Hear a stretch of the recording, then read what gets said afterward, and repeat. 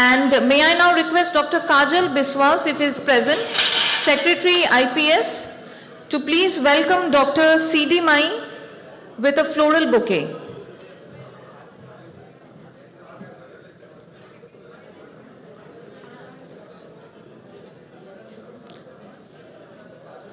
Next, Dr. Malkhan Singh, Treasurer IPS, if he is present here. So he may join Dr. Ghosh and his team in welcoming Dr. S.S. Chahal, ex-President IPS. Okay, so if he is not present, then he'll be welcoming Dr. Ravi Khetarpal, ex-President IPS, with a floral bouquet.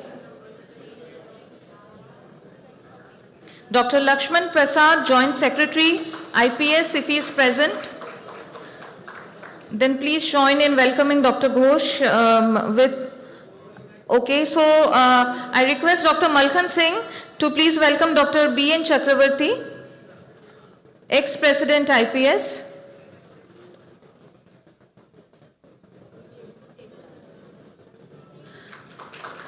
Dr. Durga Prasad Avasthi, Northeast Zone President, if he is present. Dr. Pradeep Kumar, North Zone President, if he is present here. Okay, so Dr. Someshwar Bhagat. Okay, Dr. Kajal Biswas, if you are present, please come forward. Please join Dr. Ghosh in welcoming Dr. P.K. Chakravarti, ex-President IPS.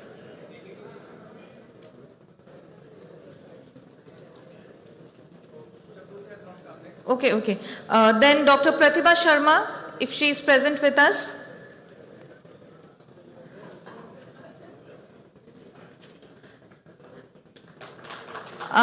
And also we welcome Dr. M.P. Thakur, ex-President IPS, with a floral bouquet.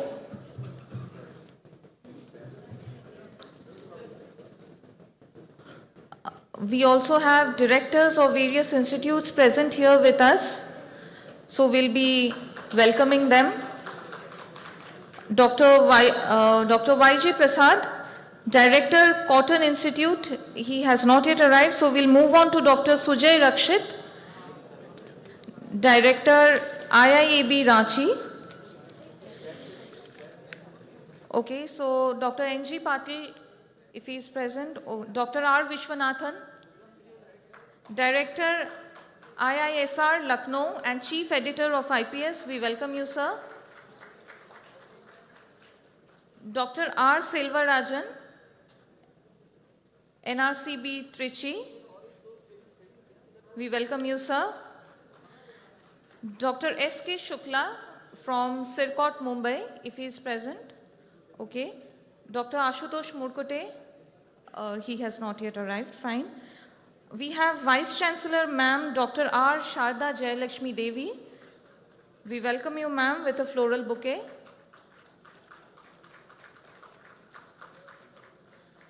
We have past Vice Chancellors here with us. Dr. Chirantan Chattopadhyay, ex-Vice Chancellor UBKV West Bengal. We welcome you, sir. Dr. Ashok Bhattacharya, ex-Vice Chancellor, Assam Agriculture University, Jorhat, if he is present. Okay. So we'll move on to Dr. V.J. Shivankar. He has also not yet arrived. So then we'll be welcoming some special guests. Dr. Komal Shah Bhukanwala, if she is here with us. Okay. Dr. Tyagarajan, Dr. Pratiksha Mai. Okay. Shri Ravi Boratkar ji, Shri Girish Gandhi ji, Shri Abhishek Chaura ji. If they are not present, then we'll move on to Dr. Dinesh Singh, President-elect. He will be welcomed by our director, sir. Okay, he has also not arrived. Then Dr. Kajal Biswas, Secretary IPS, will be welcomed by our director, sir.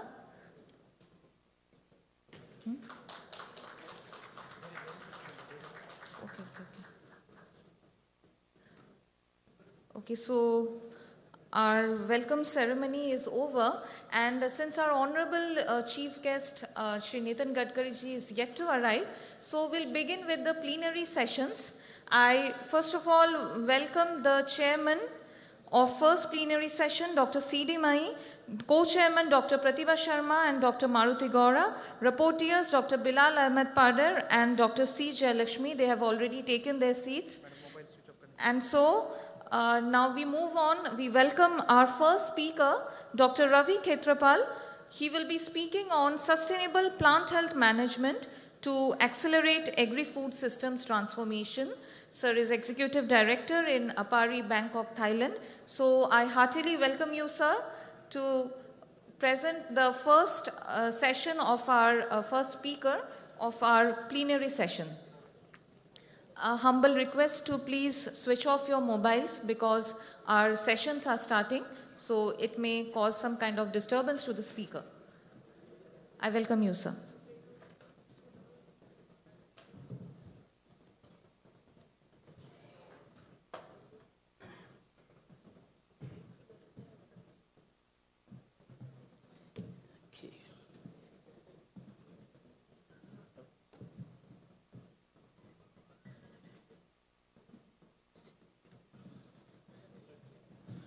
Okay. Good morning, everyone. Honorable Chair, respected Dr. Mai, Co-Chair, Dr. Pratibha, Dr. Maruti, rapporteurs, distinguished members of IPS family from all over the world.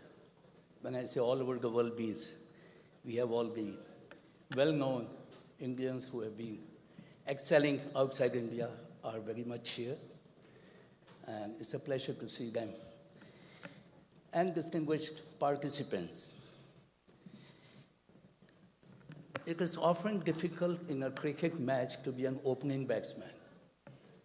You have to be very specially tailored to be an opener, and I'm not. But by chance, I have to do the job, so let us see if we don't lose the match. I have chosen to speak on the topic of the IPS, where I wanted to cover sustainable plant health management to accelerate agri-food system transformation. So there are a couple of key words in my presentation.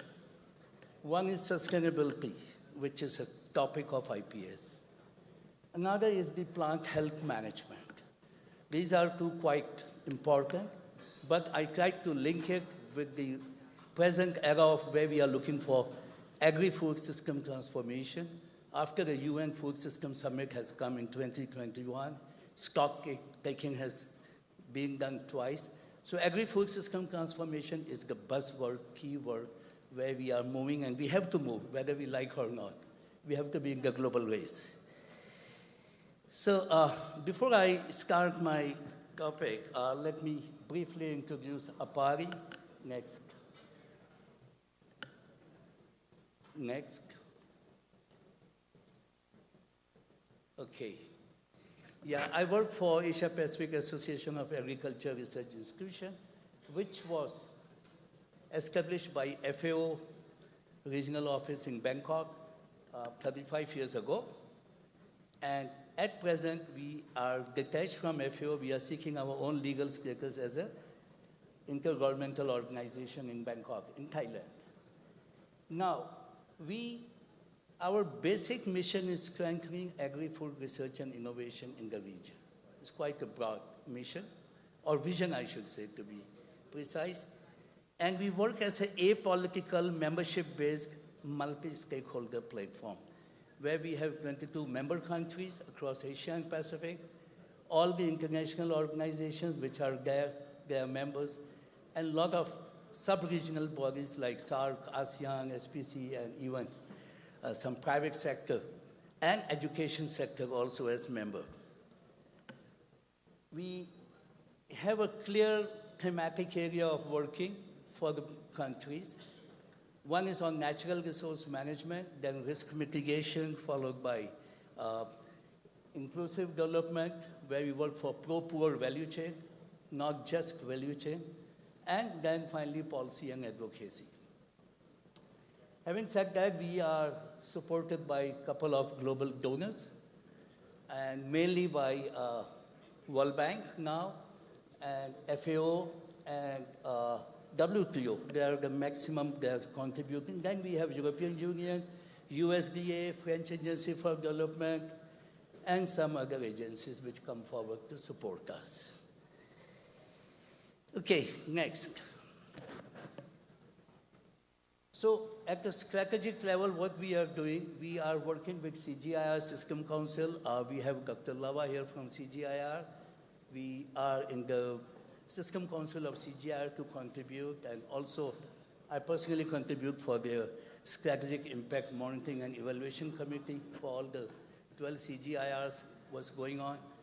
Then we work with FAO, WTO, EU quite a lot, and then with Global Forum of Agriculture Research and Innovation, Tropical Agriculture Platform in FAO, and European Union, which we have just started on agroecology. On the sub-regional side, we work with ministries across the countries, then all the National Agriculture Research and Extension System, SARC, ASEAN, SPC, the sub-regional body, private sector, especially CropLife Asia, and so on, and 5 regional networks like APARI. We have ARININA, we have 4 agro in Latin America, ARININA in Northeast Asia and Africa, then we have EFARC, European Forum of Agriculture Research Development. We have FARA, Forum of Agriculture Research in Africa. So we are 6 regional bodies in the world. We are one of them. But we all have now united to work along inter-regional cross-exchange of knowledge and capacities. Next. Now, agri-food system transformation. I was saying in the beginning how the UN Food System Summit highlighted the need for a more resilient, equitable, and sustainable food system. A transformation of food system, it mentioned, is needed to cope with climate change is the major thing, and we all know it. Then to tackle hunger and poor nutrition, reduce poverty, and protect the environment. Next. Why agri-food system transformation? I don't think I need to highlight that why part, because we all know what is going on, and a lot of negative impacts on the environment, which cycle back to undermine the Earth's very capacity to produce food. The very capacity of production of food by the Earth in the long run is being questioned now. Next. So agri-food system and plant health, that is why I want to come, because no one has linked it, even at the UN level, like how plant health as a subject can be linked with the agri-food system transformation, which is going to be the buzzword for most of the developing countries across the world. So here, what I see clearly is the agri-food system activities include producing, processing, transporting, and consuming food. These are the value chain components. Now you come to this food system, they have a direct impact on health of animal, environment, plant, microbes, and all living species, of course. But plant and plant products, health, are crucial at the production level, we know. You look at agri-food system where we need to have an entry point to transform the system. At the production level, in the storage, during processing, and transport, and transboundary movement. So plant health needs a clear attention in the whole agri-food system, kind of a value chain. And we know the importance of pest and disease. I don't need to highlight much. All of you are familiar. About 40% is what we lose due to pest and disease, and unfortunately, plus 15% we lose with global food wastage and loss, so which is without pest and disease. If you combine all, everyone is singing their own song in respect to publication and work and all, but when we combine the loss with the pest and disease and the food loss and wastage, 55% of the global food doesn't reach to consumer. It doesn't reach on our table.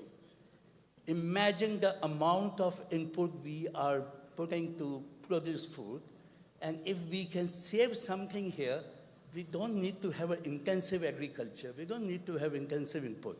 Plant health can play a very important role. And by saving loss, wastage, pest, disease, I think we can, like they say, if you can save 1% crop loss at a global level, you can feed 25 million people. How about saving 4% global crop loss? There's a paper published in Nature, which is quite quoted now. With 1% crop loss saving, you can feed 25 million people globally. Just 4% can't be reduced. We all work as a plant health specialist. We will be able to feed 1 billion people, which is quite a lot. So that is where, with that lens, with that eye, we need to look at agri-food system transformation. We all have a role to play in our respective field. Next.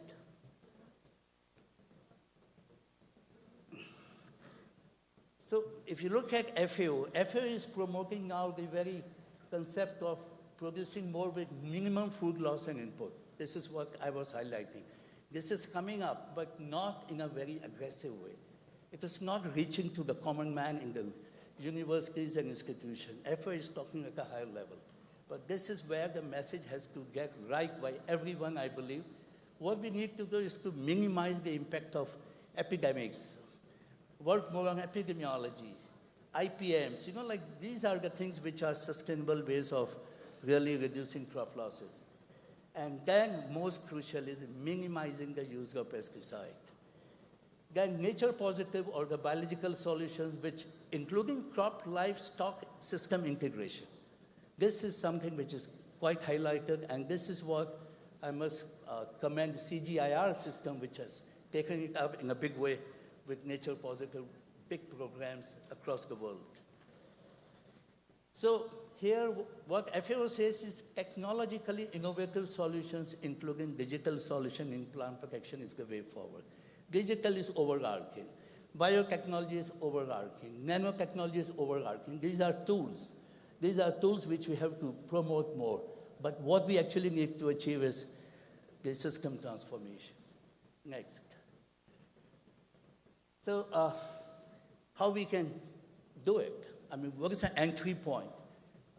A paradigm shift is being observed. And now the entry point, as being said by European Union, by FAO, by a lot of global agencies, donors, even Bill Gates, Melinda Gates Foundation is changing its way of how they are going to fund the global organizations, is like how you focus towards natural farming.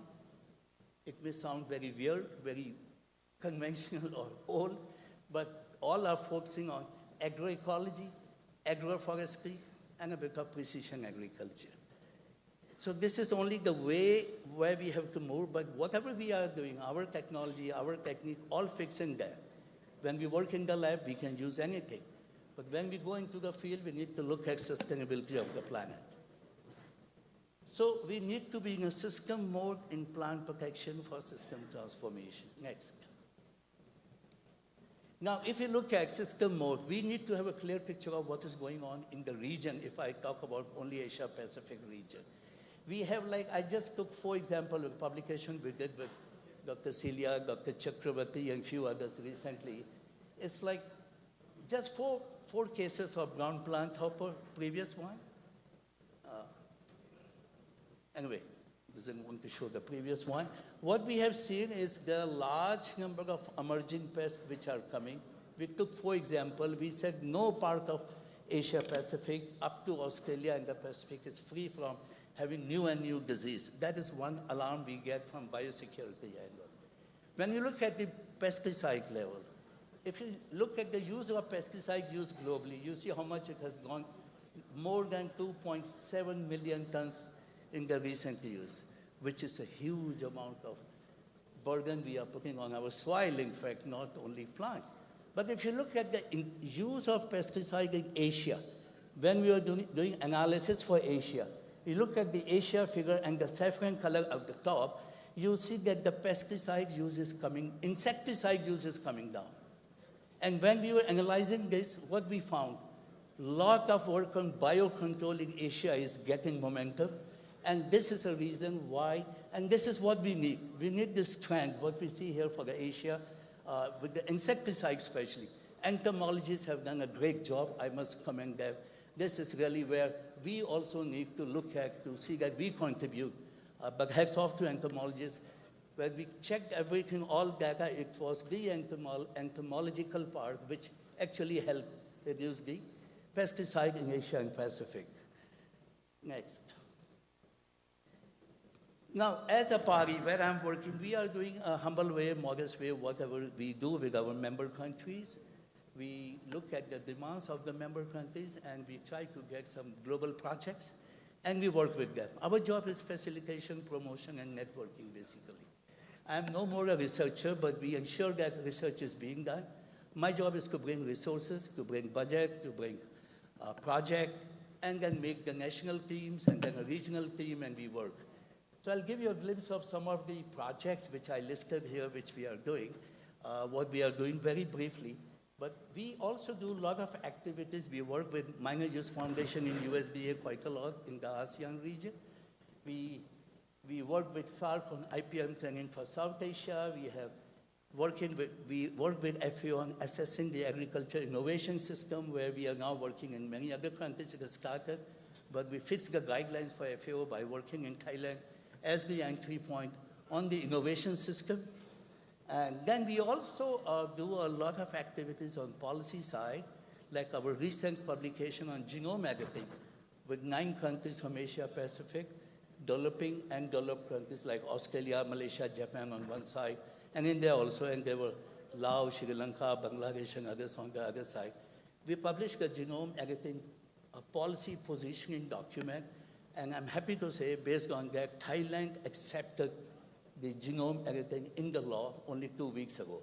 So it is coming up in more countries, which I think will be a future of the biotechnology work that we all are heading for.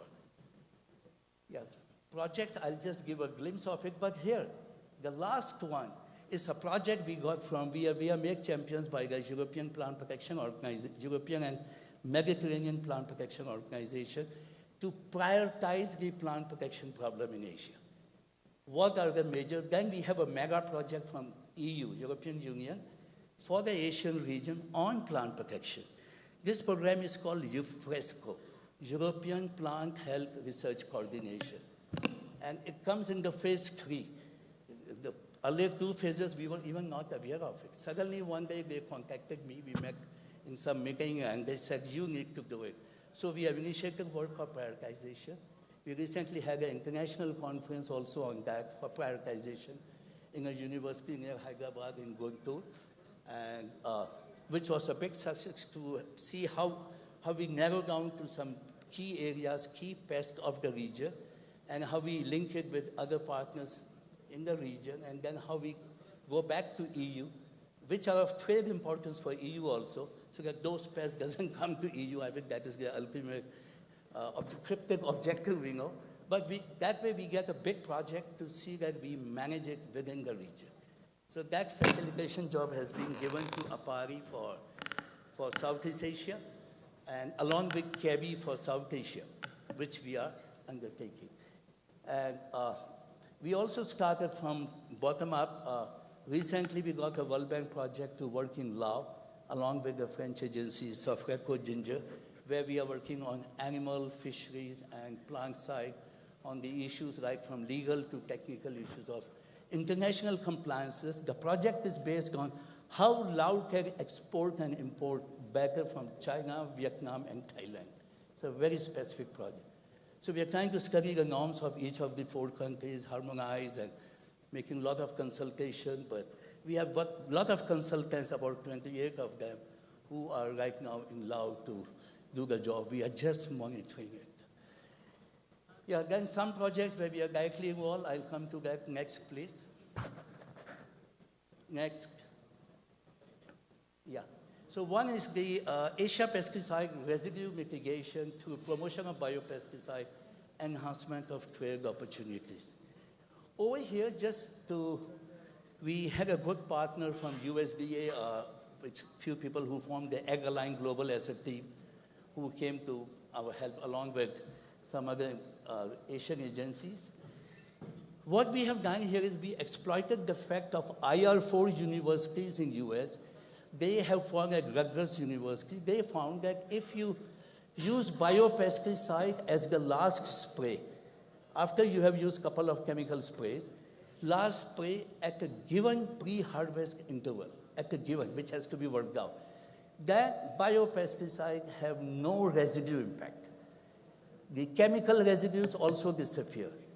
So it was like a great discovery, I think, work in Nobel laureate, I believe, done by three well-known scientists, Michael Braverman and all, which has now gained momentum. When we met them, we said we should use it for Asia. So we brought them to Asia, we talked to them, and we jointly made a project for countries which were in need, where we are now promoting biopesticide by working on a given pest-biopesticide combination at a given pre-harvest interval, and have a biopesticide efficacy study, and also for the chemical residue decline studies. And from there, we come out on the appropriate way of using biopesticide, which will not facilitate any rejection of international consignment, number one. Lot of, I don't have that PowerPoint, lot of consignments were rejected because of codex issues, you know, the residue issues of pesticide. All the countries which had maximum rejections, we took them. And now they are very happy, they are fully into it. That is going to, and STDF WTO is very happy. This project, I'm proud to say, has now come up in the SADC countries, South Africa Development Community.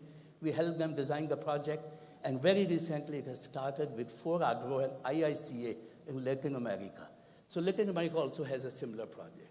So it's the first project of STDF WTO which has gone from one region to across the world.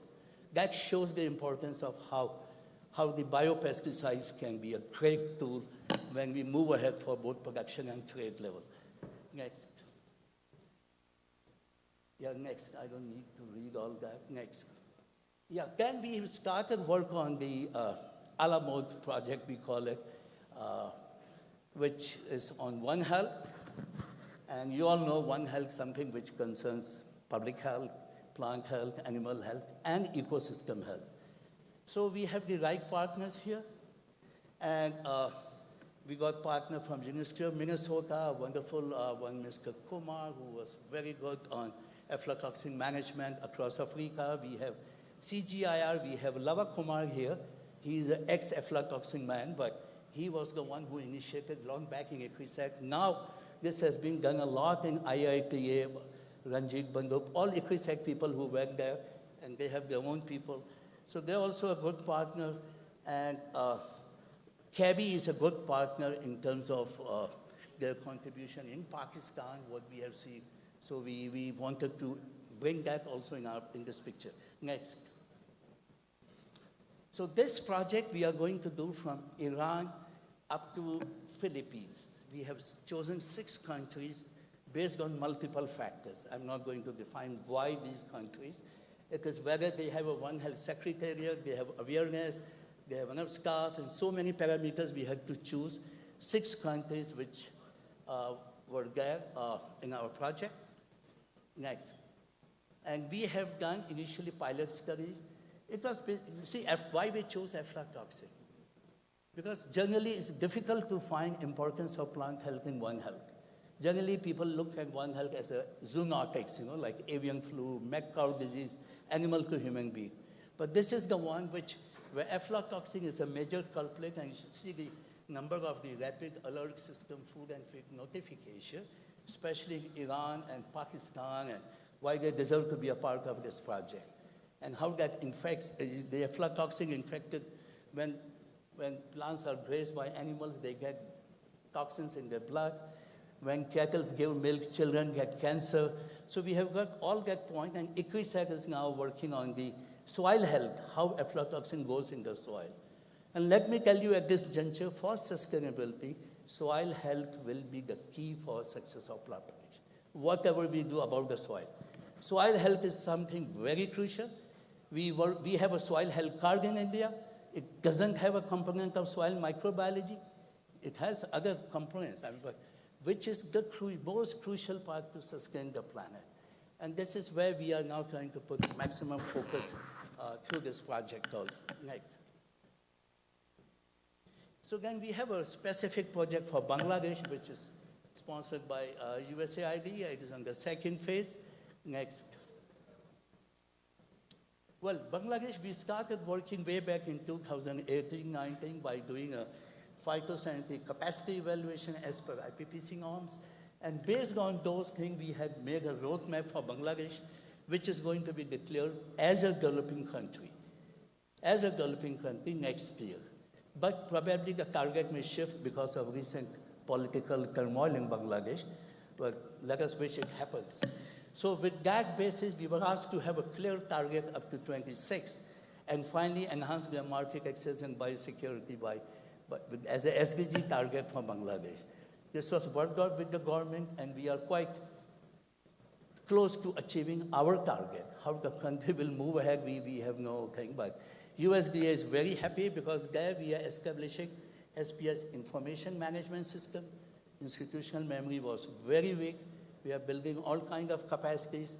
We are working with them with biopesticides. We are working with all the NPPOs, National Plant Protection Organizations, to make sure that they are able to export.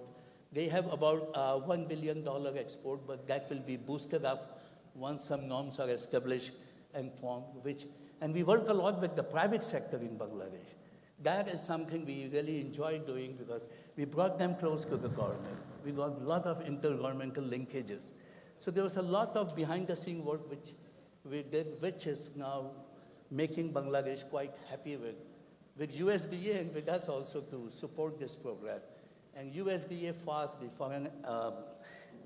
Foreign Assignment Service, is very convinced that this project should continue always as long as they don't have their big targets of Bangladesh achieving a high level of export.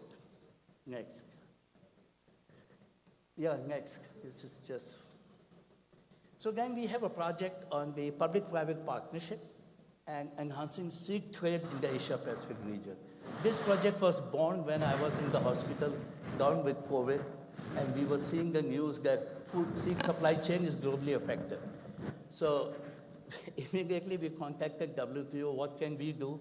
Then we discussed, and after I came out of hospital, we met with a number of key players, Asia Pacific Seed Association, CropLife Asia, International Seed Federation, which are making global seed pest list and norms and all, and American Seed Trade Association, which came up in a big way with us to support this project.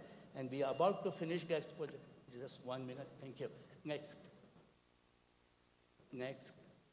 So we are trying to do a lot of things here, and major thing is the accreditation of the private seed health testing laboratories by the public sector, so that there is no public sector, there are few seed health labs, there should not be any delay at all. So that is a major thing which we are going to accomplish in coming 2 months. The work is still going on.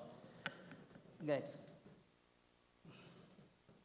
Yeah, so what we do is we do a capacity development in all our projects with the focus on individual capacity, institutional capacity, and the enabling environment capacity. Not a single technical capacity is enough, it has to be comprehensive. And we use the concept of agriculture innovation system of the tropical agriculture platform. Next. Next. Yeah, so these functional capacities we find is very crucial when blended with technical capacity. This is what most of the gold medalists, people with high factor publications with 5 out of 5 GPA, they lack soft skills, where they can't make the things what they actually have to do. So these are the things, the message I want to give is in the plant protection, we really need to blend it more, because we talk of innovation. Do we have a capacity to innovate? Let it be in any subject. All that is a subject separate, which we are taking care of in all the projects, how to build the capacity to innovate. Next. I want to finish fast. So yeah, we are doing our best in the region. Our aim is upscaling Asia-Pacific strength. Next. Yeah, next. Yeah, we have challenges. We have faced challenges during the project. There's global conflicts, you all know. There's issues with Ukraine and all. I don't need to highlight the crisis. They really created challenges in our work. And we have other challenges which are quite common in Asia: political will, lack of funding, bureaucracy, all these challenges. But we have not to give up is our objective in a party. We have seen the worst of bureaucracy working in so many developing countries in Asia Pacific. But if you don't give up, you still reach the target, I believe. Next. Yeah, so this is a message for the younger generation that time has come, we need to be focused, but we need to have a 360-degree view where we need to look at agri-food system transformation as a whole, and not just my publication, my world, my lab. I think we need to open up, all of us, initially theoretically, intellectually, and gradually practically. So we can discover ourselves much better as a researcher, like how we are contributing for the planet. Thank you so much. I'll stop here. Thank you, Dr. Khetrapal. Would you like to take some one or two questions? Anybody would like to have some few questions to Dr. Khetrapal on this topic of sustainable health management to accelerate agri-food systems? Yeah, Dr. Chakravarti. There are mic going to be, say, kindly organize this mic. आप इसमें ले.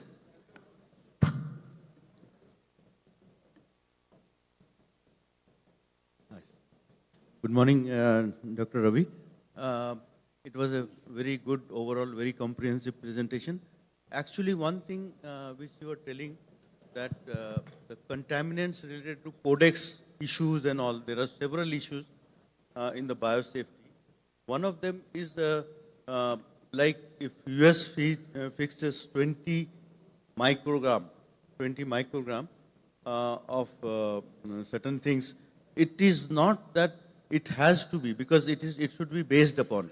Suppose any country, I'm not telling about US, but any country, in our case, just like rice, arsenic was fixed as 200 ppb in our country. But as per Codex guidelines, if something is geogenic, if something is originating from the nature, not by addition of something, so the Codex committee sits on it, and then they develop, and in our case, with our intervention in India, Codex Committee on Contaminants in Food, they raised the bar to 350 ppb, but the international earlier Codex was 200 ppb, which that was fixed by Japan. So we don't have to go by what any other country has. It is based on risk assessment, which we need to do. So what do you say? Thank you. I fully agree with you. See, Codex is singing its own global song. USDA don't care for Codex.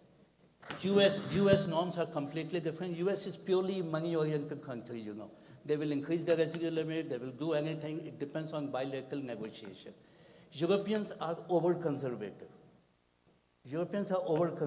They'll stick to Codex. Codex is basically run by Europeans, you know it. And I think Indians are very good that way. We fight for what we want. And practically, the Codex is a standard we need to follow. But there is a lot of scope of flexibility within Codex if you have a logical answer to discuss with them, and they are flexible. But we need to fix some standard.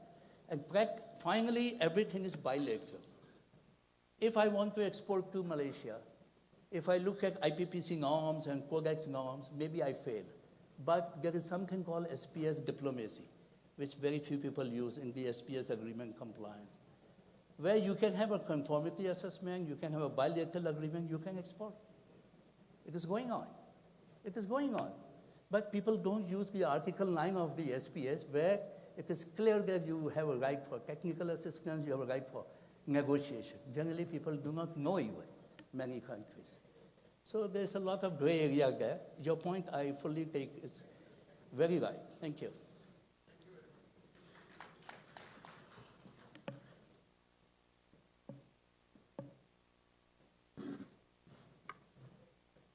Thank you very much, Dr. Khetrapal. Kindly give a big hand to Dr. Khetrapal for a very nice presentation. Now we go to the next presentation by Swadesh Mukul Satra on formulated zinc for controlling important citrus diseases, restoring tree health and productivity. Okay. Right here. All right, good morning, everyone.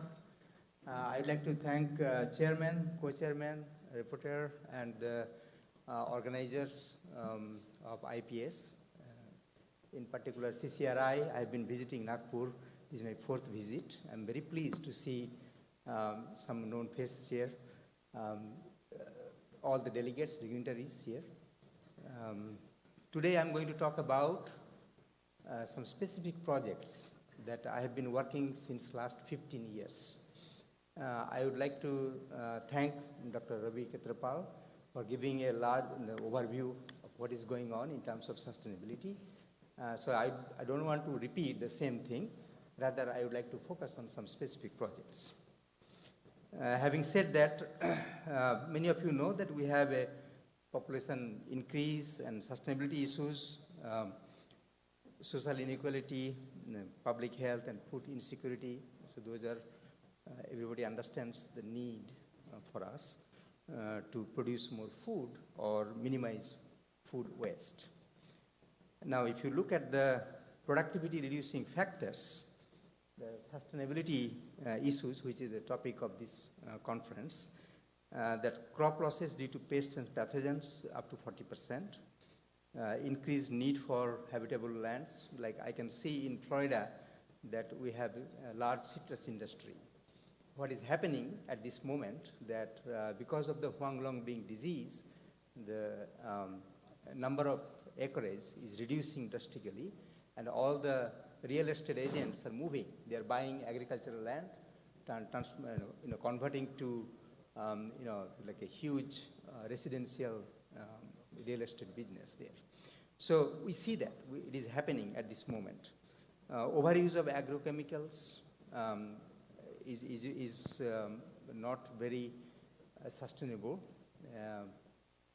Then also the water use, fresh water use, opportunistic pests and pathogens and monocultures, these are all causes that affect the overall productivity. Now, if you look at the productivity reducing factors, what we can do, agricultural systems, as you know, the low resilience due to several productivity reducing factors. To get the sustainability side of it, I think we still have to use agrochemicals. We have to still use pesticides, fungicides, herbicides, all. But how do we minimize their use? Okay? How do we minimize the use of those chemicals? Now, if you look at the nanotechnology, it is one of the tools in a IPM. So when it started about 30 years ago, we thought nanotechnology is for, is going to revolutionize everything. And we see that nano in agriculture, if you look at to do the simple Google Scholar search or ISI Web of Science search, there is an exponential increase in the number of publications. So what is happening is that after COVID vaccine success, people are thinking about nano delivery systems for agrochemicals. So this is a new areas and hot topics which is emerging. Now, many of you probably understand what is nanotechnology. So I give always my students a simple example that how small the nano is. If you pick one of your hair and you slice it 80,000 times widthwise, then one part is going to be approximately 1 nanometer. So if you can imagine that you cannot see something in your eyes, we all got COVID vaccines. If you believe in vaccines, then you already got one shot. But the mRNA was delivered through nanotechnology. We had the nanotechnology platform. The moment we got the mRNA, we just integrated together. Within 1 year, the vaccine was released. So that is a big success. If we are able to deliver mRNA using COVID vaccine platform, why can't we use that same or similar platform for our agrochemicals? Okay, so this is the question for all young generations. Think through that minimizing agrochemicals is important for the soil health and overall plant health and sustainability. So nano versus traditional pesticides. This is one of the Nature Nanotechnology paper metadata analysis done by one of my collaborators at Connecticut. So if you look at those numbers actually, numbers doesn't lie. Okay, so there are benefits of nanotechnologies. So you can reduce, certainly, the agrochemical input in agricultural practices.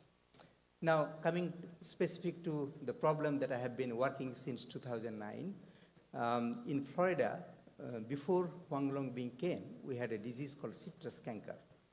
And citrus canker is not, is not that important in Nagpur. I visited like 3 weeks ago some fields here, and I saw that Phytophthora and Huanglongbing and other issues are there, but not canker. In Florida, however, because of the climate conditions, canker is still a major problem, and in particular for the grapefruit growers. So if you have this kind of fruit, it's not marketable. And grapefruit growers, they are fresh market dependent. So that's why they suffer the most. And the next is Huanglongbing. Many of you already familiar with this particular disease. The pathogen, Silas, is inside the phloem channel. So that means it is vectored by an insect called Asian citrus psyllid. And once the tree is infected, the pathogen actually goes directly to the phloem, sugar transport systems. And then because of plant's response, the phloem transport systems gets clogged. Just like, you have a blockage in your artery, think about it. So same thing happened. So the root mass, or the root density starts declining. And over time, over years, the tree actually dies. So this is the major issues that we are having in Florida. As I said, this is vectored by tiny insects, and only insecticide spray. We did large area insecticide applications, but it didn't work out that well. We still have to use insecticides.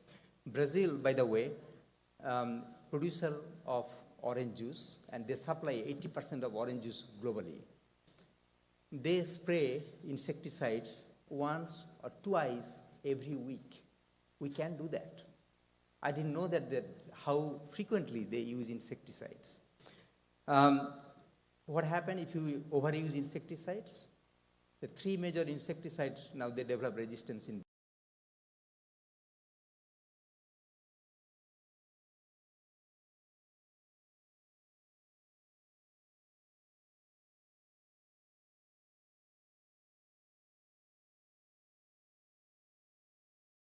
$1 billion industry. And our industry once produced 80% of nation's citrus, now produces less than 17%. We lost a lot of acreages and productivity. Now, my research group, I'm specifically coming to the research area where my research group is focused, that the canker, citrus canker, was our first target.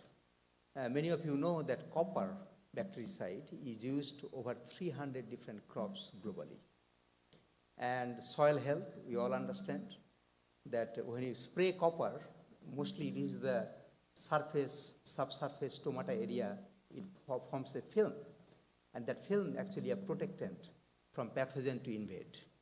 Now, copper contamination in soil, fresh water is real, and grapefruit growers in Florida, they use copper for canker control, starting from March, April, all the way to November, every 3 weeks. Still they use it. For last 20 to 30 years, so the ground copper level has been significantly increased. So now if the copper is accumulated in the soil, what is going to happen? Think about it. The other micronutrient, their uptake through the root system will be limited. And one of the most important micronutrient being zinc. And that's the kind of primary topic of my presentation today. So the first invention from my research group was the zincicide. Zincicide is basically a 4 nanometer size zinc oxide. And how small it is, I just give this a cartoon, a zincicide particle, 4 nanometer size. If you magnify 1 million times, then it becomes 4 millimeter size little ant. And then if you multiply by 1 million times, it will be a 4 kilometers like Indianapolis Motor Speedway. So you understand how small the particles are. And being a chemist and material scientist or nanotechnologist, I have the pleasure to work with so many plant pathologists, including your convener, Dr. Dilip Ghosh. And we have been working for many years, trying to develop how can I use nanotechnology to help the crop protection, for the crop protection. So this is the very first nanotechnology-based systemic bactericide. A zincicide, if you apply through foliar, or you inject, or you apply in soil, it is fully systemic.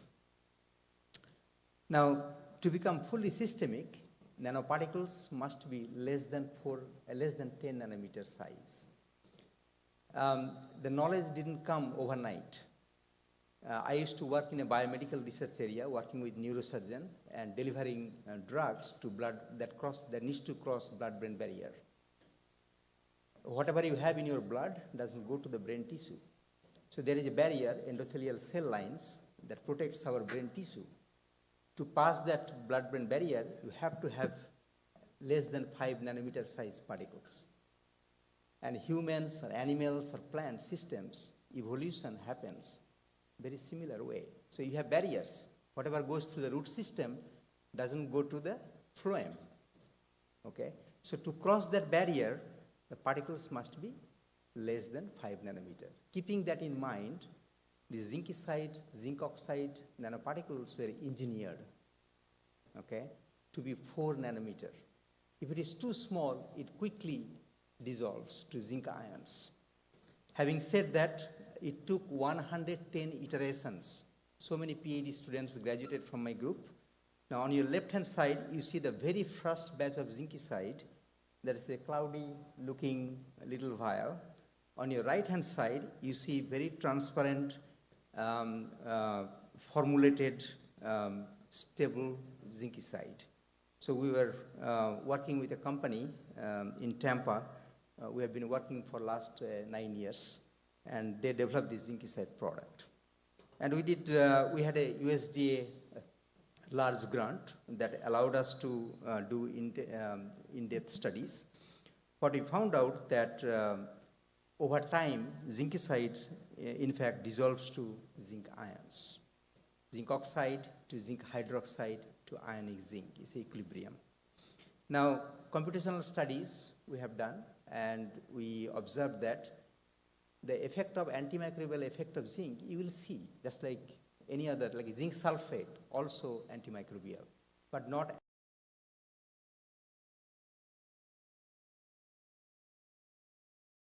It has additional.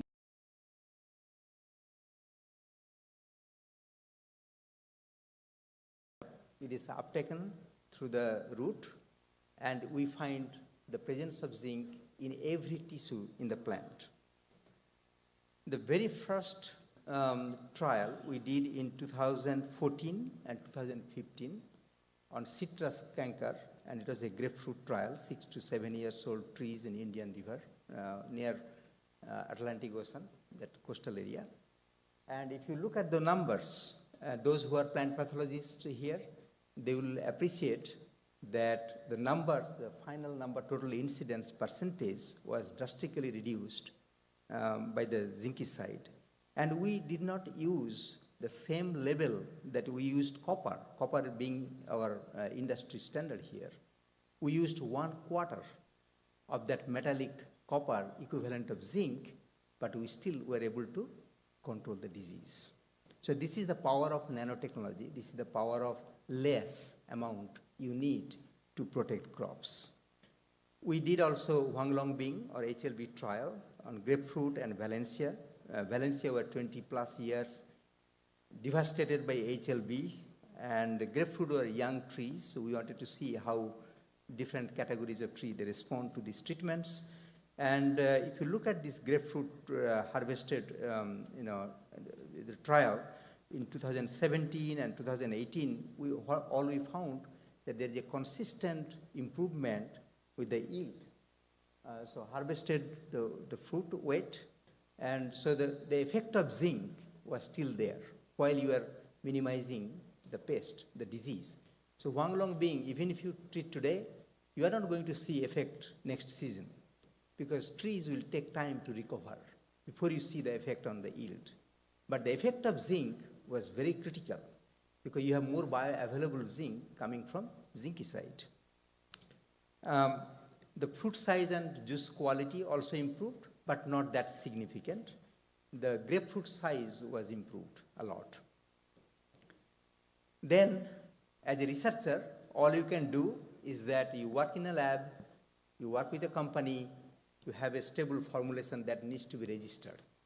Because without registration, you cannot bring any pesticides to the market. But we had a major roadblock. Zincicide could not reach the market as a bactericide due to challenges with nano-regulations. Nano-regulations is still there. I think we need 1 or 2 countries somewhere to get the first product successfully launched. After that, you will see that there will be many products coming to the market, nano-enabled. The COVID vaccine, I think the nano-delivery systems will come first before active ingredient nano. Zincicide, after visiting 3 times to EPA, they said that your zinc oxide particles is a new active ingredient. By the way, if you want to register zinc sulfate as a bactericide, not fertilizer, you have to go through the whole registration process. So this is what we learned. Even though we had multiple different crop protection tools or products or technologies developed, none of them reached the market as a bactericide based on zinc. But this is reality, and we respect regulatory considerations.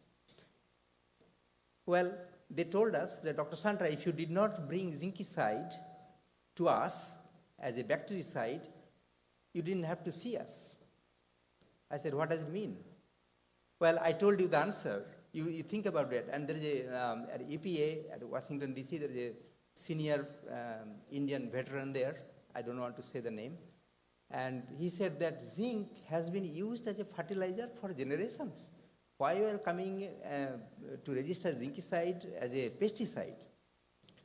Then I said, but nano is a different challenge. So then I started interacting with my industry partners, saying that, what can we do? Because something is working, and we have to get out of nano. Of course, we'll lose the efficacy. We cannot apply zincicide we used to apply every month. Now, because it is a fertilizer now, if we develop a fertilizer, we cannot use every month as a pesticide level, but we are limited only 3 times a year. And keeping that in mind, instead of zinc oxide, we produced 2 zinc fertilizers.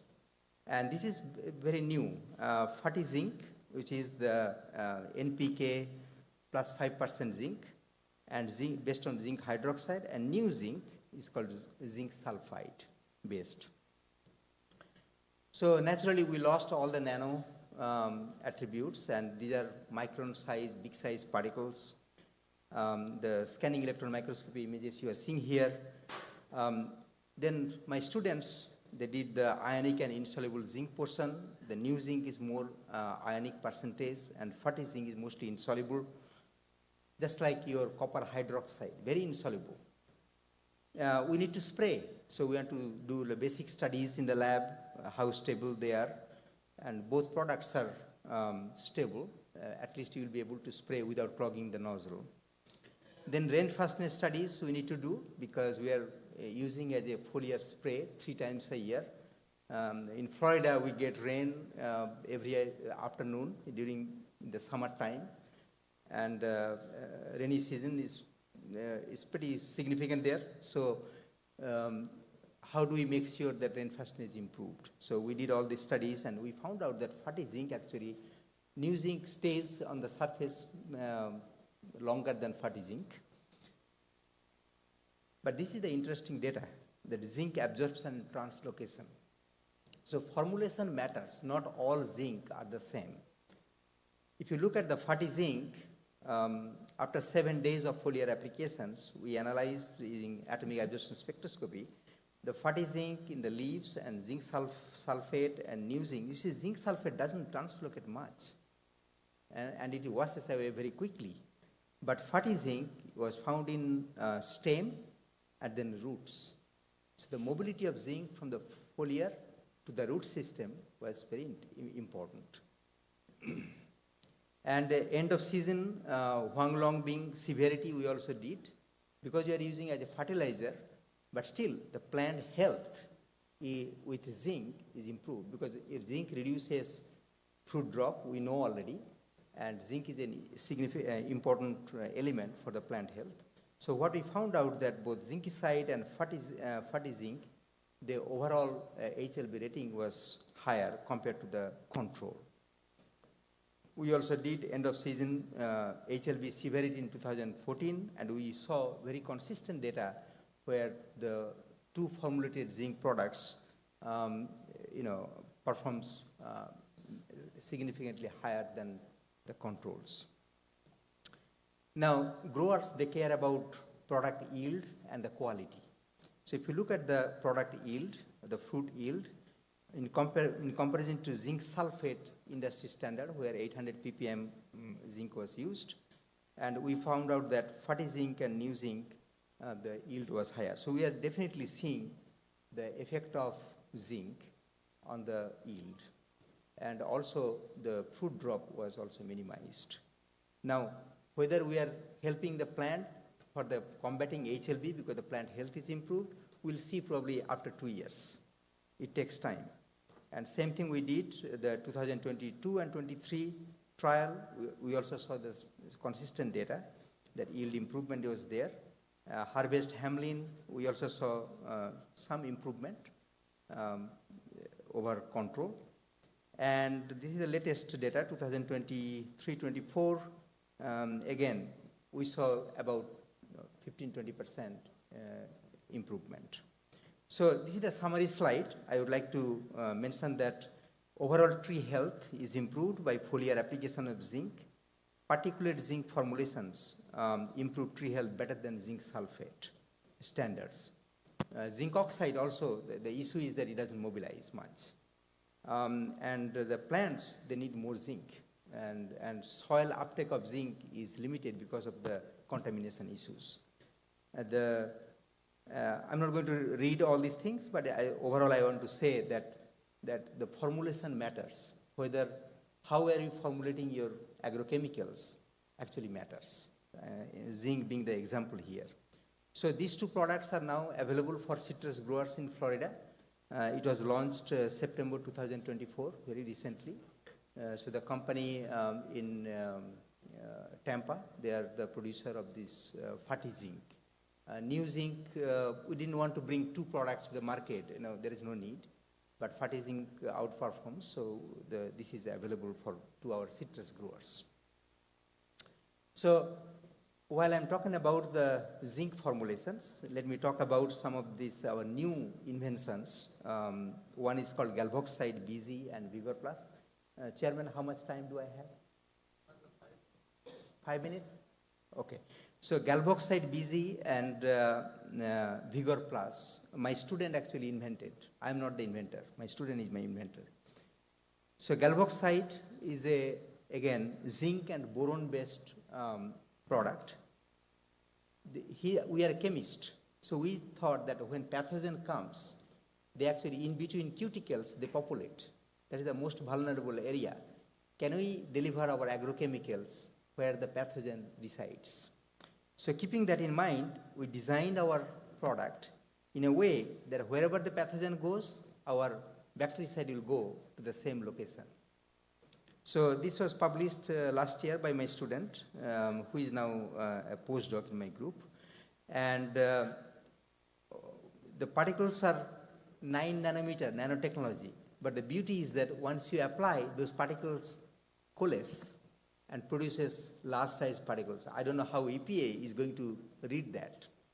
They will regulate us based on what you have in the bottle, or they will regulate us what you have on the film, on the surface of the plant tissue. It will be interesting to see, and we'll be ready with the argument. This particular product has special affinity for the cellulose and pectins. This is brand new. And you can see that we saw that the similar pattern for periwinkle vinca, which is a model plant, pepper, citrus, and tomatoes. Again, we did also citrus trial, and you can see that the effect of zinc and boron was also seen that improved the improved the health or the reducing the disease severity of these HLB affected trees. Vigor Plus is a new invention in our inventory list, and I'm just going to share a couple of slides before I end. Vigor Plus is an adjuvant. This adjuvant has a very unique properties. So once you mix with other active ingredients, the pH is neutral. Think about it. Now millions of trees in Florida, they are being injected with oxytetracycline. And when growers, they use oxytetracycline, this is what they get on the left-hand side. So Citrus Research and Development Foundation, they asked me to do some studies during summer last year. And we found out that the companies who are selling oxytetracycline, they did not do any good research. And what they are selling is that when you take oxytetracycline hydrochloride and add water, actually they don't use water, they use actually pH 2 acid water with a muriatic acid. And oxytetracycline by chemical nature is vulnerable for thermal degradation, hydrolysis, and the UV sensitivity. So once it degrades, it actually settles down. So I don't know what is happening. They're injecting, but are they going to the phloem? If they cannot reach the phloem, and if they don't see the bacteria, there'll be no effect. So then I talked to my students saying that we need to find a solution for this, and we are a chemist, we should be able to do it. So the Vigor Plus is a neutral pH oxytetracycline adjuvant, very stable. So CRDF funded us, and this is where we are now. So I would like to thank everyone who are listening to me today, and it is a really great honor to be here. And with that, I would like to stop, and if you have any questions, I'll be happy to answer. Thank you. Thank you. Thank you. Kindly give a hand to Dr. Santra. You have any specific questions? We have time for 2 questions. Yeah, please. Yeah, you can come here. Somebody to just circulate the mic.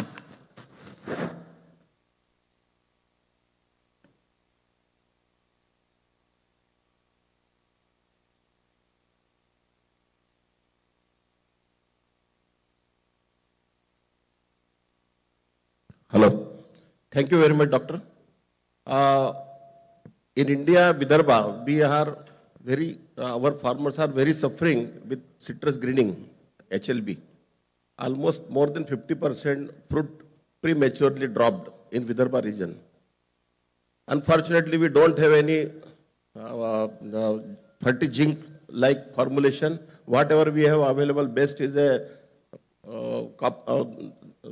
different type of zinc oxide or this one.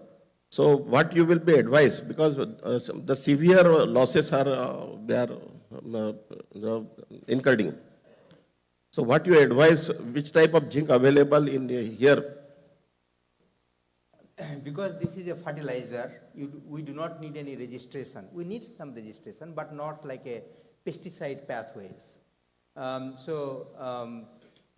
Fertilizing trial, we finished 2 years. A 3rd-year trial is still going on. And I'll be happy to discuss with you and connect you with the company that we work with, whether they will be able to sell the fertilizing or transfer the technology to some companies here and develop together. I'm a researcher. I can only help to put you in the right place, but you guys have to work on that. Thank you. It is possible. Thank you, Sarpan. Thank you. Is it possible to have the copper nanoparticles Yes. compared with your zincicides here? Yes, copper nanoparticle. Because you did not compare actually copper nanoparticles. You compared only with the copper product with zincicide. Right. So copper, we have been doing research since 2009 and still ongoing. Because of the time limit, I didn't present today. But copper nanoparticles, amount of copper per applications can be reduced by 4 times. Substantially, yeah. With nanotechnology. and still maintaining the same level of protection with the industry standard. Yeah, because that's a better pesticide actually in terms of fungicide and bactericide. Right. Copper So we'll acts be well. asking for Me Too registration. But the problem, when I talk to companies, they said that the nano copper don't go to that path. Okay. Because there is a problem. So I think we are coming up with the adjuvant that I mentioned, Vigor Plus. Yeah. With copper, we are now working. So hopefully that will, reduce the copper load in the environment. Dr. Chakravarti, you wanted to ask a very brief question. So last question from Chakravarti.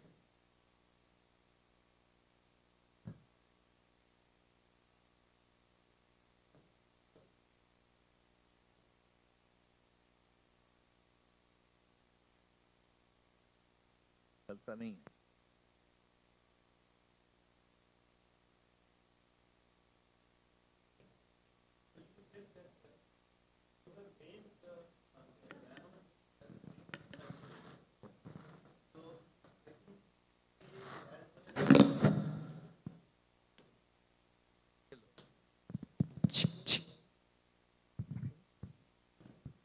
So, as per Indian regulatory system of CIBRC, Central Insecticide and Registration Committee, so Central Insecticide Board and Registration Committee, it is as far as USDA regulation or EPA regulation.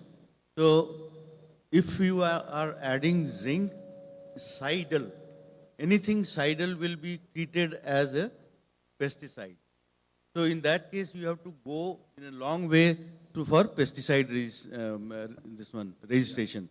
But if you want to go as a, say, biostimulant or any other thing, again, biostimulant says that the chemical or a compound or any substance should not be sidal in nature.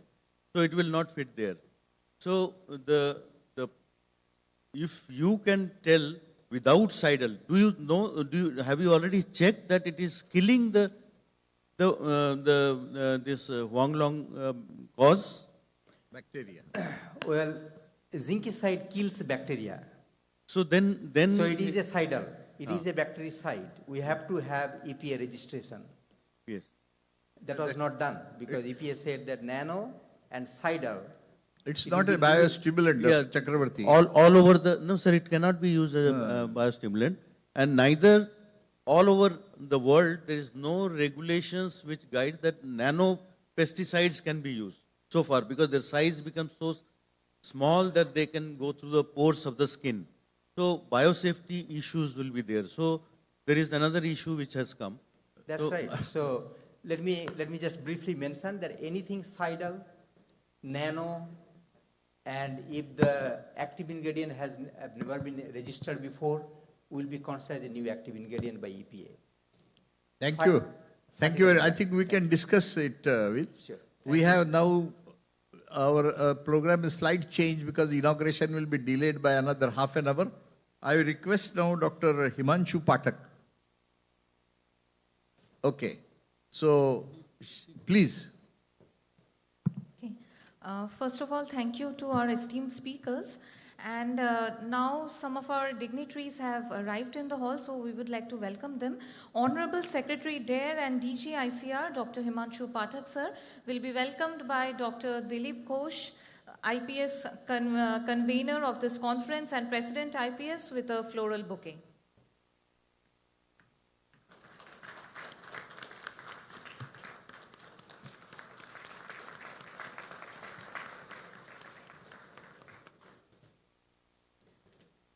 Thank you very much, sir.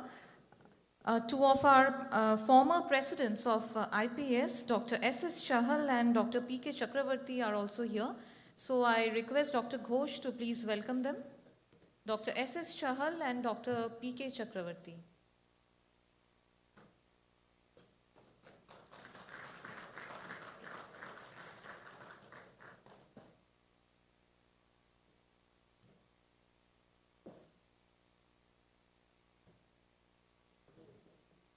We have directors of various institutes present here.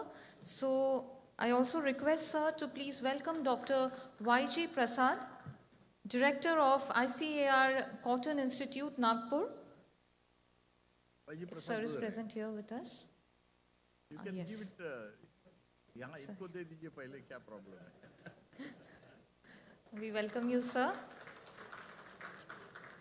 Dr. N.G. Patil, Director, ICAR NBSS LUP, Nagpur.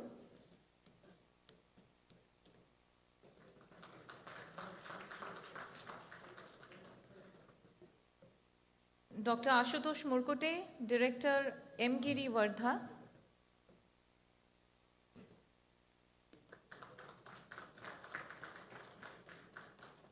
Dr. Sujay Rakshit, IIAB Ranchi, if he is present here. Yes, please. We welcome you, sir. Dr. S.K. Shukla, Director, Sircot, Mumbai, if he is present here. Yes. उनको भी दे देना है ना, ये ले लो एक.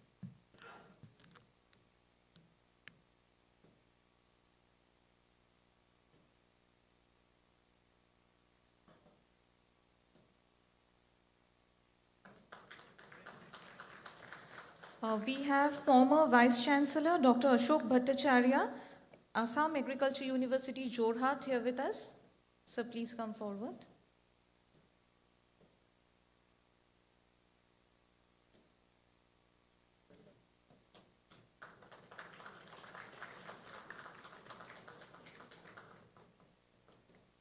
We have some other special guest here, Dr. R.G. Agarwal, who is founder chairman of Dhanuka Group. He will be welcomed with a floral bouquet.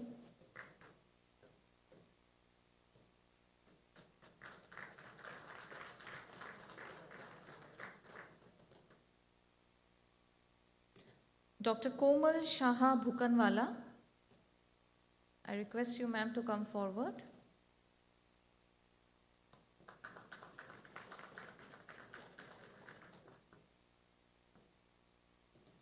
And Dr. Dinesh Singh, President-elect, I request you, sir, if you have already arrived. Yes, yes.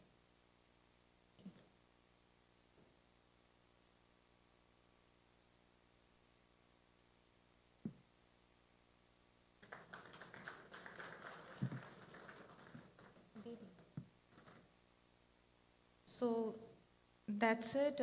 Thank you to Dr. Ghosh, and I welcome all the dignitaries. As our honorable chief guest, Shri Nitin Gadkari ji, is yet to arrive. So we'll be playing a short video of our institute, which we have prepared. And No, I think we'll start yes. continue the lecture Okay, because as that it is. will save a lot of time there. Yeah. Sure, sir. We have now a lecture by Dr. Himanshu Pathak, which yes. is basically our SP Rai Chaudhary Memorial Lecture. Yes. And you all know SP Rai Chaudhary, the doyen of plant pathology, Welcome, sir. and was my guide also in my PhD. So I'm happy that this particular lecture is being given by Director General ICAR and Secretary there, Dr. Himanshu Pathak. Dr. Himanshu, welcome you for this. Thank you, sir. Thank you very much, Honorable Chairman, Co-Chair, Rapporteur, very distinguished scientists in the field of plant protection, plant health, many of my director colleagues, scientists, technical staff, a large number of students, our delegates from abroad. Chairman, sir, thank you very much for inviting me and giving me this rare distinction of talking to plant protection scientist, and also this very, very distinguished honor in the name of Professor S.P. Rai Chaudhary Sahab.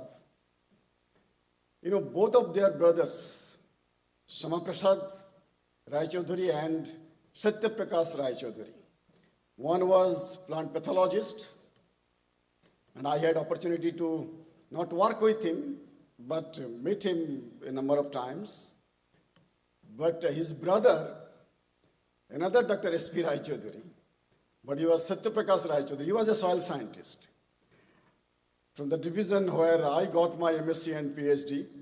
So he used to work there, both of them side-by-side divisions in IARI New Delhi Pusa Institute. So thank you very much for giving me this opportunity.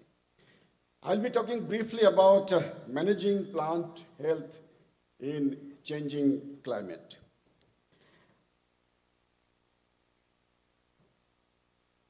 Can we change it? Sure. Yeah. All of us know very well that climate is the main driver for plant, soil, animal, as well as human health. It is still the single process of photosynthesis by which food is produced by the plants, and that is the food which transmits and translocates in all over, whether it is animal, fisheries, human, and all over. So climate is the most important determinant for plant growth, for animal, and all other life forms, whatever we are observing on this planet. But the unfortunate part is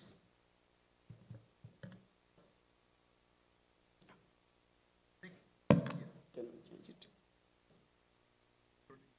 It's not connected. Sorry. Come. Previous one, this one? No, this is next, previous. No. But the unfortunate part is this climate is changing and changing adversely. All of us know it is not only changing but intensifying, becoming more and more fiercer. Around 5-10 years back, we used to talk about 1.5 degree line, that we should not cross that, but we have already crossed that. So we already crossed 1.5 degree centigrade line. Rainfall variability as well as intensity is increasing. Sea level rising, and many of the countries, including many places in India, are also going to get very serious challenges. Cyclones are becoming fiercer as well as more frequent. So all of these climatic extremes, whether it is cyclone, heavy rain, heat wave, flood, as well as drought, these are all going to increase in frequency as well as in their intensity. And these are the latest data about changing climate. So 2024 is the warmest year in the recorded history of the world. And every year this temperature increase is making a new record. So 2023 was a record, 2024 is a record, and we do not know what 2025, 26 and all other years. Almost for last 10, 12 years, every year is a new record for increase in temperature. And this trend is continuing. If you see the scenarios of climate change in this country, India, we have prepared several kinds of maps. And out of 650 districts, agricultural important districts, 310 districts are either high or at very high risk of climate change. Some further studies also showed that the minimum temperature is rising more compared to maximum temperature. So these two temperatures we generally measure on a daily basis. Temperature rises more in Rabi compared to the Kharif season. And again, temperature rises more in the north compared to the south. It doesn't mean that in south it is not increasing. It is increasing, but the magnitude is more in the north. In terms of rainfall, rising intensity as well as variability, reducing duration and number of days. So total amount of rainfall might be same in some places, but we are receiving that rain in a very short period of time. 150 millimeter, 200 millimeter in half an hour, in 1 hour. Now for agriculture, rainfall is important. But more important is its distribution. If you receive heavy amount of rain, say 150, 200 millimeter in 1 hour, then that rainfall, instead of helping agriculture, will be creating more problem for agriculture because of drainage, flooding, and all kinds of things. So we should not be happy about total amount of rainfall, that it is okay, but then its distribution is really, really changing. We used to say in our BSc agriculture days that India receives around 100 days rainfall. Rains in 100 days out of 365 days. Now that 100 days has already come down to around 85 days. More intensity, more of those frequencies. Increasing extreme events, unseasonal rains, droughts, floods, and all of these are going to have very serious impacts on plant health. Now, broadly speaking, climate change will be having some of these risks to the plant system. One is, of course, increased temperature. All of you know, if it increases, yield is going to go down. Weather hazards, whether it is cyclone and all other kinds of things. Sea level rise is the other one. Droughts and floods. And then abiotic as well as biotic stresses. These are all increasing. Earlier, probably people were more concerned about temperature increase, weather hazards, sea level rise.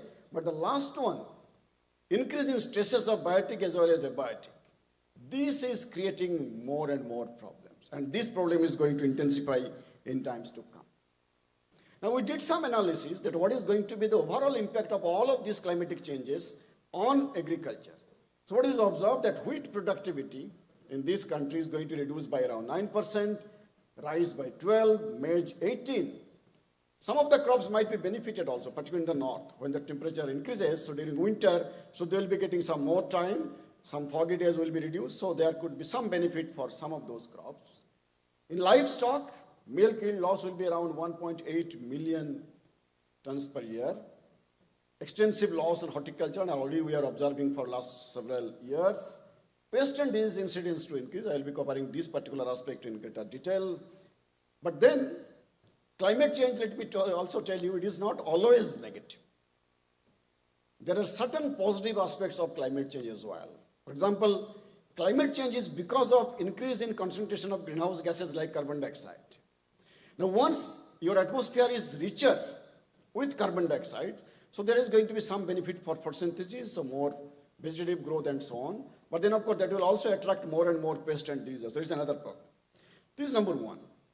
Number two, as I said, the total amount of rainfall actually will not decrease, rather increase.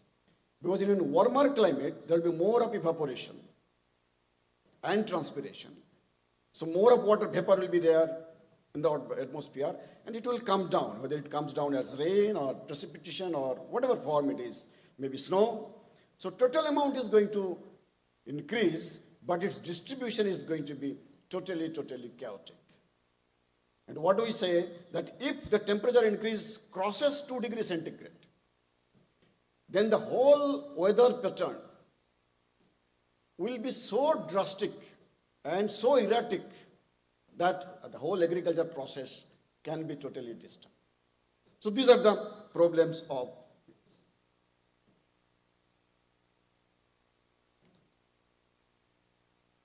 Now, what is going to happen for plant health? All of you are very much familiar with this particular triangle, where pest, host, and environment, including temperature, carbon dioxide, and so on. And we also know that out of all these three, if only one is not conducive, then the disease is not going to occur. But if all of these three are going to meet somewhere, then the disease is going to occur. So, and environment, climate, CO2 temperature, is one of the most crucial parameter in this particular triangle, and that is going to change, and I am going to discuss only that part. So when you talk of climate change on disease dynamics, you'll find that in case of hosts, so the spatial distribution, seasonality, susceptibility, photosynthesis, fecundity, stress tolerance, all of these parameters are going to change. Similarly for pathogen, whether it is pathogenicity, dispersal, life cycle, overwintering and so on, these parameters are also going to be dispersed. And then, of course, in terms of environment, whether it is vector or community or architecture, these things are going to be disturbed in a changing climate. So if we just summarize all of these points over here, so you'll find that greater numbers, higher reproduction rate, and more growth of the pathogens, increased geographic ranges and spread with extreme events, changed host pathogen response, changed dynamics, emergence of new pathotypes, increased vigor, pesticide resistance, all of these parameters are also going to come. It is not only depending upon only one parameter. It will depend upon the stress characteristics, plant characteristics, response mechanism, and also the impacts, whether it is growth, whether it is survival or death. So all these four major factors are going to affect the relations between host and pest.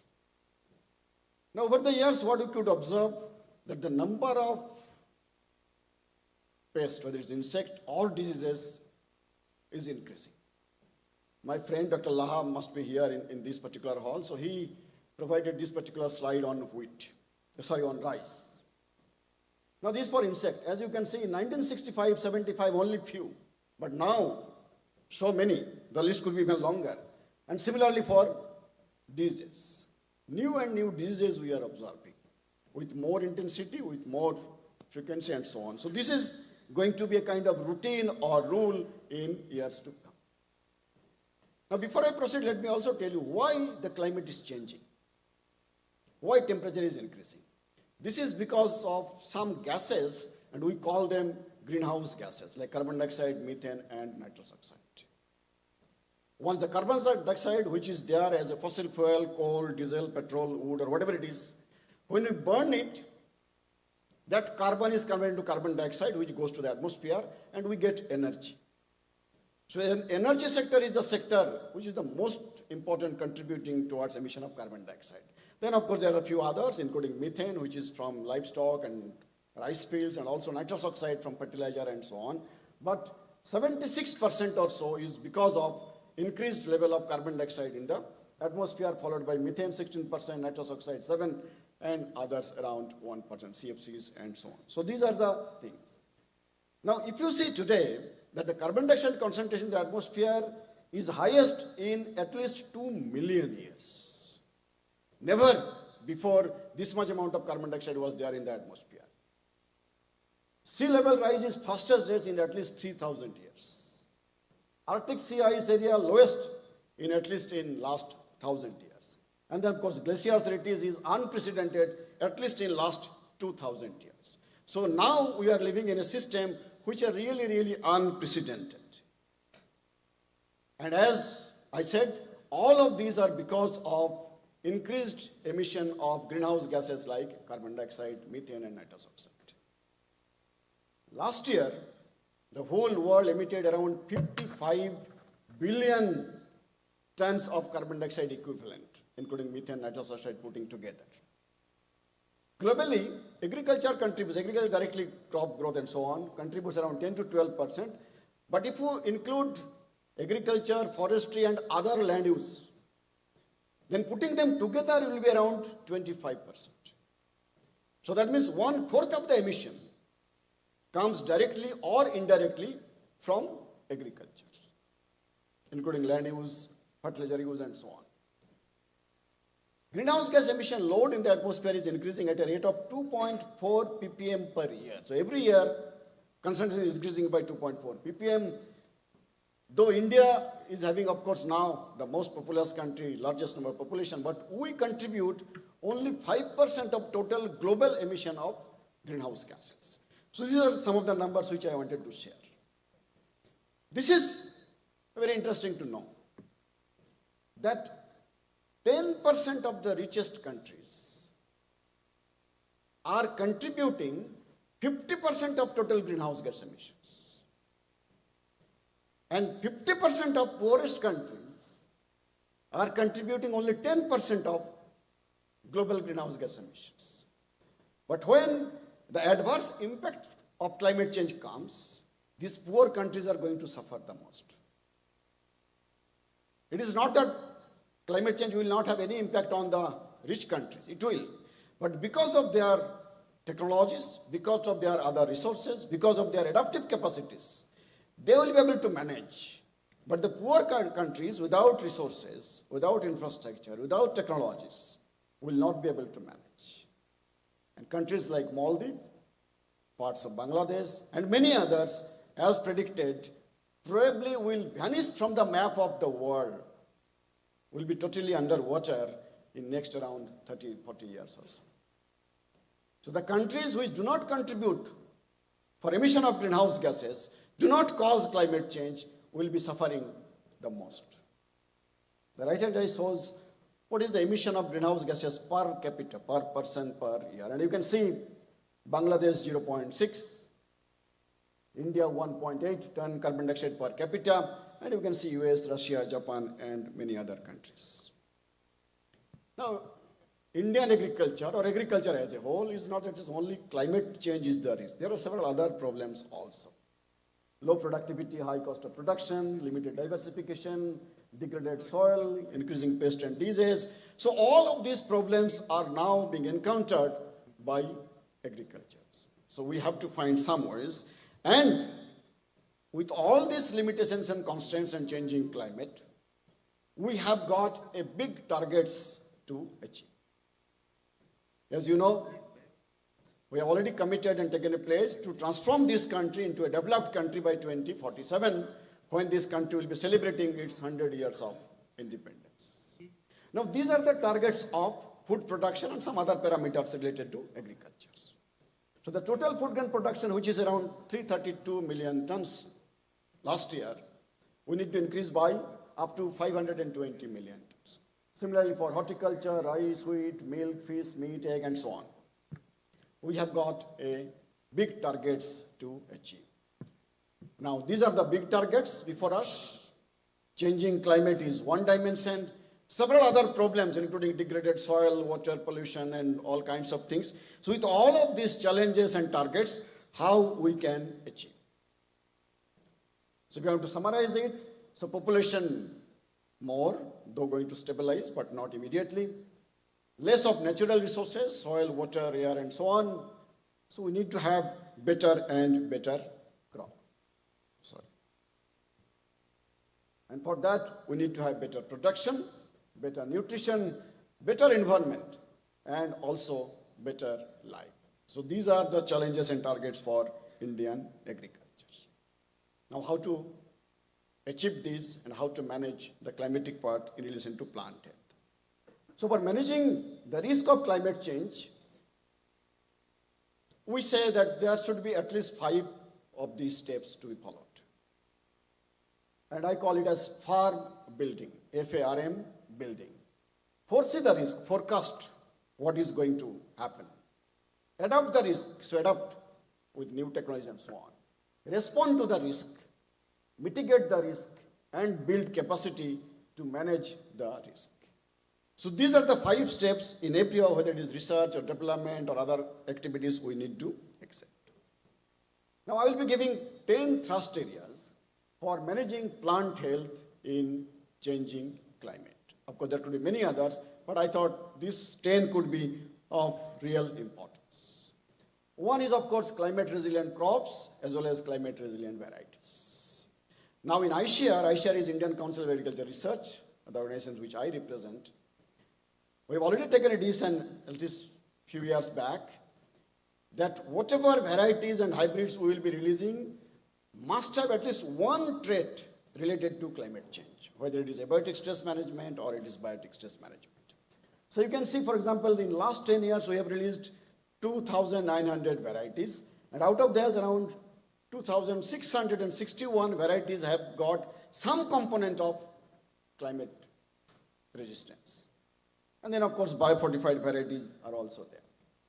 Not only these varieties of the existing crops, but we are also focusing on some new crops which are more friendly to changing climate. Climate smart crops or climate hardy crops, climate friendly crops. Second one is, of course, next generation production strategies. Of course, this clock is blocking some of the numbers over here.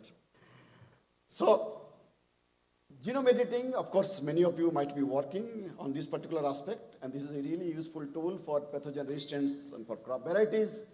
Bioprecision and biostimulant in plant disease management, precision-guided sterile insect technology. So my friend in entomology told that this has got really big potential there.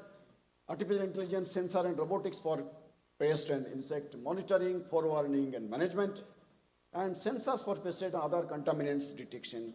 So in next generation plant protection strategies, some of these areas we need to include. Here is one good development which one of our institutes in ICAR, they have developed. They have developed one app by using more than 1.5 lakhs of images and using some AI tools, which we call as artificial intelligence-based disease identification system for crops, or AI DISC.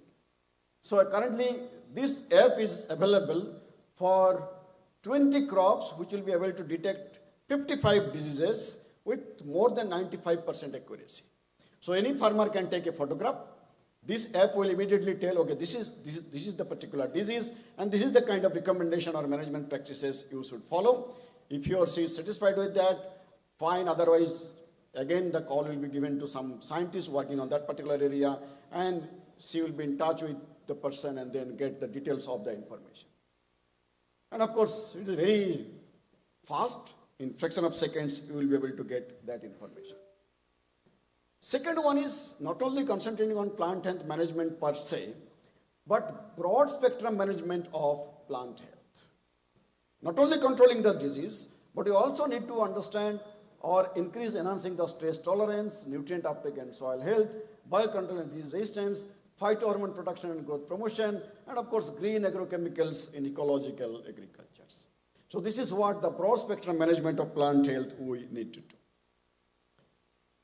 The next one aspect is what we say is not only at the production stage of the crop. For managing plant health, we have to start from pre-production, starting from seed to field preparation and so on, and then of course production phase, and then post-production, storage, transportation, value addition and those kinds of. So the plant health management should be for all these three stages of the crop, not only restricted to only one stage. Then of course comes next generation climate services. Whatever we do, climate change is a reality. And in spite of the best efforts of the world community, this is not going to be controlled in next 1 decade or 2 decades also. It is going to be there at least for many more decades to come. So that means we have to have some kind of services which will compensate or which will help the loss and damages arising because of changing climate. So next generation agro advisory services will be very, very useful. Use of AI and machine learning, satellite-based crop health monitoring and its integration with agro advisories, and then of course delivery of smart agro advisories and effective crop insurance schemes. This is another very big program of Government of India. Crop insurance, now it is quite widespread and almost all the states are now covered. The next important aspect is, of course, the new science, emerging technologies will be extremely useful, but at the same time there are several very good traditional knowledges, traditional systems, indigenous technical knowledge which we call ITKs. We really need to integrate both of them. Because in remote villages, we have found that some of those technologies are working perfectly okay. So we really need to integrate modern science, modern technologies, and at the same time, what is the knowledge of our predecessors. Having all of these things, we also need to strengthen the agriculture extension part. Whatever we are developing, either in the institutes or universities, or the technologies by private companies, we really need to reach all of those to the farmers. So agriculture extension needs to be strengthened, and one area on which ICAR is now working is digital agriculture extension with all these new tools and techniques. Skilling of farmers and rural youth, gender-friendly agri-extension is another focus areas, business model for agri-extension, and of course, our Krishi Vigyan Kendras, farm science centers, as one-stop solution. So maybe in next 1 or 2 months, we are going to come out with a big program of how to strengthen and revamping all our Krishi Vigyan Kendras. With all of this, we certainly need our human resources to be skilled, to be developed, more knowledgeable. So human resource development is going to be extremely, extremely crucial. Strengthening the science base, still our understanding is incomplete in many of those areas. Just the other day I was reading an article that all these microorganisms, bacteria, fungi, actinomycetes and so on, till today in 2025, we understand only less than 5% of all those microbes. Remaining 95% plus are still unknown to us. So that understanding, that science base must be strengthened. Innovative training for our farmers as well as students as well as staff, empowering and retaining women and youth, and of course partnership for capacity building for achieving all of this. But also we need a good research infrastructure to study the impact of climate change on plant health. In last few years, we could develop this kind of facilities in only few of ICAR institutes and universities. So we need OTC, open top chambers. We need free air carbon dioxide enrichment, PHES. We need free air temperature enrichment, PET. We need phenomics and several other new tools and new facilities which we need. The left side is the facility which we have created in IARA in New Delhi. The other side is a farm in Hyderabad, one of our institute called CRIDA, Central Research Institute on Dryland Agriculture. So whether to study the impact of elevated carbon dioxide, temperature, as well as emission of greenhouse gases, we need some of these sophisticated facilities, and this part we certainly need to strengthen. Another very important tool for assessing and forecasting the impact of climate change on plant health is simulation modeling. Many of our scientists are now a little bit trained about it, but this is one area which we really need to strengthen. This is a model called InfoCrop, which we developed a few years back. And this model is, of course, being used in a very extensive way, not only in this country, outside also. But certainly, this is an area which we need to strengthen, not only with InfoCrop, but also several other kinds of models. Partnership is going to be very, very crucial. And when I say partnership, it is not only partnership within, also with international organizations, scientists working in this particular area, and also with private organizations. This is the time where all of us should work together, whether it is public, private, peasant, policy, and all these, not only 2 Ps or 3 Ps, but all 5 Ps should come together to address this very big challenge of climate change on plant health. So if we just summarize all of this, not only working in isolation, but all these 10 points need to be integrated to address these challenges, starting from crop improvement, climate services, next generation pest management, broad spectrum pest management, management of agri-food system, tradition as well as modern technologies, research infrastructure, strengthening agri-extension, human resource development, and finally, the partnership. All these 10 areas are extremely, extremely crucial to address the challenges of changing climate on plant health management. In some of this direction, ICAR has been working for quite some time. Our areas of research, particularly on plant protection, and all of you know that plant protection is one of the major areas of focus in ICAR. It is not today, since the day when ICAR was established in 1929, so around 100 years back. Since that point of time, plant protection has been one of the major areas of research. And these are some of the areas on which we are now working. One is, of course, disease-resistant varieties and hybrids. All of you know, as I showed, that how many varieties we have developed which are resistant to climate change. Integrated disease management package, biocontrol of plant diseases, and commercialization of several pesticides, seed health testing protocol, forewarning models, eco-friendly integrated pest management, molecular basis of understanding their interaction, diagnostics, resistant sources of various crops, and of course pathotypes or biotypes, identification of various pathogens and pests. So these are some of the areas on which ICAR institutes in different places are working. Now before I conclude, let me also tell you, though I was talking about so much of negative things, but I also said there are few positive things of climate change as well. But those positive things can be positive if we have got capacity to harness the positive aspects. For example, there will be heavy rain. If you have got capacity to harvest that rain, then you are going to get benefit out of it. But if you do not have water harvesting system, so all rain will go causing flood and damaging your crops. So similarly, there are some other silver lines also.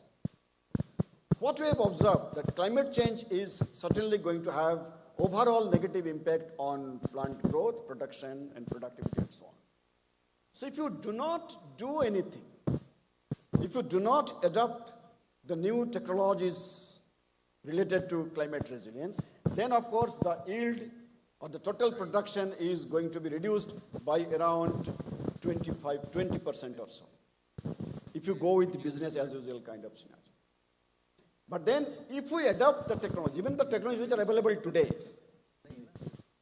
not which are going to come, of course, many technologies are going to come in times to come. So even with the existing technologies, not only we will be able to compensate the yield loss because of climate change, but also we are in a position to increase the total production. But the point is, we have to adapt those technologies. And this is, of course, easier to say, but not so easy to implement, because many of our farmers, or most of our farmers are small and marginal, so they really have to either invest by themselves or get some kind of support and incentive to adopt these kinds of technologies, so that they can make their agriculture climate resilient and get rid of these negative aspects. So it's a kind of analysis which we did, that if we do not do, then the impact is going to be red in many parts of the country. But then with adaptation technologies, many of these red parts can be converted into green. Green means positive without any loss. Red means negative. The yield is going to be reduced and reduced. And that we have been observing for last few years rather. If you say this 2001, 2, 3, 4, 5, 6 something, even till 2005, 6 or so, even 2009, 10, whenever monsoon rain was somehow disturbed, the country received less rainfall because of aberrations. Then the total production of food grain drastically reduced because of changing or aberrations of monsoon rain. But in last few years you will find that though the monsoon aberrations were there, problems were there, climate change is still intensifying, but the total food grain production of the country didn't go down. Rather, it increased. And this is because many of the new technologies are now in the farmer's field. I shall give one very classical example of wheat in North India. For last 4 or 5 years, everybody forecast that wheat yield is going to be reduced by around 10%, 15% or 20% because of the terminal heat. Terminal heat is the heat which comes, or the temperature increases in the month of March and April, just flowering to ripening of wheat. But it didn't happen. Wheat production still increased because last year, and similar thing is going to happen this year also, and last year, around 60% of the wheat area were planted by climate resilient wheat varieties. And those wheat varieties have got capacity to tolerate even 1.5, 2 degree, even up to 2.5 degrees centigrade increase in temperature. And that was the reason that wheat yield didn't go down, rather it increased. Now these varieties have got, of course, a limit. It can tolerate up to 2.5 or even maybe 3 degree. But the temperature goes beyond that. No, then we have to develop new varieties. And of course, we are in that process.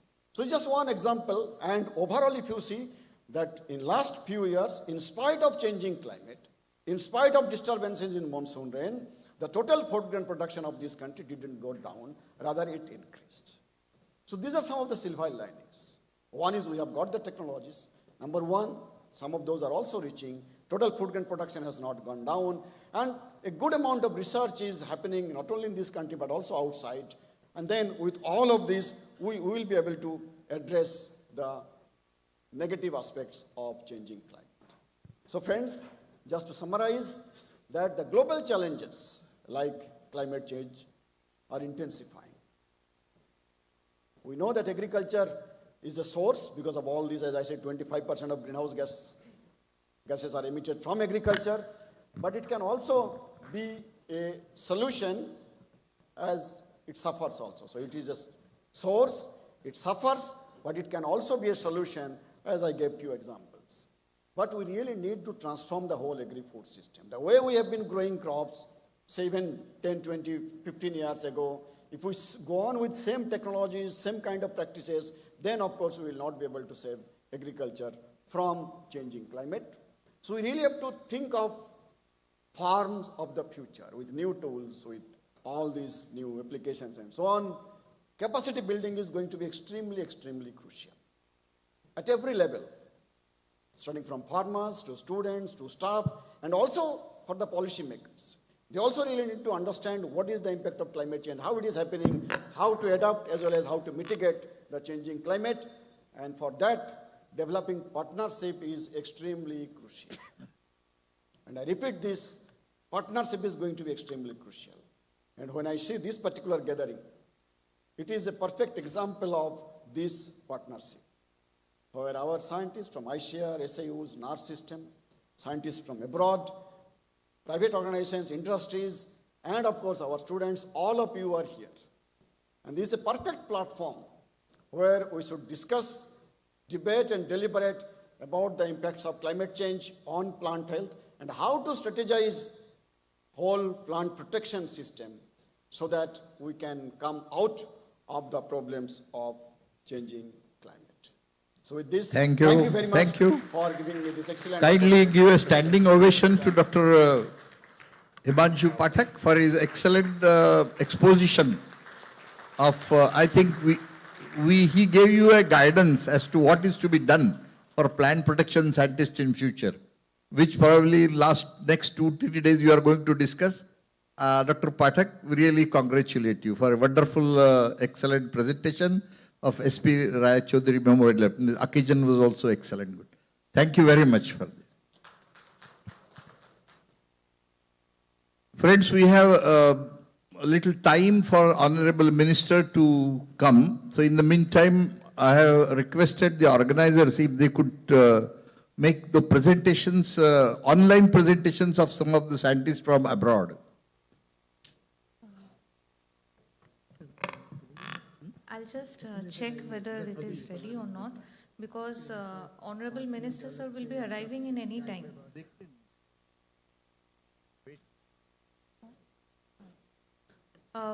I request the dignitaries not to leave the hall, since our Minister Sir will be arriving at any time and his security check has already started. So please switch off your mobiles and be seated in your seats.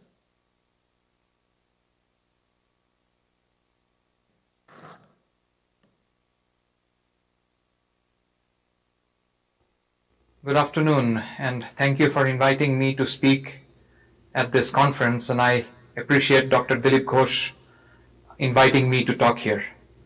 So I work at the Citrus Research and Education Center at the University of Florida, and today my title of the presentation will be Utilization of Genome Editing Tools to Develop HLB-Tolerant Citrus Trees. And hopefully by the end of the presentation, I will have given you an idea of what we are doing, a small snippet of the research that we are doing to develop HLB-tolerant trees for citrus greening disease.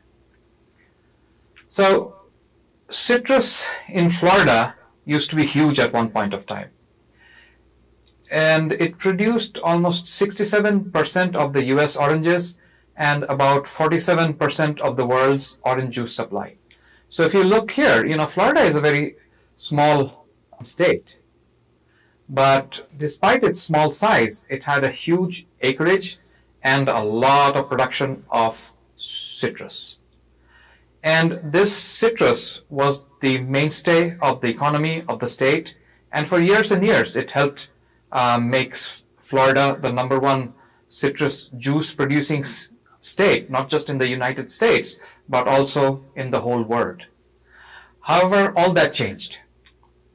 In 2005, we had citrus greening disease being discovered in Florida. Now, citrus greening disease, or Huanglongbing, is caused by the bacterium that is Candidatus Liberobacter asiaticus. It's spread by the Asian citrus psyllid. And the Asian citrus psyllid was already present in Florida since 1998. So the vector was there, but the disease was not there until 2005. And in 2005, in the southern part of our state, this disease was detected for the first time. So citrus greening is a huge, huge problem. And this disease disrupts the plant's vascular systems. And the symptoms include yellowing leaves, stunted growth, premature fruit drop, and it results in reduced crop yields and fruit quality. Ultimately, most sweet orange varieties that we had in the state of Florida got infected with the disease. And that resulted in a drastic decrease in supply and resulted in the industry virtually crashing as of now. So managing HLB is very important if you want to stay profitable in Florida. And there are several ways in which scientists are working to manage this disease. The first is tree health and nutritional management. People are using a lot of antimicrobial peptides, a lot of antibiotics that are being injected directly into the phloem to cure this disease. People are doing aggressive insect vector control, and people are also growing citrus trees under protected structures. Now, citrus trees growing under protected structures are very small, and it represents less than 0.1% of the acreage in Florida. So many approaches are being researched, but right now we don't have a solution to citrus greening even after 20 years of detection of this disease. And unfortunately, sweet oranges are highly susceptible to citrus greening disease. And once infected, sweet orange trees eventually decline and die. So at this point of time, there is no solution to this disease. So why do we need HLB tolerant cultivars? Why do we need citrus greening tolerant cultivars? I just mentioned to you the citrus greening has a devastating impact on citrus production. And if you look at the graph, you'll see that the production has declined from the time it was detected in 2005. And this is data that I'm presenting up to 2022 harvest. And you can see the drastic decrease in the yield. And right now, in Florida, we have 10% of what was being produced in 2005. So 90% of the acreage is gone. And because of this loss of crop yield, loss of fruit quality, a lot of the growers have actually gone out of business, and they are unable to make a profit or even sell any fruit to the market. And so there is a lot of unhappiness with what is going on currently in Florida. So my background is a plant breeder. I'm a plant breeder. I work with both conventional breeding and biotechnology. And I do realize that the only long-term solution for addressing the citrus greening HLB issue is through conventional breeding or biotechnology. Okay?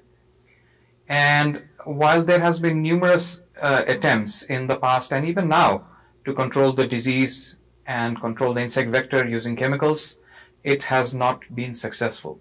If it was successful, we would not have so much of a loss of acreage. And the key issue remains that all sweet oranges that are being grown in the state of Florida are highly susceptible to citrus greening disease. Now, conventional breeding is difficult, and it takes a long time due to the juvenility of the sweet oranges and other citrus. So in most citrus cultivars, the juvenile phase ranges from 5 to 10 years. So breeding is a very long-term strategy.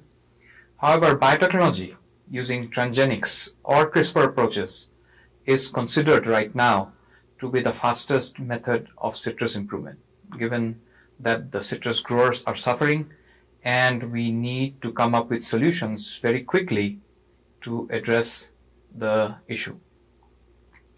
So my lab has been focused on altering the expression patterns of genes involved in plant defense responses, because we feel that making the plant more resilient from the inside would allow the plant to better withstand HLB and also allow the plant to perform much better under endemic HLB conditions. And that is the strategy that we have been following for the last few years. So how do we make the plant stronger from within? One of the strategies that we are following is utilizing a phenomenon called a systemic acquired resistance, something that you are all probably aware of. And systemic acquired resistance, this involves the generation of mobile signals upon pathogen infection. In a nutshell, you have an infection in a certain part of the plant triggers the expression of certain genes, and allows the tree to better defend itself from subsequent infections. So it basically protects the uninfected portions of the plant against secondary infections by that pathogen or other pathogens.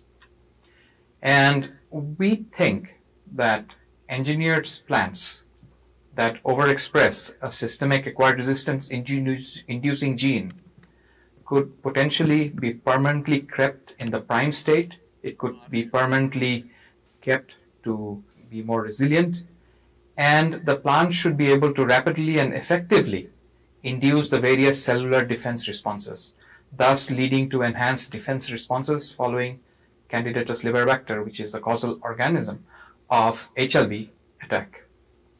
Now, at this point of time, 100% of all groves in Florida are infected.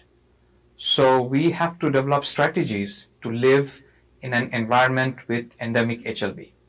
And our group feels that this strategy of using systemic acquired resistance may allow durable long-term tolerance to this disease. So systemic acquired resistance, it's a whole plant defense response to the disease. And as I mentioned earlier, when the pathogen invades, a long-term chemical signal is sent to the infection site that triggers the SAR response.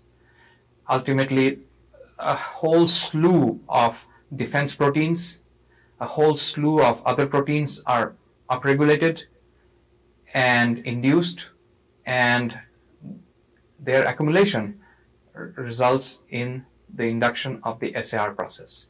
Notably, the key marker that we have identified, and other groups have also done that, is the pathogenesis-related 1 protein, the PR1 protein, whose overexpression results in induction of the SAR process. So, moving on, let's talk a little bit about the non-expressal of pathogenesis-related 1 protein, NPR1 protein. This protein has been very well studied, and this is a master regulatory protein, which is also a salicylic acid receptor. It is absolutely required for pathogen resistance through SAR-induced PR gene expression, and it mediates the SA-induced expression of a whole slew of PR genes, including PR1, PR2, PR5, PR10, and a few others. And overexpression of the Arabidopsis NPR1 in many different crops have enhanced tolerance following pathogen infection. So basically, a lot of groups have identified this gene to provide durable tolerance to disease in specific crops. So what we decided to do is, since we understood that SAR is important to citrus and enhanced SAR activity is an indication of endogenous defense processes within the trees, we decided to overexpress the Arabidopsis NPR1 gene to produce trees with an active SAR activity, because we thought at that time that those trees would have a decisive advantage over others. And working with our colleagues in plant pathology, entomology, and other areas, we also realized that these trees can be utilized as a component in integrated HLB disease management. So we have done a lot of work with the SAR genes. I mean, I'm just mentioning Arabidopsis NPR1, but we have worked with a whole slew of genes that induce SA activity and are part of the SAR pathway. I'm only going to be talking about, in brief, about Arabidopsis NPR1, because that's the gene that worked well for us. And you can see from this photograph, when you express Arabidopsis NPR1, you can immediately see within a few years the difference in the tree health following the expression of that protein. So this tree, for example, is a tree that is expressing NPR1, and the trees on the side, these two almost, I don't know if you can see that, but these trees are dead and dying, are control trees that have not been transformed with NPR1. And so we quickly realized within a few years that Arabidopsis NPR1 held promise in the fight against HIV. So what we did is we conducted a good study to overexpress Arabidopsis NPR1. We had a huge replicated study that we published, and it was actually the first study to identify transgene-mediated protection against HLB in citrus anywhere in the world. And so we are very proud of this achievement, that we were able to demonstrate conclusively that overexpression of the Arabidopsis NPR1 can result in durable HLB tolerance to citrus greening disease. Now you have to remember, all these trees are transgenic trees, and there's a whole lot of discussion going on throughout the world, not just in India, but also in the US and other countries, on the adaptability, on the utilization of genetically modified trees for food purposes. And, so we decided, okay, we have the Arabidopsis NPR1 overexpressing transgenic trees. We know that these trees work. What can we do to provide more solutions to the stakeholders, to the growers, so that we can actually ultimately develop strategies to produce trees that are non-transgenic, but in the same time have better SA activity and have enhanced PR gene activity. So if you look at the image here on here, you'll see that we have mentioned NPR1 that results in defense-related gene expression. We also here have another block here that are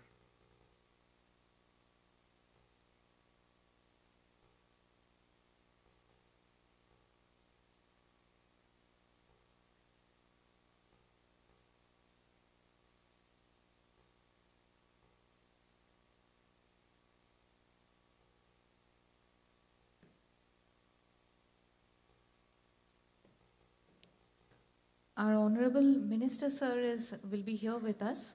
So he has already arrived downstairs. And if your mobile phones, I request you to please keep in silent mode or switch off. He will be here in just 1 or 2 minutes.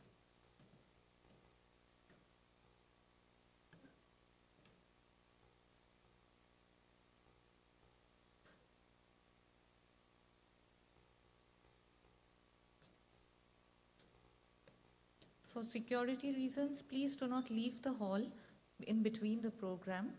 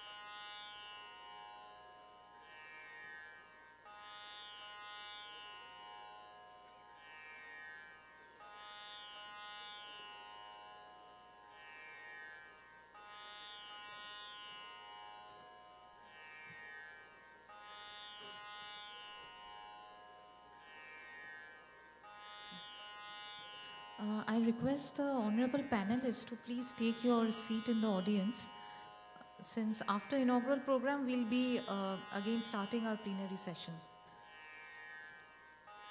So kindly take your seats in the audience.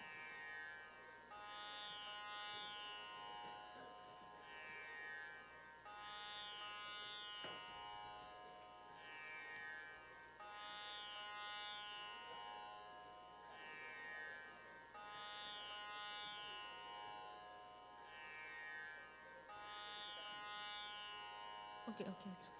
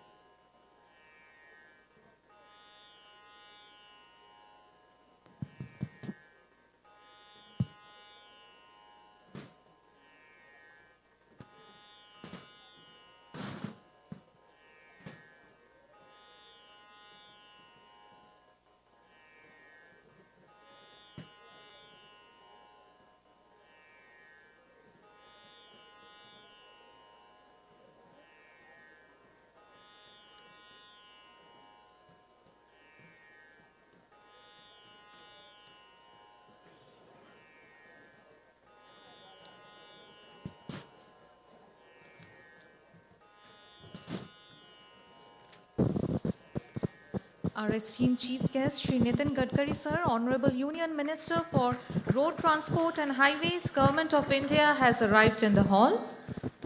Hence, I request our respected dignitaries to please occupy the dais. President of today's ceremony, Honorable Secretary DARE and Director General of ICAR, Dr. Himanshu Pathak sir. Guest of honor, Dr. C.D. Mai, ex-chairman ASRB New Delhi, Dr. Ravi Khetarpal, Executive Director, Apari, Bangkok, Thailand.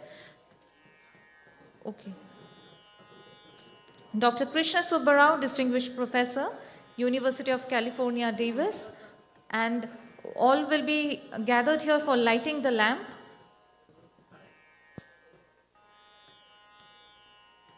And Dr. Dilip Ghosh, convener of IPS conference, Director Citrus Institute and President IPS.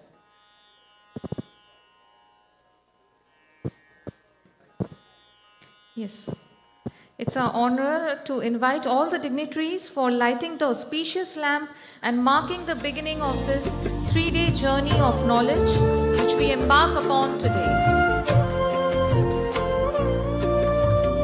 शुभं कुरुत्वं कल्याणं आरोग्यं धनसम्पदः शुभं कुरुत्वं कल्याणं आरोग्यं धनसम्पदः शत्रुबुद्धिविनाशाय दीपज्योतिर्नमोऽस्तुते दीपज्योतिर्नमोऽस्तुते शुभं कुरुत्वं कल्याणं आरोग्यं धनसम्पदः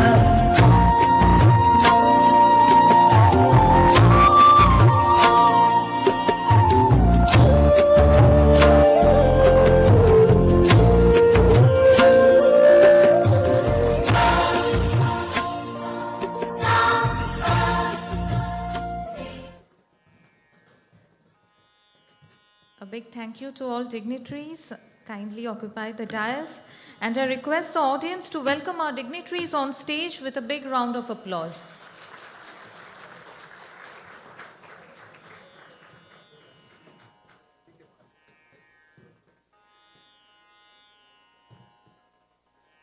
Welcome address. Okay. Good morning, ladies and gentlemen, esteemed guests, delegates and participants. I, Dr. Sangeeta Bhattacharya, scientist of ICR Central Citrus Research Institute, heartily welcome you to the National Conference of Indian Phytopathological Society today. So we begin our program by the ICR song, which heralds the scientific prowess of Indian Council of Agricultural Research.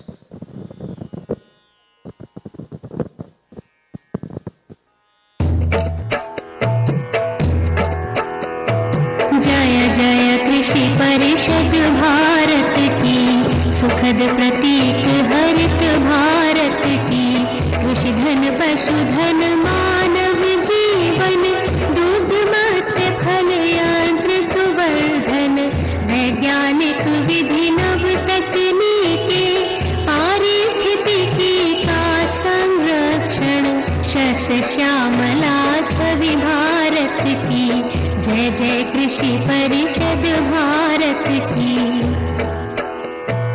Him प्रदेश से सागर तट तक मरुधरती से पूर्वोत्तर तक हर पथ पर है मित्र कृषक की शिक्षा शोध प्रसार सकल तक आशा स्वावलंबित भारत की जय जय कृषि परिषद भारत की जय जय कृषि परिषद भारत की Music is a powerful tool that helps us to align our mind, body, soul with our Supreme Creator. The Sarva Dharma Prarthana is a prayer of all religions which embodies the message of equality of all religions of the world. No matter what religion we follow, all of them lead us to the Supreme Creator. To make our journey of knowledge blissful, I now invite the group of students from Bharatiya Vidya Bhavan School, Nagpur, for performing the Sarva Dharma Prarthana invocation song.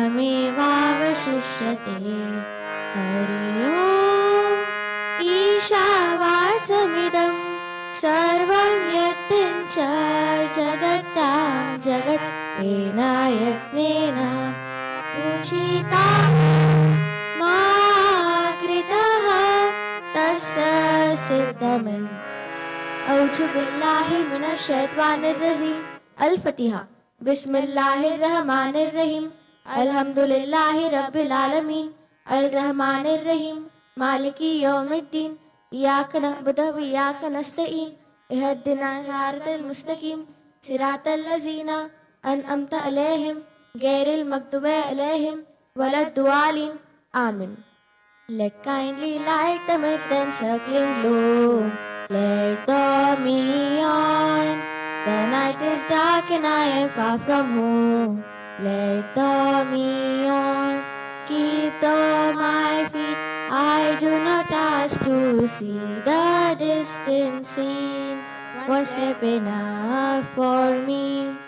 यथा उवर्यो यथा ऋतुष अशाचित्तचा वंगे उष्मचता वनंगहो शांतम नामम वंगे उष्मचताई क्षते मचा अहुराई द्रे गुबियो ददत वास्तारिम ashamed वहु वशिष्टेम अष्टि उष्टा अहमाई यत अशाई वशिष्टाई ashamed. बुद्धं शरणं गच्छामि धम्मं शरणं गच्छामि संघं शरणं गच्छामि. एक ओंकार सतनाम कर्ता पुरुष निर्भव निर्भय अकाल मूर्ख अजूनी सैभम गुरु प्रसाद जप आदि सच जुगादि सच है धी सच नाना को से भी सच. वाहे गुरु जी का खालसा वाहे गुरु जी की फतेह.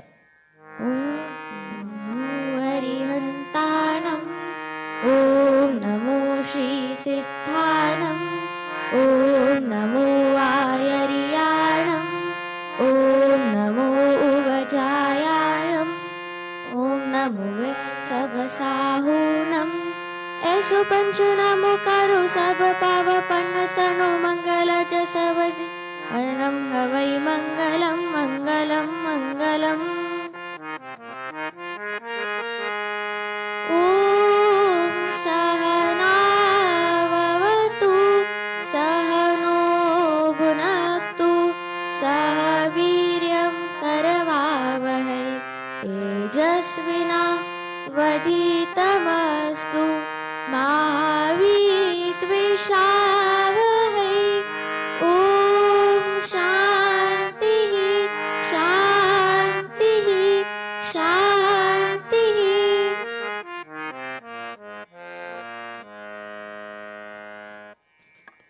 Thank you, students. I now request Dr. Dilip Ghosh, convener of National Conference of IPS 2025, President of IPS and Director Citrus Institute, to felicitate our chief guest, Honorable Union Minister for Road Transport and Highways, Shri Nitin Gadkari ji, by offering a shawl, shriphal, bouquet and memento.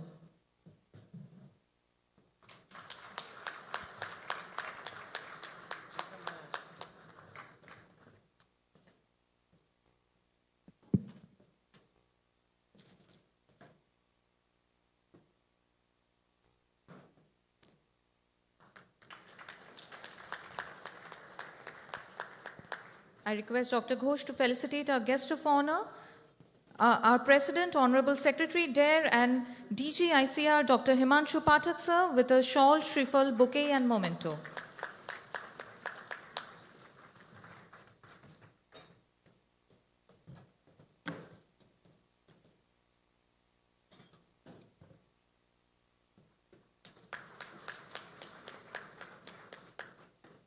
I request sir to felicitate our guest of honor, Dr. C.T. Mai, ex-chairman ASRB New Delhi, with a shawl, shriphal, bouquet and memento.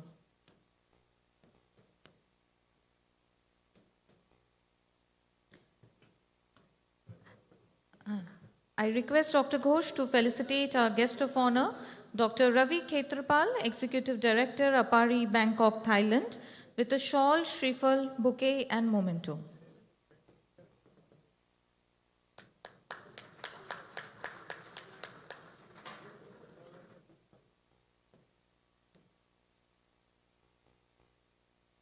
I request Dr. Ghosh to felicitate our guest of honor, Dr. Krishna Subbarao, Distinguished Professor, University of California, Davis, USA, with a shawl, shrifle, bouquet, and memento.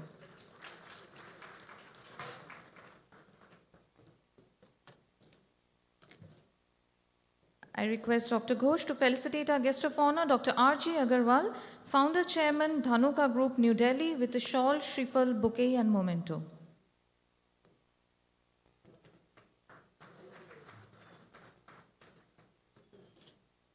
Now I would like to request Dr. Ganesh Behre, Head Crop Protection, ICR Central Institute of Cotton Research, Nagpur, to felicitate Dr. Dilip Ghosh with a shawl, shrifle, and bouquet.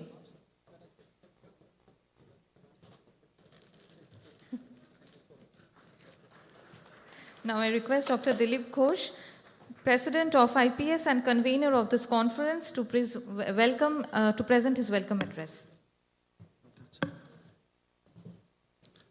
Good morning, dignitaries on the dais, most respected Karma Yogi, Vikas Purush, Sri Nitin Gadkari ji, Honorable Minister for Road Transport and Highways, Government of India, and Chief Guest of today's function, Dr. Himanshu Pathak ji, Secretary DARE and Director General ICAR, who is the President of today's program, Professor C.D. Mai, Dr. Ravi Khetrapal ji, Executive Secretary of Asia Pacific Association of Agricultural Research Institutes, Apari, Bangkok, Professor K.B. Subbarao ji, University of California, Davis, USA, Dr. R.G. Agarwal ji, other distinguished guests present in this hall, Director, Vice Chancellors, past Presidents, Executive Committee members, delegates from the industry, project coordinators, heads of different departments, students, friends, ladies and gentlemen.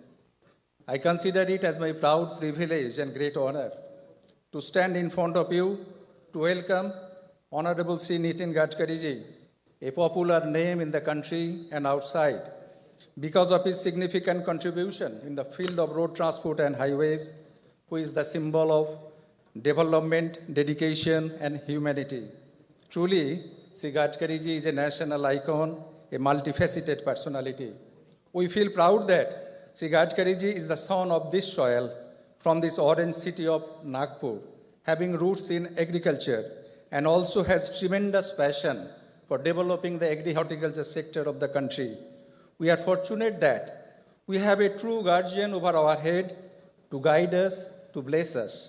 And these feelings give us a sense of huge comfort and confidence. Sir, we are absolutely delighted to welcome you in this mega event, Indian Phytopathological Society's National Conference 2025. The scientific event being hosted first time in Nagpur city, attended by nearly 400 delegates from different parts of the country, as well as a dozen of Provashi Bharatiya, eminent scientists and domain experts from countries like US, UK, Canada, Thailand, Nigeria, Australia, etc., where we'll discuss, deliberate, and draw the future roadmap for addressing emerging challenges of plant health management from a global perspective. As the President of the Indian Phytopathological Society and Director of ICR Central Citrus Research Institute, I also extend warm welcome to all other distinguished dignitaries on the dais, delegates, and all participants to this important event. Indian Phytopathological Society, that was established in 1947, stands as one of the oldest and professional organization in the field of plant pathology, plant protection, having more than 2,000 professional members across India and nearly 50 countries. Today, the society operates from 8 regional chapters, and its core mission is to advance research and knowledge in the field of plant pathology. During last 77 years of its journey, the plant pathologists of this country, with the Association of Plant Breeders, entomologists, and the scientists from plant protection system, they have contributed immensely in transforming the condition of Indian agriculture from a situation of food scarcity in 1940s to achieving food security and surplus now. Today, India not only sustains its 140 crore population, but also emerges as a key exporter in global agricultural market. However, in recent times, global agriculture is facing several challenges. Climate change and its adverse effect on agriculture is clearly visible in many forms. The plants are increasingly susceptible to attack from new pathogens, and with the pathogens with novel genetic structures, 30% of the crop loss in India due to insect and pests and diseases that amounts around 140,000 crores in India is a very, very critical issue and needs immediate attention from all the researchers, innovations, out-of-the-box approaches. And to tackle these problems, we must leverage genetic and genomic resources for effective plant health management. Today's research demands advancement in proteomics, genomics, bioinformatics, nanoscience, biosafety, biosecurity, and priority should also be given in problem-solving research. Genomic editing for developing improved crop varieties, antimicrobial peptides, application of artificial intelligence, IoT, drones, robotics are few examples that can revolutionize the future of plant pathology. Equally critical is the effectiveness of chemicals and delivery to the site of the pathogen where it is residing. For the success of any of this research, there is a pressing need for basic and strategic and adaptive research supported by interdisciplinary approach involving collaboration between the labs in the same campus, institutes, industry, and other stakeholders in a network mode. And this is also along with the government focus of startup project mode, emphasizing collaboration with private industries, advancing the sale of science in business mode. Further, the concept of bioecology and One Health theme, which integrates plant, animal, and human wellness, provides a holistic vision. Efforts should also be given for simple research that have a profound ground-level impact and benefiting the farmers of the society. And I am extremely happy that today so many eminent scientists from India and outside, they are here to discuss all these issues. I am confident with the active involvement, intellectual contribution, and knowledge sharing, we can and we will certainly come up with some valuable recommendations and implementable action plan at the end that will benefit the agriculture sector, industry, contribute in food and nutrition security, and growth and prosperity of the nation. Lastly, I take the opportunity to express my sincere gratitude to our Honorable DG Sahib Dr. Himanshu Pathakji for kindly providing office space for the Society Indian Phytopathological Society within the NAS complex in New Delhi a few months back, which is a landmark development in the history of Indian Phytopathological Society. Thank you very much. I won't take much time, but before I conclude, I must tell that with a very limited team of my members, we have tried our best to make this event in Nagpur. If you are happy with our arrangements, then the entire credit goes to my staff, who is working for the last 5-6 months to make this program successful. If there is any mistake, any lacuna, as a convener of this program, I take the responsibility and beg apology for that. Lastly, I express my sincere thanks to all the industry partners, players, those who have come forward to support this program, and they have made possible to make our dream to host the Indian Phytopathological Society's National Conference 2025 in Nagpur. Our dream has become reality because of this support. Once again, I thank you each and everyone. Thank you very much.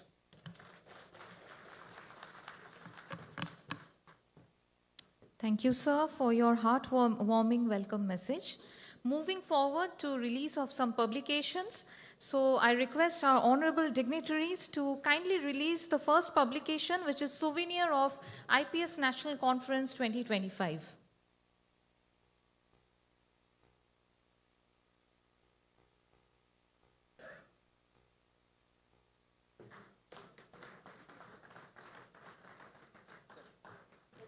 The soft copy of this souvenir will be available in IPS conference website. So any of you who are unable to attend this conference can also access this souvenir.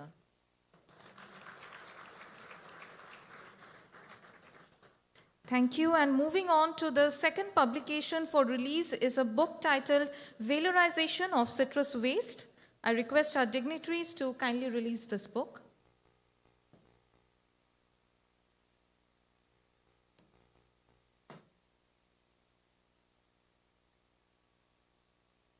Okay, so this one is the third publication, which is the Indian Citriculture. This is an e-magazine. This is the second issue, volume 2 of an e-magazine, which is being published by Indian Society of Citriculture. From last 2 years, we have published this, and it has received a huge applause from all around the world. The third publication for release is the book titled Valorization of Citrus Waste.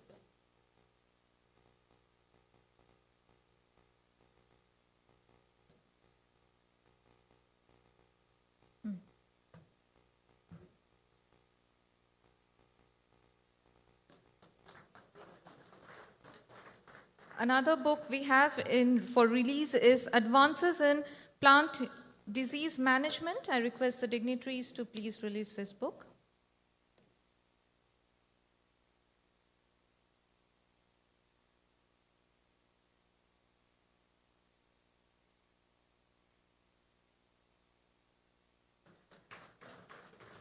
And the fourth publication for release is another book titled Stewardship for Safe Use and Handling of Pesticides.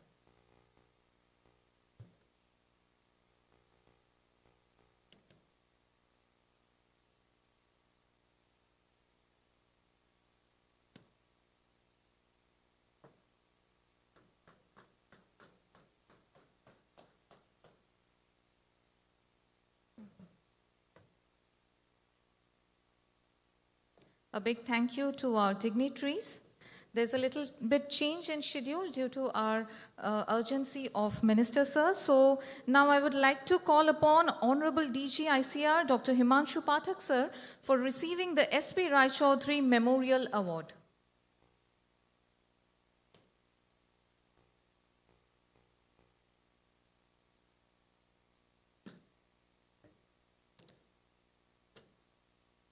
It gives me immense pleasure to announce that Honorable DG Sir has been appointed as Director General of International Crops Research Institute for the Semi-Arid Tropics, ICRISAT, Hyderabad.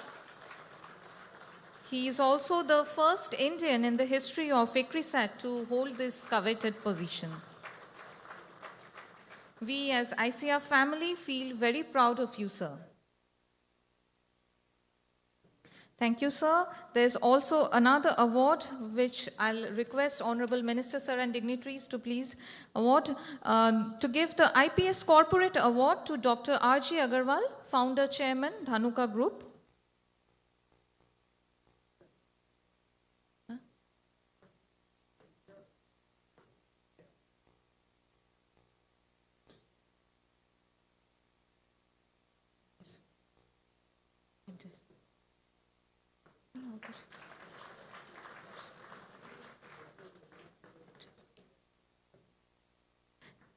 Thank you, sir. It's now time to hear our Honorable Chief Guest, Shri Nitin Gadkari ji. I request you, sir, to please address this august gathering.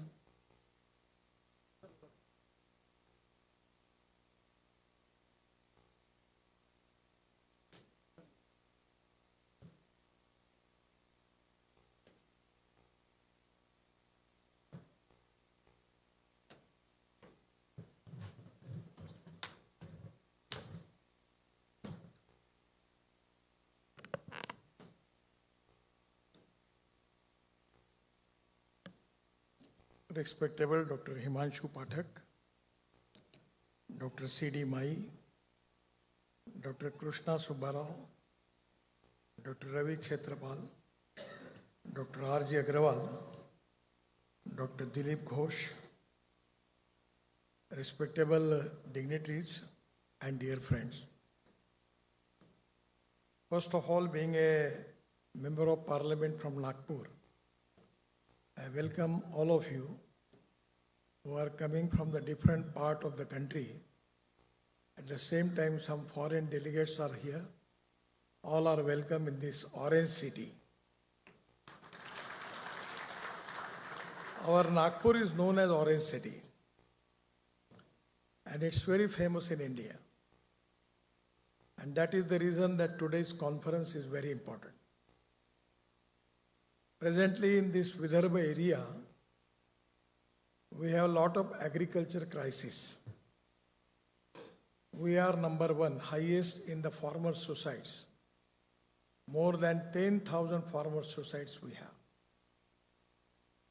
And that is one of the reasons that it is one of the important challenge for the farmer community in Vidarbha, how we are going to change the situation.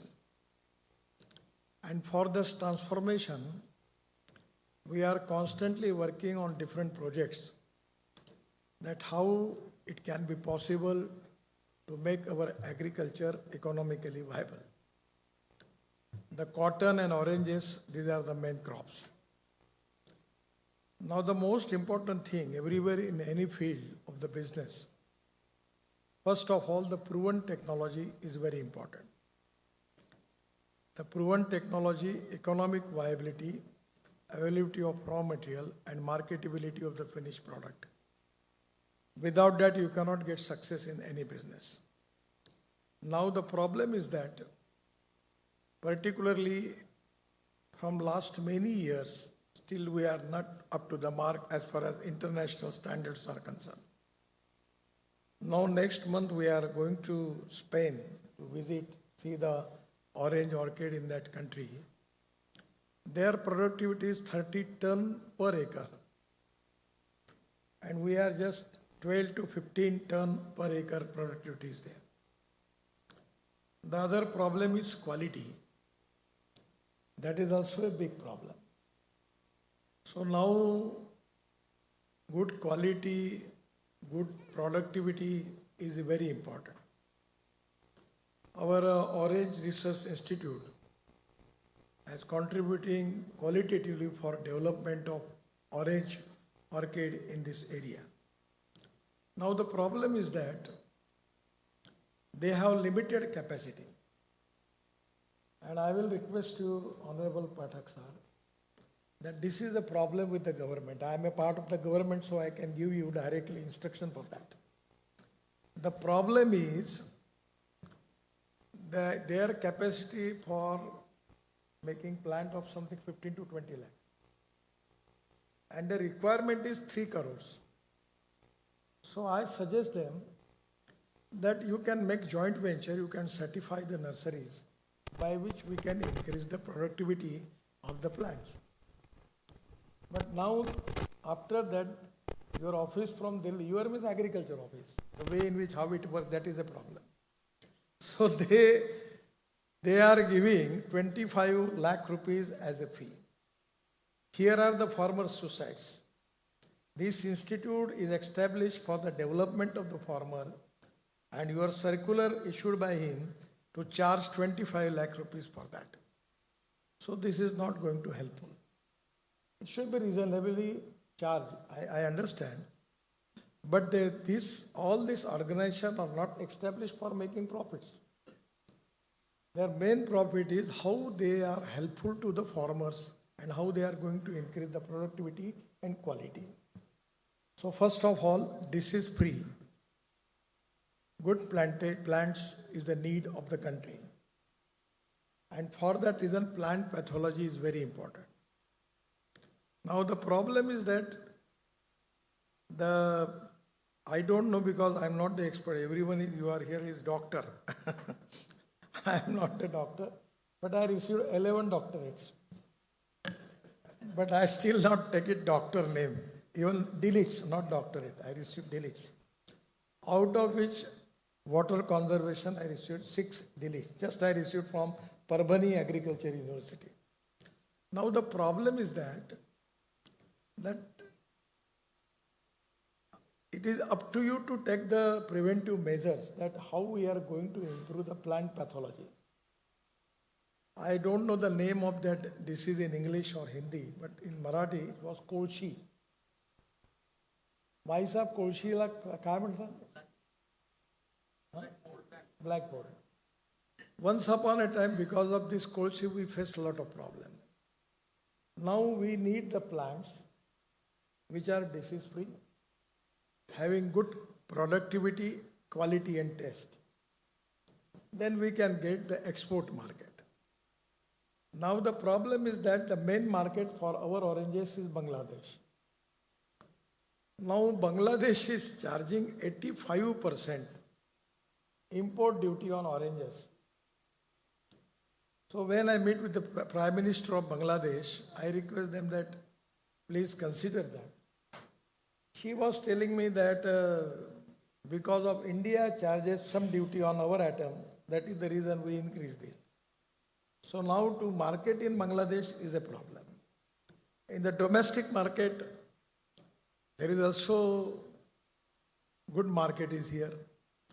But we are now developing a lot of new technology by which we can make these orange farmers and their situation will be economically viable. Now we have mother dairy in Nagpur. So I constantly pursued and we make the orange burfi. The quality was very good. Now the mother dairy has established already the plant in the process of 670 crore in Nagpur. They are purchasing 6 lakh liter milk per day.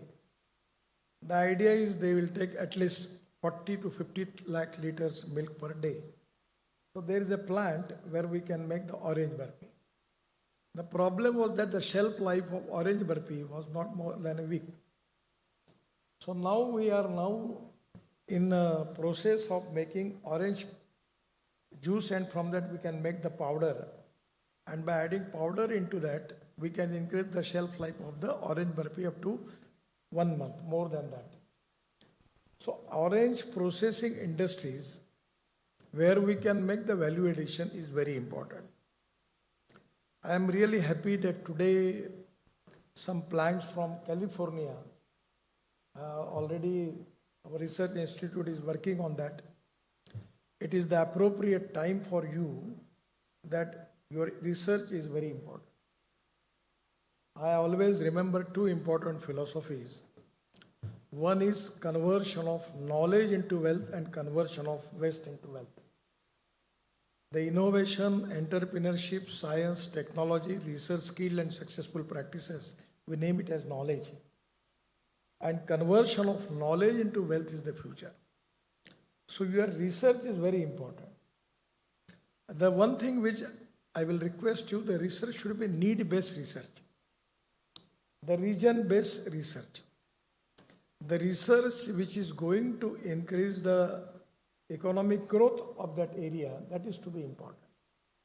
So we have to focus on the subject that how we can make this survival of orange farmers, where we can have some economic viability by which we can get some progress in that area. Now the problem with agriculture is that 65% of the population belongs to agriculture, and out of which the total contributions in GDP growth is only 14%. And in the manufacturing sector, 22-24%. And service sector, 52 to 54%. So as a farmer, it is very difficult to understand that how we can increase our agriculture growth rate. That is to be $1 million question to agroeconomy. From 2004, we are working on the mission about diversification of agriculture towards energy and power sector. As a transport minister, 2 days before, it is one of the happiest days in my life. Because 2004, I was constantly pursuing to making of biofuel and alternative fuel in the country. Actually, we are making ethanol from sugarcane juice, molasses, corn, broken rice, and even we are making now ethanol in Panipat from rice straw, popularly known as parali, 1 lakh liter of ethanol, 150 ton of biobitumin, and 78,000 ton of bioaviation fuel. So now I am on the line that it is the time that we have the import of fossil fuel of 22 lakh crore. So I am always on the mission that how we can divert at least 8 to 10 lakh crore to agriculture. How we can make Kisan not only Anna Data, Urja Data, Indhan Data, Bitumen Data, Hawaii Indhan Data and Hydrogen Data. So today I am happy. When I was in automobile industry, I hardly pursue the things with the all owners of Toyota, Hyundai, Tata, Mahindra, and it is really a great pleasure. There was a special pavilion in Delhi. The exhibition is going on. Now the Tata, Mahindra, Toyota, Suzuki, Hyundai, all have manufactured their four-wheelers on 100% bioethanol. And the good thing is that car is generating 60% of the electricity. So as compared with the average with the petrol, the cost is coming 25 rupees per liter as a petrol cost. Then Bajaj, TVS, Hero, Honda, they have two-wheelers also in the market. So now we are also making I got the Flex engine Innova. I'm using in Nagpur and Delhi, 100% on bioethanol. So now even I got hydrogen car. And I will request you, because we need your guidance and cooperation for that. Because it is not appropriate to tell you, but as an orange farmer, I have got orange trees. But my progress is not good. I am fed up with it. Because no economic viability. So somewhere we are diversifying this. So my request is, now I got hydrogen car, the first in the country, with Euro 6 emission norms. The name of the car from the Toyota, the name is Mirai. In Japanese word, the Mirai means future. And now my dream is the farmers can make hydrogen data. It can be possible. Already everything is in a proven stages with me. I am also making a lot of experiments. In all the petrol cars and scooters, people are here. In Vidarbha, we are generating ethanol and 20% is added in their petrol. So problem is that today with the proven technology, how we can increase the productivity, economic viability and to create more employment potential in agriculture is a problem. So there are a lot of things which are already developed by the Orange Research Institute regarding oranges. But value addition and commercially successful is very important. And that is the reason that today this area, particularly the orange growers, are really keenly interested in their development. In Amravati district, the Varud Murshi, they are named as California of Maharashtra.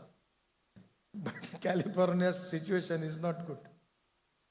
Because of the productivity, quality, and plant pathology is concerned, the disease-free plant we need.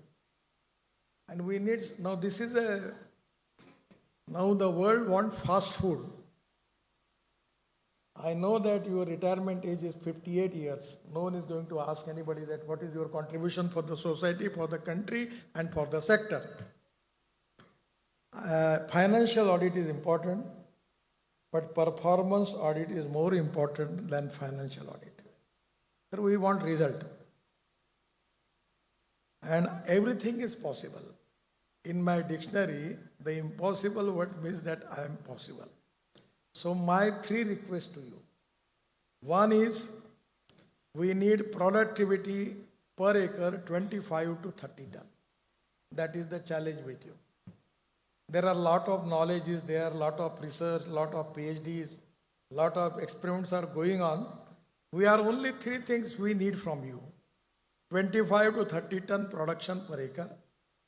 Disease-free plant. And third is quality and test. The three things are important. On the basis of that, we will capture the market. Last many years, the institute is working, they are trying seriously.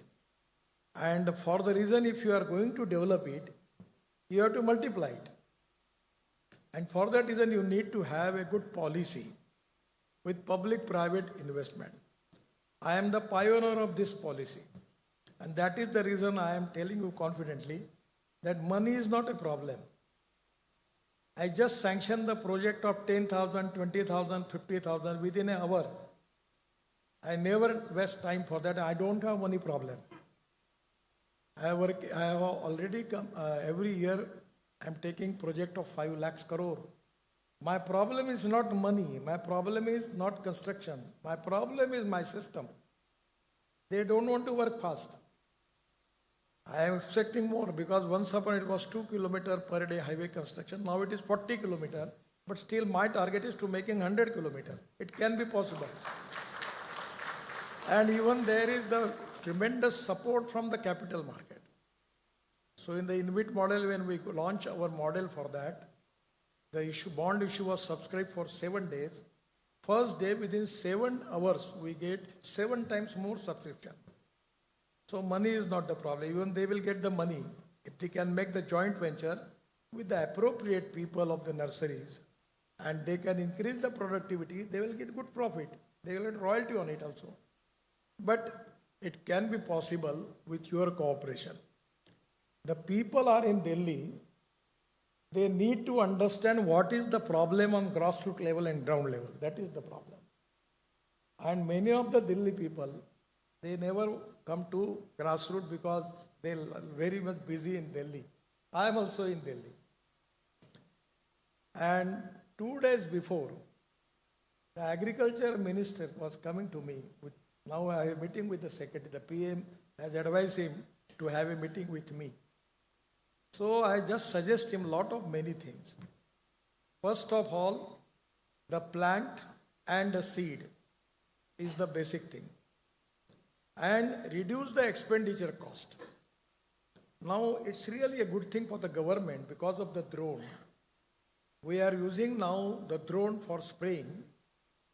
For nano urea we are using, nano mishra khat we are using. We are saving 5,000 to 6,000 rupees per acre. That is to be great advantage. So new innovation, new research and new technology is going to helpful for us to increase the productivity, by which you can give us a complete solution where there can be economic transformation in the field of agriculture, particularly in Vidarbha, it is to be orange growers. And where practically, because of this conference, I am not the expert of the plant pathology, but this is very important. A lot of people coming from the different part of the world, their knowledge and their experience will be useful. On the basis of that, after completing this conference, if you are going to give us some concrete proposals by which we will increase the productivity, we will increase the quality, and plant pathology point of view, disease-free plant, then it can be a great achievement for this area where we can save the life of the farmers, because they are helpless now, many of the people doing farmer suicides. And as a political leadership, as a member of parliament, and I am the person from this area, my responsibility is how we are going to save the life of the farmers. That is to be a most important agenda for all of us. Your conference and your presence, your thinking, I know that it is going to give a good vision for this sector.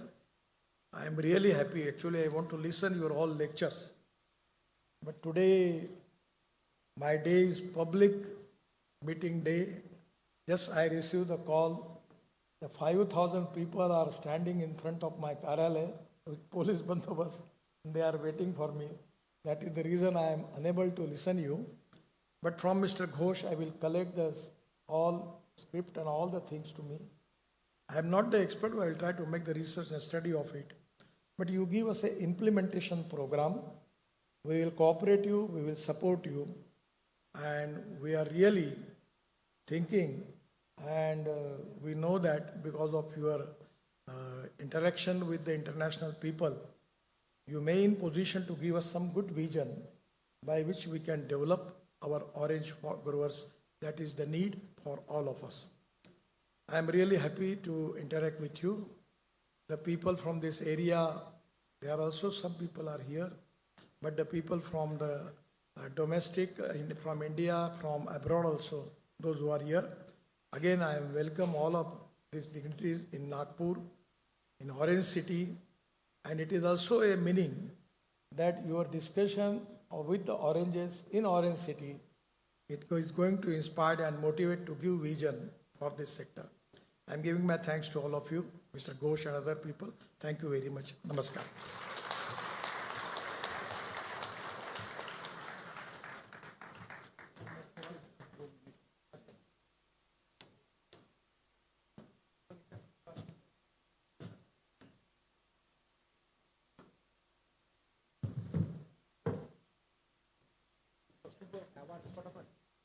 Thank you, sir, for your enlightening message.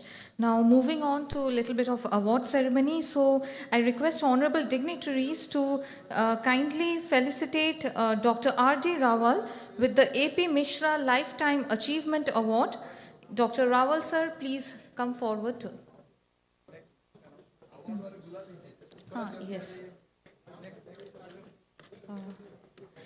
We'll be awarding 7 eminent personalities of global reputation with the Distinguished Recognition Award for Agri-Science Leadership and Global Excellence in Plant Science.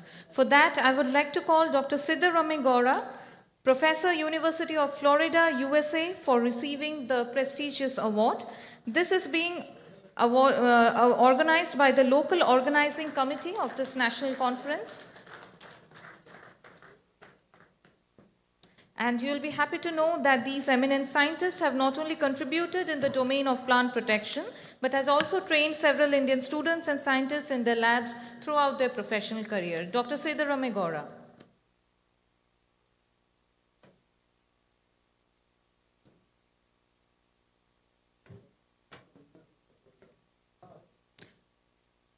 Next awardee will be Dr. Ravi Khetrapal, Executive Director, Apari, Bangkok, Thailand.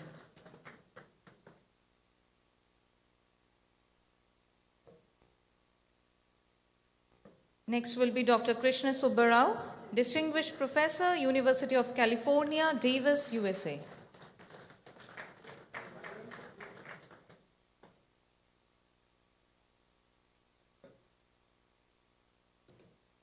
Next awardee will be Dr. Hanu Pappu, Professor, Department of Plant Pathology, Washington State University, USA.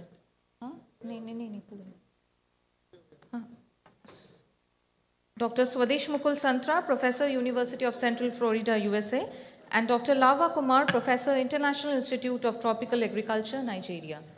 Please come to the stage for receiving this prestigious award.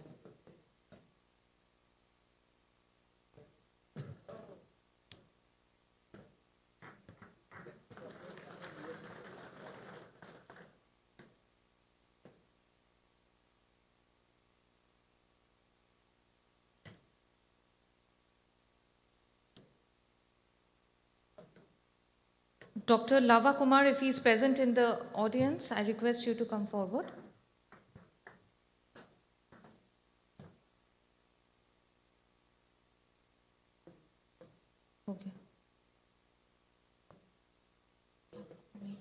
Okay, so I thank you all the dignitaries, and I thank Honorable Minister, sir, for sparing his valuable time and accepting our invitation. He has to leave for some urgent official engagement, as he has already announced.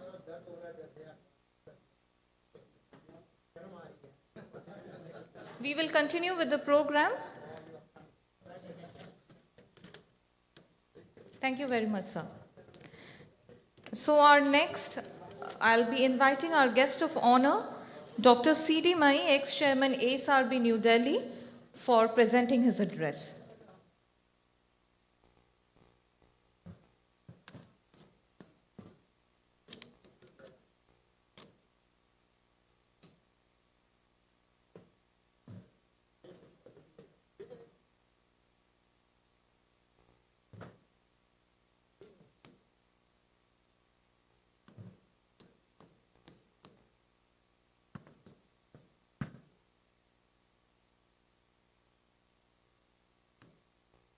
The president of this function, Dr. Himanshu Pathak, the Director General of ICR and Secretary there, our chief guest who just left, Shri Nitin Gadkari ji, Ram Gopal Agarwal ji, हमारे Dhanuka group के industries के founder, my fellow plant pathologist on the dais, Dr. Ravi Khetrapal, Dr. Subbarao, Dr. Dilip Ghosh, who is the president of IPS and organizer of this mega event, all directors of ICR institutes, delegates from India and abroad, ladies and gentlemen. Mr. Gadkari has already welcomed you to this city as the member of parliament from his constituency. As a Nagpurian citizen, let me also extend you a warm welcome to this city of dreams, located in the center of India, having the 0-mile start to north, south, east and west. You are in a city which is, according to Oxford economists, the fastest growing city in the world with an average growth rate of 8.41%. Nagpur is also famous, as he said, for oranges. It is also famous for many things. And I think the most important thing Nagpur is famous is for Mr. Nitin Gadkari. Probably you have already heard him. And whenever we go anywhere, if you say that you are from Nagpur, they say, oh, Nitin Gadkari is Nagpur. So that is what his, I think, sign is. He is a true architect of this city who has seen all its development, be it whether cultural, sports, medical, environmental, industrial, or agricultural.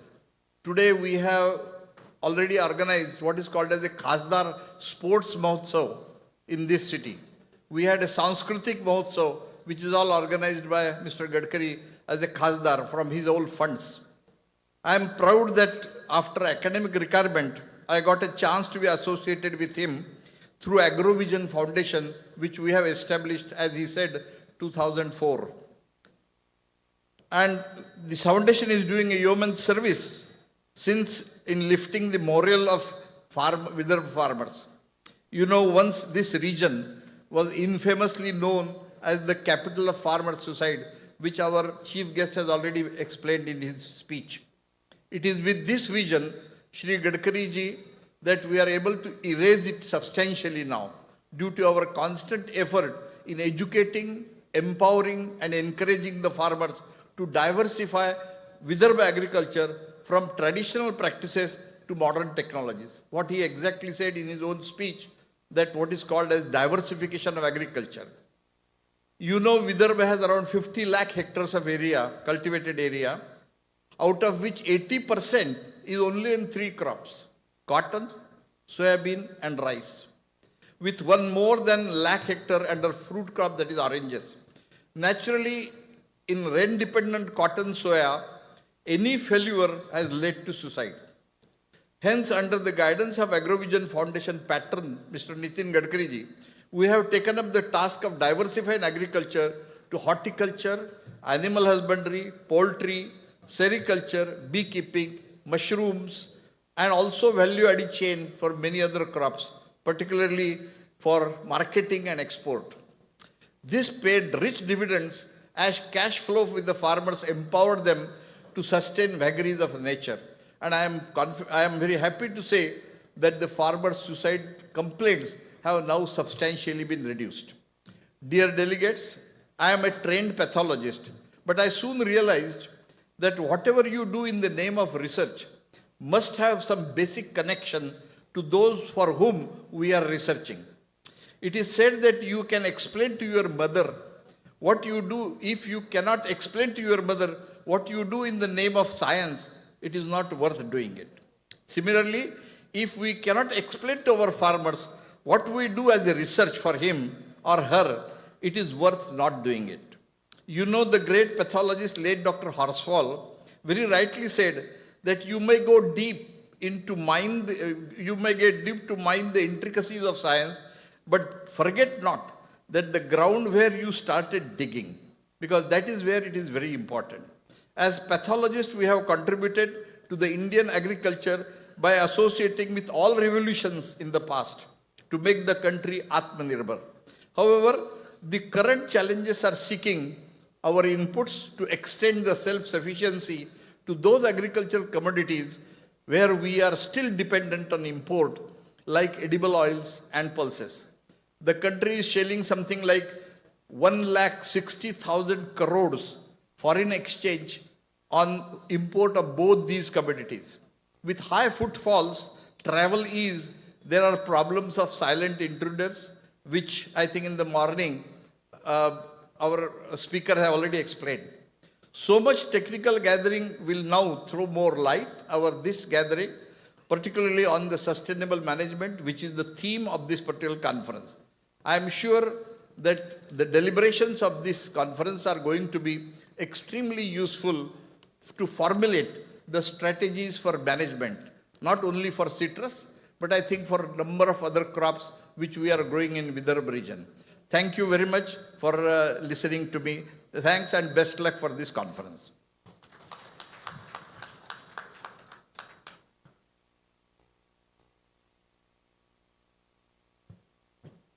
Thank you, sir, for your enlightening message. Now, I would like to request our guest of honor, Dr. Krishna Subba Rao, Distinguished Professor, University of California, Davis, USA, for presenting his address.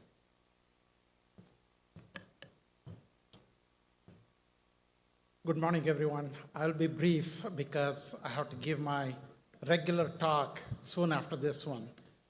So what a privilege it has been to share the dais with the Honorable Minister Nitin Gadkari ji, the Director General of ICR, Patak, and other luminaries on the stage. I thank IPS and Dr. Ghosh for this opportunity. And those of us that left the shores of India, regardless of the time that has elapsed and the distance where we have settled, we pulsate to every development that happens in India. When the news is good, we rejoice collectively, and when the news is bad, we also ache collectively.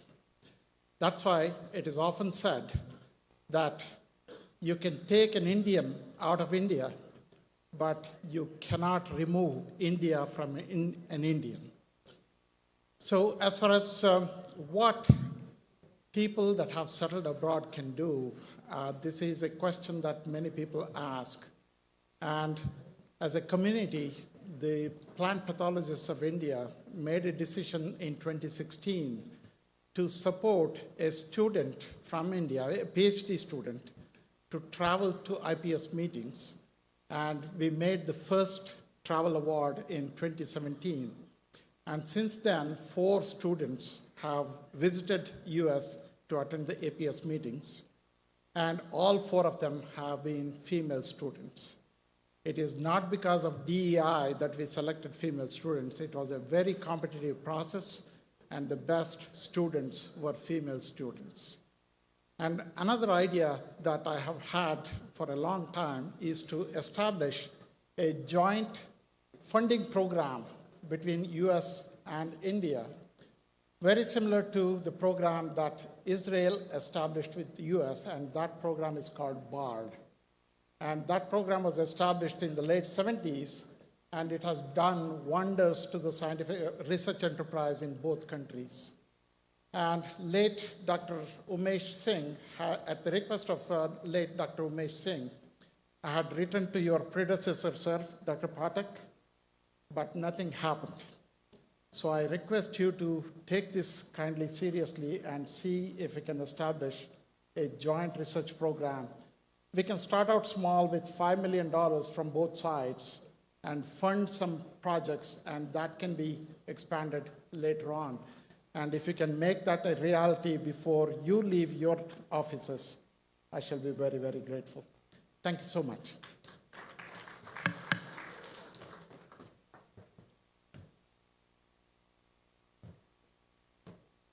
Now, the remaining IPS awards, which were, means a few of the awards are still remaining. So for that, I would like to call my scientist colleague, Dr. Venkatraman Bansode, for informing the details to the audience. Thanks, Dr. Sangeeta. Now we'll award the IPS recognition awards. I request Honorable Secretary Dare and DG ICR sir to present the awards. First of all, I invite Dr. V.B. Nargun, ICR Emeritus Professor, Dr. V.B. Nargun. Please come.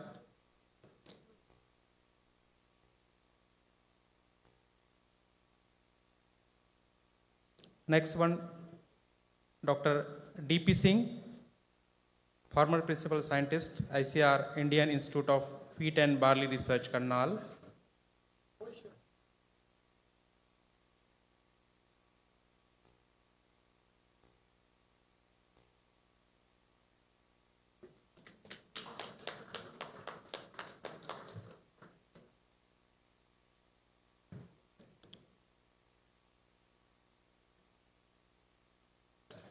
Next one, Dr. Partha Sarathinath, former head and professor, Bidhan Chandra Krushi Vishwavidyalaya, West Bengal.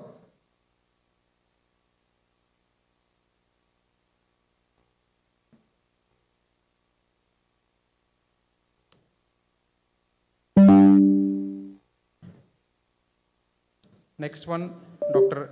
K.D. Thakur, former head, College of Agriculture, Nagpur.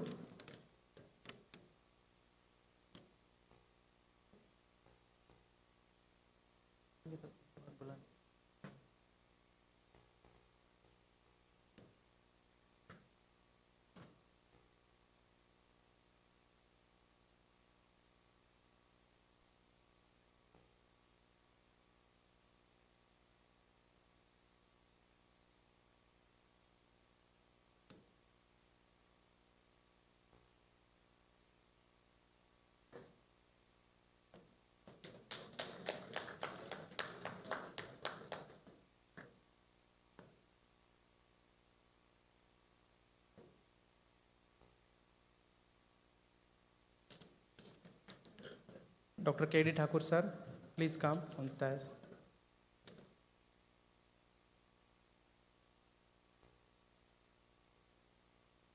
K.D. Thakur. Okay. Now I would like to invite Dr. Sharada Jayalakshmi Devi, Honorable Vice Chancellor, Angro Guntur, for receiving the IPS Fellow Award. And this award was supposed to be given tomorrow, but since Honorable VC Madam will be leaving Nagpur tonight, so due to her urgent official engagement, so we are presenting her award in the inaugural itself.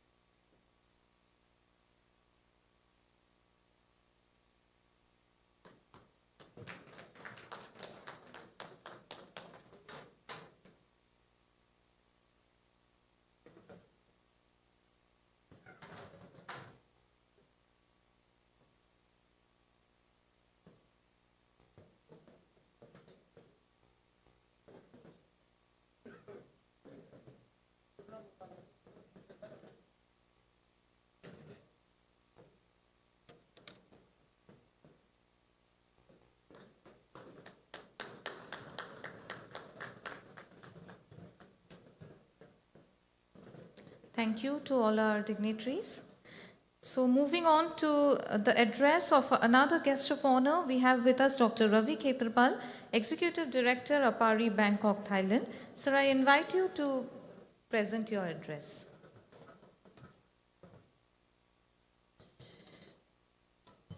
Okay.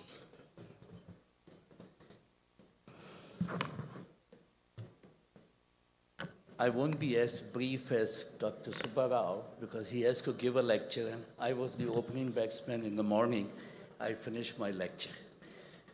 Well, distinguished guys, Dr. Himanshu Pathak, Dr. Subbarao, Dr. Mai, Agarwal, Dalip Ghosh. First of all, a big thank you to Dr. Dalip Ghosh, director here, for having organized this IPS national meeting and for having invited me. His invitation was so charged, like so many messages, your WhatsApp, your mailbox. Like from last 3 weeks, I was thinking I'm in Nagpur.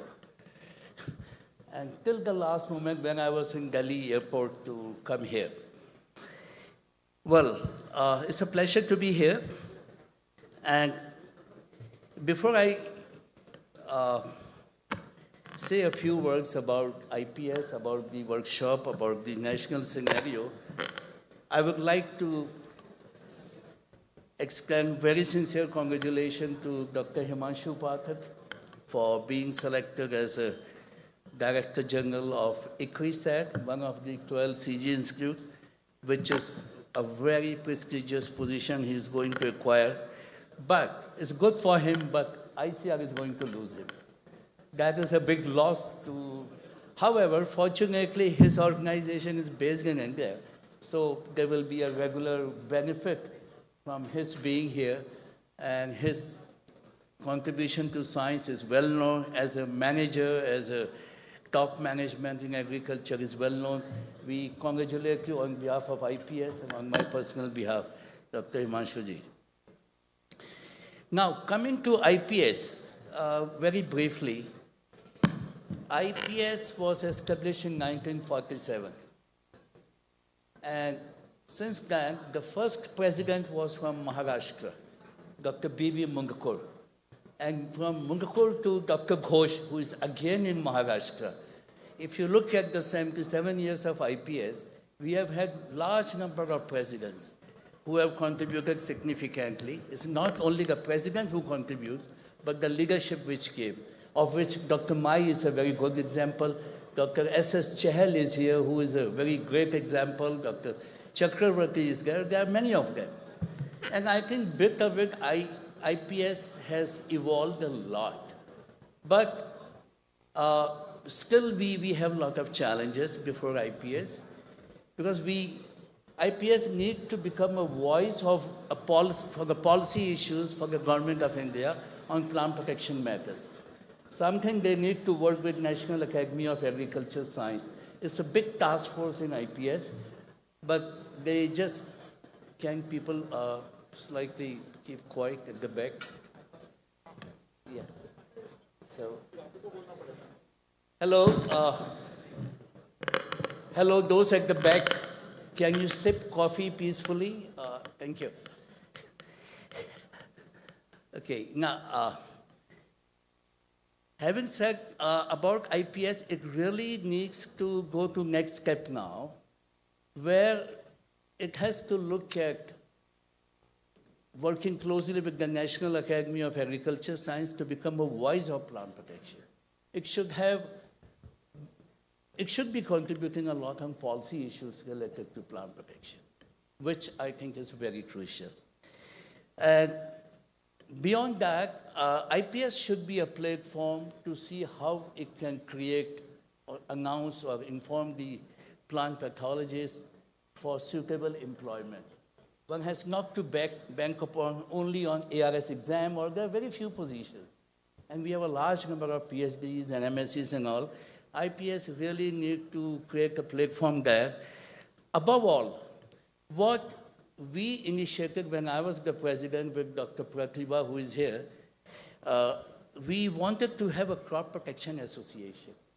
All plant pathology society, all entomology society, nematology, and weed science. We created one. Unfortunately, we didn't get much support from the entomology and other side, which I think maybe because we were not effective in making it.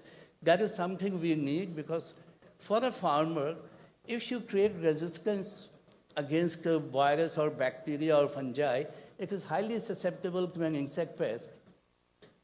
You say you can publish, your job is done, the best variety, but if the insect attacks, what happens? We still don't have that kind of an integrated approach, which sometimes is taken care of in the All India projects. But as an association, I think we can do much better.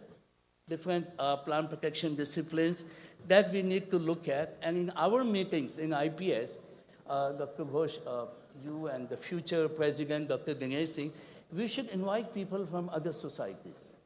It should not be only confined to plant protection, like from the genetics and plant breeding, because we need a lot of cross-fertility, in such meetings, from entomology, from soil science, because they are all interrelated now, and integration is the key now for the future agri-food system, what we are looking for. Apart from that, I was mentioning in my lecture in the morning, I will emphasize again, we need to look at functional capacities. technical capacities are abundance in ICR. We have 5 out of 5 OGPA, gold medalists, everything. But people don't often have soft skills to make things happen. Capacity to collaborate is very crucial. Like collaboration, when I'm saying, is collaboration with the international organizations. It is very, very crucial because that gives you a different dimension of how you are moving ahead. And the more you collaborate with international organizations like CGIR, I think you will understand the importance of impact assessment. I have not seen in ICR much. I have been an employee of ICR for a long time, 15 years back, but we were never like asked to or made to or go in the impact part. And in CGIR, we cannot survive if we don't show an impact of what we are doing and a proper monitoring and evaluation and an impact pathway actually, if not the impact. That point, I believe we really need to take care of in the field of plant protection as such. And as I mentioned in the morning in my presentation, we need an exit plan for use of chemical.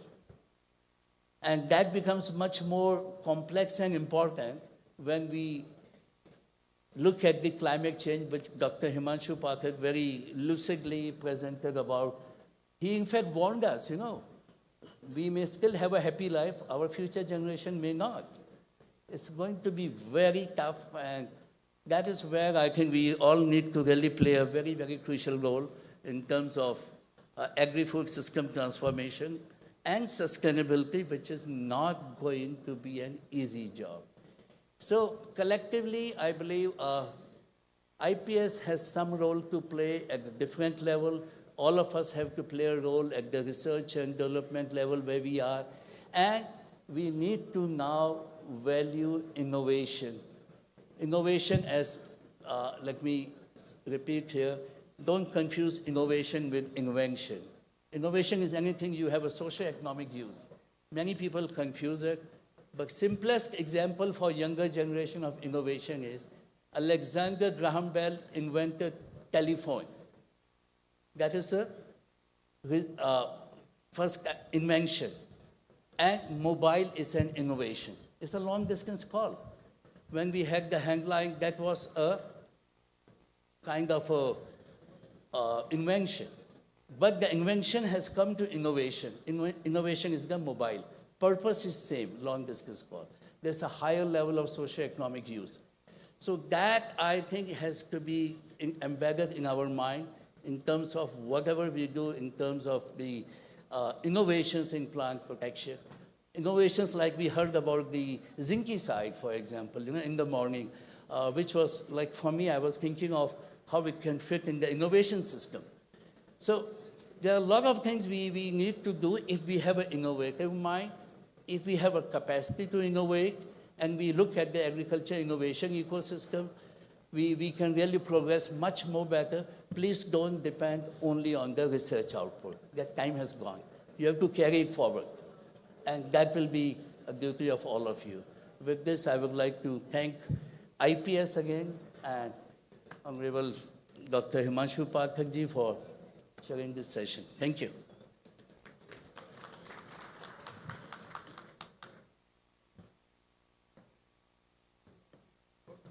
Thank you, sir, for your brilliant message.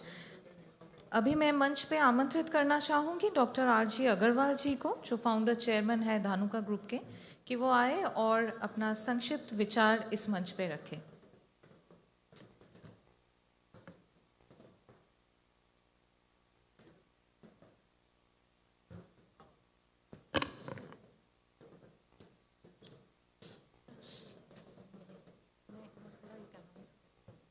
Please.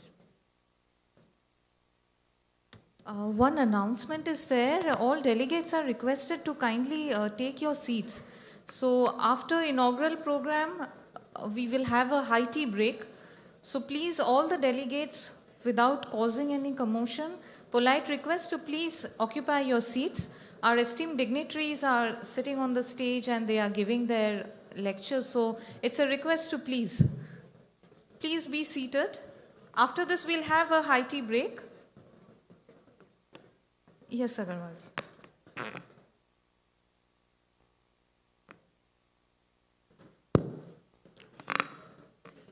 मित्रों, सबसे पहले मेरा प्रणाम आप सभी वैज्ञानिकों के नाम, मीडिया के लोगों के नाम, इंडस्ट्री के लोगों के नाम, किसानों के नाम, क्योंकि किसानों के लिए हम सब काम करते हैं, और एक प्रणाम जवानों के नाम जिनकी वजह से हम यहाँ सुरक्षित बैठे हैं। मैं फ्रेंड्स इंग्लिश में भी बात कर सकता हूँ, लेकिन इंडिया में हम सब हिंदी जानते हैं और हमारे प्रधानमंत्री जी ने हिंदी को पूरे विश्व में पहुँचाया है, तो मैं उनको फॉलो करके अपनी बात, मैं कोई साइंटिस्ट नहीं हूँ, मैं एक कमर्शियल आदमी हूँ। जो आप रिसर्च करते हैं हम उसको कमर्शियली कंज्यूमर तक पहुँचाते हैं। तो मैं सबसे पहले तो डॉक्टर घोष उनको बधाई देता हूं कि उन्होंने ये एक शानदार प्रोग्राम ऑर्गेनाइज किया। हिमांशु पाठक जी हमारे बीच में हैं, डॉक्टर माई साहब हैं स्टेज पे, डॉक्टर सुब्बा राव, डॉक्टर क्षेत्रपाल साहब। मैं कमर्शियल बात करूंगा। अभी गडकरी जी ने कहा कि 10,000 लोग सुसाइड करते हैं।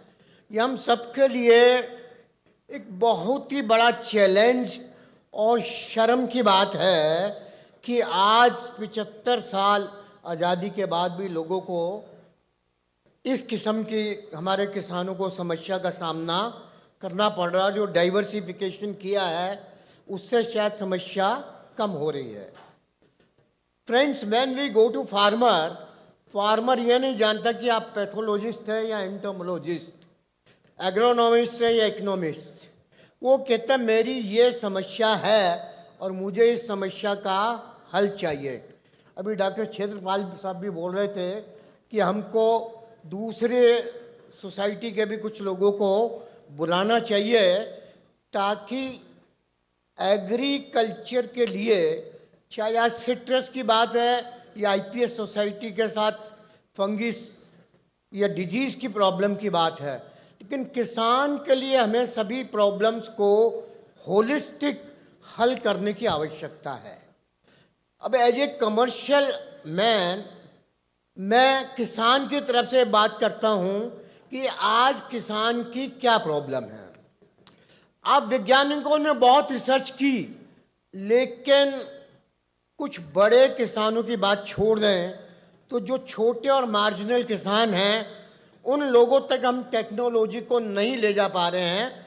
और मेरे से पहले सभी लोगों ने पब्लिक प्राइवेट पार्टनरशिप पे जोर दिया और मुझे खुशी है कि हिमांशु पाठक साहब की लीडरशिप में हमने ICR के साथ MOU किया, लेकिन अभी हम बहुत ज़्यादा काम नहीं कर पा रहे हैं।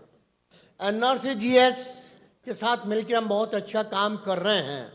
मैं डॉक्टर घोष और हिमांशु पाठक साहब से भी रिक्वेस्ट करूंगा कि आज हम एज ए प्राइवेट सेक्टर किसानों की एजुकेशन के लिए पैसा खर्च करने के लिए तैयार और खर्च भी कर रहे हैं।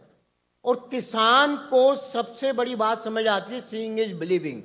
उसको आप करके दिखाएं। तो मैं डॉक्टर घोष साहब से भी रिक्वेस्ट करूंगा कि हम किसानों के लिए एजुकेटिव फिल्म बनाने को तैयार हैं अपने खर्चे से ICR के साथ मिलकर। हम सिंपल लैंग्वेज में उसकी क्या समस्या और उसका क्या समाधान है उसको भी लिटरेचर के रूप में लोकल लैंग्वेज में हमने फार्मर्स के लिए अभी डूज और डोंट्स इंग्लिश हिंदी के अलावा वेरियस रीजनल लैंग्वेज में कम्युनिकेशन दिया। और हमारा इम्पोर्टेंस था फार्मर की दूसरी प्रॉब्लम है उसको प्राइस नहीं मिलता। अभी हमारे एग्रीकल्चर मिनिस्टर साहब ने कहा था कि किसान को टमाटर का 5 रुपये रेट मिल रहा है और हम 50 रुपये किलो खरीद रहे हैं। तो जो हमारा मार्केटिंग सिस्टम है, अभी जो भारत सरकार की नई एग्रीकल्चर पॉलिसी आई है वो बहुत अच्छी है, जो किसान को ऑप्शन देती है कि वो अपना माल कहीं भी बेचे। जैसे हमको ऑप्शन है, किसान को क्यों ये जरूरी होना चाहिए कि वो APMC में ले जाके अपना सामान बेचे। और तीसरी बहुत बड़ी समस्या इस देश की बाहर के हमारे जो लोग हैं उनको देख के ये शायद अच्छा ना लगे कि अभी भी भारत देश में क्या हो रहा है। हमारे देश के अंदर पैरेलल इंडस्ट्री, नकली खाद, नकली सीड, नकली पेस्टिसाइड। डॉक्टर साहब, मैंने पहले भी कई प्लेटफार्म पे बात बोली।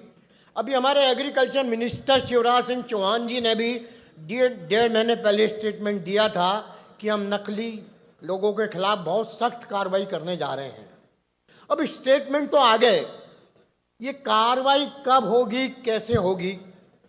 पेस्टिसाइड के लिए डॉक्टर पाठक साहब ने खुली सपोर्ट किया कि बिना पेस्टिसाइड के हम नहीं चल सकते। आज ऑर्गेनिक की बात हो रही है, यस, बायोपेस्टिसाइड की भी जरूरत है, लेकिन इस देश में बिकने वाले 90% biopesticide they are less with chemical pesticide. ये सच्चाई है। मैं 1968 में इस फील्ड में काम कर रहा हूं, लेकिन ये सच्चाई लोगों को बोलते हुए शर्म आती है या डर लगता है, लेकिन मैं खुलेआम चैलेंज के साथ बोल रहा हूं। हमारे डॉक्टर माई साहब बैठे हैं। डॉक्टर साहब, डॉक्टर माई, आपने भी 20 सैंपल लेके बायोस्टिमुलेंट के NRCGS में टेस्ट कराए थे और उनके अंदर 4, 5, 6 पेस्टिसाइड मिले थे। तो मेरा समय हो रहा है, तो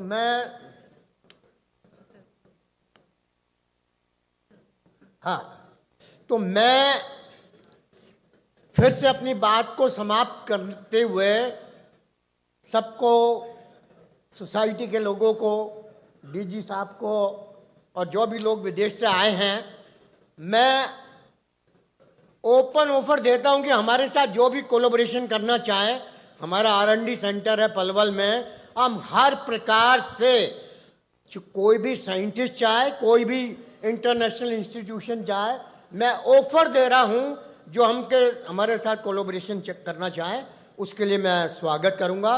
और मुझे सुनने के लिए और मौका देने के लिए एक बार फिर से धन्यवाद।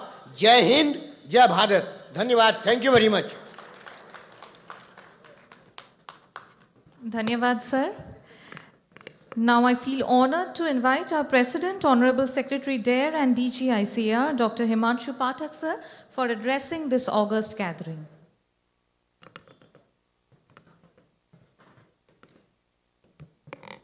Thank you very much and welcome all of you once again. I have already spoken to you in my talk on climate change and plant health management. So Dr. Mai, Agrawal Saab, Dr. Khetrapal, my friend Dr. Ghosh, of course Dr. Subbarao, all the very distinguished delegates from this country and also from abroad, scientists of ICAR, SAUs, and of course my student friends, my friends from media and press.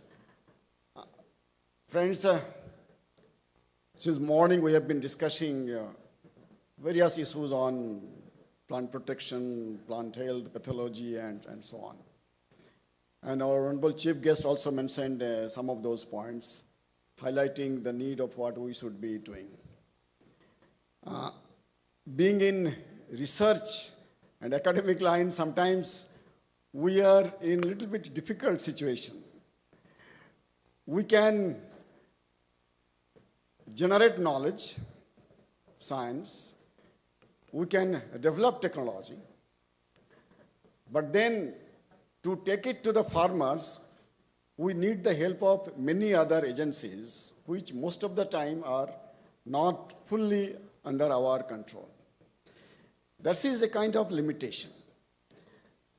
And that is one of the bottlenecks of development and so on. So how to bridge that is a major issue that we shall discuss. And of course, you are also discussing for many days or many earlier also. Friends, as all of you are working in the area of plant protection, pest, pathogen, and people. So there is a continuous war among these since the beginning of agriculture, maybe around 10,000, 15,000 years back. Since the day we started growing crops, from that particular day, pest and pathogen also started their activity. So this is a war of pest and people. And this war is going on. Sometimes pest win. Most of the time people win. But then this is not going to be over. There are many examples in the history of human civilization when big famines have happened only due to some pest and pathogens. The institute in which I used to work earlier, National Rice Research Institute, I can see some of my colleagues from that institute here also. You know, that institute was established because of Great Bengal famine of 1943. And you know why that famine was there? Because of brown spot disease of rice. The whole rice crop of that particular area was devastated. Of course, that was aggravated by some drought, some mismanagement, and all kinds of things were happening. But then the main culprit was that particular disease. All of you know about Ireland, all of you know about many other things. So this is not a small problem. This is a very big, challenging, and enormous problem. And even today also, we are talking about farmers. Whenever we go and visit a farmer in any part of the country, and probably this is true for outside India also, they talk about three major issues: beej, bazaar, or bimari. Seed, market, and disease. If they ask 10 questions to a scientist, 9 questions will be related to these three aspects. From where they are going to get good seed, how they are going to get good price, so where is the market, and then how to control the diseases. So beej, bazaar, and bimari, these three have remained the major constants of Indian agriculture and also global agriculture. And as I said, it is not only because of climate change, there are several other emerging issues which are going to aggravate these three major challenges which our Indian farming community is facing. Besides climate change, another big one is antimicrobial resistance. And I'm sure there are several lectures on this. Third one is we are now open market, which is very good. But then along with this open market, lots of new diseases, lots of new weeds, and lots of new pests are also going to come.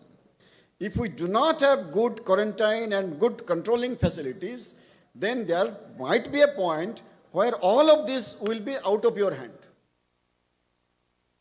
How to control that? Sometimes, in the name of control, we go many extra miles and then we stop many of the things. Now, that is also not desirable. Fully keeping it open, allowing anyone and everyone to come, is also not desirable. Now, how to make a balance? So, that's the third challenge. Fourth challenge is, Agrawal Sahab bhi abhi bol rahe the, and many others were also talking about. Now, Indian agriculture certainly needs to be environment-friendly agriculture, nature-friendly agriculture, and bioformulations are going to play a very, very important role. But then, there are so many bioformulations, almost every day are coming to the market. And unfortunately, we do not have a very good mechanism to control, to check, and only allow the right ones. So this is another challenge before all of us. Spurious chemicals and other things are also there. But friends, to control all of this, as I said, everything is not in our hand, but many of the things are in our hand. We cannot formulate policy. We cannot take everything to the farmer doorstep. No, that is beyond our capacity. मंत्री जी सही कह रहे थे कि आज देश में citrus के लिए 3 crores planting materials we need. And our institute can provide only around 15-16 lakhs. It's minuscule. But that is what this institute is meant for. This institute, whatever they do, they cannot provide 3 crores or 4 crores, something like that. So we have to go. We have to go with public, we have to go with private, we have to go with NGOs, we have to go with state governments, and that's what we are trying to do. Now in this connection, let me also announce one good thing, and I think you will be very, very happy to know that. Now from this year, we are going to start a very big program, we call it Clean Plant Program. And we are going to invest 2,000 crores. Yes, 2,000 crores, rupees of course, not dollars. Khetrapal sahab samjhe honge dollars to nahi hai, but chalo rupees hi hai. And 9 institutes have already been identified which will be part of this program starting this year. And this institute, Citrus Institute, is one of those institutes.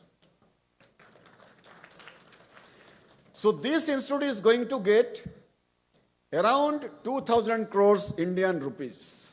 Sorry, 200 crores Indian rupees to strengthen their clean plant program. Now the plan is they will be cleaning all those plants, providing, and then we shall collaborate with private nurseries, n number of other stakeholders who will multiply and then give it to the farmers, sell it in the market, and that's how it will go. So this is a very important program which we have already taken initiative, and from this year onwards it is going to start. Now similarly for AMR, antimicrobial resistance, again some good programs we have initiated. My colleagues from ICR are certainly there, they are quite in large number here. So I'm sure in their presentations they will be also highlighting with you what exactly we are trying to do. But main point is this: many of the problems should find their solution in research and development. And for what? We are responsible. अभी खेत्रपाल साहब ने innovations का बात किया ना. So Dr. many of our friends are now busy with the innovation, busy with the mobiles. Anyway, so, and the country is looking forward for that. This is our responsibility. Please discuss this in great detail. We talk about Viksit Bharat, developed India. This is a kind of commitment, this is a kind of pledge, and all of us have started working on that.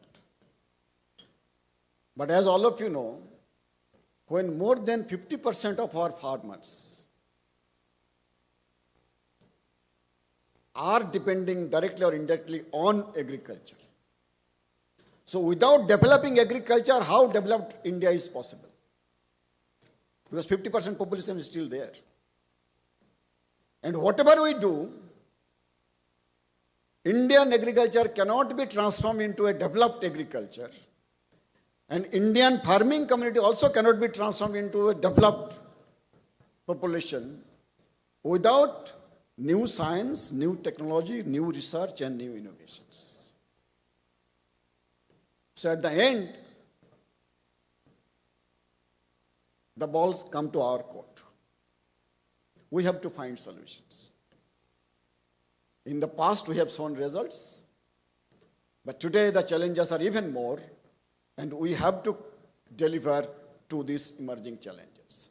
So when I saw this, so the topic of this particular conference, emerging issues and sustainable strategies, these are extremely important. And we'll be very eagerly waiting for the recommendations which will be coming out of your deliberations, your discussions, and your debate.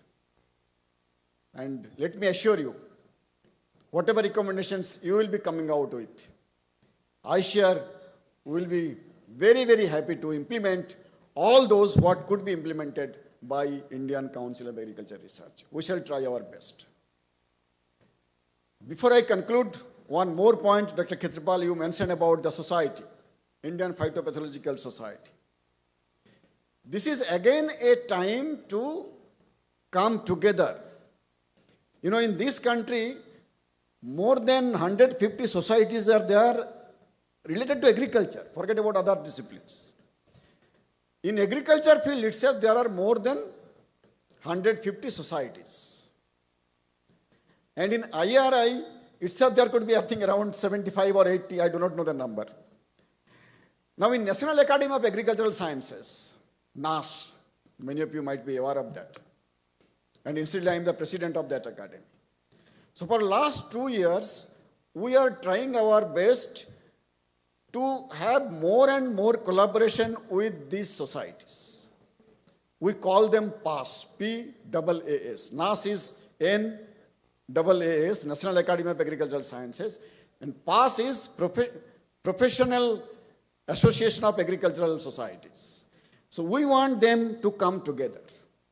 Now 79 professional societies like Indian Phytopathological Society are working with NAS. The idea is let the societies continue doing their own work. But as agriculture is something which needs integration of all of these activities, so let us come together. So coming together, we are now formulating joint programs. We are also trying to publish joint articles or journals. We are also organizing several initiatives like how to improve the quality of journals, capacity building for editors, scientists, young professionals and so on, bringing some students together, bringing farmers also together. So what I shall suggest, as this is a very good forum, Dr. Ghosh, for you and others, let us also join in that particular initiative, NAS PAAS. So let us bring together all of those activities which you are doing so that it will be having a much larger impact. You individually are doing a great job, but when all of us come together, as I said, 150 societies plus National Academy of Agricultural Sciences, that is going to give much more leverage. And that voice is going to be much more louder when we put it together. So these are some of my thoughts. Once again, let me congratulate all the organizers, society, institute, and all of you. And I was really very, very happy to see many of the very bright minds of phytopathology from all over the world. They are here today.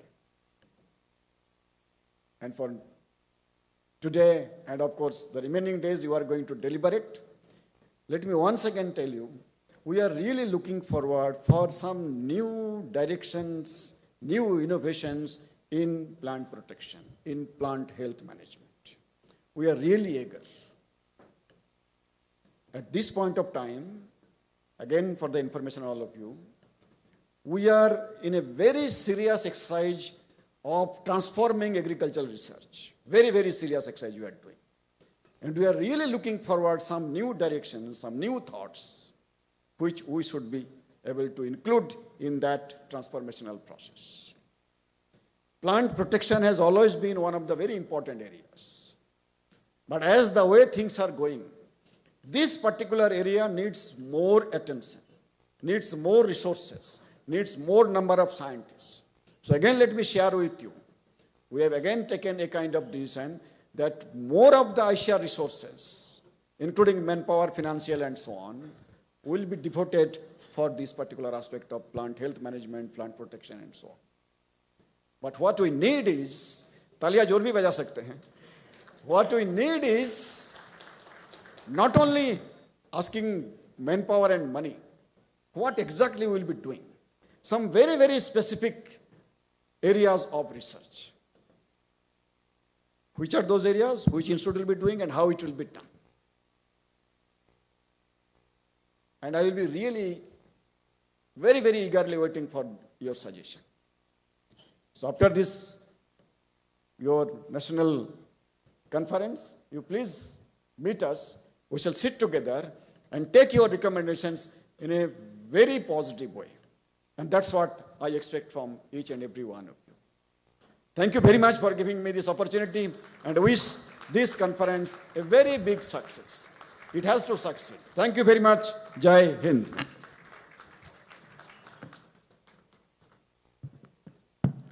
Thank you very much, sir, for your thought-provoking message. It's always an honor to hear you, sir. Thank you, sir. Now we have some few more IPS awards. I request Honorable Secretary Dare and DGICR, sir, to present the award. I would like to invite Dr. S.C. Bharadwaj for receiving K.C. Mehta Memorial Award.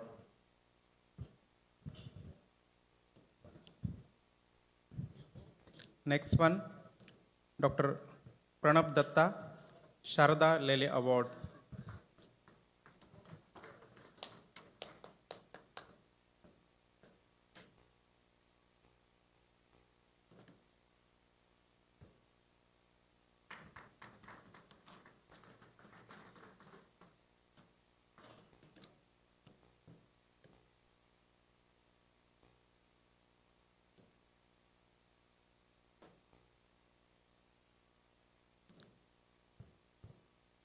Next one, Dr. C. Jayalakshmi for receiving B.N. Chakravarti and Usha Chakravarti Best Teacher Award.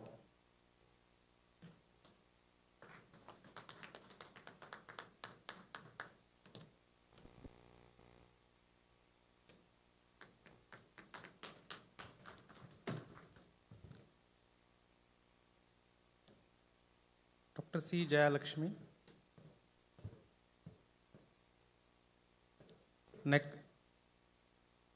Next one, Dr. D. Paramesh for receiving M.K. Patel Young Scientist Award.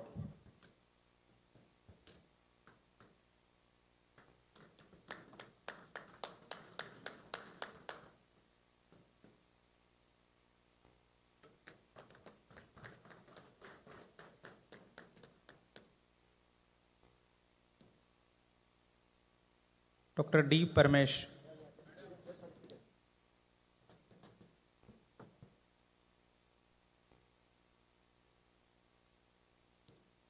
Dr. D. Paramesh for M.K. Patel Young Scientist Award.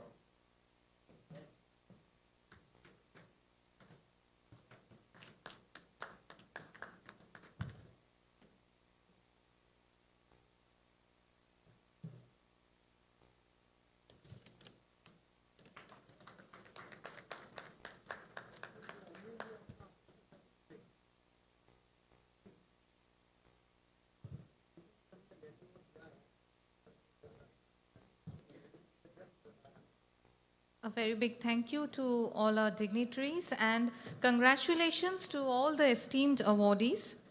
So this brings us to the end of our inaugural session. So now I call upon Dr. A.K. Das, Principal Scientist, ICAR Citrus Institute and Organizing Secretary of this National Conference to propose the vote of thanks.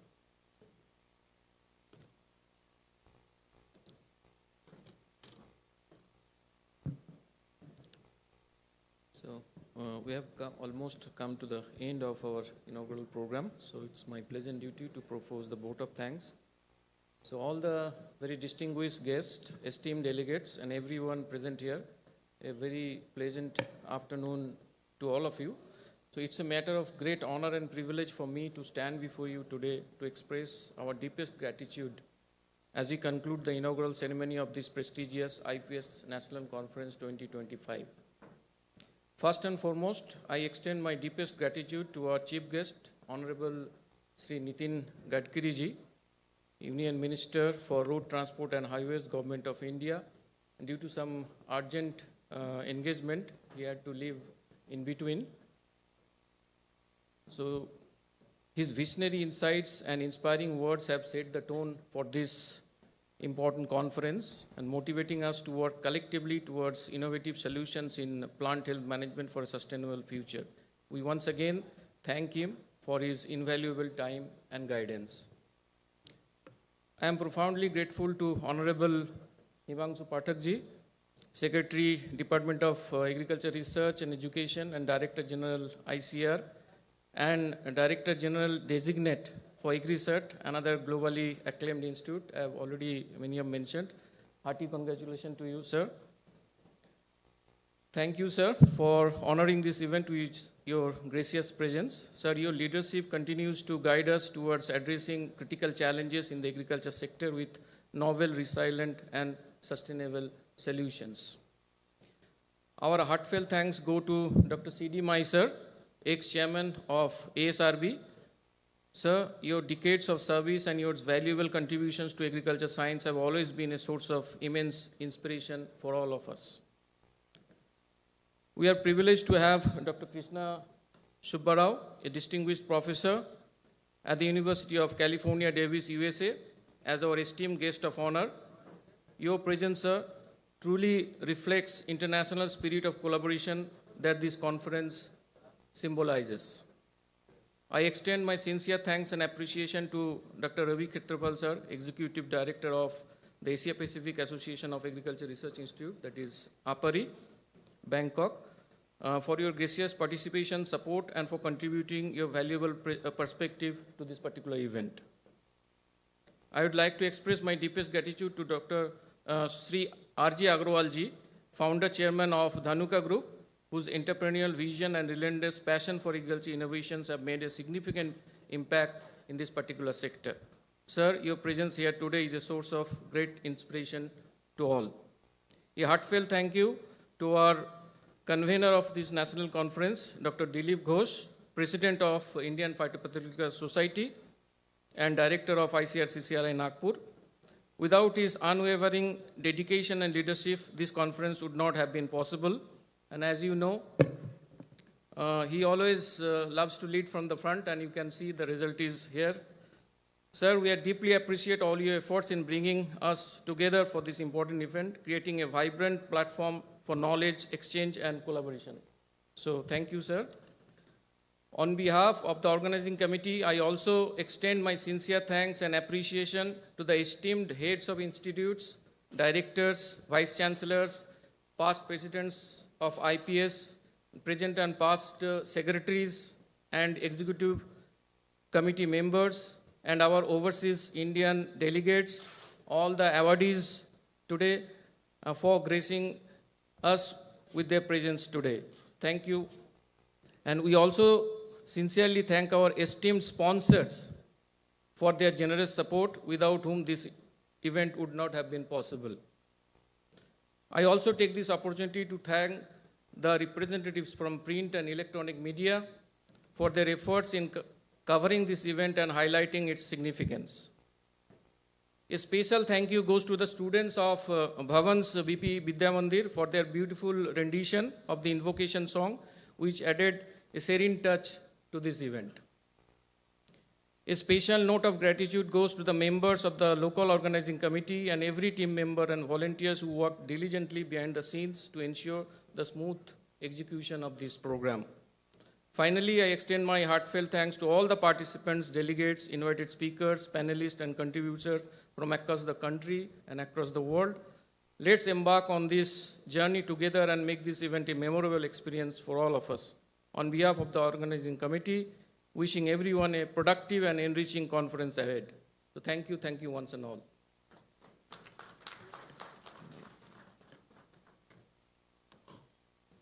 Thank you, sir. I request all of you to kindly rise for the national anthem.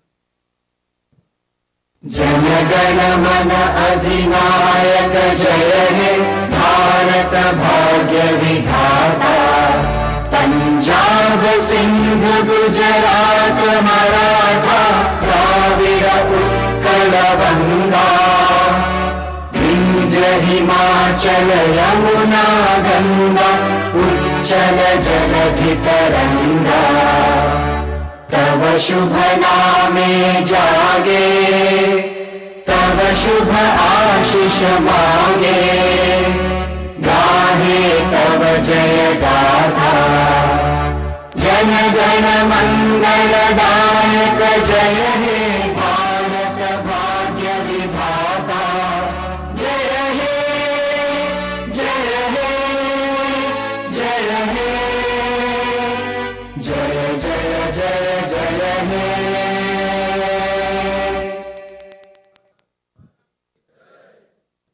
Jai Hind, thank you all.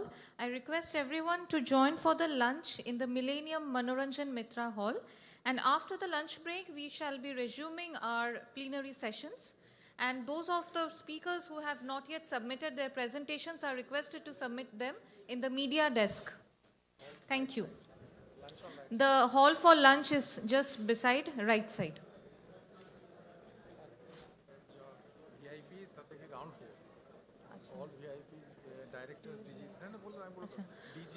All the VVIPs, directors, vice chancellors, DG sir, And the dignitaries on dais are requested to join for the lunch in the ground floor. Poster sessions 1 to 4. 1, 2, 3, 4. 1, 2, 4. Okay. Poster sessions 1, 2 and 4, they are requested to please display their posters in which hall? In downstairs. Our poster hall is there.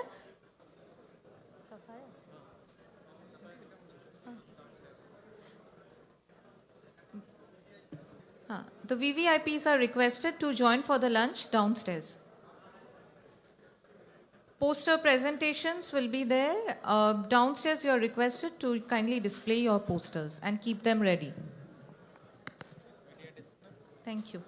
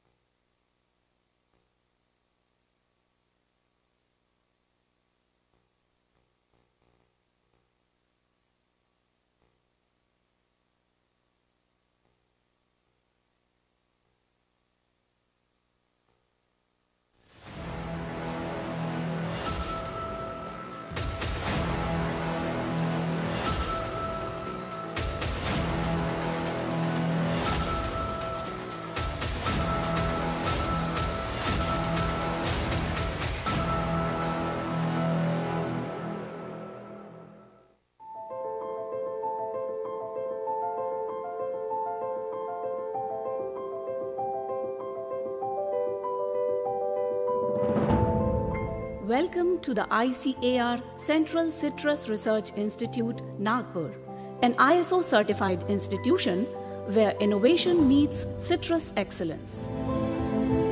The institute started its journey in 1985 as a regional station under the aegis of IIHR Bengaluru, then uplifted to the National Research Center for Citrus in 1986 and attained a major milestone in 2014 when it was upgraded to National Institute level and renamed as Central Citrus Research Institute.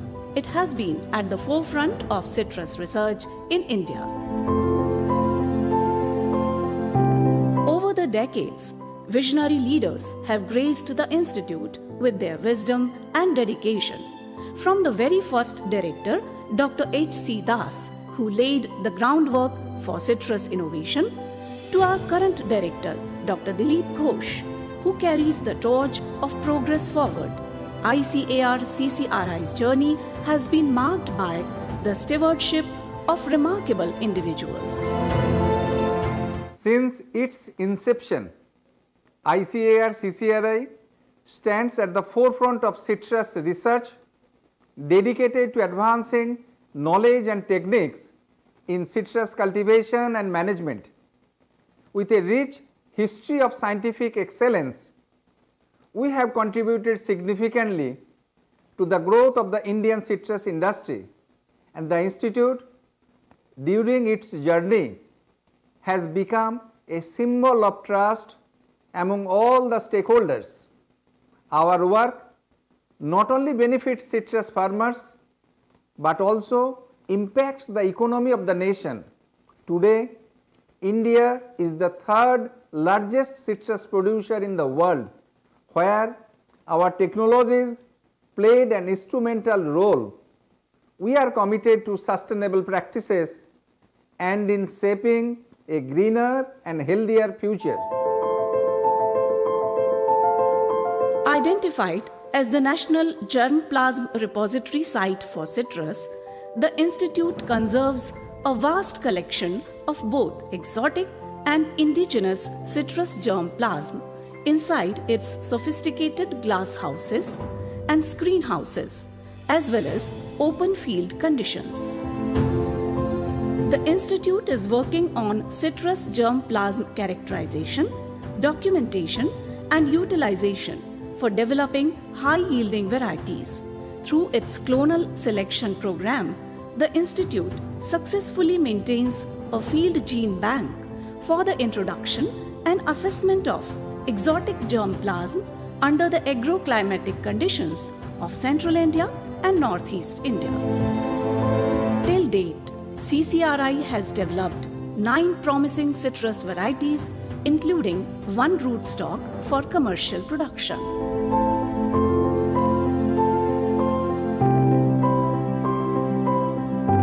CCRI manages a vast 250-acre area with 180 acres allocated for citrus cultivation, while the remainder is designated for facilities like screen houses, greenhouses, internal roads, water bodies, staff quarters, farmers' hostel, and administrative-cum-lab buildings. Currently, nearly 170 acres of arable land are dedicated to mandated citrus crops, complemented by nursery units, foundation blocks, etc. To support irrigation, both above ground and underground water storage tanks have been constructed, supplied by an underground pipeline connected to Ambazari Lake, located 1.5 kilometers away from the institute. Healthy planting materials are critical in enhancing the productivity of citrus. CCRI has standardized the technology of containerized nursery production of disease-free planting material. Till date, the institute has produced and distributed more than 58 lakhs disease-free plants of Nagpur mandarin, sweet oranges, acid lime, pomelo, grapefruit, etc., covering an area of 15,000 hectares across the country. Revenue generation more than rupees 16 crores through sale of planting material alone have been accomplished. The institute has signed 14 MOU with private nurseries for licensing of disease-free planting material production technology.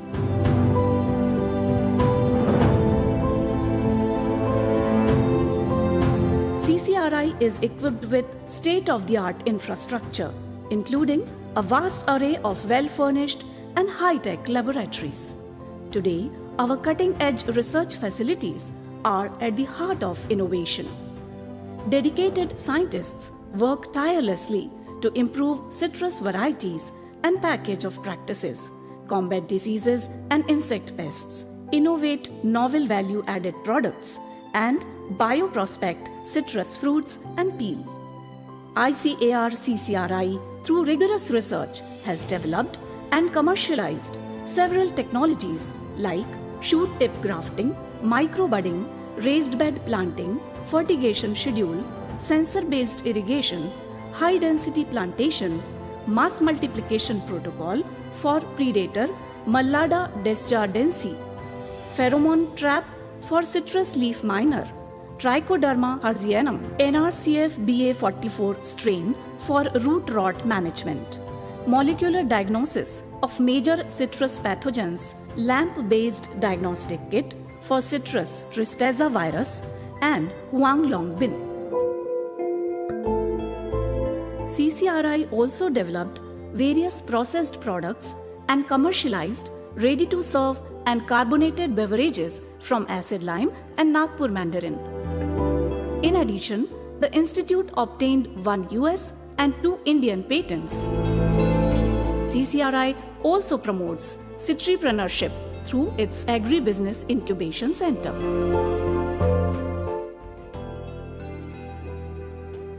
The institute takes pride in hosting a variety of academic events. So far, it has organized 2 brainstorming sessions, 6 national symposiums, 2 international conferences, 1 national citrus meet, and has signed 13 MOUs with universities and other academic institutions. Research papers in several high-impact journals of international repute. In recognition of significant contributions made by this institute, ICAR conferred the Sardar Patel Outstanding Institution Award to CCRI. To harness the potential of northeastern region of our country, a treasure trove of citrus germplasm, the institute established its first regional center in 2017 at Biswanath Chariali, Assam, and initiated research activities with a plantation of 18 varieties and 41 accessions. The RRCC Assam also taken up production of quality planting material of citrus.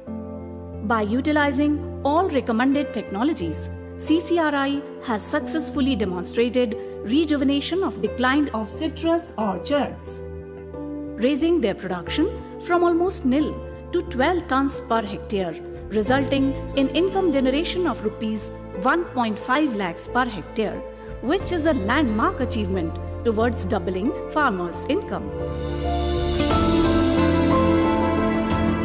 In order to make its presence felt globally, the Institute has organized international training programs in recent past, hosting eager trainees from Oman, Nepal, and Bhutan. CCRI also conducts national training programs for citrus growers, research scholars, and State Department officials, and also sees major footfall of citrus enthusiasts and school students from all over India. Under Tribal Sub-Plan, CCRI contributes to nurturing sustainable agriculture in tribal communities. The NEH plan supports transformative initiatives in the northeastern regions. Under the Scheduled Caste Sub-Plan, SCSP, CCRI wholeheartedly uplifts marginalized communities. The institution also participates in various farmers' fairs and exhibitions to promote scientific citrus farming technology, as well as conducting training programs, demonstrations, and exposure visits. These outreach activities assist to bridge the lab-to-land gap by bringing scientific advances to farmers, who are the ultimate stakeholders in the citrus industry. The Indian Society of Citriculture, Nagpur, organized the Asian Citrus Congress 2023 on the theme Advancing Citriculture for Agroeconomic Prosperity in Nagpur from 28th to 30th October 2023 in association with ICAR Central Citrus Research Institute, Nagpur, India, Asia Pacific Association of Agricultural Research Institutions, Thailand and Korean Society for Citrus and Subtropical Climate Fruits, South Korea. This international conference received an overwhelming response and was attended by over 300 delegates from 20 countries across the world.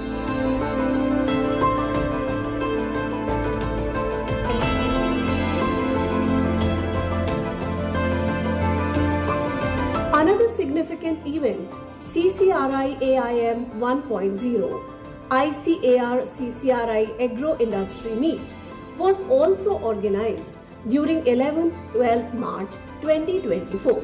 The event marked a significant milestone in the synergy between research institute and industry, fostering a collaborative ecosystem aimed at propelling the Indian citrus industry forward. Over 35 leading agro industries and over 108 progressive citrus growers from Maharashtra and Madhya Pradesh participated in this event. For dissemination of scientific knowledge to stakeholders of citrus industry, the Institute has published 5 books, 58 extension bulletins, 28 extension folders in Hindi, Marathi and English for benefit of citrus cultivators. CCRI also publishes citrus newsletters half-yearly and Hindi patrika Santra Samvad every year. Under the aegis of Indian Society of Citriculture, the Institute is playing an integral role in publishing a semi-annual e-magazine, Indian Citriculture, that has generated a huge wave of response amongst citrus enthusiasts across the world. Time to time, distinguished guests including Honorable Ministers, Member of the Planning Commission, Secretary DARE and Director General ICAR, Deputy Director Generals and other dignitaries have graced the Institute with their presence. Their visits have been landmarks in the Institute's journey towards agricultural excellence.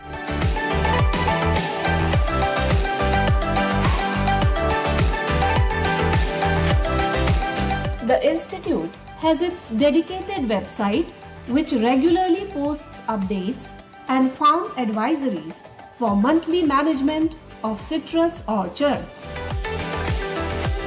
The presence of CCRI in print, electronic and social media is equally notable. Citrus industry in India, valued at approximately 32,000 crores, serves as a vital source of livelihood for millions of people across the country. However, realizing its full potential requires addressing emerging challenges posed by various biotic and abiotic stress factors. These challenges necessitate dedicated research and efficient technology dissemination. In recent years, our institute has made significant contribution in developing new citrus varieties and modern farming technologies.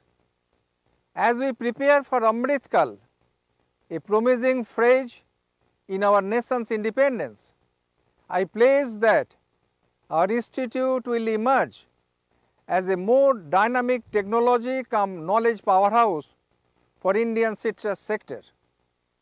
We will introduce new citrus varieties having both domestic demand and export potential.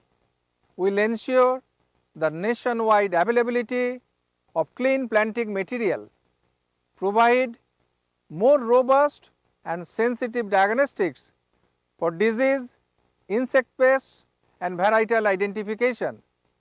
We will promote eco-friendly nutrient, water and pest management practices, innovate novel functional food products and leverage cutting-edge technologies using artificial intelligence, drones and IT tools for an economically more profitable and ecologically more sustainable citrus industry. ICAR-CCRI is devoted to making a significant contribution to our nation's dream of becoming a $5 trillion economy.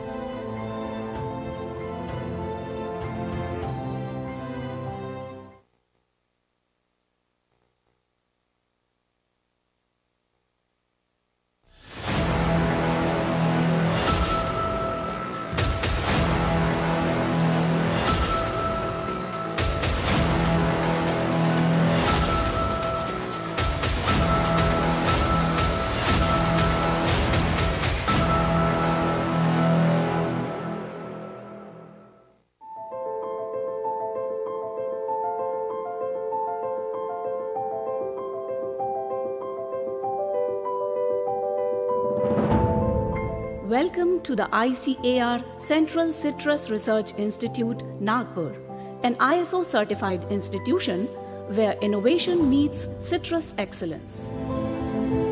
The institute started its journey in 1985 as a regional station under the aegis of IIHR Bengaluru, then uplifted to the National Research Center for Citrus in 1986 and attained a major milestone in 2014 when it was upgraded to National Institute level and renamed as Central Citrus Research Institute. It has been at the forefront of citrus research in India. Over the decades, visionary leaders have graced the institute with their wisdom and dedication, from the very first director, Dr. H.C. Das, who laid the groundwork for citrus innovation, to our current director, Dr. Dilip Ghosh, who carries the torch of progress forward. ICAR CCRI's journey has been marked by the stewardship of remarkable individuals. Since its inception, ICAR CCRI stands at the forefront of citrus research, dedicated to advancing knowledge and techniques in citrus cultivation and management. With a rich history of scientific excellence, we have contributed significantly to the growth of the Indian citrus industry, and the Institute, during its journey, has become a symbol of trust among all the stakeholders. Our work not only benefits citrus farmers, but also impacts the economy of the nation. Today, India is the third largest citrus producer in the world, where our technologies played an instrumental role. We are committed to sustainable practices and in shaping a greener and healthier future. Identified as the National Germplasm Repository Site for citrus, the Institute conserves a vast collection of both exotic and indigenous citrus germplasm inside its sophisticated glass houses and screen houses, as well as open field conditions. The Institute is working on citrus germplasm characterization, documentation, and utilization for developing high-yielding varieties. Through its clonal selection program, the Institute successfully maintains a field gene bank for the introduction and assessment of exotic germplasm under the agroclimatic conditions of Central India and Northeast India. Till date, CCRI has developed 9 promising citrus varieties, including 1 rootstock for commercial production.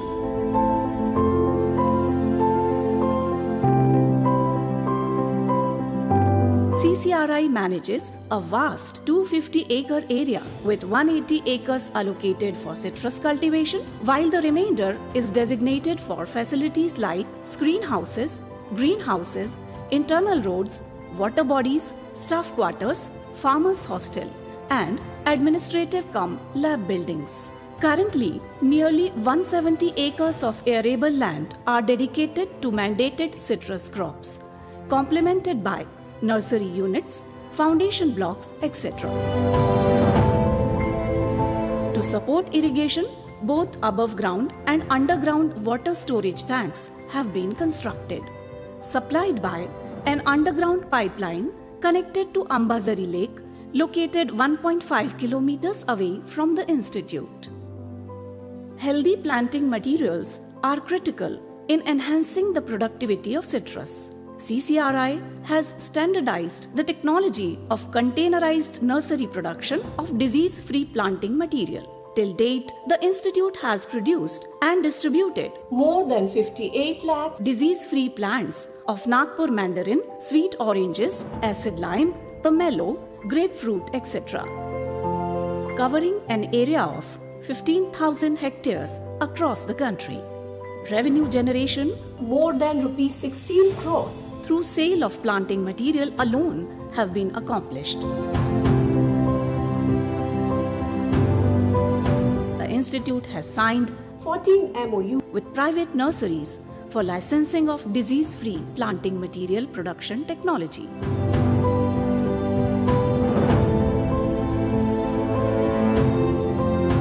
CCRI is equipped with state-of-the-art infrastructure, including a vast array of well-furnished and high-tech laboratories. Today, our cutting-edge research facilities are at the heart of innovation. Dedicated scientists work tirelessly to improve citrus varieties and package of practices, combat diseases and insect pests, innovate novel value-added products, and bioprospect citrus fruits and peel.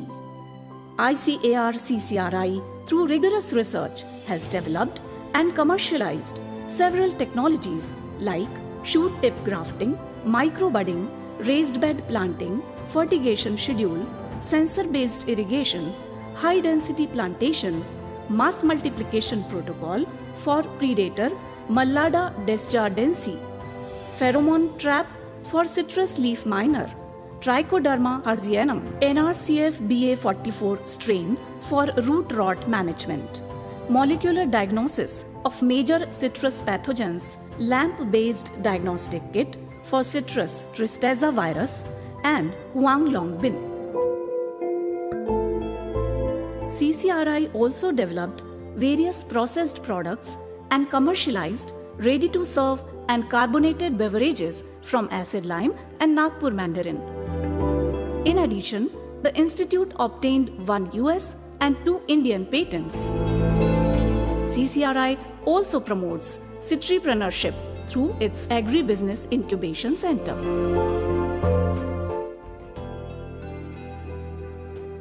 The institute takes pride in hosting a variety of academic events. So far, it has organized 2 brainstorming sessions, 6 national symposiums, 2 international conferences, 1 national citrus meet, and has signed 13 MOUs with universities and other academic institutions. Research papers in several high-impact journals of international repute. In recognition of significant contributions made by this institute, ICAR conferred the Sardar Patel Outstanding Institution Award to CCRI. To harness the potential of northeastern region of our country, a treasure trove of citrus germplasm, the institute established its first regional center in 2017 at Biswanath Chariali, Assam, and initiated research activities with a plantation of 18 varieties and 41 accessions. The RRCC Assam also taken up production of quality planting material of citrus. By utilizing all recommended technologies, CCRI has successfully demonstrated rejuvenation of declined of citrus orchards, raising their production from almost nil to 12 tons per hectare, resulting in income generation of rupees 1.5 lakhs per hectare, which is a landmark achievement towards doubling farmers' income. In order to make its presence felt globally, the institute has organized international training programs in recent past, hosting eager trainees from Oman, Nepal, and Bhutan. CCRI also conducts national training programs for citrus growers, research scholars, and State Department officials, and also sees major footfall of citrus enthusiasts and school students from all over India.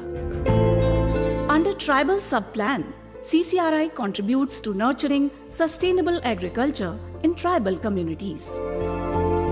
The NEH plan supports transformative initiatives in the northeastern regions. Under the Scheduled Caste Sub-Plan, SCSP, CCRI wholeheartedly uplifts marginalized communities. The institution also participates in various farmers' fairs and exhibitions to promote scientific citrus farming technology, as well as conducting training programs, demonstrations, and exposure visits. These outreach activities assist to bridge the lab-to-land gap by bringing scientific advances to farmers, who are the ultimate stakeholders in the citrus industry. The Indian Society of Citriculture, Nagpur, organized the Asian Citrus Congress 2023 on the theme Advancing Citriculture for Agroeconomic Prosperity in Nagpur from 28th to 30th October 2023 in association with ICAR Central Citrus Research Institute, Nagpur, India, Asia Pacific Association of Agricultural Research Institutions, Thailand and Korean Society for Citrus and Subtropical Climate Fruits, South Korea. This international conference received an overwhelming response and was attended by over 300 delegates from 20 countries across the world.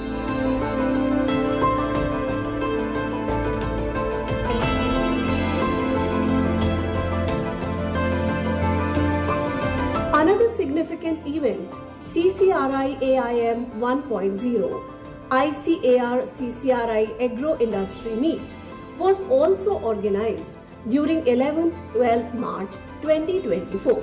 The event marked a significant milestone in the synergy between research institute and industry, fostering a collaborative ecosystem aimed at propelling the Indian citrus industry forward. Over 35 leading agro industries and over 108 progressive citrus growers from Maharashtra and Madhya Pradesh participated in this event. For dissemination of scientific knowledge to stakeholders of citrus industry, the Institute has published 5 books, 58 extension bulletins, 28 extension folders in Hindi, Marathi and English for benefit of citrus cultivators. CCRI also publishes citrus newsletters half-yearly and Hindi Patrika Santra Samvad every year. Under the aegis of Indian Society of Citriculture, the Institute is playing an integral role in publishing a semi-annual e-magazine, Indian Citriculture, that has generated a huge wave of response amongst citrus enthusiasts across the world. Time to time, distinguished guests including Honorable Ministers, Member of the Planning Commission, Secretary DARE and Director General ICAR, Deputy Director General and other dignitaries have graced the Institute with their presence. Their visits have been landmarks in the Institute's journey towards agricultural excellence.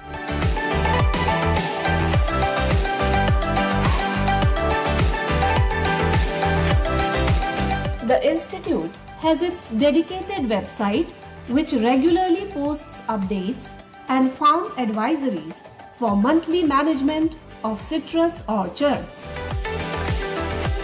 The presence of CCRI in print, electronic and social media is equally notable. Citrus industry in India, valued at approximately 32,000 crores, serves as a vital source of livelihood for millions of people across the country. However, realizing its full potential requires addressing emerging challenges posed by various biotic and abiotic stress factors. These challenges necessitate dedicated research and efficient technology dissemination. In recent years, our institute has made significant contribution in developing new citrus varieties and modern farming technologies.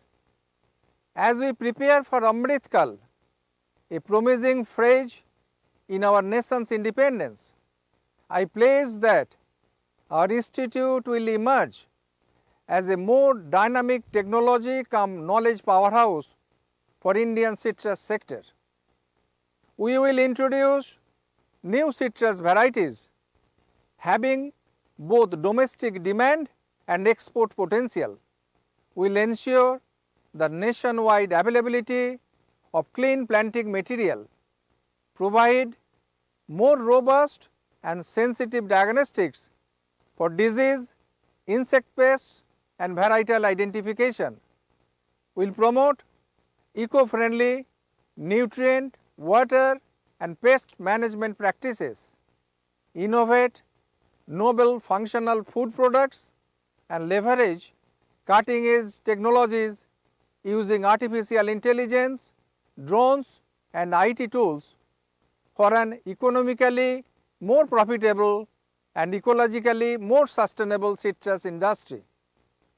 ICAR CCRI is devoted to making a significant contribution to our nation's dream of becoming a $5 trillion economy.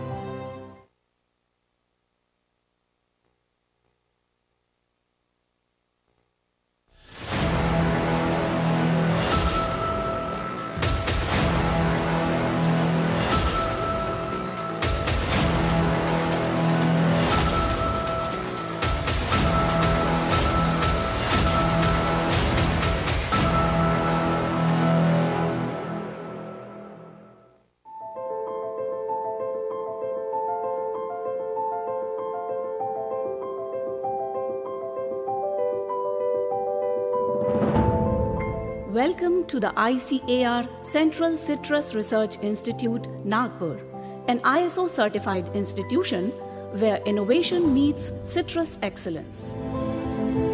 The institute started its journey in 1985 as a regional station under the aegis of IIHR Bengaluru, then uplifted to the National Research Centre for Citrus in 1986 and attained a major milestone in 2014 when it was upgraded to National Institute level and renamed as Central Citrus Research Institute. It has been at the forefront of citrus research in India. Over the decades, visionary leaders have graced the institute with their wisdom and dedication.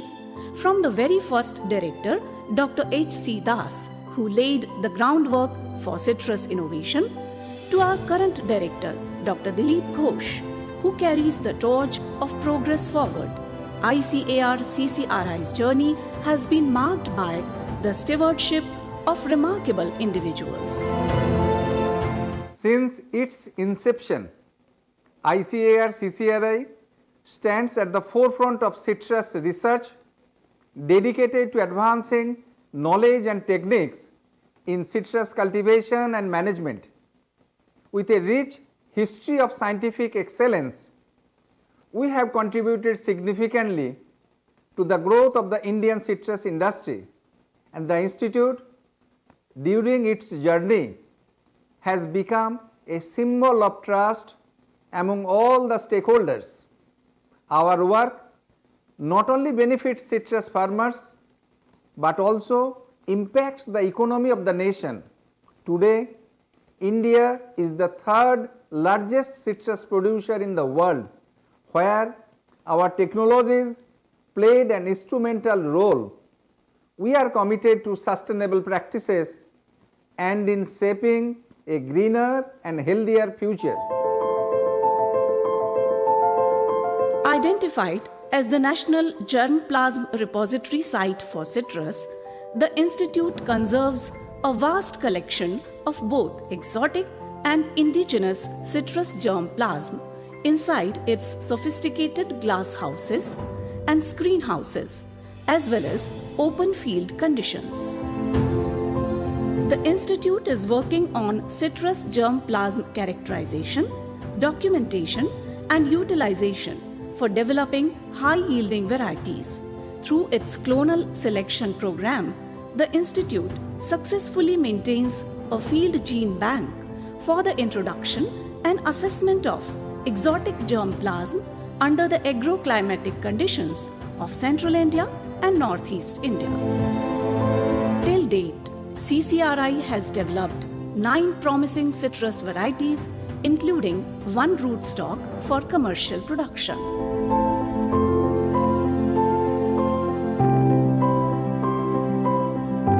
CCRI manages a vast 250-acre area with 180 acres allocated for citrus cultivation, while the remainder is designated for facilities like screen houses, greenhouses, internal roads, water bodies, staff quarters, farmers' hostel, and administrative-cum-lab buildings. Currently, nearly 170 acres of arable land are dedicated to mandated citrus crops, complemented by nursery units, foundation blocks, etc.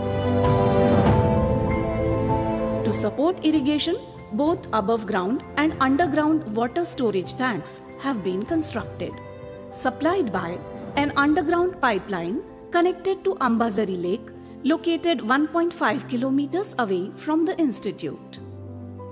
Healthy planting materials are critical in enhancing the productivity of citrus. CCRI has standardized the technology of containerized nursery production of disease-free planting material. Till date, the institute has produced and distributed more than 58 lakhs disease-free plants of Nagpur mandarin, sweet oranges, acid lime, pomelo, grapefruit, etc., covering an area of 15,000 hectares across the country. Revenue generation more than rupees 16 crores through sale of planting material alone have been accomplished. The institute has signed 14 MOU with private nurseries for licensing of disease-free planting material production technology.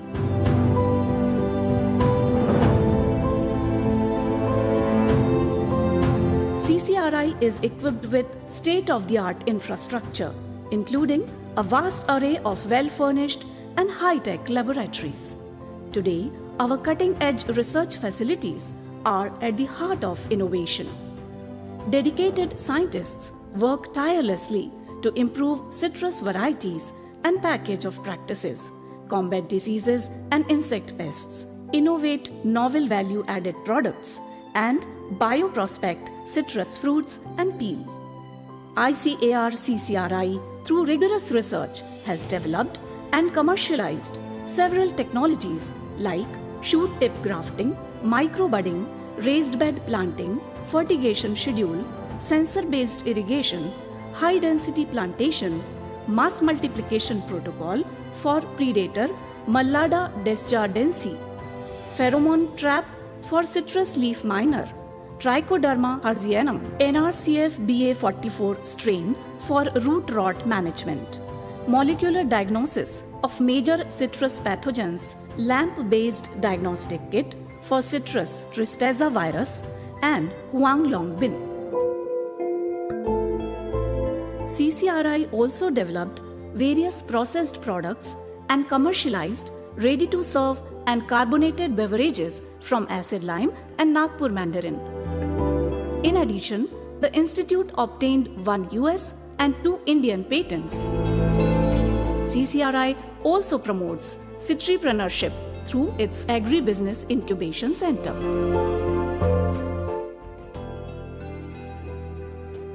The institute takes pride in hosting a variety of academic events. So far, it has organized 2 brainstorming sessions, 6 national symposiums, 2 international conferences, 1 national citrus meet, and has signed 13 MOUs with universities and other academic institutions. Research papers in several high-impact journals of international repute.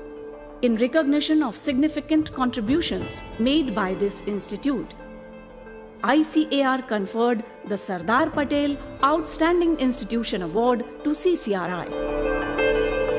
To harness the potential of northeastern region of our country, a treasure trove of citrus germplasm, the institute established its first regional center in 2017 at Biswanath Chariali, Assam, and initiated research activities with a plantation of 18 varieties and 41 accessions.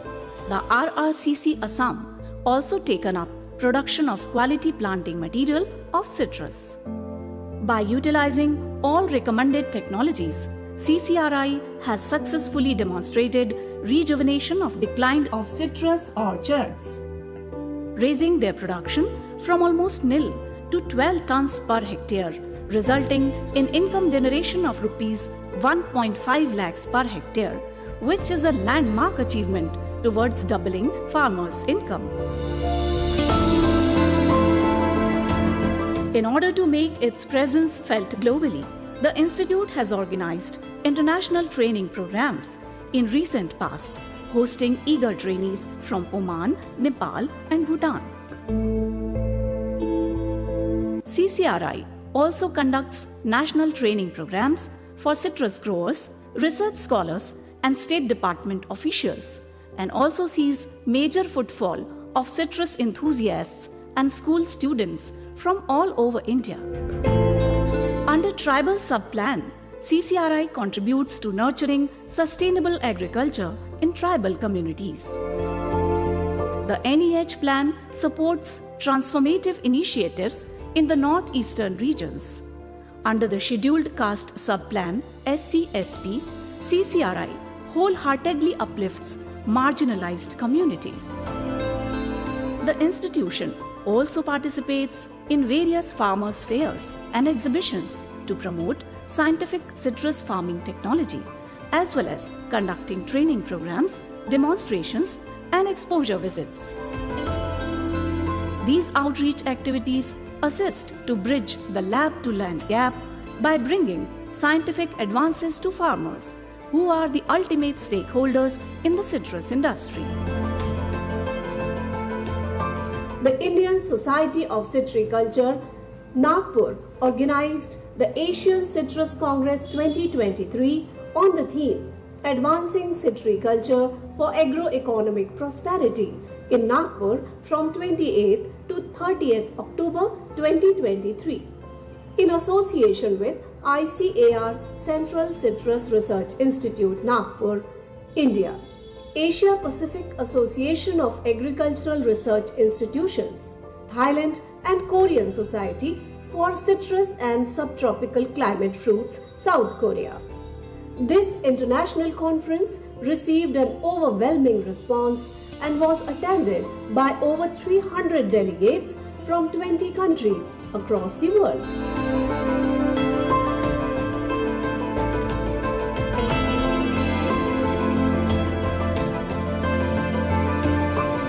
Another significant event, CCRI AIM 1.0, ICAR CCRI Agro Industry Meet, was also organized during 11th-12th March 2024.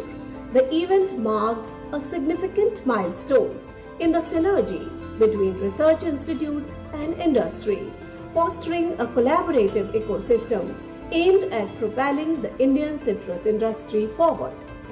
Over 35 leading agro industries and over 108 progressive citrus growers from Maharashtra and Madhya Pradesh participated in this event.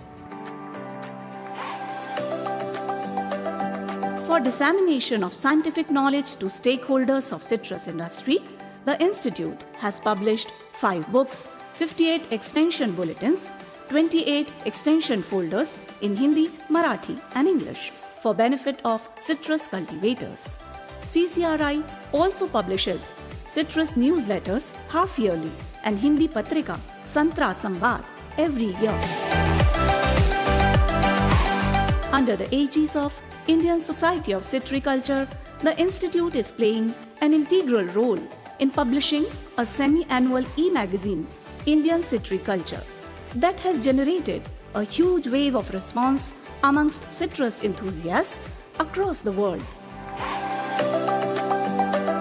Time to time, distinguished guests including Honorable Ministers, Member of the Planning Commission, Secretary DARE and Director General ICAR, Deputy Director General and other dignitaries have graced the Institute with their presence. Their visits have been landmarks in the Institute's journey towards agricultural excellence.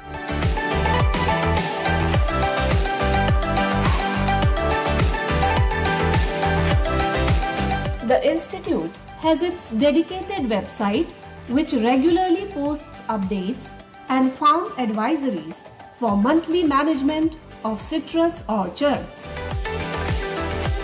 The presence of CCRI in print, electronic and social media is equally notable. Citrus industry in India, valued at approximately 32,000 crores, serves as a vital source of livelihood for millions of people across the country. However, realizing its full potential requires addressing emerging challenges posed by various biotic and abiotic stress factors. These challenges necessitate dedicated research and efficient technology dissemination. In recent years, our institute has made significant contribution in developing new citrus varieties and modern farming technologies. As we prepare for Amrit Kal, a promising phase in our nation's independence, I pledge that our institute will emerge as a more dynamic technology cum knowledge powerhouse for Indian citrus sector. We will introduce new citrus varieties having both domestic demand and export potential. We will ensure the nationwide availability of clean planting material, provide more robust and sensitive diagnostics for disease, insect pests and varietal identification. We will promote eco-friendly nutrient, water and pest management practices, innovate novel functional food products and leverage cutting edge technologies using artificial intelligence, drones and IT tools for an economically more profitable and ecologically more sustainable citrus industry. ICAR CCRI is devoted to making a significant contribution to our nation's dream of becoming a $5 trillion economy.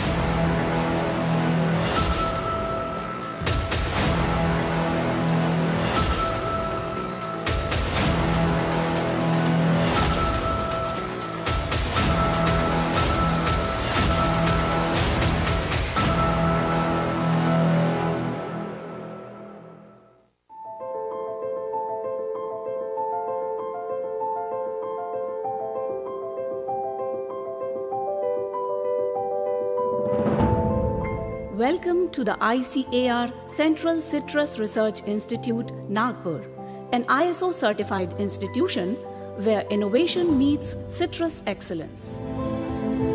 The institute started its journey in 1985 as a regional station under the aegis of IIHR Bengaluru, then uplifted to the National Research Center for Citrus in 1986 and attained a major milestone in 2014 when it was upgraded to National Institute level and renamed as Central Citrus Research Institute.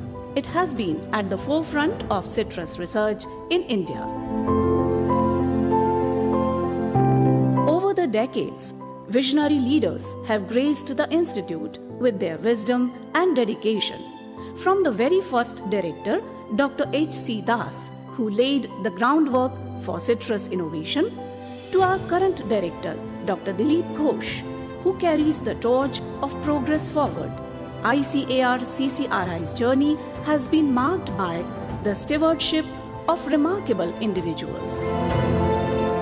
Since its inception, ICAR CCRI stands at the forefront of citrus.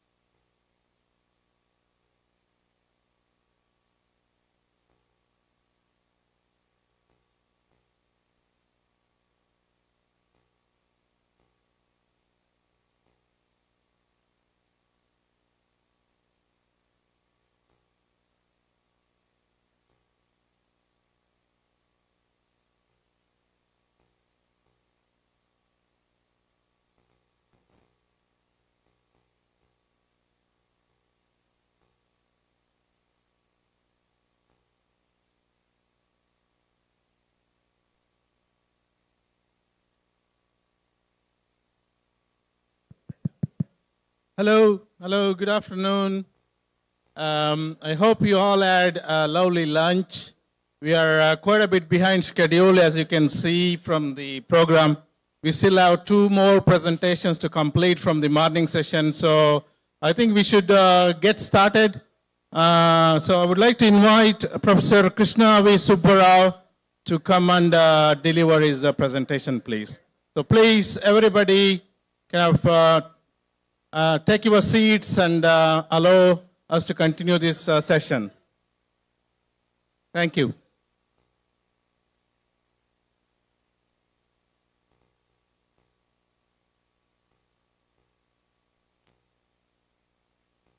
Does the pointer work? Pointer.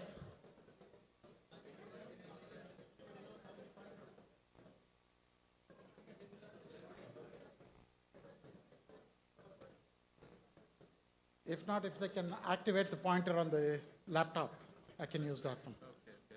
Is it not working? Yes. It works. Okay. Yeah. So we'll ask them to. Yeah, just turn the pointer on here. Okay. I the bidi.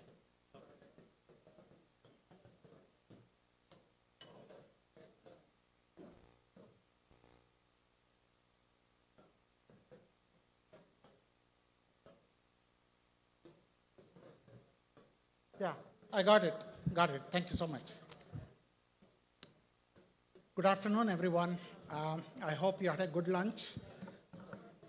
Oh, that is working. Okay. Yeah, wonderful. Yeah. Okay, got it. Good afternoon, everyone.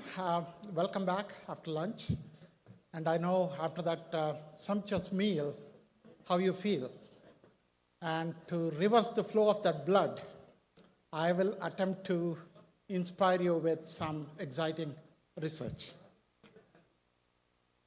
So in all my previous visits to the APS meetings, you have honored me with a plenary lecture, and I'm grateful for your kind gesture. And during all my previous talks, I have emphasized various aspects of my verticillium research. But I have had an equally long program on sclerotinia diseases, and I'm going to share with you some exciting recent work on sclerotinia today.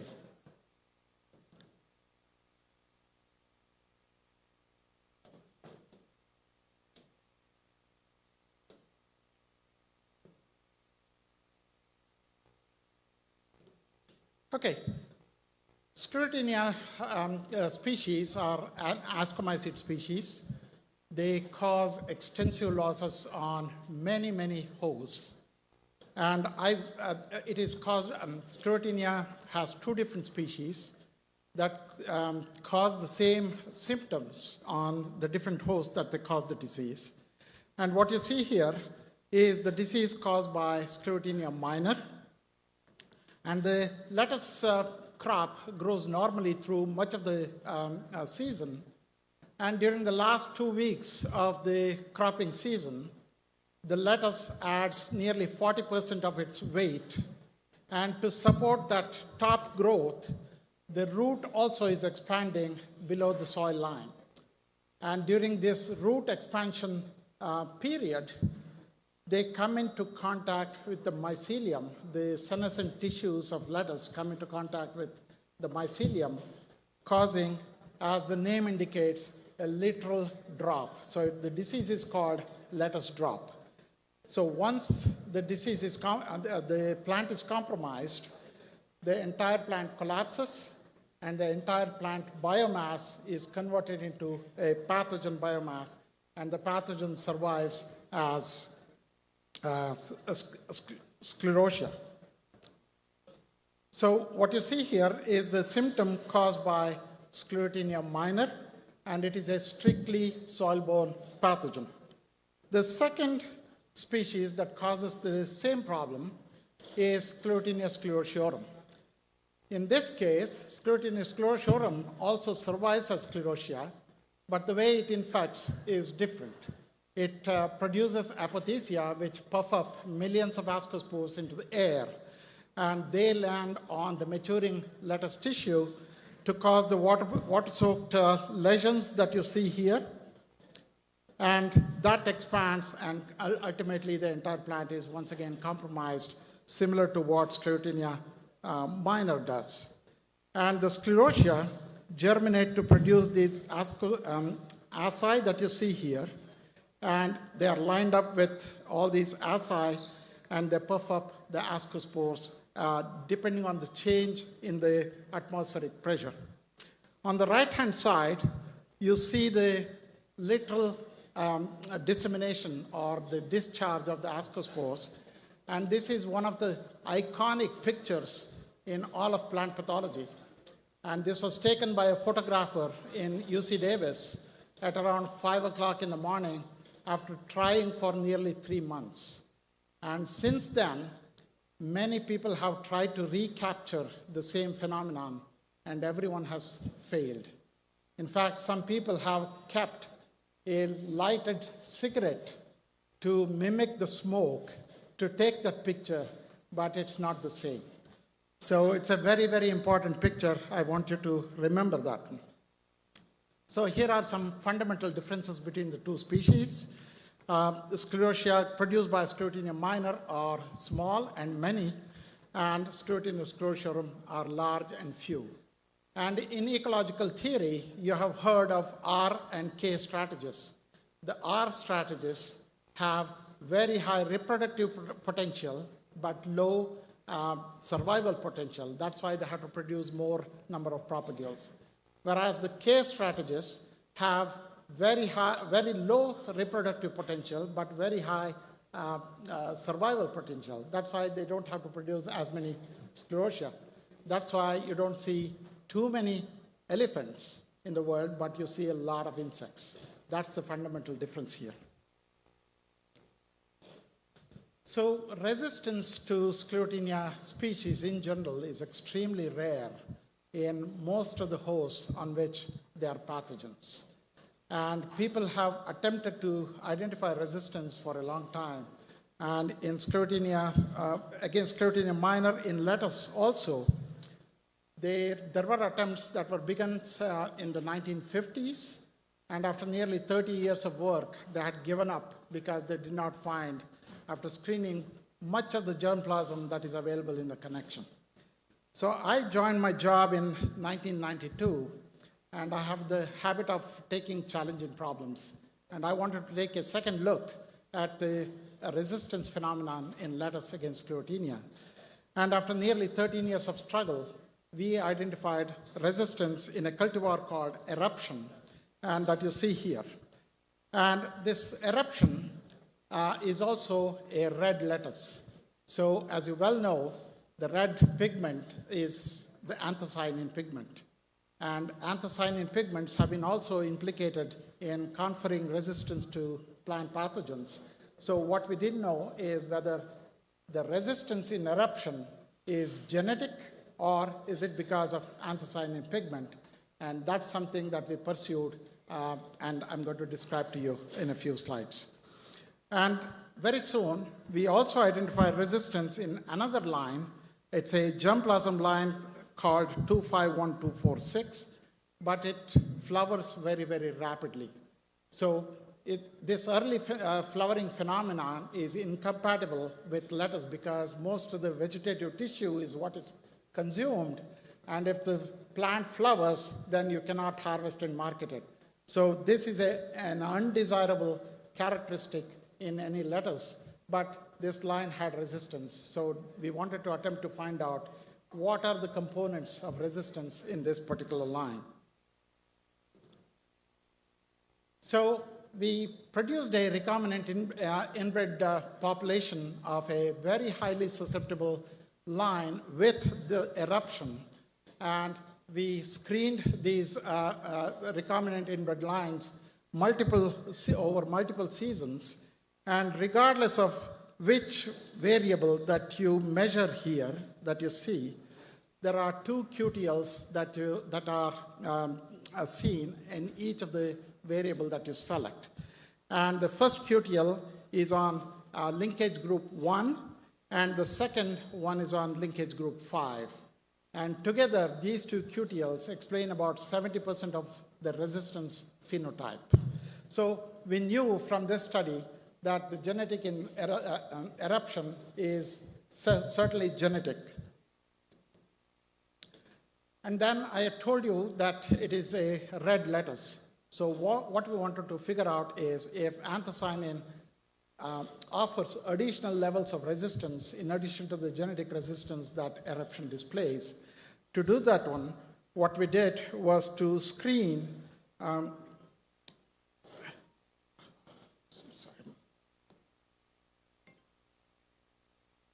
my own phone rang, sorry.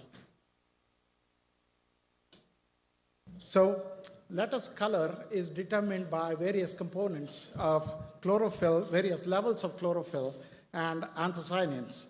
So you have dark green, light red, dark red, and various shades of lettuce. This is determined by the proportion of chlorophyll and anthocyanin in lettuce. And anthocyanins, as you well know, are a class of flavonoids that have also been implicated in resistance. So what we did was to screen a panel of about 500 lettuce lines of various pigmentation, and we identified 19 QTLs for resistance to Sclerotinia minor. And 11 of the QTLs for anthocyanin actually co-located with the QTLs in, for resistance also. And dark red and red accessions were more resistant to Sclerotinia than the green cultivars. And what you see here is in this violin plot, the 5 seasons over which all of these 500 lines were screened, and each of the dot that you see is a lettuce accession, and we had more green varieties that we screened, so that's why you see more dots on the left-hand side of the plot. And regardless of which season that you screen, the red and dark red lettuce had very low disease compared to the green and light green varieties. And from this study, we also identified 2 lines, 2 genes, RLL2 and ANS, on chromosome 5 and 9 that are responsible for this anthocyanin pigment that also frequently co-located with the QTLs for resistance. So the question then is, how does anthocyanin reduce the disease in a particular, any disease, for example? So Sclerotinia species compromise the lettuce. Sclerotinia genome encodes a tremendous numbers of cell wall degrading enzymes, and in addition, it also releases massive quantities of oxalic acid. This oxalic acid, in addition to the reactive oxygen species. So the oxalic acid degrades the host cell walls, and then by acidification, and it also sequesters calcium, weakening the cell walls. So the ROS, in contrast, will result in the lipid peroxidation of the cell membrane, and it causes DNA damage. What the anthocyanin pigment does is to scavenge the reactive oxygen species and protect the cell from cell damage. This is how anthocyanin works. So the ultimate conclusion from this study is that the resistance in eruption is both genetic and also physiological. So I told you that we identified resistance in a separate line, that 251246, and another related species of lettuce, Lactocaceriola line 11G99. So we also wanted to find out the nature of resistance in these 2 lines. So we evaluated about 27 different variables and identified that the modern lettuce cultivars all have soft stems that are degraded very rapidly by Sclerotinia minor. Whereas these 2 lines, 251246 and 11G99, were resistant simply because they deterred the mycelial growth and symptom development. In other words, the pathogen is unable to penetrate the tissues of these two cultivars. So from this study, we identified that the stem cell and low mechanical strength are the susceptibility factors in lettuce in general, but in these two cultivars, it is entirely different. So the question then is, can stronger stems enhance resistance in lettuce? And what are some of the components of this stronger stem? So to study these things, we wanted to study the literature, and as you well know, what is the first component that comes to mind that strengthens the cell wall? What is the first component? Absolutely. So the lignin literature is ambivalent. In some families, the lignin content actually increases resistance, as it has been proven against Clotinia in the Brassicaceae members. But exactly opposite happens in other hosts, such as soybean, peanuts, and notice that another Brassicaceae member, oilseed rape also. In these hosts, it is not the lignin, but the lignin intermediaries that actually bring about the resistance. So to investigate this further and understand what components offer resistance in these two lines, we wanted to study the stem and root cell wall composition in resistance, and we analyzed the carbohydrate polymers, monosaccharides, lignins, and also monolignol composition in both basal stems and roots. And additionally, we compared the cell wall components in the resistant and susceptible cultivars. So I will first describe you the results, and then I will show you the actual results. We noticed a very strong association between hemicellulose constituents and also lignin components and the mechanical strength that they offer and the resistance. And accessions that were resistant to basal stem degradation usually contained very high levels of syringal and guasil and xylose, but very low fucose. In other words, fucose is a susceptibility factor, and the other three components are resistance factors. So I will go through some of the data that we've just published. It's just late last year, in fact. And these are all the components that we analyzed in the study. And you notice this is the difference in the stem and root, but not separated by, it is combined data from resistant and susceptible cultivars. You will not see a very consistent relationship here. Whereas if you separate them from the susceptible and resistant, you will notice a number of trends, significant trends in fact. And the components that are described here in this slide, arabinose, galactose, rhamnose, and fucose, only fucose was significantly higher in the stems of the susceptible cultivars as opposed to the resistant cultivars. So as I said just before, fucose can be used as a susceptibility indicator when you screen for resistance against lettuce. In contrast, the guasil, syringal, xylose, and to some extent also this ABCL, I can't read the acetyl bromide soluble lignin, they were all significantly higher in the stems of the resistant cultivars as opposed to the susceptible cultivars. So there were no significant differences in the last four components that are shown here. So if you study the correlation between these components and resistance, you will notice that all the components that are described in yellow here in the slide show very high, significantly high correlations between the presence of these components and resistance in the lettuce cultivar, whereas the presence of fucose indicates susceptibility. And if you use these components, these correlations, and run a principal component analysis, you will notice a very clear separation of the resistant versus susceptible cultivar. So what we have now is that you can target the stem cell wall's lignification as a factor to increase resistance in lettuce against Clostridium minor, and we want to also explore the role of fucose in determining the susceptibility of lettuce plants in the future studies.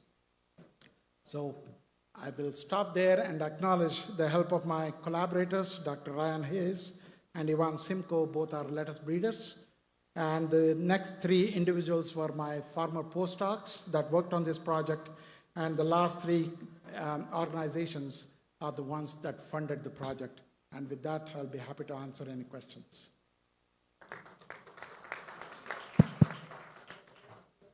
Thank you, Dr. Subbarao, for a wonderful presentation. You have saved quite a bit of time, so thank you for that. I can take a couple of questions for Dr. Subbarao.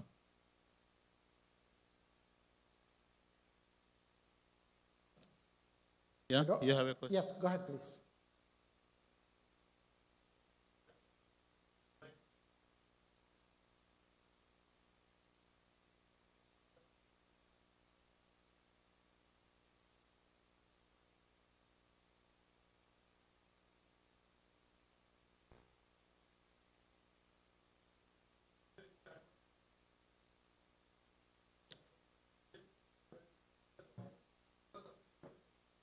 Yes. No, the presence of anthocyanin does not mean the absence of chlorophyll. So the proportion of chlorophyll may be slightly lower, but it does not affect photosynthesis in lettuce. That has been proven before. And as for the nutritional value, the anthocyanins are a very important component of human health also. They enhance human health and they help you fight disease. So even though the red lettuce is more nutritious than green lettuce, consumers only prefer green lettuce more than the red lettuce. So that's why you can transfer the resistance in the lettuce, red lettuce by a frequent backcross program. It takes a long time, but you can still, it is doable. And that's something that we are planning to do now. Yeah. I didn't hear you.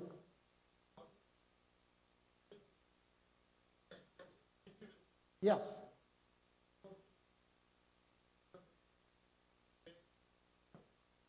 So which grain has anthocyanin? I think we would have to move on to the next question. So thank you. You can have the discussion. Yeah, I will be happy to talk to you. Yeah. No, Dr. Subbarao, in continuation with that, only I'm asking, what is about the taste actually, because lettuce is eaten as a salad. So does it make any effect on the taste also? No, no. In fact, it tastes better with the higher anthocyanin content. As I told you, it has very high nutritional value, but consumers somehow prefer the green lettuce more than the red lettuce. Yeah. Okay. Thank you very much. So please give a big round of applause for Dr. Subbarao. So now we call upon our second speaker after lunch, Bhavesh Datta. Okay, before Bhavesh sir comes, there's one announcement that 2 bags have been misplaced. One bag is of Dr. Madhvi. She is delegate. She had placed her water bottle and mobile phone in her bag, I think so. And so if anyone has a bag, please check and get it, given to the right owner. Another bag, there is one red color sweater and purse and car key. So if you, all of you, please kindly check your bags. If you're having a bag which is not yours, then please kindly get it exchanged, or you can contact us backstage. Thank you. Sir.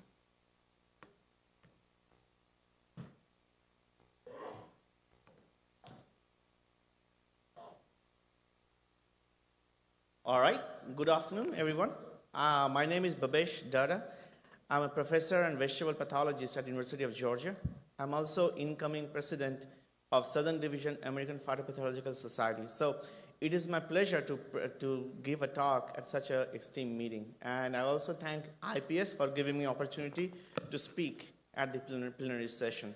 So Well, I'm here to tell you a story, the story on onions and onion-battle diseases. My program works primarily on Pentoia and Burkholderia-battle diseases. And I think you all know, Maharashtra provides 40% of onions to the nation. And it is appropriate to talk about onions in Maharashtra. So I'll go a little bit of history on onions. If you look at in Vedas, onions have already been reported. In our Rig Veda and Sam Veda, onions reports have been there. God knows how old they are. So, but as a recent estimate, it's around at least 5,000 years old. You also see the mentions of onions in hieroglyphics. Okay, you can see I have bordered the picture over there. That's an onion. It's an Egyptian hieroglyph. And even in Bible, the onions have been mentioned. Onions also, apart from historical value, onion also have political value. This is a snapshot of Times of India in 1998. The incumbent government in Delhi was dropped, did not win election because of the high onion price. So I'm just giving you the political significance of onion. Let's talk about business. Good news. India just surpassed China in onion production. India is the largest producer of onion in the world now. Okay, but if you look at how much area we take to grow onions versus how much we produce, and then correlate with the productivity, we are way far behind United States. Although the United States ranks 4th in total onion production, but its productivity is 4 times than India. So in United States, in an acre, we can produce 48,000 pounds of onion, whereas in here, we produce 12,000 pounds. So we have a lot of things to catch up. So one of the important factors why productivity is low of onions, particularly in the Asian countries and also in the other countries, is because of biotic factors. And among the biotic factors, bacterial diseases are the prime ones.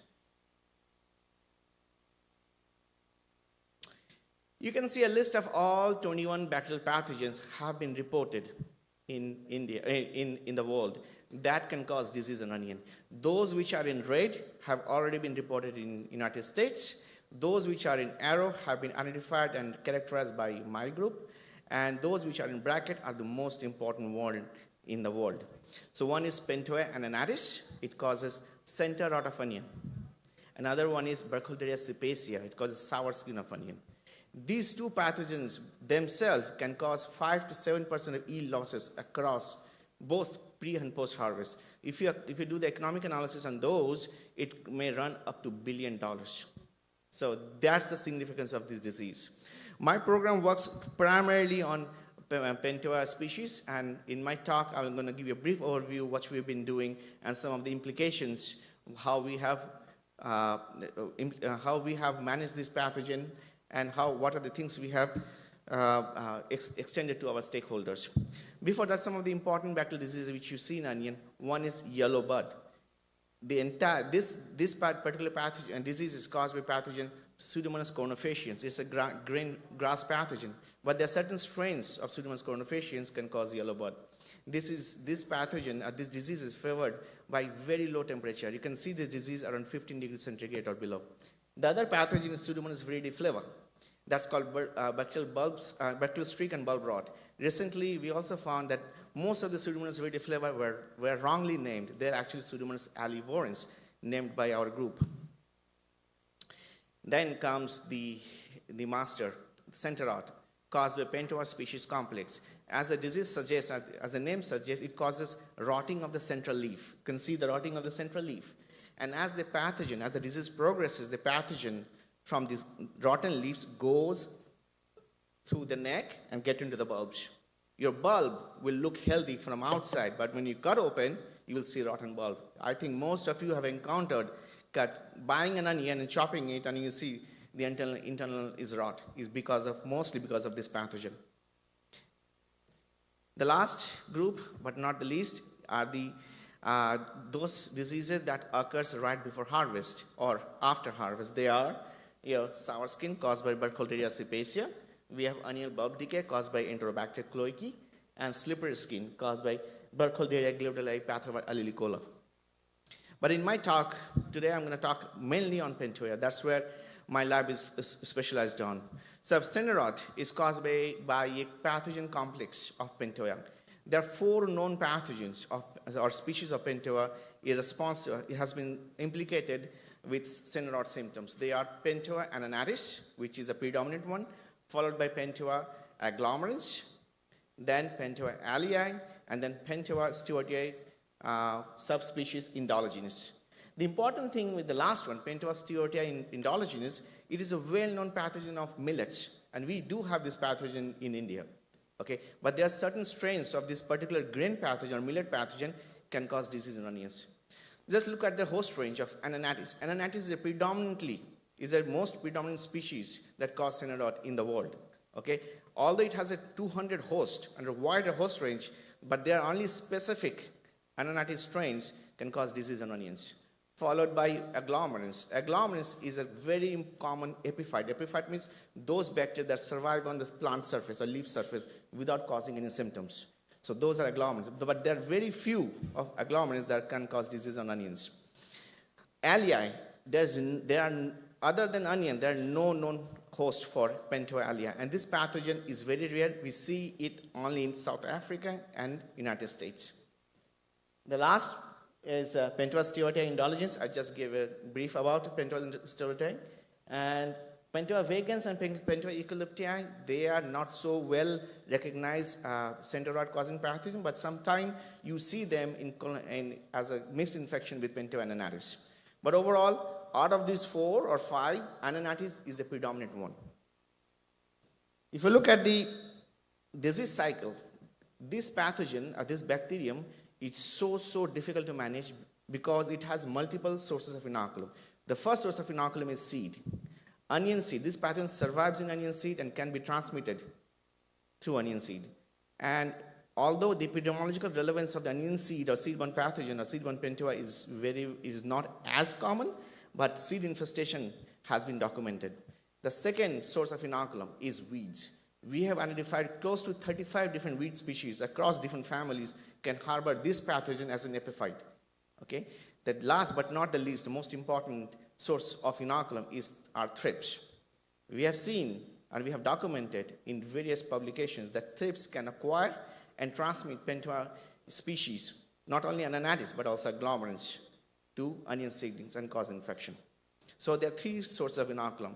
Now, in order to manage a disease, you have to manage all 3 sources. That's why this disease is so difficult to manage. Here you can see thrips as a vector. Thrips, you can see thrips can acquire ananatis or agglomerans and can transmit the pathogen on onion seedlings.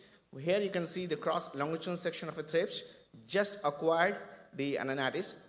After 48 hours of acquisition, they got localized in the midgut of thrips. And through their feces, this Pentoa ananatis comes out. And thrips are such a bad feeder. Wherever they feed, they defecate at the same position. That's how the Pentoa ananatis ingresses into the onion seedlings. So thrips mediated transmission is the major source of ananatis infection, which we have found. And thrips can acquire ananatis from weeds or also from other infected onion seedlings.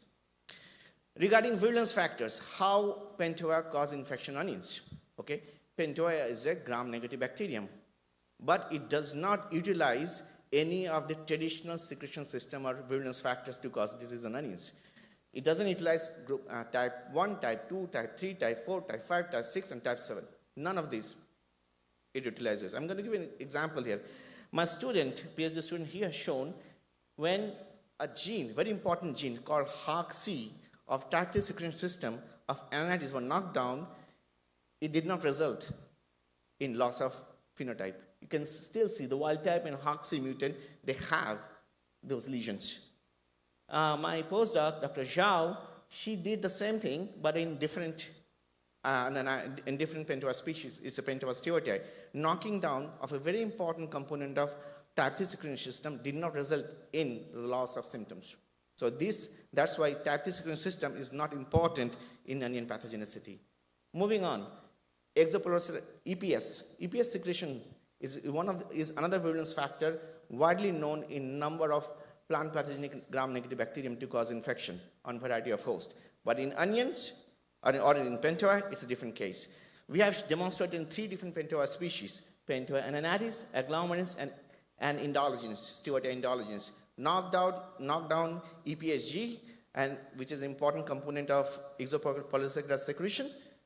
Knocking down did not result in loss of pathogenicity or pathogenic symptoms. Okay, you can see lesions on the wild type as well as lesions on those mutants, both in the leaves, on onion scales, or onion bulbs. So, type 3 secretion system is not important. EPS is not important. What about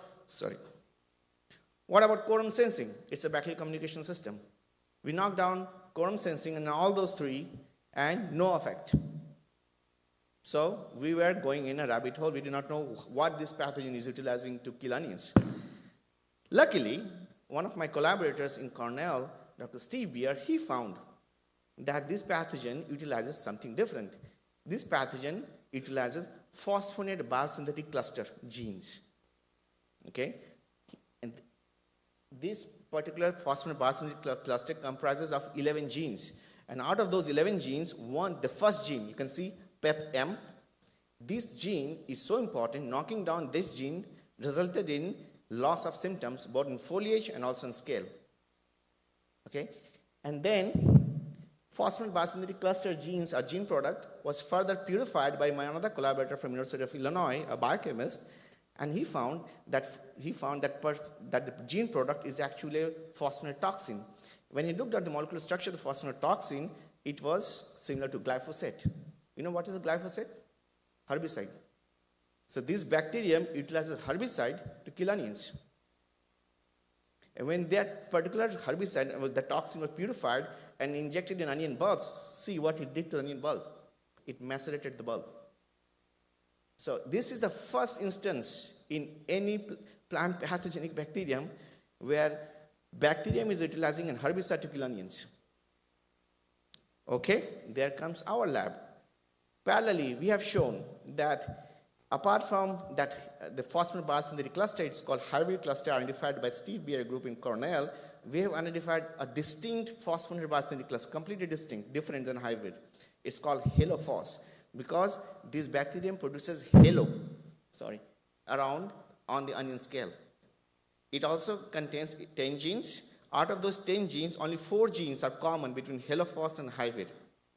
But they have one common gene, which is most important, which is PEP-M. When we knocked down the PEP-M from this new biosynthetic cluster, it had the same phenotype. It lost its pathogenicity, both on scale and also on leaves. So what did we learn? That this Pentoa species utilizing different phosphonate biosynthetic cluster that forms probably a herbicide kind of symptom and kills onion. And halophos is also present in, in other Pentoa species, namely Pentoa alii. But going to the halophos, it contains 10 genes, but we do not know which genes are important. So we knocked down each and every gene of the cluster, and we found that only cluster gene B, C, D, E, F, G, H, the central cluster is only important. The other genes are not. So moving on, as I mentioned, halophos is also present in Pentoa alii, and Pentoa alii is very, very common in South Africa. Okay, or more likely, whatever infection we are getting in United States through introduction of Pentoa alii is because of the presence of these gene clusters. Okay, one more story. My another PhD student, he worked with my collaborator, Dr. Brian Kavitko, he's a molecular biologist and a phytobacteriologist. We found that apart from those phosphonate biosynthetic clusters, the bacteria should also have a gene cluster called allicin tolerance or thiosulfonate tolerance cluster. What this cluster does, it provides or it confers resistance to bacteria to survive in a thiosulfonate rich environment inside the onion bulb. Onion bulb is highly sulfur rich. In order to survive inside the onion bulb, a bacteria needs to have this cluster. That's why you will not find a lot of other bacteria inside the onion bulb, even other saprophytes. So we know two things, that Pentoa needs hybrid or halophos to cause infection. When infection is caused, cell wall burst, sulfur compounds, the thiosulfan compounds come out, And in order to survive in that high sulfur-rich environment, they need this cluster. You can see here, when we knock down the entire, so you can look at the wall type. All the fluorescence you can see, this is the pentoa, can colonize these onion bulbs and onion tissues. When the entire cluster was knocked down, it was not able to colonize, despite the presence of high vir. Okay? So this is the model, how pentoa causes infection in onion. One, you can see pentoa over there, high vir or halophos, they can be on chromosome, and allicin cluster, allicin tolerance cluster, can be on plasmid, and that's the onion cell.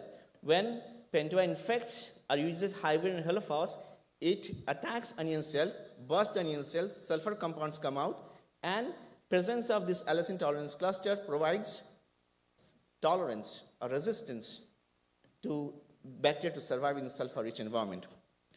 So for a successful bulb infection, okay, in order to rot a bulb, pentoa needs to have these two virulence clusters. Okay, you can see it needs to have high vir halophos and allicin tolerance. Then we'll see successful bulb infection. But what if the pentoa only has a high vir halophos but no allicin tolerance? In that case, it will be able to infect but not able to rot. So you may see certain bulbs, when you cut open, you'll see just smudges, not entire rotting. It's because of this presence of this phenomenon. If pentoa lacks high vir or halophos in its chromosome or allicin tolerance in a plasmid, in that case, that pentoa will not be able to cause infection on onion. So this is the model, and it's still holding. Okay, another story. This phosphate basamidary cluster, high vir halophos, is not only important to cause disease on onion, but is also important to cause disease on other allium species or cultivated species like leek and bunching onions. Here, my graduate student Brendan Myers, he has shown when he knocked out entire cluster or the PEPM of a pentoa anaeris from infecting leek and bunching onions, every time the mutant had a reduced lesion compared to the wild type, demonstrating that this phosphate basamidary cluster is not only important to cause infection on onion, but also in other allium species. $1 million question, so what? How it is going to improve our growers' life?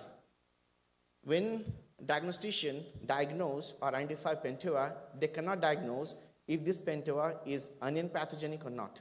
Because as I mentioned, pentoa can be, anionitis can be isolated from 200 different hosts. Okay? But you will not be able to tell which one is onion pathogenic or onion pathogenic potential versus other. So the presence of these factors will be able to distinguish them. So we have designed primers and assays that can distinguish them. Here we can see my postdoc, Dr. Michelle McLennan. Here she has shown PSI endogenous, the containing halophos versus no halophos, allia halophos versus no halophos, showing that these particular strains are onion pathogenic and others are not. And this has been published, which are being any diagnostician can use. The other thing, usually onions, when they do the host resistance, they have to breed, they have to screen onion germplasm or onion varieties with active bacterium. But we said, since this pentoa utilizes phosphate basamidary cluster, you can actually screen by using toxin, bacterial toxin. You don't have to have a live bacterium. So toxin-based screening purpose is screening should be implemented. With respect to sustainable management, host resistance plays a very important part. We decided to look at what's out in the world with respect to allium germplasm and breeding lines and varieties, if there is any level of resistance or tolerance against this pathogen. We have looked at global collection of allium species, including cepas, fistulosums, and others. Not a single, we have tested close to 950 lines, except one line, 956 lines were susceptible to pentoa anaeris. The line we identified is this one. It's called DPLD 1939. And whatever you are seeing, these are all susceptible lines. So resistance against pentoa is very, very rare. So we have also looked at, we also screened further in the greenhouses and the growth chambers, and we have seen the similar observations that DPLD 1939 is a highly resistant to Pentavan anhydrous. Some more examples here. You can see over there, sweet harvest, which is a susceptible check. You can see the bulb infection over there, but there's nothing on these resistant lines. We wanted to see what's happening with this particular resistant line. So when we looked at the transcript level differences, we found two important things. One, these resistant lines had genes enriched in phosphonate detoxification. Now, if you remember how Pentavan anhydrous infect onions through phosphonate toxin, they do have genes that can detoxify phosphonate toxins. And they also have genes which are enriched in cell wall synthesis. For example, they have a strengthened cell wall, and also they have detoxification mechanism against Pentavan anhydrous. So which is very, very neat. All right, the second half of my presentation is on management. How do we manage this pathogen? First is copper. Okay, copper have been overused a lot. So in my trials over the years, I have looked at different types of coppers and also looked at the efficacy of different biocontrols or different software products. We did not find any software product except one that has efficacy on onions against Pentavan, and that is called LiveGuard. It is a Bacillus mycoides, one of the strains of Bacillus mycoides called strain J. This is the only soft product available in the market that has efficacy against Pentavan anhydrous. In terms of copper, all copper works same. There might be some differences in their efficacy here and there, but more or less they're same. To throw a monkey wrench on this copper and the efficacy thing is thrips. Look at this is a trial where we looked at Coside, which is a copper, Actigard, which is a difference inducer, and their combination. When you use this product, you will see decreased bulb infection with Pentoya in absence of thrips. Okay? But when you have thrips, none of these things work. Why? Because thrips are thigmotactic. They tend to go in the wall or the neck where copper products, any of the product cannot reach. They feed there, they defecate there, they infect there. So whatever product you use, unless it's a systemic, will not going to impact. So thrips management is very, very critical if you want to use copper. You want to see any kind of efficacy with your product, other products. In this particular trial, we have shown we have used different combination of Actigard and copper in different combinations. Unless we have a good thrips management, we did not see any impact on reduction in bulb size, in bulb infection. So you can see with thrips exposure, everything is same, as not significantly different from non-treated check. When you have a thrips exposure, you will see a difference. That shows the importance of a thrips management. $1 million question: how is going to change the grower's behavior?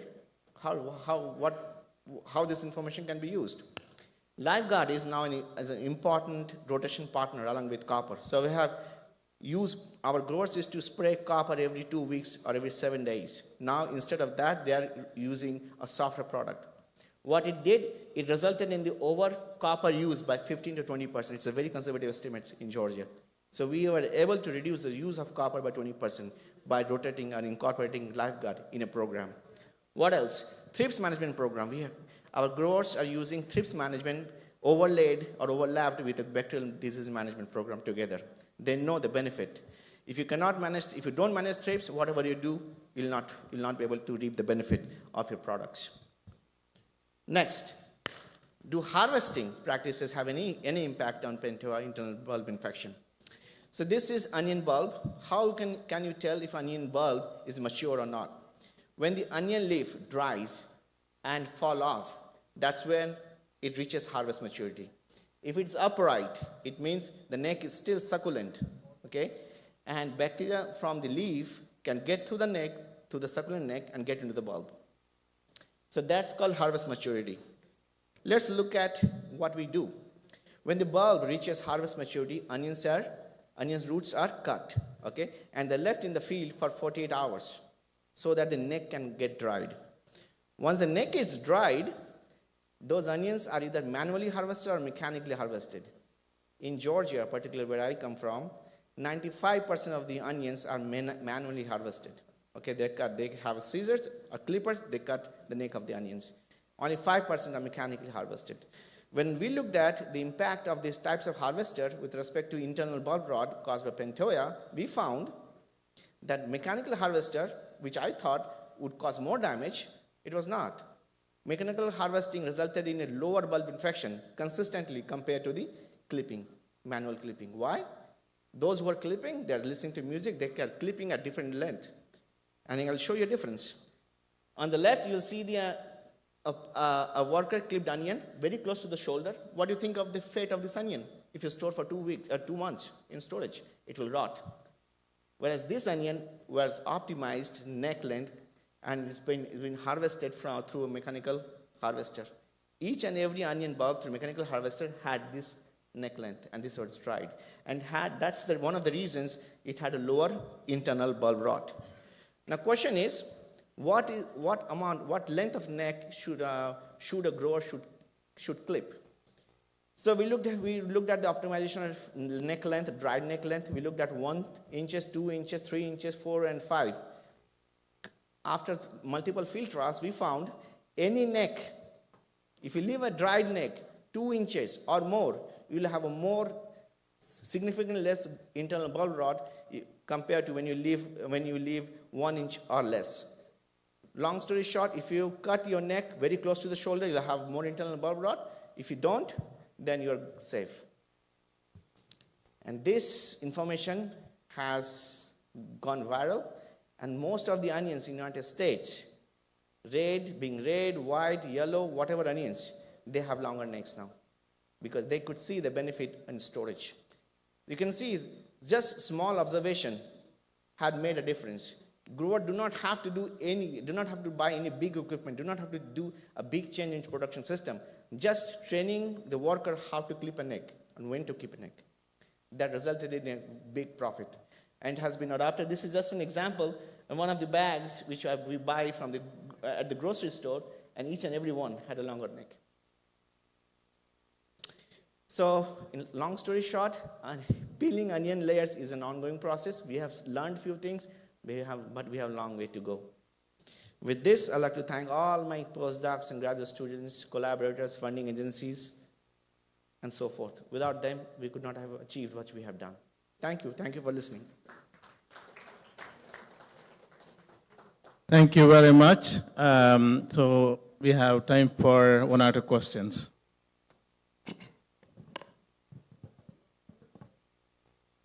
Yes, yeah. Arif. 1 question. Yeah. Yeah, I can hear you.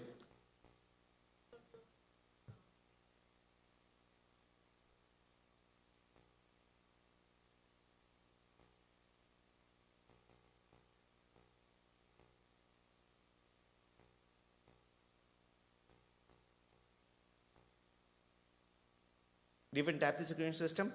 So one thing I would like Babesh, can you please just briefly repeat the question for the audience? So the question from Arif, Dr. Arif, was, have I seen a difference in virulence when I was knocking down different types secretion systems? I'll start with type 3 secretion system. Type 3 secretion system in Pentoa, especially onion pathogenic Pentoa, is very, very rare. Those strains that contain type 3 had a secretion system. When we knocked the entire cluster or part of it, it did not have any impact on onion virulence. We also knocked out type 2, type 3, everything. Type 3, so type 2, type 4, type 5, type 6. No effect, no impact. The only impact we had is that phosphonobacillary cluster. Yes, Dr. Rao.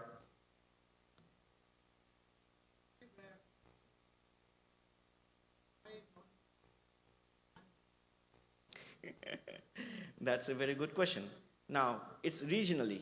Okay, so southeast United States, where are also southern United States, where Texas, Georgia and Texas, and probably New York, it is mainly manually. Where if you go to Pacific Northwest, where red onions are grown, it's there are a lot of mechanization over there. Close to 40% of onions are harvested through onion harvesters. The problem is, if you know the cost of onion harvester, one onion harvester costs $2 million. $2 million. Plus, if you want to lease them, it's going to cost you $250,000 for 5 years. So it's cost prohibitive for our growers right now. Okay. Yes, Arif. I think, no, sorry, Arif, I have to take another one from a different one. Yeah, the last one. So that'll be the last one. Yes.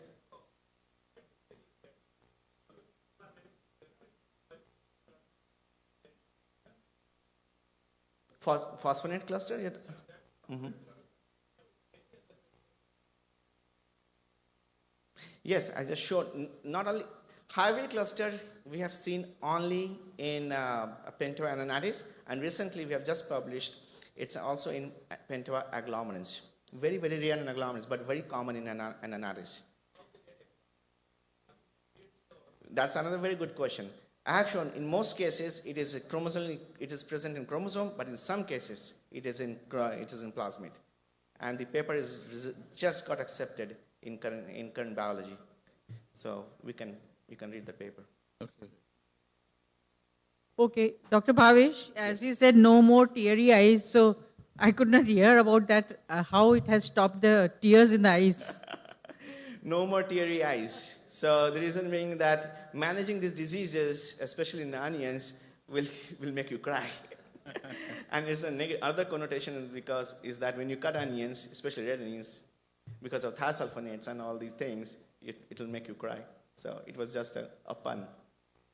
Okay, that's well received. Thank you very much for your presentation. So please give a big round of applause for the author. And that actually comes to the end of the session, and unfortunately we overrun, which was way beyond our control. We couldn't tell Nitin Gadkari to finish early. So otherwise, thank you for all the speakers of this session for wonderful presentation. It set the tone really for the rest of the conference. So a big round of applause for all the speakers from morning, please. And that is the end of this session. So we hand over to the next session, chairs and co-chairs and rapporteurs. Thank you. Thank you, distinguished panelists. In the morning session, we had missed out one award, like Dr. Lava Kumar was not present with us, but he has now arrived in the hall. So I would like to request Dr. Ghosh, Dr. Khetarpal, and Dr. Subbarao, if he is present here with us, to kindly present the Distinguished Recognition Award for Agri-Science Leadership and Global Excellence in Plant Science to Dr. Lava Kumar, who is Professor in International Institute of Tropical Agriculture, Nigeria.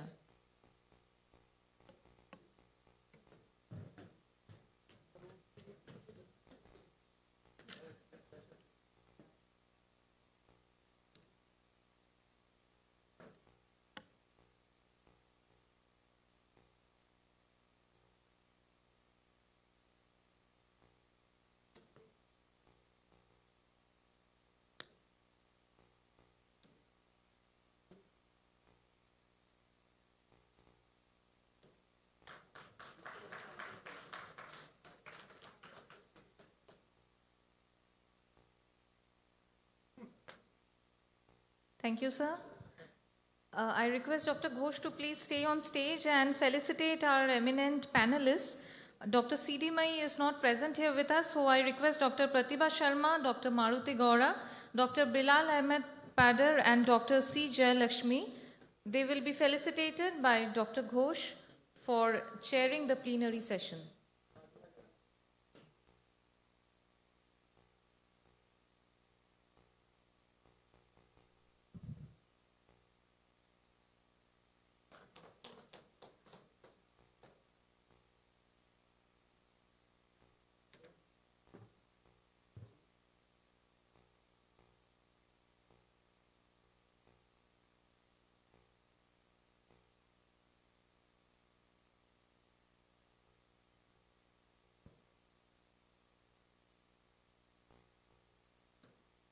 I also request Dr. Ghosh to please felicitate the speakers.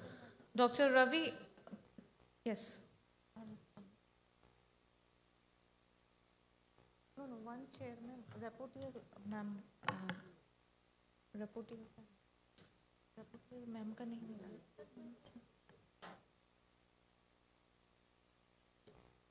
Rapporteur Dr. C. Jayalakshmi.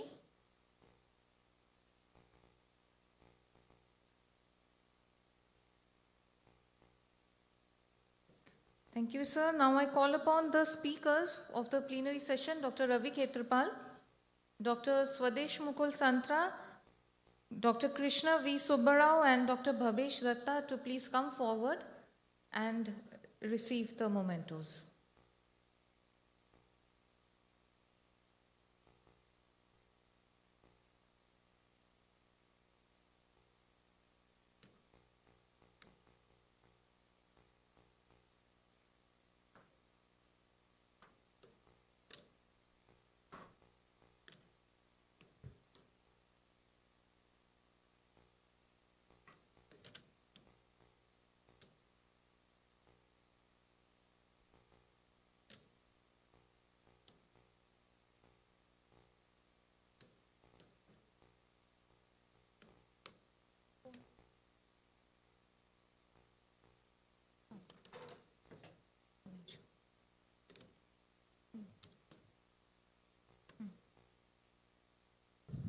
Thank you, sir. One important announcement. So as per schedule, we will be starting our concurrent sessions. So in Palatier 2 and in Sapphire and in another, the Synergy session which was to be held, they will be in Sammelan Hall. That will begin just now. So the delegates who are speaking there, they may kindly leave this hall and move to your respective halls. But meanwhile, the plenary session B, it will be continued here in this hall. So the concurrent sessions, please check your timetable, the schedule, and you may move to your to your respective halls. Please check and you may move. Only the plenary session B, who are speakers, chairmen, etc., they will be here. For plenary session B, first, we have the chairman, co-chairman and rapporteurs I'll be announcing. Dr. P.K. Chakravarti, if he is present, to please take your seat.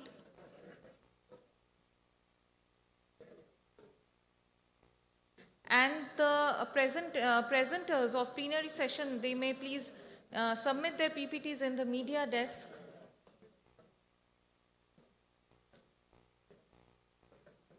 Chairman Dr. P.K. Chakravarti, Co-Chairman Dr. M.P. Thakur and Dr. G.P. Rao, Rapporteurs Dr. Rajkumar Mishra and Dr. N.M. Gohel. Kindly occupy your seats, all esteemed panelists. And I'll be inviting the first speaker of this plenary session, Dr. P. Lava Kumar. His topic will be a seed system approach to enhance virus disease management in vegetatively propagated crops in sub-Saharan Africa. Welcome, sir.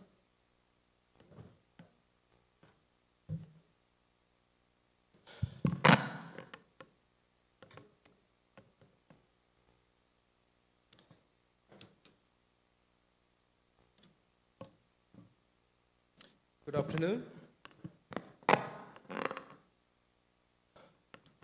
I think the energy levels are going down after a very exciting morning and then after a nice lunch. I would keep my presentation simple. Before I start, I would like to recall the first presentation of this conference given by Dr. Ravi Khetarpal on the food systems approach. So basically, the food systems approach considers every element in terms of ensuring the needs of the end users are met. So here is a classical example of managing virus disease problem using a similar kind of approach through a systematic interdisciplinary work that engages multi-stakeholders across sub-Saharan Africa. Before I start my program, I'd just like to give a very quick preamble with regard to the smallholder agriculture context. Sub-Saharan Africa is the largest continent with the highest number of countries. Most of the countries are landlocked with shared borders. Most often we keep hearing the reference Africa. In a true context, it is one big country. Dr. Lava Kumar? Yeah?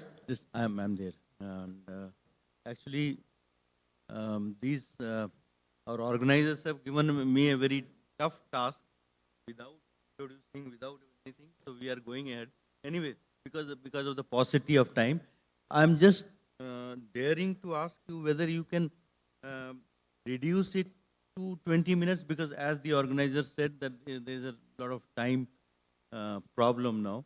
Sure. So if you could, all these dinner speakers, although you have come all the way and we want to listen to you, but the time is the one which we are not able to keep under control. So kindly, in 20 minutes, if you can save 10 minutes for the next session, somebody, so that will be very helpful. Thank you so much. Thank you. I will try my best. So it's one continent, one country for all practical purpose, because the borders are not literally enforced. So there's a lot of diffusion when it comes to the agriculture practices across the continent, across the countries within the continent. And other important aspect is almost 70% of the farming is done by the smallholders. They are typified by the land holdings of less than 2 hectares. Mixed farming mainly performed under low input agriculture conditions with literally no mechanization, very low input use. Some of the important crops that are cultivated includes cassava, yam, banana, plantain, sweet potato, potato taro, and cocoyam. These are the key food security crops. All of them are vegetatively propagated. Then when it comes to kind of seed-based crops, true seed-based crops, there are maize, rice, sorghum, millet, wheat, coffee, groundnut, beans, and chickpea. Many studies have recognized that improving the efficiency of smallholder agriculture is key for the prosperity of the continent, as well as ensuring the food security and self-sufficiency.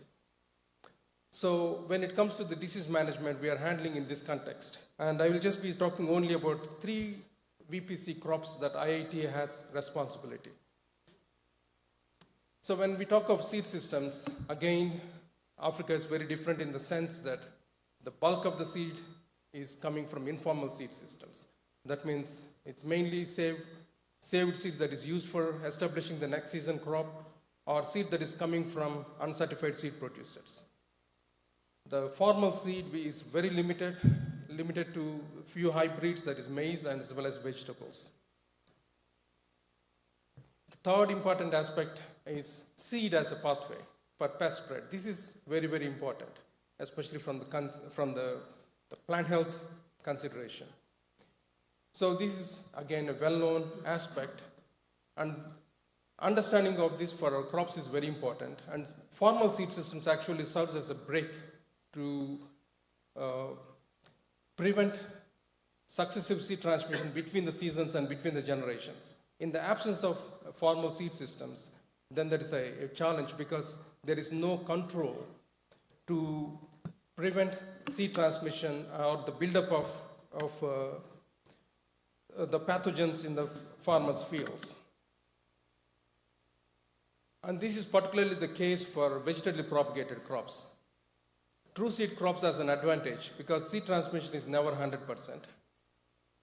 And it depends on a number of other factors for pathogen survival. In case of viruses, if there is a seed-borne infection, then it requires vectors for further dissemination within the field, within the community, in the region.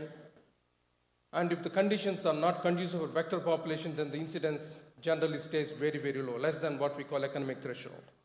But in case of vegetatively propagated crops, there is no such issue because any systematically spread pathogen, since the propagules are reused, automatically there is an increase in incidence, and with no formal seed system, there is a buildup of inoculum every year. Under this context, we are talking about virus disease management.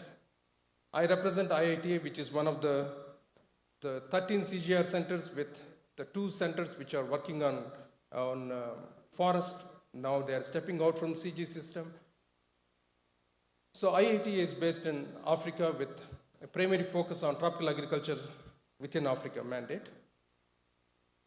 And we focus on 6 primary crops: cassava, yam, and banana, maize, soybean, and cowpea. These are 3 seed crops. So I only talk about the seeds management for the 3 clonally propagated crops. In addition to that, we also focus on other minor legumes or value crops, that's what is referred to as, and also a couple of tree crops like cocoa and coffee. We generally use integrated approach when it comes to plant disease management. It is very important when we go to farmers' fields, it is not just one disease that we manage, we have to collectively address all the pathogens, and also we consider all possible approaches, mainly focusing on ensuring that the solution is fit for purpose because we are dealing with smallholders and low input cultivation systems. We cannot provide them a measure which is high input based, such as spraying pesticides. It is not feasible because of high cost. Seed system is one of the key things for vegetatively propagated crop health management for the reasons I have alluded before.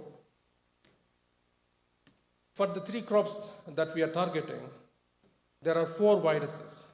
The cassava mosaic, cassava brown streak for cassava, collectively contributing to almost $1 billion loss every year, even now. And then yam mosaic virus, which is a potty virus. We don't have any economic data. It's an endemic status in the continent, and it has known to reduce the yields by 40% per annum. And then banana bunchy top, the cost has been estimated, the yield losses has been estimated to range between 200 to 600 million. These are just 4 viruses.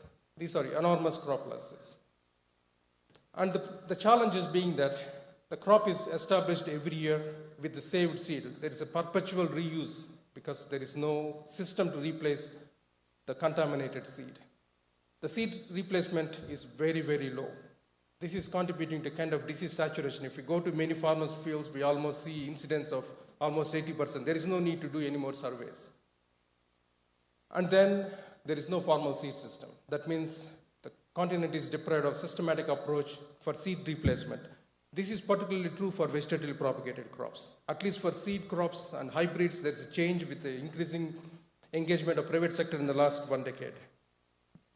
Now, just as a reflection, what is the implication of this? You can look at the data here with regard to the production statistics and the area with regard to the area.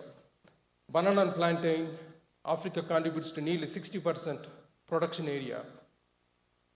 That is, but then if you look at the yields, that is 7.6 metric tons per hectare.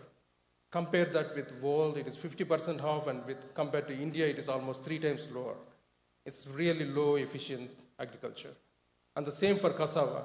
Almost 80% production area, very low productivity. And we compare with world average or even with the average in Asia, with particularly India, it's almost 3 times lower. The yams, almost 95% of the yam production is in West Africa, so there is no equivalent data available for other continents. But again, compared to what is possible at on-farm yield, what we call as potential yield, which is 40 tons per hectare, what we are reaping is like 8.5 tons as an average. So this is extremely low productivity. There are many reasons for such low productive agriculture, but it has been recognized from various studies that the virus disease are the #1 contributor. And that is linked to the use of virus contaminated seed. Very quickly about the viruses that are contributing to this situation. One is cassava mosaic, which is a bigamovirus. It's very interesting to know that this is a new encounter disease. Cassava has been introduced in Africa around 400, 500 years ago. The bigamoviruses are native. They have jumped to this cassava, and then they are causing much severe infection in cassava. But in the native host, there are many legumes where this virus has been detected. In many of those hosts, it causes asymptomatic infection. So it is only symptomatic in cassava. And the impact is tremendous. As you can see in the picture, when the plant gets infected, the plants are stunted and the root yields are extremely low. Another interesting factor is that there are multiple bigamoviruses that have jumped to cassava across different continents. There are at least, I would call there are 4 different groups of viruses that are responsible. Each of them have independently contributed to the infections. Of course, over the period of time, there is much more fusion in terms of distribution. The West Africa, predominantly it is African cassava mosaic virus, it's a bigamovirus, but it is a distinct lineage. And in Southern Africa, it is Southern cassava mosaic virus. In East Africa, there's a complex of East African cassava mosaic viruses. In Asia, there are 2 viruses, Indian cassava mosaic virus and the Sri Lankan cassava mosaic virus. Very recently, in 2015, the Sri Lankan cassava mosaic has spread to East Asia. That is, these viruses were never reported in East Asia before. Until that point of time, the cassava yields in East Asia are more than 30 tons per hectare. Since it has spread, the cassava production has dropped to almost same as Africa, almost 15 tons per hectare to 10 tons per hectare. There is one other virus that has been recognized as a recombinant strain, which I indicated in red font there. It is East African cassava mosaic Uganda. The outbreak of it in Uganda, around the Great Lakes region, has changed the entire dimension. I would explain a little bit more. All of these viruses are transmitted by whiteflies, which are ubiquitous in distribution, and they have similar epidemiology, no matter which continent we are discussing, which species we are discussing. And all these viruses are transmitted in a semi-persistent mode. Just as one example, the consequence of new introduction in an area where this virus was never reported, just using Thailand as an example. The virus was first reported in 2019, just before the COVID. And the map that you see on the right side is the incidence that was reported by the Department of Extension Agriculture in Thailand in 2022. By the end of 2024, the virus has spread to almost all the major cassava production areas. Even in Southeast Asia, there is no formal seed system. Farmers generally reuse cassava, although it is high input agriculture because it's an industrial crop. But when they manage to keep the health of the planting material because there is no serious stem-borne diseases. But with one virus now, everything has changed. This has now become a crisis now for cassava industry in Thailand. Just to demonstrate how quickly the virus can spread because of vegetative propagation. There's an exponential increase. 1 hectare can contribute to almost 8 to 10 hectares of planting material. And if the farmers are not careful, that is the level of next year, that is the incidence that we'll be contributing to. So this demonstrates the rapid spread of the virus. The another virus is cassava brown streak. It is again similar to the cassava mosaic. It is again a new encountered disease. We are yet to identify the native host for cassava brown streak in the native fauna.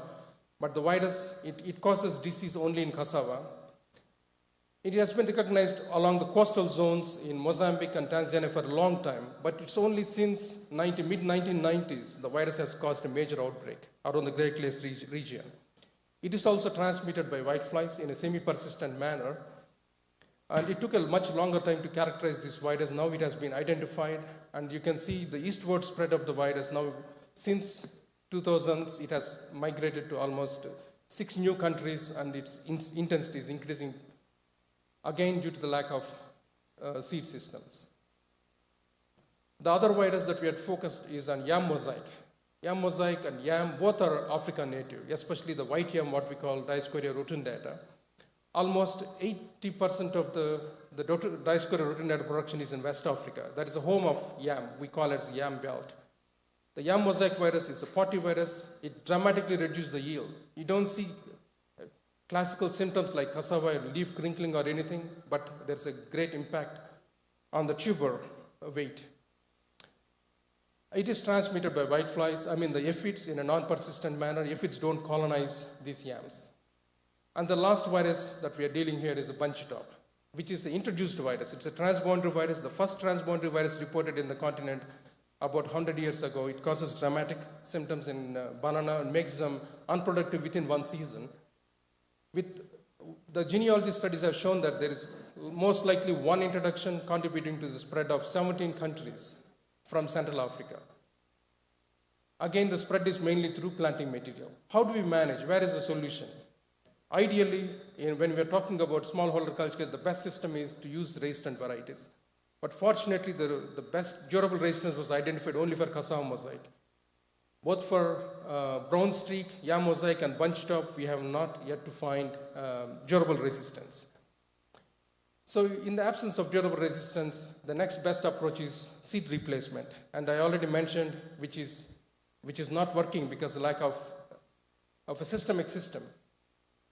All has started to change in the late 1990s with the emergence of what we call the recombinant variant of East African cassava mosaic virus, which has broken all the resistance available as of that time. The new breeding programs came up, and then they identified the resistant sources that could offer high levels of resistance to all strains, including the recombinant strain. And that is where the first seed system approach has been implemented, primarily to multiply the resistant varieties and distribute to farmers. So almost all the continent has adopted this approach because CMT is a very, very important problem, and it is present in almost all countries where cassava is grown. That is the beginning of the seed systems. This system has worked because it primarily, the breeders will identify the most suitable variety, and then they provide the source seed to the communities, and the communities are encouraged to multiply and redistribute to the next farmers. And the system was not sustainable because it only worked as long as there is a project. When the project ended, automatically the program has stopped. So sustainability was a big issue, although it has demonstrated high levels of yield improvements. And to change this narrative, so we have come up with the seed system model, where CG has taken initiative organize in the various stakeholders and institutions that have a role in seed production. So this involves bringing in the public sector, private sector, farmer communities, as well as NGOs, and connecting them with the markets. So it is very important for farmers to adopt the new varieties as well as adopt clean seed that includes a little bit of effort. There has to be some incentive, like what is that they are going to do if they produce high produce? Are they going to get extra benefit or not? So with this approach, we started to make a change. So basically, it starts with organizing the varieties, identifying the right varieties, establishing the propagation and delivery system that is appropriate for different countries and communities, and taking care of the plant health within the fields, because we are still dealing with a situation where there is no resistance. So we have to prevent the reinfection. And then information management coordination so that the system will continue to function. So it all starts with establishing virus-free stock. So as usual, we take a series of approach. This used to be one of the most bottleneck. It takes around 2 years to establish virus-free seed material. But with the incorporation of the high throughput sequencing approaches for virus indexing, as well as chemotherapy and thermotherapy, we managed to reduce the time by almost 50% to generate virus-free planting material. This source requires then a simplistic diagnostic methods to certify this planting material. High throughput sequencing based diagnostics are a bit more expensive. We need more reliable, simple systems. So we have developed versatile diagnostic tools that are appropriate for different contexts, including the low-cost systems which are based on LAMP and RPA-based approaches. And then the propagation methods from the virus-free material. Using high-throughput propagation methods, how can we quickly increase the volumes? So this is where we have come up with the aeroponics, the vine cutting approaches, and most recently we have adopted semi-autotrophic hydroponics, which is by far the most cost-effective approach, and also it doesn't require expensive setup to quickly increase the quality planting material. And currently this has been adopted widely, and this material can also be distributed internationally using the peat material, which is irradiated with gamma irradiation. So it also reduces the need for exchanging tissue culture material, which is again a problem for farmers and next level stakeholders to harden them and then reuse the planting material. So the SAH, what we call as semi-autotrophic hydroponics, is really a game changer for VPC crop systems. So based on that, now we have streamlined a limited regeneration recycling system coupled with a regulatory oversight. This restricts how to increase the seed from lab to field while ensuring the quality and also the health, and focusing on the reinfection rates and when to remove the seed and ensuring the seed replacement. So this has been now piloted for yam and cassava. And to coordinate, we also have established the digital platforms which at the country level will help the regulatory agencies which have the mandate to monitor the system functionality and ensure that only the certified planting material is distributed to the farmers. So these systems provide now in real time the quantity of seed being produced by variety, by region, so there is a good planning taking place. So this has been now piloted and then implemented in 2 countries, Nigeria and Tanzania, and been adopted in other countries as well. So there is a bottleneck with the reinfection. We are dealing with a system where we don't have resistance. So you do establish the farms with the clean planting material, but how do you prevent the reinfection in an endemic situation? So we started looking at the factors that are contributing to the reinfection. I'm just showing one example here, yam mosaic reinfection with yam. As you can see with the time, with the different isolation distances, how quickly the infection could spread.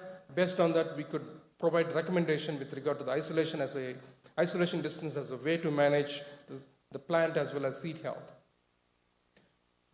And likewise, we also are checking at how can we prevent. Most of the reinfections are happening through vector infections, either by whiteflies or aphids. Are there chemical treatments that we could adopt which are economical? So currently we have evaluated, for instance, for cassava whitefly management, Mandi Plus, which is a product from Syngenta, which has been very effective. one treatment is giving very high level of production even after 10 months and dramatically reducing the reinfection rates for CBSD. So this is essential to sustain the seed health as well as the plant health, especially in endemic areas.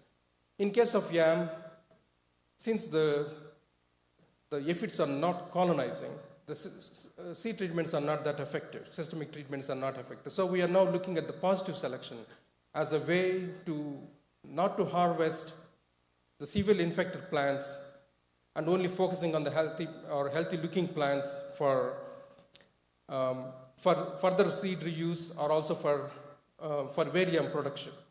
This approach also, although is a bit labor intensive, but has shown that with a simple effort, farmers can manage the plant health within their farms. And it has helped in reducing the severe infections within the field by reducing what we call severity 3, which is where we observe economic yield losses. So for banana, we have just piloted, this is a schematic which we have yet to take into the farmers' fields. We have tested modern methods, but in case of banana, we found that the macro propagation is much more economical compared to the temporary immersion bioreactor system or semi-autotrophic hydroponic systems. So in conclusion, what we have learned from this approach is a systematic approach to supply clean plants as a way to manage the plant as well as seed health has been working. But it requires multi-stakeholder involvement, including demonstration of benefits to the farmers. It's very important because farmers have been seeing infected plants for a long time, so they sense that virus symptoms are part and parcel of the plant. And now, so there is need for re-educating them that how they are losing the yields and all. So demonstration of benefit is important. But there is a need for protective measures to prevent reinfection in the field, and this is where, again, this is a big research area we are currently focusing. We have a couple of options available, but we need more work there. We are also focusing on the RNAi-based solutions, like whether RNAi sprays, for instance, would help in increasing the longevity of the plant health, especially for yam mosaic virus. Currently, this approach is being scaled across a number of African countries. With that, I would like to thank our donors who have been funding this work for more than 10 years and a number of colleagues who contributed to this work. Thank you very much.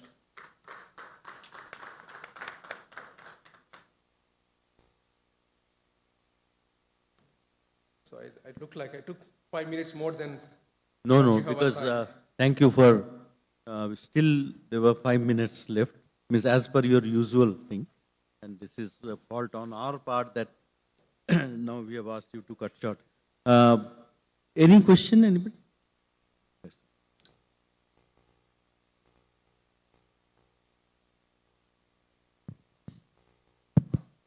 It's more a comment than a question. I'd like to congratulate you for such an extensive work on seek certification, seek tracker and all, whole seek system value chain. I think your problem remains of the reinfection. Yeah.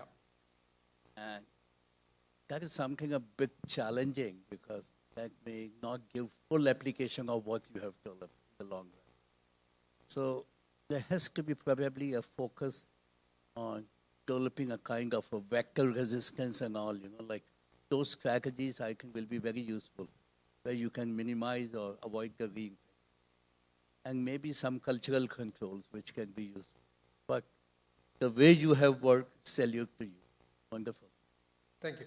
I have not mentioned, there is a parallel program going on to search for resistance, including the use of the gene editing approaches. There are some solutions based on transgenics and RNAi. The products are available, they are on shelf, but unfortunately many countries in Africa don't have regulations for GMOs, and the governments are not conducive to adopt this. There are 2 countries now, they are commercially growing GMOs, Nigeria and Kenya. Apart from these 2 countries, other countries are resisting the GMOs. Otherwise, GMO option is available. But thanks for that question. Yeah. Thank you, Lavakumar. Thank you. Thank you so much.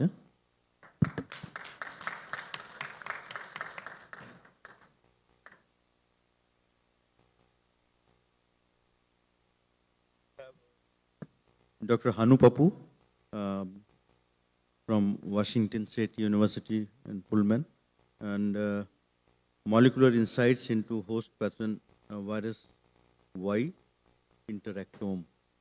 It's very good to see that so many new terminologies are coming. Interactome has come now. So, Hanu, Right. you all must be knowing. And right, Hanu, is it 20 minutes sufficient? Yes, but Lavkumar got 5 minutes extra. Okay, 25 minutes. I'm counting. 15 minutes then. For complaining, I get 15 minutes only. Yeah, I'll try to do my best. All right. Good afternoon, everybody. Thanks for coming. First of all, I'd like to thank Dr. Dilip Ghosh for the invitation, and especially for his team for the wonderful, wonderful arrangements. So they get all the credit. So yeah, I'm at Washington State University. Washington State is in the Pacific Northwest. Some of my fellow US citizens think Washington is Washington, DC. But so we are in the Pacific Northwest corner of the country, headquarters for very big corporations, Boeing and etc. But agriculture is the major revenue earner. It's a multi-billion-dollar industry. Lot of horticultural crops, and many of them, Washington is the largest producer, if not number 2 producer. So, as you can see, a wide range of agronomic and horticultural crops. Potato is a very important crop in our state and in the region. Right? So, which is going to be the focus of my talk, and which is going to be the other extreme compared to what Dr. Kumar talked about, translational and very applied, impactful research. My program is mainly focusing on understanding the molecular interactions between a virus and a host. We're located in a very scenic eastern Washington town called Pullman. For a few years now, my lab has been using some of the relatively new approaches of omics, that including transcriptomics, proteomics, and genomics, and metabolomics, to gain insights into virus-host interactions and use that data to come up with some virus suppression strategies using tools like CRISPR and what have you. Right? So as potato is a very important crop, and one of the most important pathogens of potato worldwide is potato virus Y.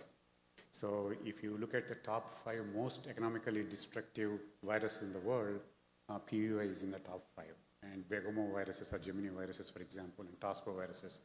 So my lab has been focusing on understanding PVY and potato interactions. Right? Produces a wide range of symptoms on the leaves, but the real economic concern is on the tuber. It causes blemishes on the surface, and also when you cut open, it shows a necrosis. So it's both a quality and as well as a yield issue. Okay? So it's a flexuous virus particles, but what is inside that counts. So it's a single piece of RNA, 10 kb, very small RNA, and it codes for a few genes, and we know the functions of all the genes here. If I can use the...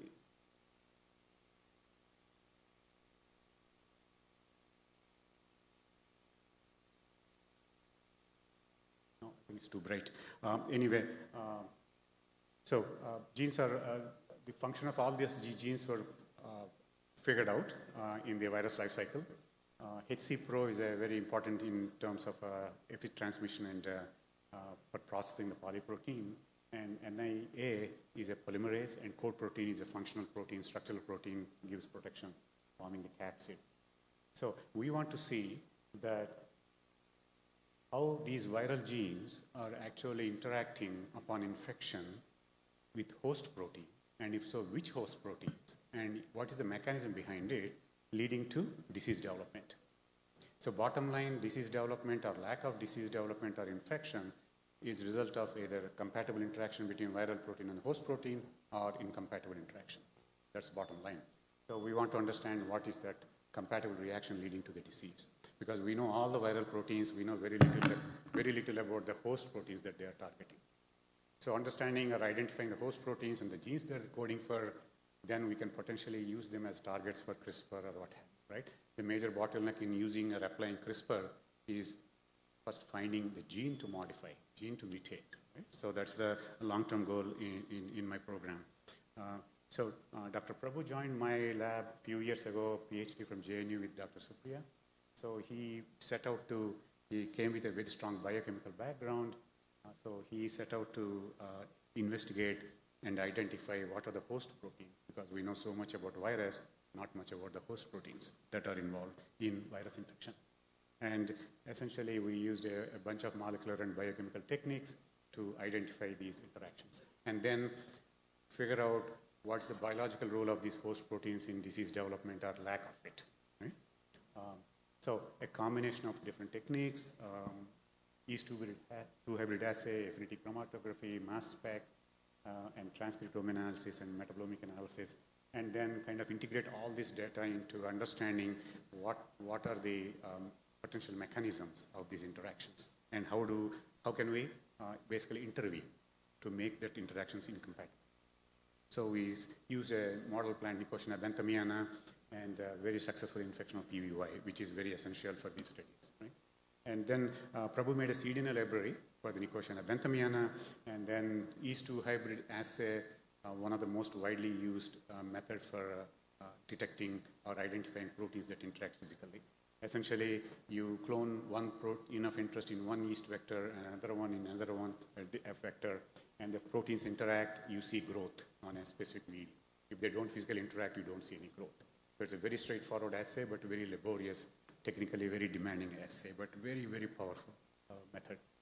So he cloned all the viral genes expressed in these yeast vectors, and then made sure that they grow by themselves without auto-activation. So there are no false positives. Right? This is a very critical step to verify.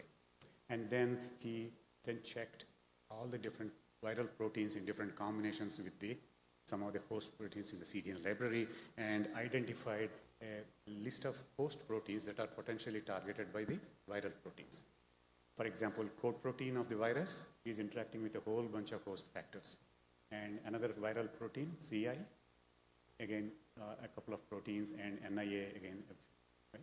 So what stand out in the beginning, this was published last year, so I'll quickly go over it, is indole acetic acid amidosynthetase that is found to be targeted by this NIA protein, which is a polymerase of the virus. So it's a very critical replication-associated protein.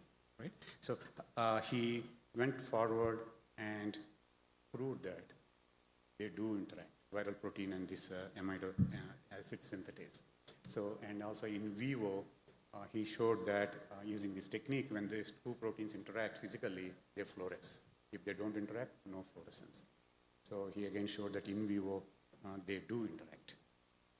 And what's the biological role of this particular amino acid synthetase? So to show that, he then silenced that gene in Nicotiana benthamiana and inoculated with PVY, and screened that for PVY infection. Right? So it turned out that when that particular gene that is coding for that enzyme was silenced, PVY levels went down. So determined by ELISA compared to Monk. Right? And when he overexpressed that gene, disease got severe, and virus levels also went up. Right? Definitely, this amidosynthetase is doing something as a biological role in PVY infection, because PVY is interfering and modulating this synthetase activity. And he also showed that virus infection is actually interfering and suppressing the auxin pathway. So what does this amidosynthetase do? It's a very important enzyme in auxin biosynthesis. So on the left side, as you can see, in an uninfected, healthy plant, free auxin is an extremely important component in plant development, physiology, and metabolism, right? And also, it provides that basal defense against a virus infection, in this case, PVY, right? So now the plant gets infected by PVY. One of the proteins is the NIA, and it seems that now we showed that this viral protein is binding to this particular enzyme, which is conjugating the auxin, reducing the auxin levels in the plant, and making the plant susceptible, making the disease more severe and increase the virus levels. Right? So this is the model that he came up with based on the data, and we are further pursuing this mode of action, whether it's true, our hypothesis. So simultaneously, a PhD student in my lab wanted to ask the question if PVY infection leads to specific metabolomic changes in infected potato. Right? And so, are there any specific signatures of metabolites that are upregulated or downregulated? Right? And is it specific to a resistant variety versus a susceptible variety? So he did a non-target metabolomic analysis and identified that a whole bunch of metabolites are very specifically affected by PVI infection. All right? So a laundry list of them. Okay, so that is very interesting basic information. But then when Prabhu went over this data, something stood out is that PVI infection is upregulating the carbohydrate metabolites, everything that's involved in the carbohydrate metabolism. So when he closely looked at them and listed them one by one and one by one,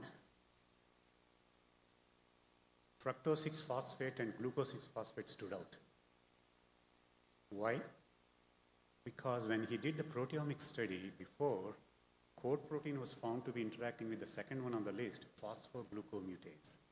That is a cytosolic enzyme. And what's the connection between phosphoglucomutase and enzyme versus a couple of those fructose 6-phosphate and glucose 6-phosphate? This enzyme plays a critical role in reversible conversion in the carbohydrate pathway. So suddenly, these random dots started connecting them, and some very random observations. So here is one of the carbohydrate pathways, fructose 6-phosphate and glucose 6-phosphate, very important components in this. And especially, what is the significance of it? This pathway partitions glucose into sucrose synthesis and components of the cell wall. And equally importantly, also drives pyrimidine and purine synthesis, RNA and DNA for DNA nucleotides, right? So very critical in cellular processes and cellular development. So looks like coat protein is interacting with an enzyme that's a critical player in carbohydrate metabolism, which is partitioning these products into very important pathways for cell wall synthesis to purine and pyrimidine synthesis. So very different from what the previous viral protein is doing, binding to a totally different enzyme, which is auxin biosynthesis pathway. Right? So this is where we think that coat protein is binding to that particular enzyme in carbohydrate metabolism.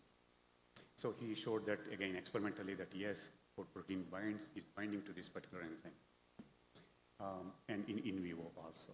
Okay? And he repeated the same approach, silencing that particular enzyme, phosphoglucomutase, and he showed that it's reduced the PVI accumulation. So, and then when he overexpressed it, PVI accumulation went up, CCVT went up. So essentially, coat protein is targeting an enzyme for its own benefit to make more purine and pyrimidine for its own RNA replication synthesis and components for the RNA. And also it's affecting our hypothesis is affecting cell wall synthesis because the virus has to move from cell to cell, and cell wall is a major barrier. So by interfering in cell wall synthesis, it is making itself easier to move from cell to cell and becoming systemic.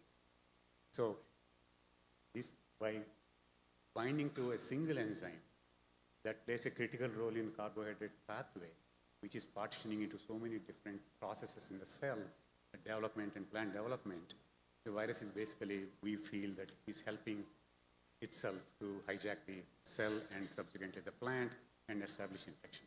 So we are looking at the intervention by the coat protein at the Calvin cycle in the chloroplast as well as in the cytoplasm.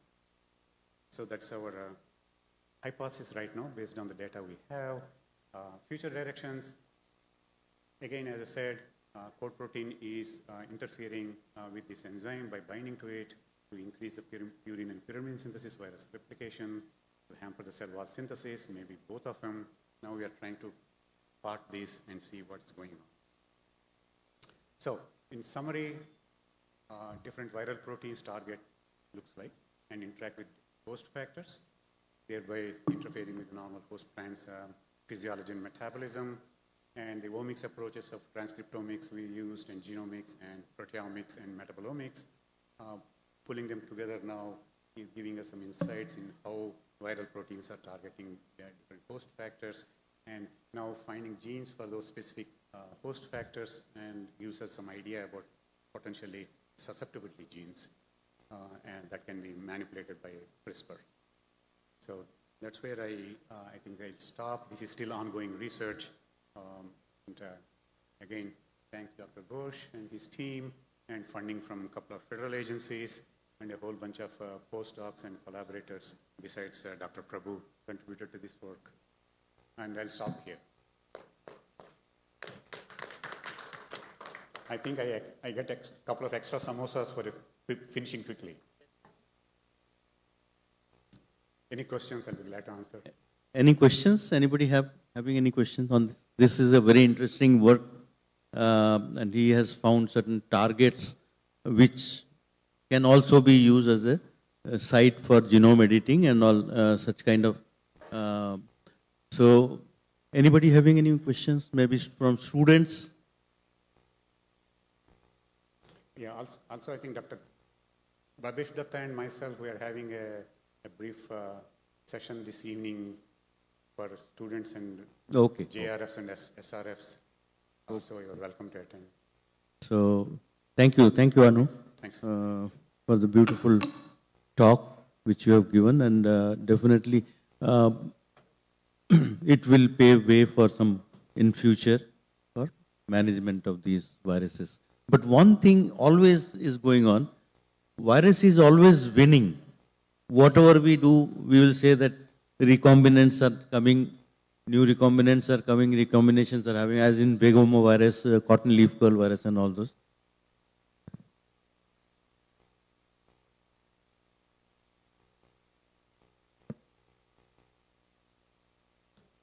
Yeah, good question. Dr. Pranjiv asked, viruses keep evolving. Okay, we used one virus, and especially we picked one strain of that virus. PVY, those of you who are not familiar, is a very unique virus that it biologically exists as distinct strains. A given strain produces symptoms only on leaves, not on tubers. And another strain produces symptoms, necrosis only on tubers, not on leaves. So above ground plants look healthy, but when you dig up and look at the tubers, you will have necrosis. Right? So same virus, biologically very distinct strains. So we used one strain. So chances are that we used a different biologically distinct strain. Maybe it may be interacting with different set of host factors. We don't know. Right? So now we are planning to extend this to compare two commonly occurring strains in our region, in Washington state. Exactly. So we have to keep that in mind. They keep evolving. Right. Thank you.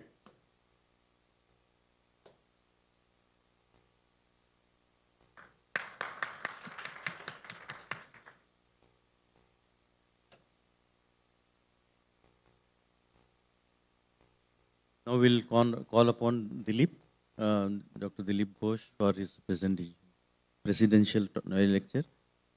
And the time, Dilip, is equally effective for you.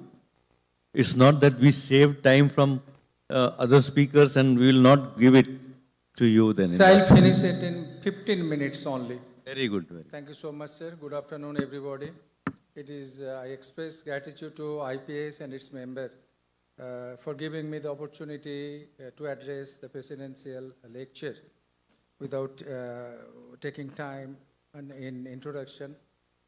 Just straight away come to the point that if we go back to the history of plant pathology's development in last maybe 150 years or so, there are many diseases that has made history in this subject, whether it is brown spot of rice or potato lead blight and citrus canker or so on. In last 20-25 years, another disease which has caused havoc in horticulture, particularly in the citrus sector, that is citrus greening disease. The most important, especially after its introduction in US and Brazil in 2004-2005 onwards. This is the widely researched topic, the citrus greening disease, which is also known as Wong Long Bin. In my presentation, I'll speak about the work being done at our institute, in Central Citrus Research Institute, in our lab, along with our collaborators at IIT Roorkee and University of Central Florida. I'm very happy that my collaborator, Dr. Sadesh Mukul Shanta, is very much here today in this afternoon. And in my presentation, I'll speak briefly about the citrus industry and what diagnostic activities we are doing in our lab, molecular characterization of the pathogen, in conventional as well as the novel management strategies that we are working in our lab in collaboration. If you see the citrus industry, that is the third largest citrus industry in the country, and though in last 5 decades, there is a tremendous increase in the land as well as the production in this sector, but unfortunately the productivity remains more or less stagnant. Total value, of course, is nearly 32,000 crores in the citrus industry in our country.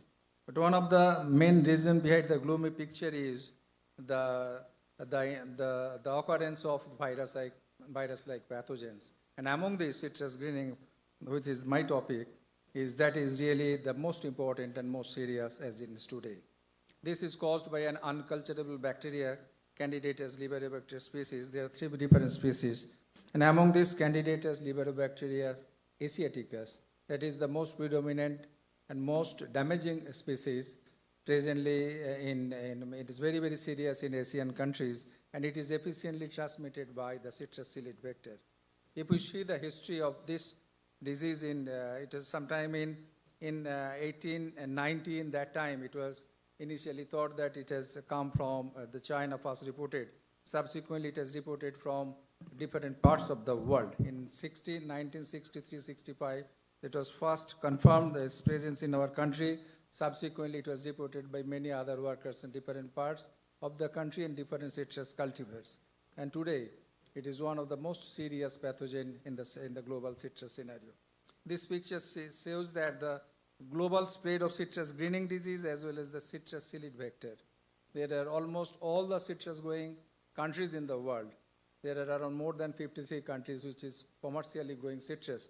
And this disease is almost present in almost in every parts of the country, in the world, as well as its vector also.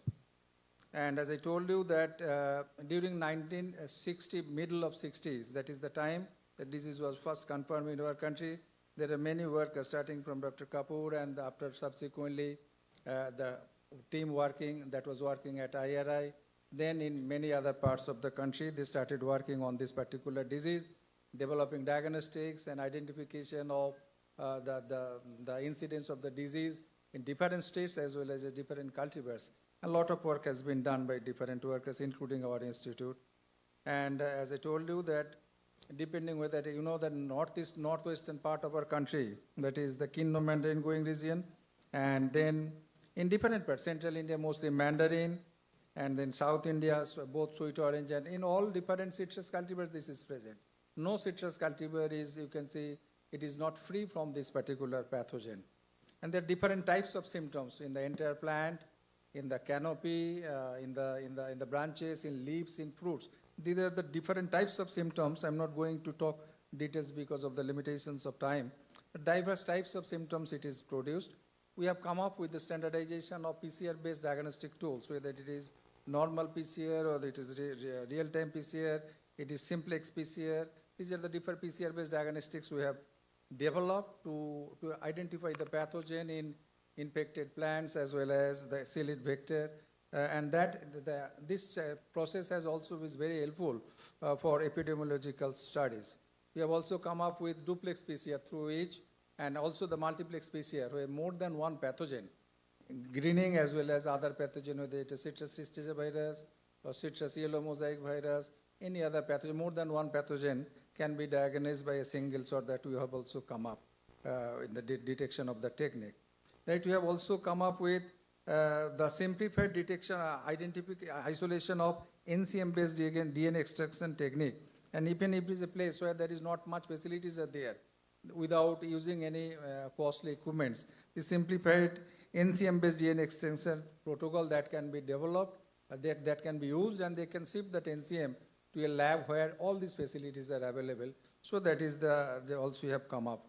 And again, we have also come up with recombinase polymerase-based isothermal amplification, this technique. This is the latest tools that we have worked on that, and this information we have published in the journal PLOS One. Similarly, we have also come up with another diagnostic technique, that is lamp-based diagnostic technique, that is also added in our basket of our developing diagnostic tools. As far as this is all about, briefly about the diagnostic techniques we are using. And then as far as the characterization of different pathogens, initially till 2012-13, we are using only the 16S and 16S23, that region, that was our target for characterization of the pathogen. But till then we are using that only up to species level we could detect that pathogen. And this we published in Phytopathology. Subsequently, we targeted that hypervariable region, that is Klebsiella 01645, that is the genomic locus. Based on the number of tandem repeats present in that, we have evaluated 81 isolates collected from entire country from eight different citrus cultivars. And we have finally with this particular targeting this region, we have come up that our population is much more diverse than the citrus Candidatus liberobacterius asiaticus populations reported either from China or from USA. And this information we have published in Phytopathology. And then again, we have also worked with our friends from Bhutan. And that is the first report from Bhutan about the occurrence of citrus greening disease in Bhutan. And there also we have targeted 4 different regions to characterize the Bhutanese isolate. And that information also, a couple of years back, we have published in the journal Phytopathology, being published from American Phytopathological Society. There are a lot of challenges as far as the management of citrus greening. You know, there is no registered commercial cultivars as available not only in India, in the entire world. No feasible curative methods, and the disease spread very seriously. Once the plant is infected in the field condition, it remains infected so long the plant is alive. At the same time, the infected plant, it serves as a source of infection or secondary spread very efficiently by the citrus psyllid. As far as the conventionals, there are different types of conventional strategies, whether it is production of quality planting material or improved nutrition or controlling the insect. These are the conventional techniques that is followed in our country as well as in almost all the countries. As far as the biotechnological approaches is concerned, we are talking since morning that developing antimicrobial proteins or peptides, in silico design of inhibitor drug resistance, and genetically modified transgenic plants. These are the few areas, and also RNA technology. I am happy to say that in collaboration with our colleague friends from IIT Roorkee, Professor Sharma, A.K. Sharma, and our collaborator from University of Central Florida, Dr. Swadesh Mukul Shantara, we are working in first 3, that antimicrobial proteins, then designing inhibitor molecules, and genetically modified. We have got very good progress in these 3 areas under different projects. These are the conventional strategies I have already mentioned, whether it is production of quality planting material, vector control, improved nutrition, and these are the areas that we are routinely using and recommending to the farmers. And in our institute, every year, since last 22 years, that we are producing quality certified disease-free plants of citrus, and we are distributing to the farmers of the country every year. And that has helped the institute to generate, till now, almost 16 crore rupees resource generation we have done at our institute by producing and selling this planting material to the citrus growers of our country. Very quickly, these are the different steps we are using at our institute, and you'll be visiting in the afternoon our institute. If possible, you can have a quick look of our institute and center, whether tomorrow or day after, any time. And this is the protected foundation block, where the mother plant, after identification and using this the diagnostic tools, we are identified not only greening free, but also these plants are free from all the major graft-transmissible pathogens of citrus, whether it is Tristigia or yellow mosaic or ring spot, and then we are maintaining it in the protected foundation block and using for commercial propagation. At the same time, in the nursery, we are ensuring that the soil mixtures, that is also free from the soil-borne pathogens like fungus and nematodes. And I have just told you that in last nearly 20 years, more than 56 lakhs planting material we have developed that has helped the institute R&D resources more than 15 crores rupees. And I'm in the last stage in my presentation that Professor Joshi Bobbe, he's one of the pioneer researchers as far as the work of citrus greening is concerned in the world. Just before in 2016, he mentioned one of his meeting in Brazil, that whatever the techniques we are using till today as far as the conventional, that is only the limited and it is only the temporary phase. Finally, the long-term management depends on genetic modifications or improvement using genomics, genetics. These are the things he suggested. But there are a lot of challenges as far as developing HLB-resistant citrus cultivars is concerned. Because you know this is a perennial cropland and there is citrus, it has different varieties also. And there are in many countries, for example, India, we primarily grow for mandarin. But in US, Brazil, it is in sweet orange, that is different crops. In Mexico, it is only acid lime. So there are different citrus varieties, that is their target in different countries. Because there is no source of the challenges, there is no source of genetic resistance as far as the greening is concerned. Then changes in producing the new HLB resistant varieties through classical breeding is very low. It is very time consuming. And these are the different limitations, very long juvenile period. So considering this, the approach is that what novel strategies we can do. So you can see in the picture that Professor Shantra, who is very much here, as well as in the picture, in my left side, Dr. A.K. Sharma. These are we three people, we worked for last nearly almost 10 years. And with our collaborative research, we have come up with a novel that composition of the combination of 2S albumin protein that was obtained from pumpkin seeds as well as the nano-Gedeno. These two combinations have really helped us to reduce the inoculum load in the infected plant. And this information, which is first of its kind in the world, we published in PLOS ONE, and also this helped us to get the US patent in 2022. And this work has also opened a new dimensions of research in the entire world. So using these antimicrobial peptides and that aspect. So we have also come up. Initially, our trial was within the screen house. Now we have also completed this experiment in the field condition. There also it is doing excellent. And now the another approach, whether the 2S albumin protein, which is giving resistance or it is giving inhibitory effect against the candidatus liver bacteria, whether can we use the same target to produce transgenic plant? That is the question. I will reply after a couple of my slides.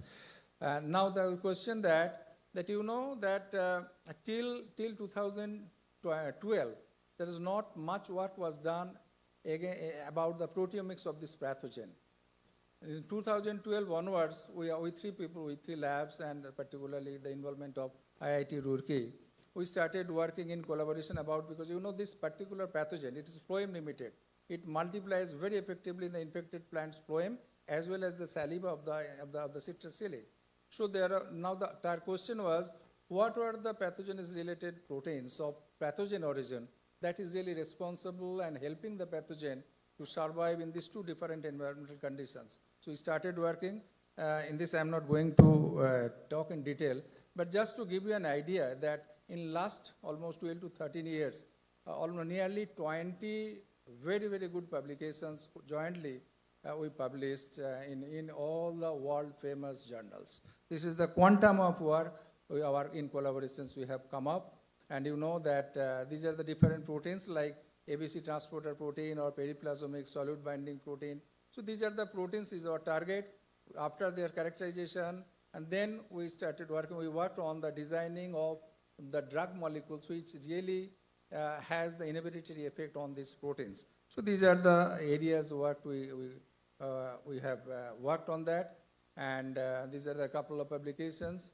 And then the last few slides is that we have also come up with developing a transgenic citrus plant, both in sweet orange, that is Mosumbi, as well as in acid lime.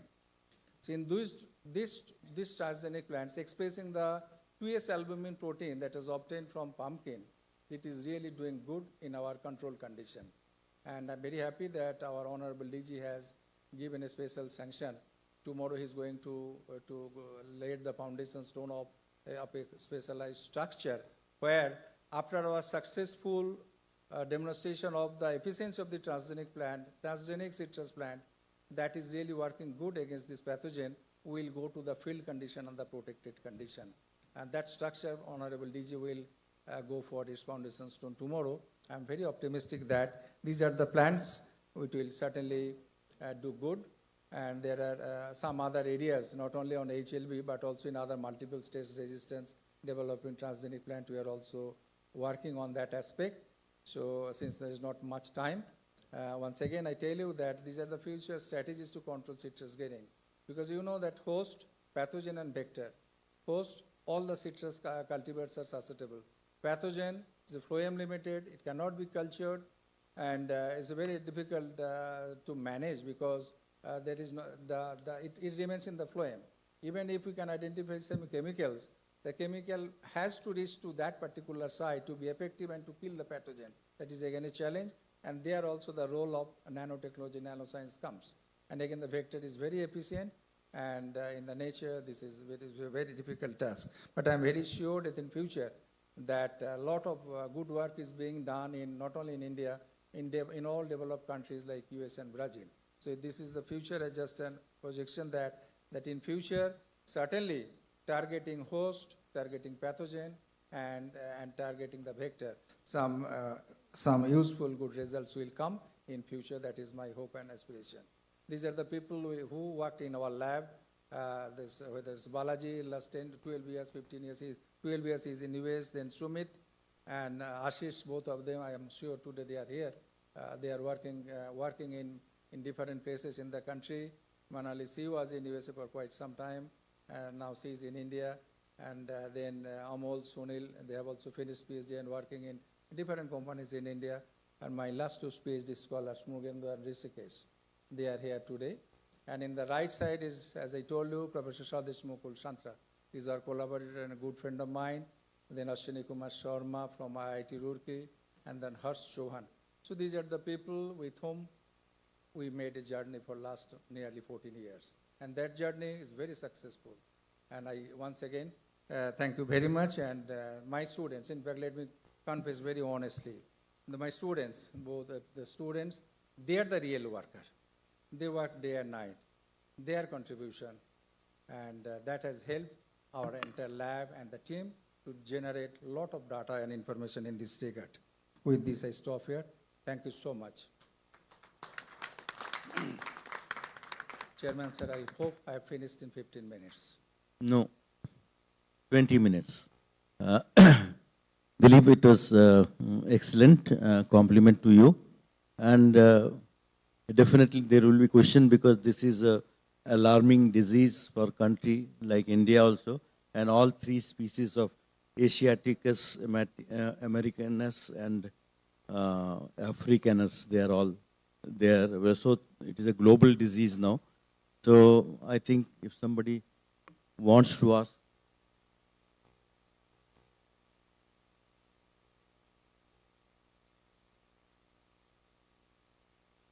Yeah, the question is, again, it depends on many other factors. It depends on the internal immunity of the system.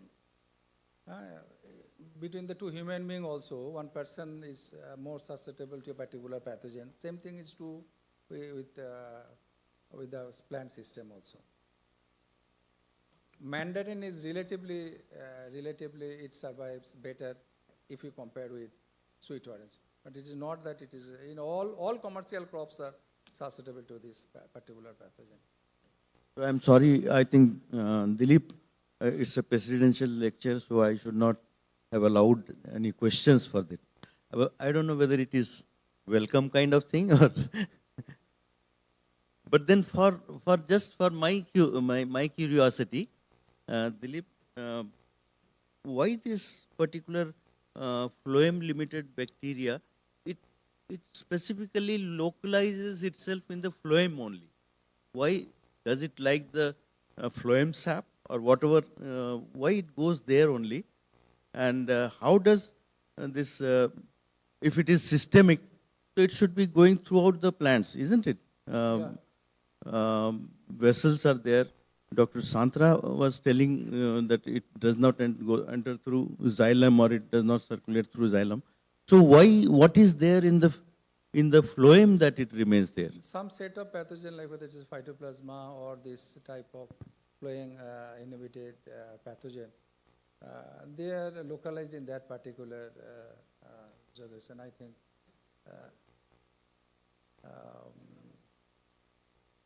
why exactly, I think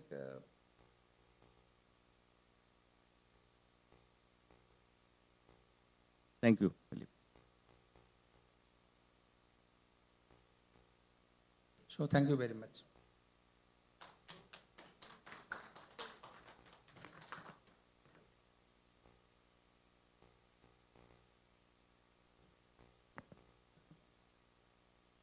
Thank you, sir, for your wonderful presidential address. Dr. Ghosh will be receiving the prestigious Presidential Award. For that, I invite Dr. S.S. Chahal, former Vice Chancellor, MPUAT Udaipur, to kindly come to the stage and present this prestigious award to Dr. Ghosh. Dr. S.S. Chahal, if he is present in the hall. Yes, please. And he's the past president of IPS too. Sir is here with us.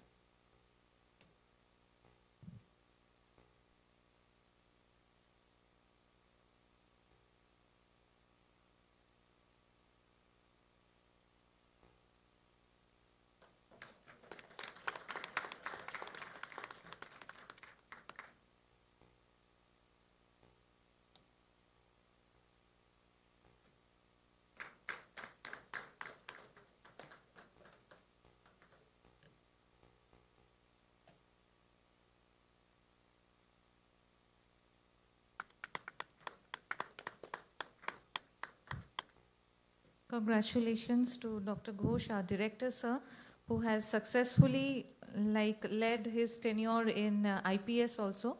And this is the concluding conference which we are having. So now I would like to request, sir, once again to felicitate our rest of the two speakers, Dr. P. Lava Kumar and Dr. Hanu Pappu, who has delivered the plenary lectures. So please, sir, kindly come to the stage once again and hand over the two awards to the speakers. Dr. Chakravarti, sir, I invite you to join Dr. Ghosh in felicitating our two esteemed speakers.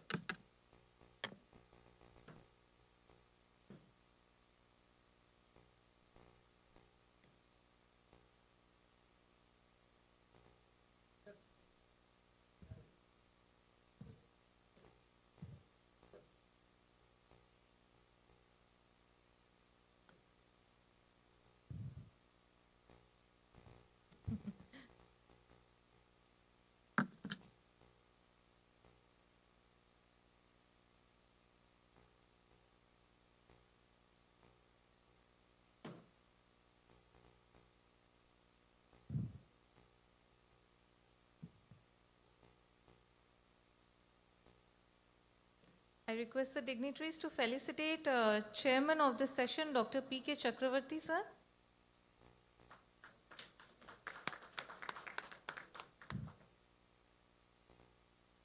And also our co-chairmans, Dr. M.P. Thakur and Dr. G.P. Rao. Please come to the stage.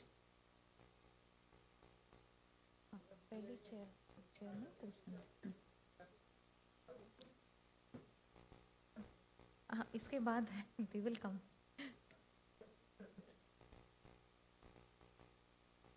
Chairman, co-chairman, and also the two reporters, Dr. Rajkumar Mishra and Dr. N.M. Gohel. Please be ready.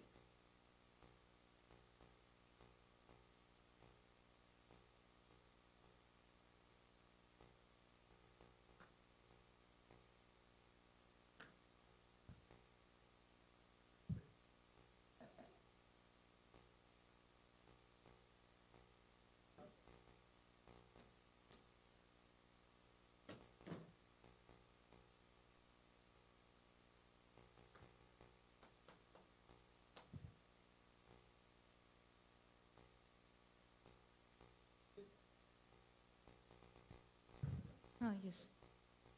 The reporters, Dr. Rajkumar Mishra, Dr. N.M. Gohil.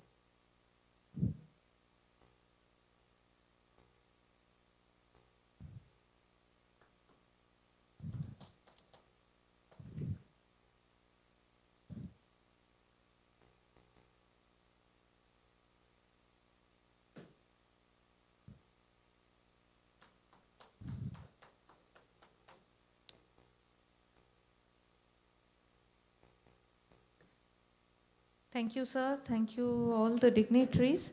So moving on, this brings us to the end of both the plenary session. So moving on to the technical session, we will begin the technical session 3 here in this hall itself. So the delegates and speakers who will be speaking for this particular technical session 3, you are requested to submit your PPTs to the media desk if you have not yet submitted. And for this technical session, we'll be having lead lectures and several oral lectures too. I invite Chairman Dr. H.R. Pappu, Co-Chairman Dr. R. Selvarajan and Dr. S.N. Sushil, and rapporteurs will be Dr. Y.V. Ingle and Dr. Sajadun Nabi to please come and occupy your respective seats as panelists.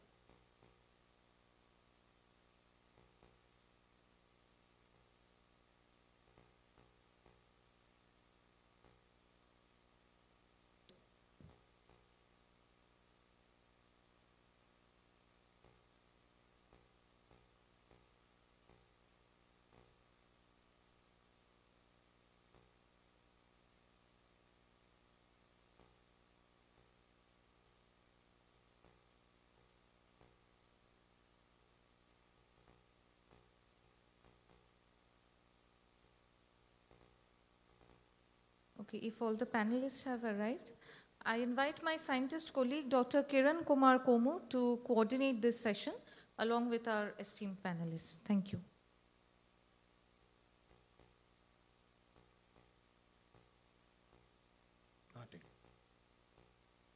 Good evening, everyone. It's my privilege to welcome you all to this technical session 3, that is innovative and novel management strategies. It's an honor to have with us an esteemed panel to guide and oversee today's technical session. First of all, I would like to welcome Dr.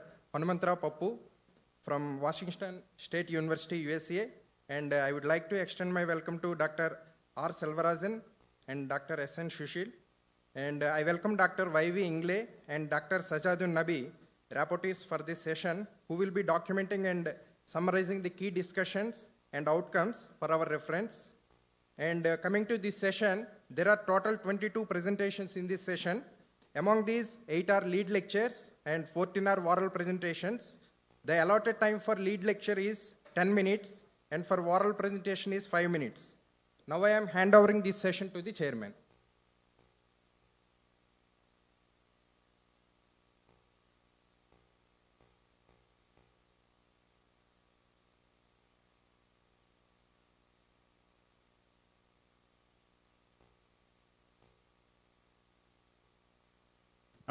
Good afternoon, everybody. Let's get started.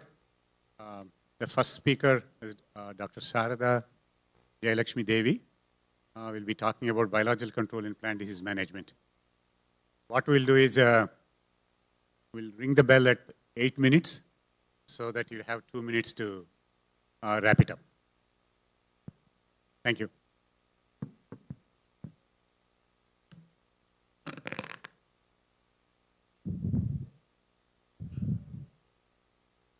Good evening to you all, respected chair and co-chair.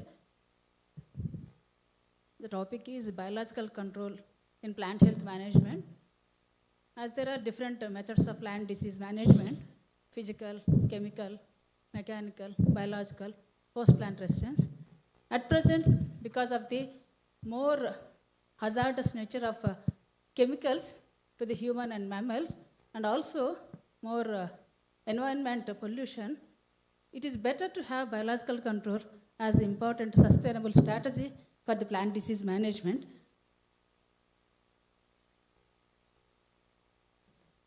So biological control, as per Cook and Baker, we know it is the reduction of amount of inoculum or the activity of the pathogen by one or more living organisms other than the human beings. So biological control, it is having importance because of it is the alternate method when more hazardous chemicals are seen causing more health hazards to the human beings. We will have the alternative method as biological control, and also it is having the one solution where other methods are not applicable, and biological control agents, they are non-toxic to the human beings, and also they are eco-friendly, and also they will be having specific target to the specific pathogen, and they are having the different self-sustaining and also adaptability nature, and also they are very cost-effective and they will have a long-term effect. And there are different application methods: seed treatment, dipping, Excuse me. drenching, foliar sprays, Dr. and drips. All these are the different application methods of the biological control agents. To have the successful nature of the biological control. Dr. Jayalakshmi, excuse me. Please, those who want to discuss, please step out into the hallway or there in the corner. Hello. Those who are having coffee or tea, please step out. Sorry, please continue.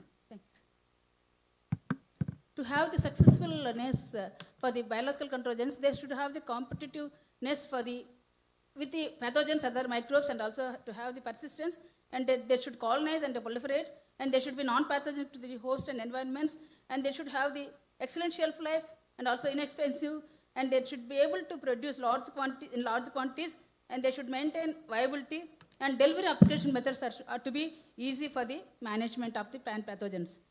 So keeping this, there are different mode of actions of biocontrol agents. As we all know, there are direct methods: antibiotics producing the antimicrobial compounds, and parasitism, hyperparasitism, and mycoparasitism.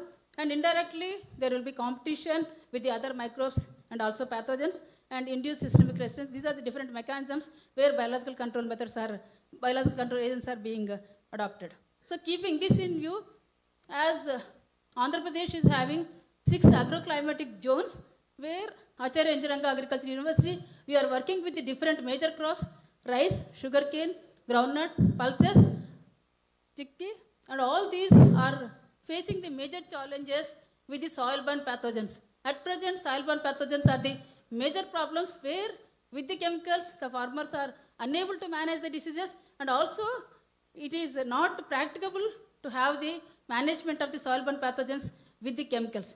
That's why we thought better to have at least one biocontrol agent which can have the potential effect on the all soil-borne pathogens of major cultivated crops of Andhra Pradesh.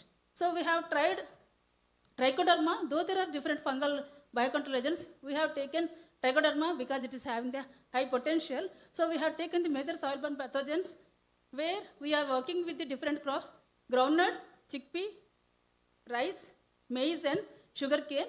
So in all research stations, that is, we are having 6 regional agriculture research stations and also agriculture research stations where they are working with the different major crops. So we have native isolates of trichoderma, and we have screened against the specific crop where they are working against the pathogen.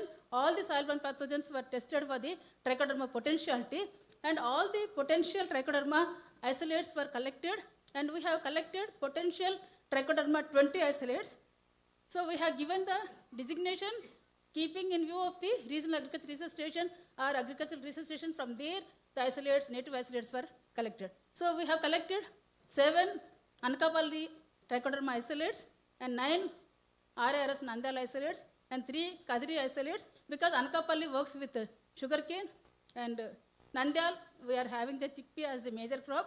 Then Kadiri major is the akrip groundnut, and Perumalapalli with the sugarcane. Anakapalli also sugarcane.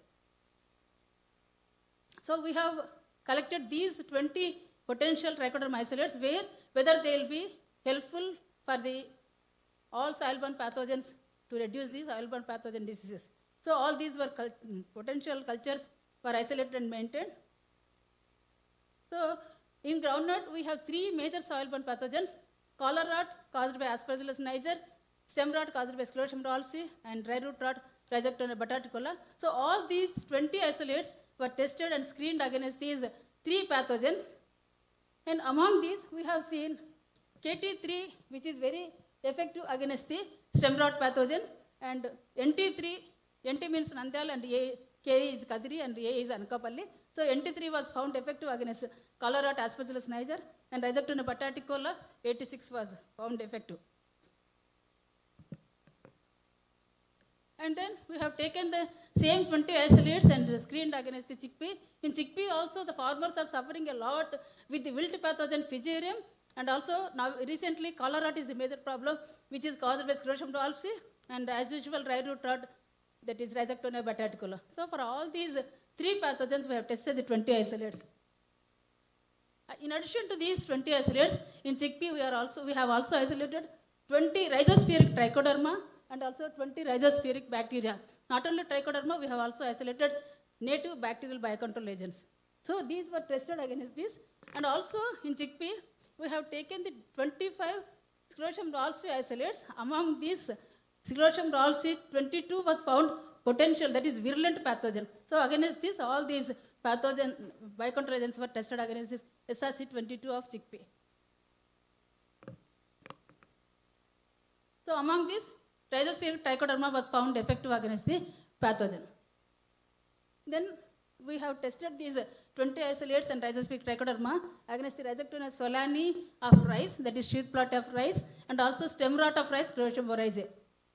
So from this Rhizoctonia solani, 86 was found effective, and for the trichoderma, 84 was effective against the Sclerotium vorace, the stem rot pathogen of rice.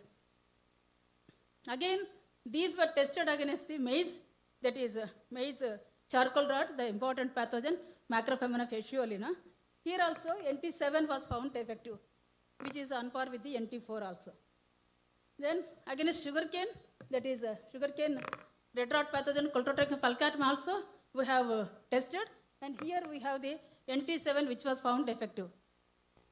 And also we have tested the antimicrobial compounds, volatile compounds against the pathogens. Here we have NT2 which was found effective against the mycelial growth of Coltotrichum falcatum, that is sugarcane red rot pathogen. Then for the Fusarium sacchari, NT7 was found effective. Then trichoderma isolates were tested for the with the volatile compounds against the Macrophaemina fasciolina, where Perumalapalli isolate was found effective. And later, all these trichoderma isolates we have characterized molecularly, where 81 and KT3 were identified as Trichoderma harzianum, 86 was found as Trichoderma longibrachiatum, NT3, NT7, RT2 were found as Trichoderma asperellum, KT1, 82 Trichoderma viridi. So we have given the NCB accession numbers also. In addition to this, bacterial biocontrol agents were also tested. We have isolated endophytic and rhizosporic bacterial isolates also, where RB13 was found effective.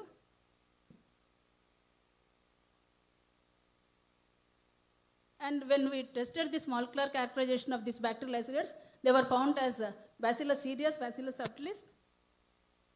And also we have used these in the field studies, integrated management also. And also we have studied the compatibility studies, where Trichoderma was tested against the carboxin and thyrum, where it is having the less inhibition of the Trichoderma.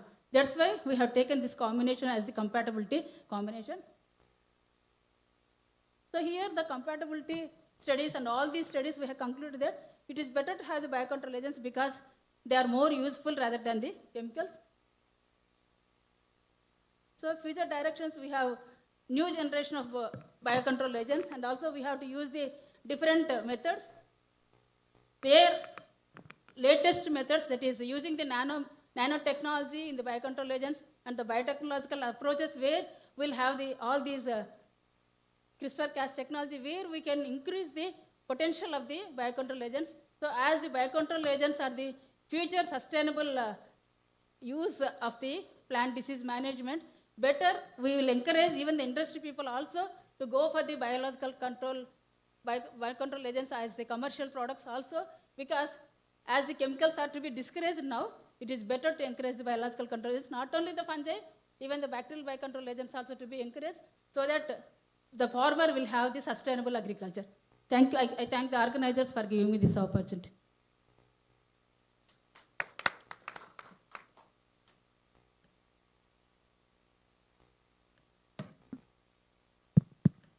Thank you very much. That is perfect, right on 10 minutes. Thank you. Any questions? One quick question. All right. Thank you. Oh, okay.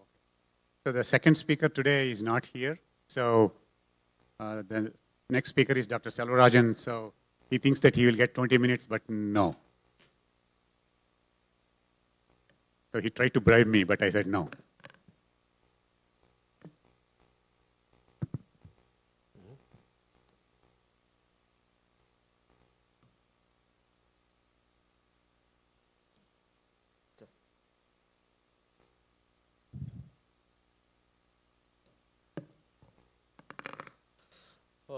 At the outset, I would like to thank Dr. Dilip Ghosh for inviting me to give this 10 minutes lead talk. I'm going to talk on current status and the innovative management strategies for the major disease of banana in India. And you know that we are #1 in the world, and we produce 37 million tons of banana from just 1 million hectares. And in fact, with the introduction of tissue culture, the productivity has increased within the last 3 decades. And again, the export also keep increasing. And of course, the tissue culture and giving the quality planting material that played a key role in increasing the productivity and increasing the production. So, and all you pathologists know about the disease of banana, because again, it's clonally propagated, and Fusarium wilt, Cicadoga leaf spot are the major fungal diseases, and there are many, more than 20-25 fungal pathogens are there, but they are all not such significant. Coming to the bacteria, Erwinia is very important. Then again, viral diseases, there are 4 viral diseases which affects the banana.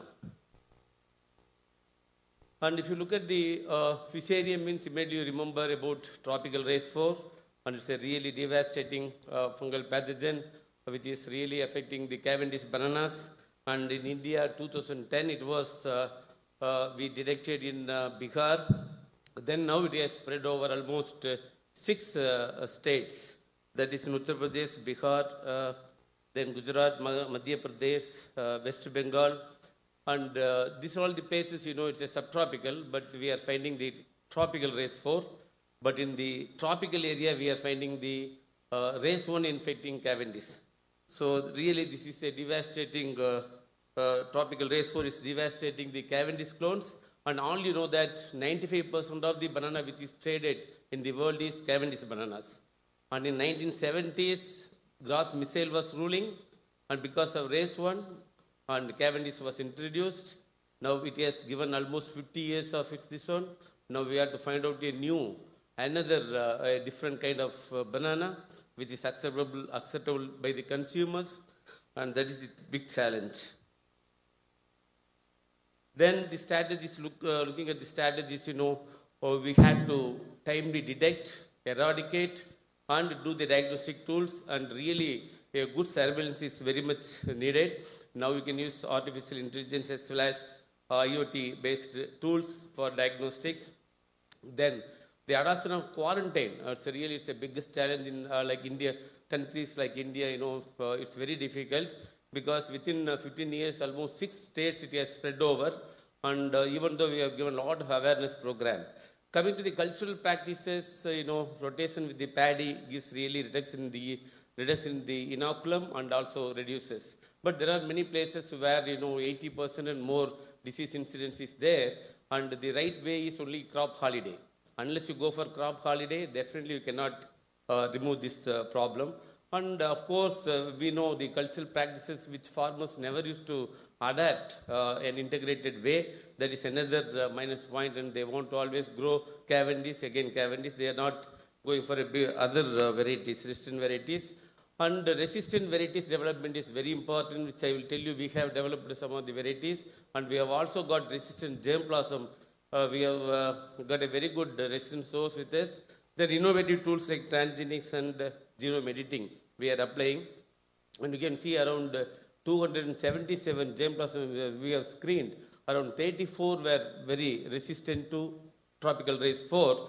And if you look at the top second row, there are 6 Cavendish banana varieties which is native to India, is giving resistance against tropical race 4. That is very interesting, and that has to be multiplied. Now we are doing deploying these varieties.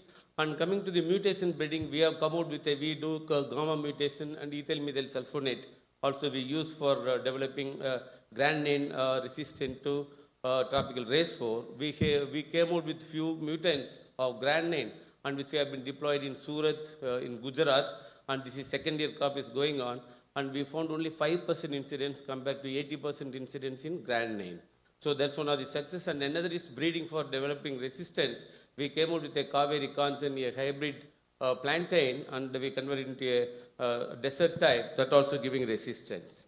Then we are also deploying red banana, red banana, then Mysore bananas, then Nendran plantains are immune to tropical race 4, which we are deploying in Uttar Pradesh and this Gujarat as well as Madhya Pradesh. In 3 locations, we have kept these new varieties we are working out. Then coming to the genome editing, we are just targeting DMR, W mildew resistant 6 as well as Nutix hydrolase. We are knocking out because they are found to be a susceptibility factor, and we are working on using the embryogenic cell suspensions. And leaf spot disease, it's very important. All the exporting countries, they go for 40 to 45 sprays in a year. But in India, we do not have such a climatic conditions. But even then, in Kadapa-like regions, where the incidence happens suddenly and the premature ripening happens in the field itself, for which we are now working out, though we have given, this is what we have developed in our institute, with 25 days interval, different kind of pesticides, these fungicides we are using for controlling. But this is not the way that we can control actually. So now what we do is we are doing IoT-enabled technique, and also we are applying drone to spray fungicides. And now around 15 Fasal machines we have deployed in different places in 8 districts, 8 states. And we are now 1.5 years, we have already taken the data, and we will coming out with the decision support system to give the farmers the right when they have to go for a spray. And Erwinia rot is another important, especially tissue culture, for which we have come out with a good integrated management system in the Kaveri Microbial Consortium, wherein 6 bacterial bacillus species are there. That includes an FOC, one which we can control on FOC also. So that we have come out with, and this product is doing well. And integrated fruit management for the fruit disease for especially export, especially anthracnose. And we have come out with a trichoderma, that is the one which is working well. Up to 60 days, you can keep it remain green. And the virus disease, if you look at, it's all, you know that Bragg mosaic, bunchy top is a major issue even now. Cucumber mosaic virus is remaining a very big problem in the tissue culture, especially in Jalgaon and Madhya Pradesh. And if, the recent study shows that 20% incidence for the past 3 years in Madhya Pradesh as well as in Jalgaon. And this is one of the things, but we are continuously doing. And if you look at the percentage infection has come down now, because last 3 years we are continuously doing the testing for them. Then coming to the strategies for viral disease, all you know that one has to do a clean sanitation, and you should see that the vector is not there. And if you are using clean planting material without virus, even vector is present, it's not a matter.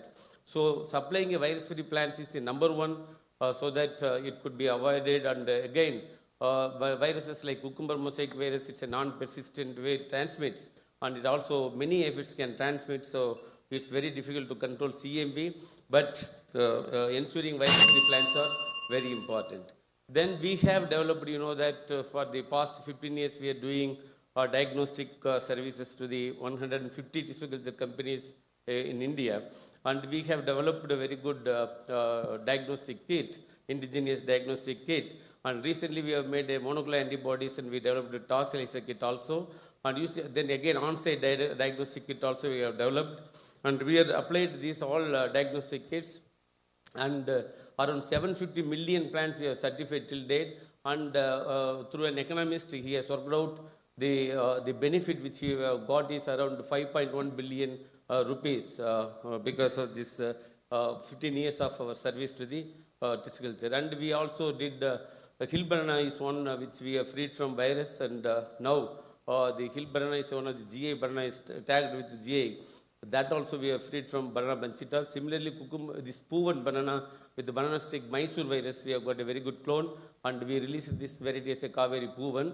And we are also developing transgenic bananas resistant to bunchita. And again, we are applying genome editing tools using EIF4E, and also we are targeting pelota for bunchita, and that work is going on. And we are eliminating banana stick Mysore virus using CRISPR system, and also we are using IoT and other artificial neural network for the detection of CMV and other viral diseases. You can see here, this is one which we have developed with 95% accuracy. With this, what I would say is that our sincere implementation of integrated approach for all the fungal, bacterial, viral diseases, together with public, private, peace and partnership, would certainly lead to reduce the yield loss due to the banana, and we can really remain #1 in the world in the coming days. Thank you very much. This is our team. I thank IITA, CGIAR, and Department of Science and Technology, and ICAR, and all my team members for this contribution. Thank you very much.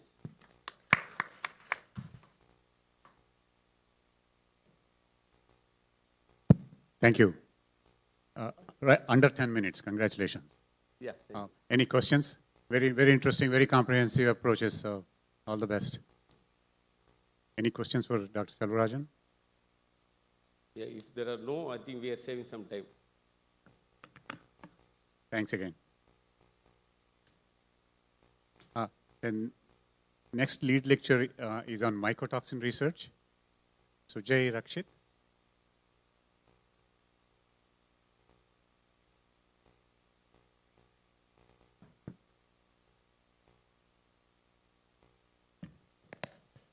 Good afternoon.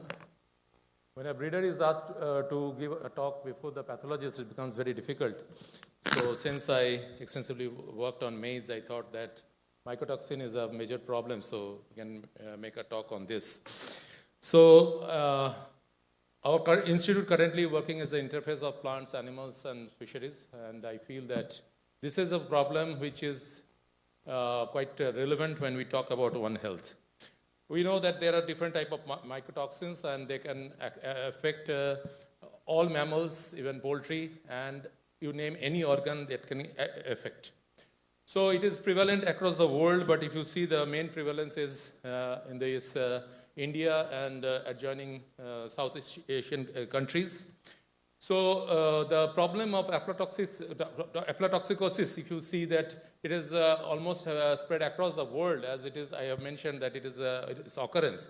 But it is again more prevalent in India, and particularly in the peninsular India, there are several reports of incidence of aflatoxicosis. So now if you see that aflatoxin is detected even in the milk or infant milk products, as well as breast milk. So this is a matter of serious concern.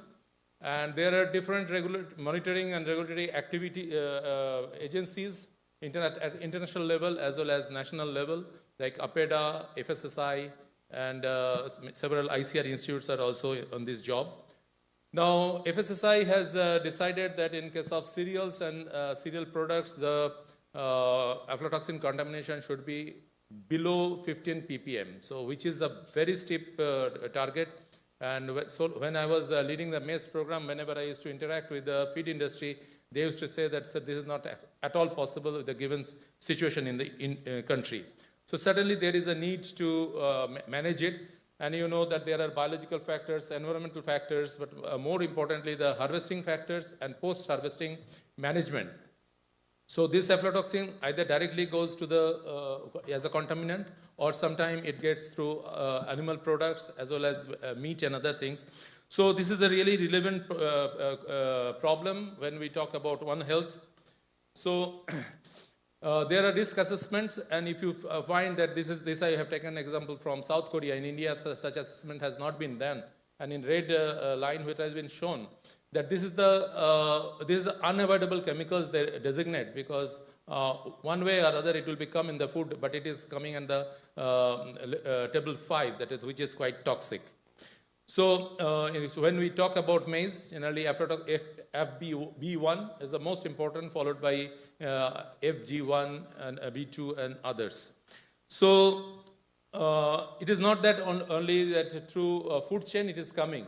It has been reported that the plant debris or the manure which we are making from the contaminated plants, that also go to the soil and that get bound with the clay particles. At the same time, along with the rain water, it is getting run off to the rivers or ponds, and then again it is contaminating the food, fish products as well.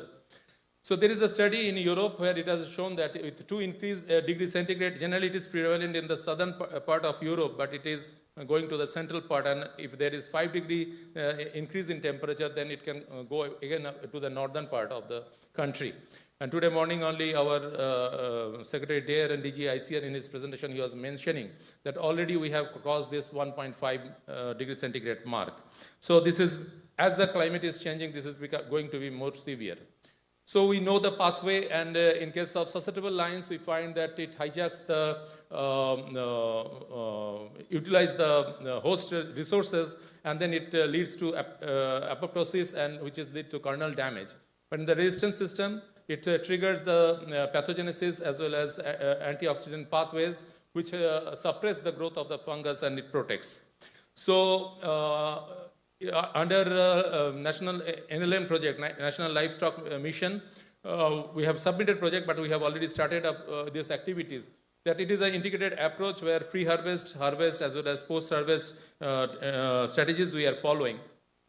So in pre-harvest, we try to identify some resistant lines, and it has been found that QPM and QPM plus provitamin A hybrids are showing resistance to aflatoxin infection. Similarly, timely sowing, so that at the time of harvest, the rain can be avoided. When we have found that low nutrient condition leads to more aflatoxin, so nitrogen management. Similarly, water management, because drought leads to cracking of the grain, and which leads to aflatoxin contamination. Similarly, pests and insects, particularly when the fall armyworm came, then the incidence of aflatoxin has increased, so that management is also required. So this is Aflasafe, is a atoxigenic incompatible Aspergillus species, which is extensively being used in Africa in the name of Aflasafe, and just with one spray, but 2 to 3 weeks before flowering, it is very much effective. So such kind of strategies can be followed here as well. So there are different ways you can, during harvest, you can manage. That is timely harvest, put in a bag, and don't make the heap in such a way that the water doesn't go inside. Similarly, in transportation also, covered and clean surface and storage in a hygienic condition always helps. Similarly, drying process. Generally, you find that in India on the roadside, they will be just keeping the cobs for drying, but it is in an elevated platform is always better. Similarly, in a clean surface should be used. There are different dryers. Punjab Agriculture University has made a portable dryer. Similarly, CIFET also have made a cob dryer in association with us. So these can be used in a small scale as well as medium scale. But there are different inflatable solar bubble dryer are available, where it can be done very effectively, and other time you can just fold it and keep it. But this is not yet popular in our country. Similarly, at processing stage also, we can make an effort to detoxify or inactivate or remove the aflatoxin following physical methods, biological methods, as well as chemical methods. So physical method for removing, there are different strategies as well as reduction. I am not going to all those things, but washing gives to maximum up to 98% control, but certainly it is very time taking and not that practically usable. There are different biological agents like bacteria, yeast, fungi, which can again successfully degrade the aflatoxin, as well as they can transform the less toxic forms. And there are some bacteria like Pseudomonas putida. There are some strains which releases some volatiles which suppresses the fungal growth. So that is also possible to use, and we are exploring. Similarly, there are different chemical methods like different acids. You wash with different acids or apply different salts or bases, as well as ozonization. Ozonization has been reported to give best result. Similarly, there are different binders, particularly in feed industry, they are using that they bind the aflatoxin so that doesn't go to the, particularly in poultry feed I'm talking about, so it will not go to the poultry body. But, and there are other minerals also. But main thing is that what is their residual toxicity of these different chemicals which are being used that needs to be worked out. Similarly, there are different secondary metabolites like from turmeric or clove, particularly this quercetin that is very effective. So we are trying to use them. Similarly, nanoparticles are also we are exploring this is one report where quercetin has been put within this chitosan nanoparticles, and that has been found quite effective. Similarly, biotechnological interventions like a transgenic approach, because I told that if there is insect damage, then that leads to more infection of aflatoxin. So that is possible. Similarly, using CRISPR-Cas technology also, there are some reports from China that they have made some atoxigenic strains of aflatoxin, which can be used to manage aflatoxin. So this I'm skipping because insect is quite problem. And then today our DG was talking about sensors. So there are different ways we can sense aflatoxin infection, and particularly nowadays aptamer is extensively being suggested to can be used, and this is since it is DNA based, so that storage and other things are not that much a problem. That can also be explored. So the way forward is to develop crop varieties which can resist the Aspergillus infection. But it is more a management issue rather than the genetic issue. Similarly, aflatoxin contamination can be reduced by focusing on identification of naturally occurring inhibitors and secondary metabolites, which can be very much effective. We can adopt different biotechnological tools and artificial intelligence. Similarly, one thing I would like to say that this is a particular fungus which can grow at around less than 14% moisture. So certainly there must be some unique gene. So if we can identify those genes, and then we can think of deploying them for drought resistance. That can be a very wild thought, but I always feel that that can be explored. So with this, I thank the organizers and the chairperson and all of you for your patient hearing and giving me this opportunity. Thank you. Thank you. We have time for a question. All right. Thank you very much. Thank you. Sir, sorry to interrupt. One important announcement.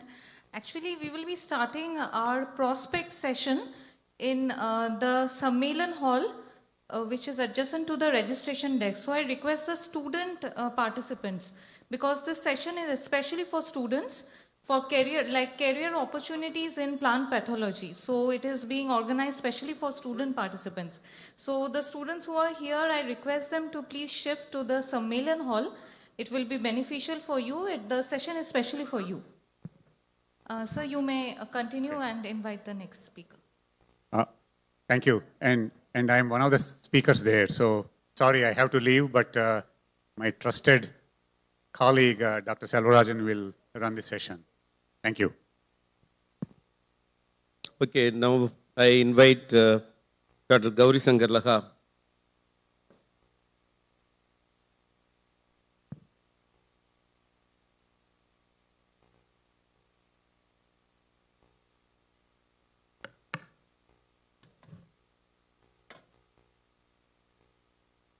At the beginning, I thank the organizer for giving me this opportunity.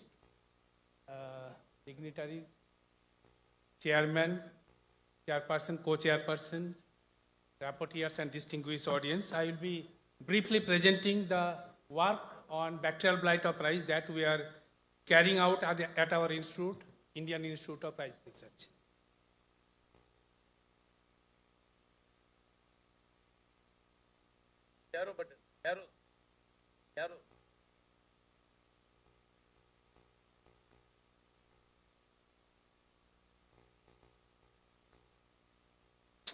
Sorry.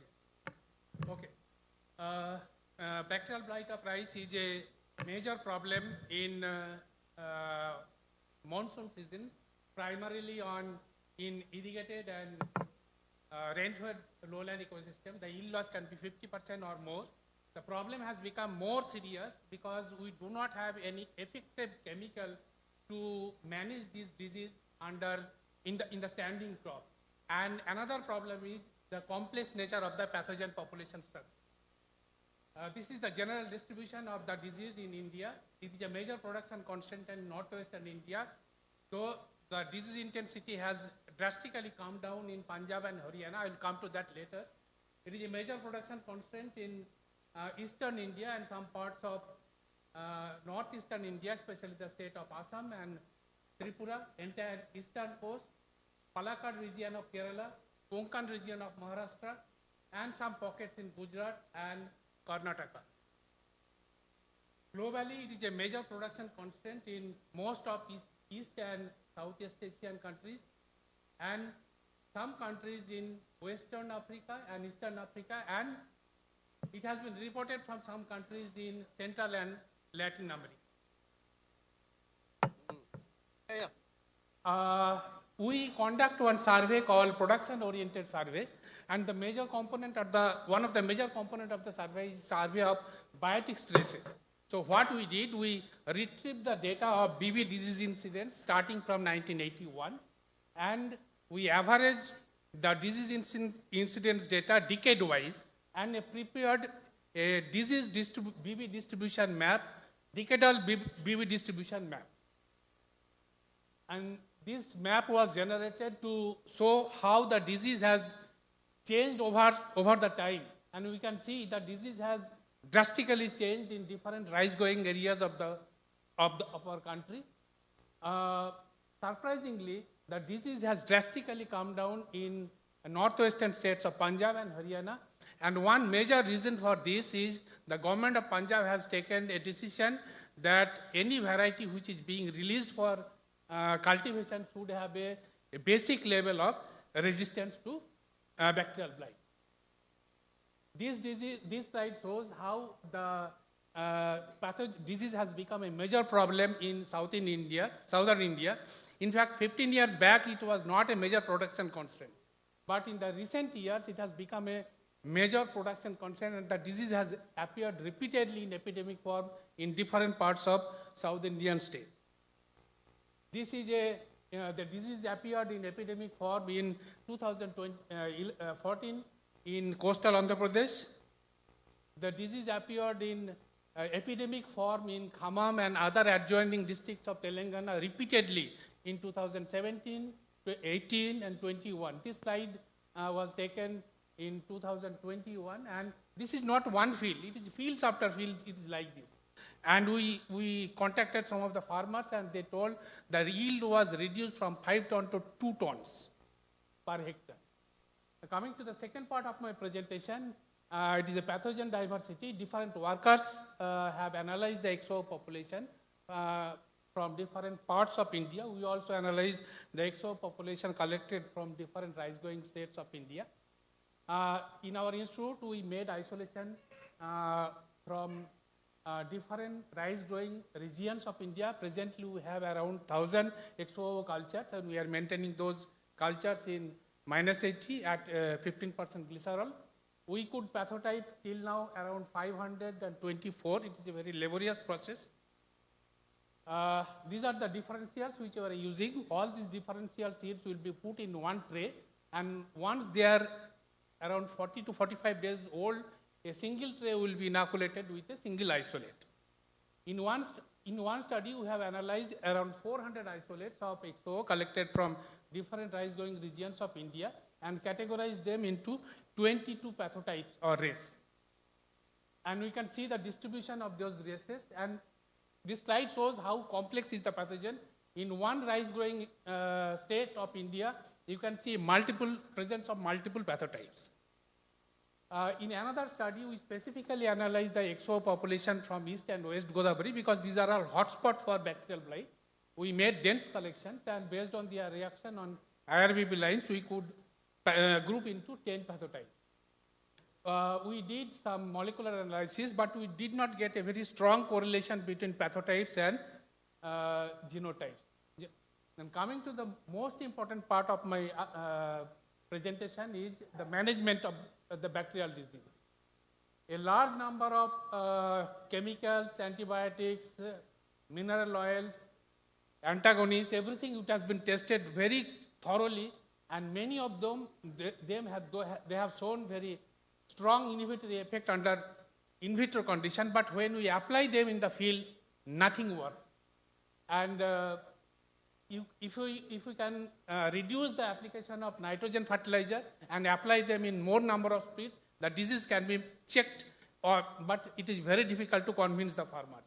So, as a result, increased focus has been given to host plant resistance. And around 48 BB resistance gene has been identified till now from diverse sources. Out of those, 4 genes have been reported from India. 2 genes, XA33 and XA48, it's from our group from IIRR, and 2 genes, 38 and 45 from PAU Ludhiana. And some of these genes already, 33 and 38 are already in the resistant breeding program. So, since the inception of ECRIP, we have analyzed, we have tested a large number of breeding materials, and a large number of materials having moderate to good level of resistance have been identified. And some of the varieties have been released having moderate to good level of resistance. But most of these varieties which they possessed BB resistant gene XA4 or XA5, presently those varieties do not give a good level of protection to the current XO population. So the emphasis has been given on pyramiding multiple resistant genes. In 2007, first mass-derived product, improved Pusa Basmati 1 possessing 2 BB resistant genes, 13 and 21 was released from IRI, followed by release of improved Samamasari from our institute having 3 BB resistant genes, 5, 13 and 21. Presently, most of the varieties, BB resistant varieties which are being released, they are developed through mass. So, you know, Samamasari is a very, very popular variety among the farmers, but it is highly susceptible. So, what we did, we integrated 3 genes, 5, 13 and 21 into Samamasari through marker-assisted backcross breeding, and you can see the reaction status of improved Samamasari. Improved Samamasari has given a very good performance under field condition, but in the recent years, from some of the hotspot location, the variety has started showing a little bit increased lesion.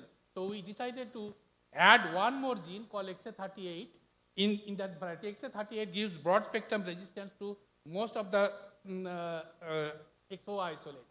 So what we did, we made a back process with improved Samamasari and XA38 donor. We made 3 back process, and you can see the reaction of Samamasari, reaction of XA38 donor, and you can see the reaction of ISM, which is showing slightly larger lesions. And you can see the backcross derived lines, excellent resistance shown by them. So at BC3F6 stage, 4 entries were nominated in ECRIS, and after 2 years of testing, 1 entry, IET 27294, was released as DRR than 53. DRR than 53 showed excellent resistance under field condition. You can see Samamasari is showing already bacterial blight symptoms. In the neighboring plot, some DRR than 53 was clean, free from bacterial blight resistance. In addition to these 2 varieties, we have also released another 4 bacterial blight resistant varieties. There are the 58, 59. 59 is having our newly resistant gene XA33, and there are the 60 and there are the 62 having both blast and bacterial blight. We have also improved the bacterial blight resistance of some of the hybridized parental lines. And as I told that we have identified a new gene called XA48 from one introgressor lines originally derived from Oryza officinalis. And then we have analyzed some of the bill population, backwards inbred line population derived from Savarna and 2 accessions of Oryza nivara, and identified several stable QTLs. And some of the stable QTLs can be used for improving the BB resistance. We have screened a large number of 3K lines, and out of those lines, few lines we have got which showed a very broad spectrum BB resistance, and some of these lines, they do not show the presence of major BB resistant gene and could be a novel or new sources of BB resistance. We have analyzed several glabrimal accessions, which can be also important source of BB resistance. We have screened a large number of germplasm, which, and some of those lines are so broad spectrum resistance and could be new sources of BB resistance. Thank you. Oh, very, very comprehensive work. Really, any questions? We can take one question. Yeah, please. Yeah.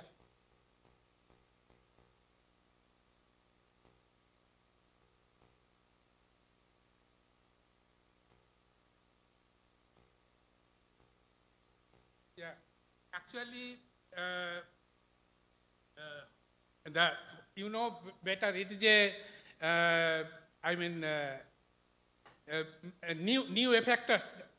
It is becoming more effective, and what it is called,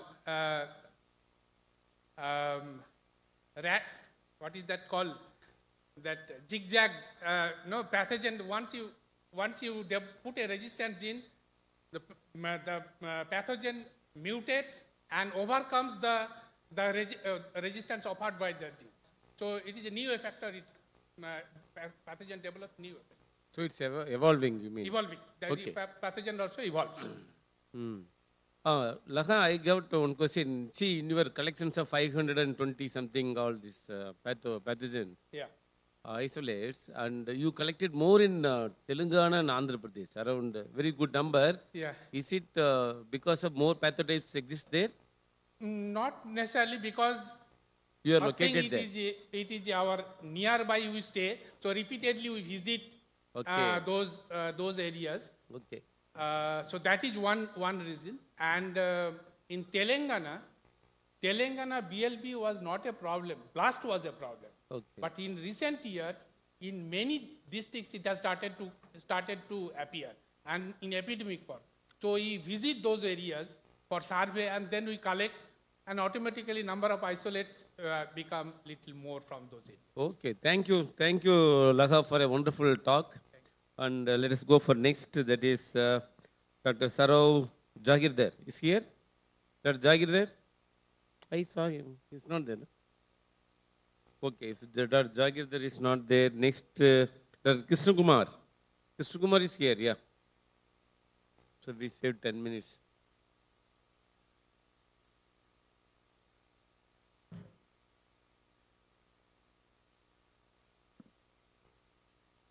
My God. Thank you very much, organizers, for giving this opportunity. We are not read from here. Yeah, okay. No, we are not able to see. So that's a see here. Yeah. So, yeah. So you just stand there. No problem. It's okay. So, yeah, no problem. No, ho jayega. So, okay. So, my topic is ancient pest management practices for plant and soil health management. No problem. So, I'm going to give a glimpse of ancient pest management practices, which is already there in the Vedas and other literature of our ancient literatures. So, as you know, the soil is a soul and source of the and substrate of the infinite life in the soil. And you know, 1 gram of soil is having nearly 10 million of microbes. And most of the microbes which are present in the soil, most of them are the beneficial. So here in Vedas, it is written that यत पिंडे तत ब्रह्मांडे, कहा गया है कि जो हमारे ब्रह्मांड में है वही हमारे पिंड में है, मीन्स वही शरीर में है. So therefore it is very obvious that we have to maintain our soil quality and so that we can maintain our soil health. इसीलिए कहा गया है कि जैसा होए खेत वैसा होए पेट, जैसा खाएंगे अन्न वैसा होएगा मन. Therefore, what I am trying to say is, we have to maintain our soil health, then only we can sustain our productivity and production.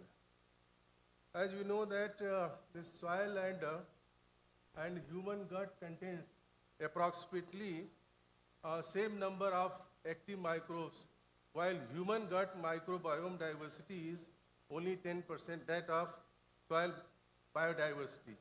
And that has dramatically decreased with the modern lifestyle. What I am trying to say, that once your soil is not healthy, then you cannot maintain your health also. Then you have to have your healthy soil, then you can maintain your fertility and soil health. In ancient time, it is already, I have already explained that it is already mentioned in the ancient literature, in Vedas and other things. You can see here, as far as the natural farming is concerned, this is the chemical-free and livestock-based farming, where we have to adopt all those things, and we have to consider as a ecological, agroecology-based diversified farming system, and we have to integrate the crop, trees, livestock with the functional diversity. That's why we are not audible. Yeah? We are not audible. Okay. Yeah. And largely this is based on the on-farm biomass recycling, and we have to use mulching, use of the on-farm cow urine formulation, and thereby maintaining the soil aeration and inclusive of the systemic chemical inputs. And this is also reduce the dependency on the purchase of external inputs, and this is very cost effective. So, as you know, this natural farming is very important for the maintaining the soil health. This improves the yield, increase the farm income, minimize the cost of production, employment generation, and eliminate the application of the chemical inputs, environment conservation, reduce water consumption, and rejuvenation of soil health, which is very important for the next generation to maintain our soil health. And you know, Government of India and other SD sustainable goals are also focusing on the One Health program. Without the natural farming, you cannot maintain you can sustain the soil health program. As we know that the One Health is an integrated, unifying approach that is aimed to the sustainable and balance and optimize the health of the people, animal, and ecosystem. So this is what are the main objective of the natural farming. Everybody is knowing, and I don't want to explain all those things. Here also, these are the practices which are adopted in the natural farming, and we have to use the Bijamrit, Jivamrit, and for the management of insect pest diseases, we have to go for the Nimastra, Agnastra, Neem-Arc, Dasparni, and other concoctions are available in the different literature which can be used. Now these are the component of the natural farming, which I have already explained you, and this is very good for the mulching, crop rotation, intercropping, natural pest management, on-farm nutrient recycling, promotion of indigenous variety, crop variety diversification, and minimizing the tillage or the different aspects of the natural farming, by which we can maintain our soil. This is a book written by the Surpala that is called Briksha Ayurveda, means the life of plant, the science of the plant life, and which has been written by 1,000 years ago. And the crux of this is approximately 100-year-old book is written in text, and this has been translated by the Y.L. Nane and now it is available in the Hindi and English. And these are the different, this Surpala in Vriksha Ayurveda has characterized the diseases in the three parts, just like Ayurveda, just as a Vata, Pitta, and Kapha.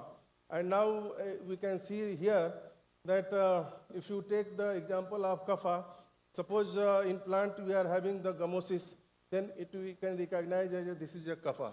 So similarly, this has been already explained, and now it is very much well documented. Now these are the different products and which have been described in the Vriksha Ayurveda, and nowadays it has been found that they have the insecticidal properties, antifungal properties, and other properties which is very much validated and found effective. Now these are another material which has been used for the management of different diseases, and properties are there. Apart from this, there are animal products has already been used and described in that literature. Cow urine has been found effective, even ghee, honey, and liquid manure like Kunapa gel is also effective for managing the insect pest and diseases.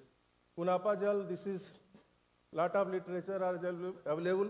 People are working on this, and they have now some of the published literature are there. Similarly, bija means also there, and it has also been found in managing the root knot nematode in tomato and other insect pest and diseases. These are the other work which has been done, and you can see here this biodynamic foliar spray reported to increase the yield of the cereal and vegetable by Sharma, and other people have done a lot of work, and still they are continuing to do so. These are the another this thing.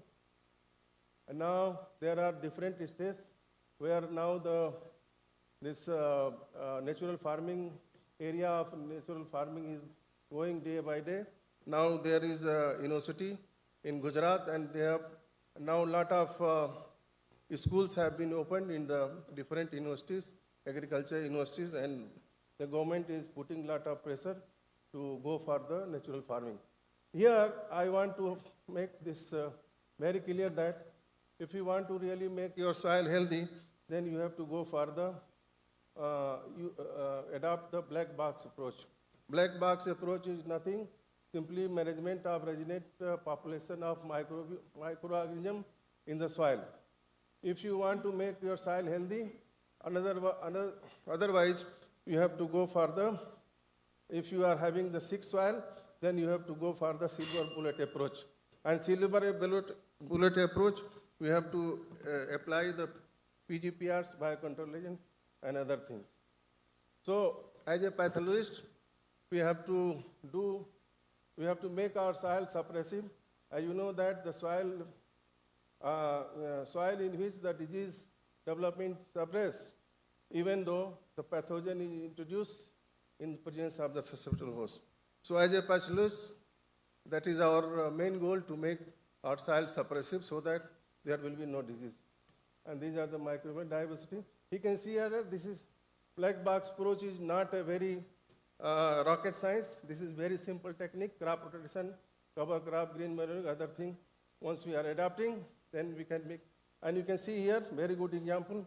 If you are adopting the monoculture, you will have very less beneficial microbes in the soil. But if you are adopting the crop rotation, then you will have the good number of beneficial microbes in the soil. These are the technical. And now you can see here, this is the soil health indicator. In a 1 cubic foot of the soil, if you have more than 7 earthworm, then it means your soil is healthy. If you have 4 to 6 fair, and if you have less than 3, then your soil is poor. These are the other thing. I don't want to. Thank you very much. Thank you, Dr. Krishna Kumar. Any questions? Yeah, sir. Dr. Sir. Yes, sir.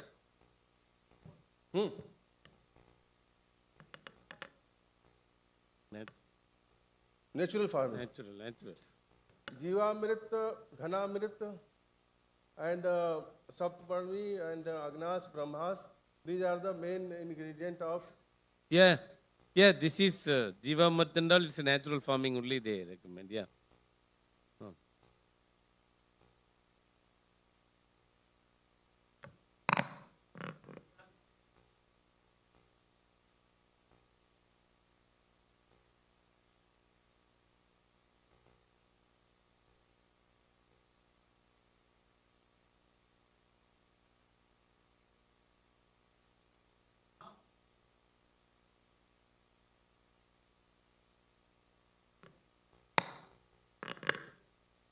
Green manuring. Green manuring, yes. Green manuring is good. Exactly, yes.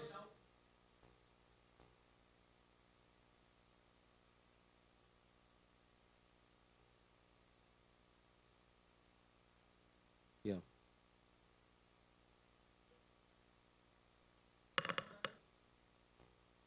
Sure. Yeah, very good, sir. Yeah. A very good point. Yeah, let us, I think rapporteurs can note it that.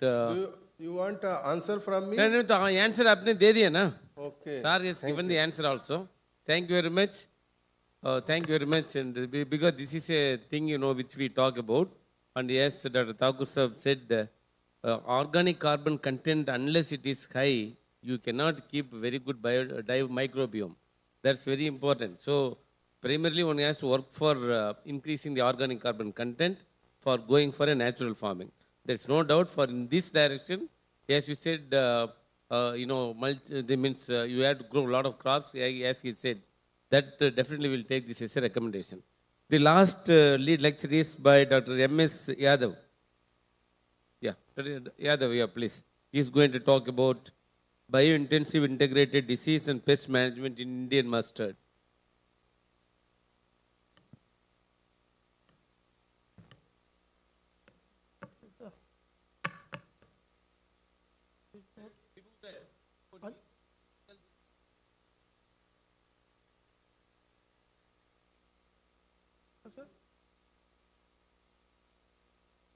Oh, respected audience and chairman and इसको भी ऊपर रखेंगे कभी. So this bio-intensive IPM, last year it was certified by the council on the basis of our 10-year study, and now we are refining these techniques on location-specific basis. As per the council direction, from which institute we are coming, our institute is National Research Institute for Integrated Pest Management, and this is our new building. And our main goal is to minimize the crop losses, reduce the pesticide use, and conserve the environment, and try for doubling the farmer income and promote the export. And these are our basic achievements. And this IPM is a knowledge-based, holistic approach which required expert advice and timely decision making and immediate action. So on the topic, as you know that India is a major oilseed cultivator, and it is also a major importer. We are importing 15.5 million ton, amounting 1.5 lakh crore annually. So ours are fourth largest edible oil economy, and contribution of this rapeseed mustard is 31% in edible oil. And this is the area production and productivity. And this crop is affected by several biotic stresses. Mainly this weed, broom rape, white rust, and alternaria blight and sclerotinia are the major disease. And these are caused enormous losses, 1/3 loss in the seed yield. So this broom rape, its scientific name is Philippensis or Orobanchi egyptica. Sclerotinia stem rot and white rust, aphid, alternaria blight of Indian mustard are emerging pest problem in India. And IPM has got pivotal role to play in intensive agriculture system, and existing control measures are application of chemical pesticides, which are often cost prohibitive, impractical, and hazardous to environment.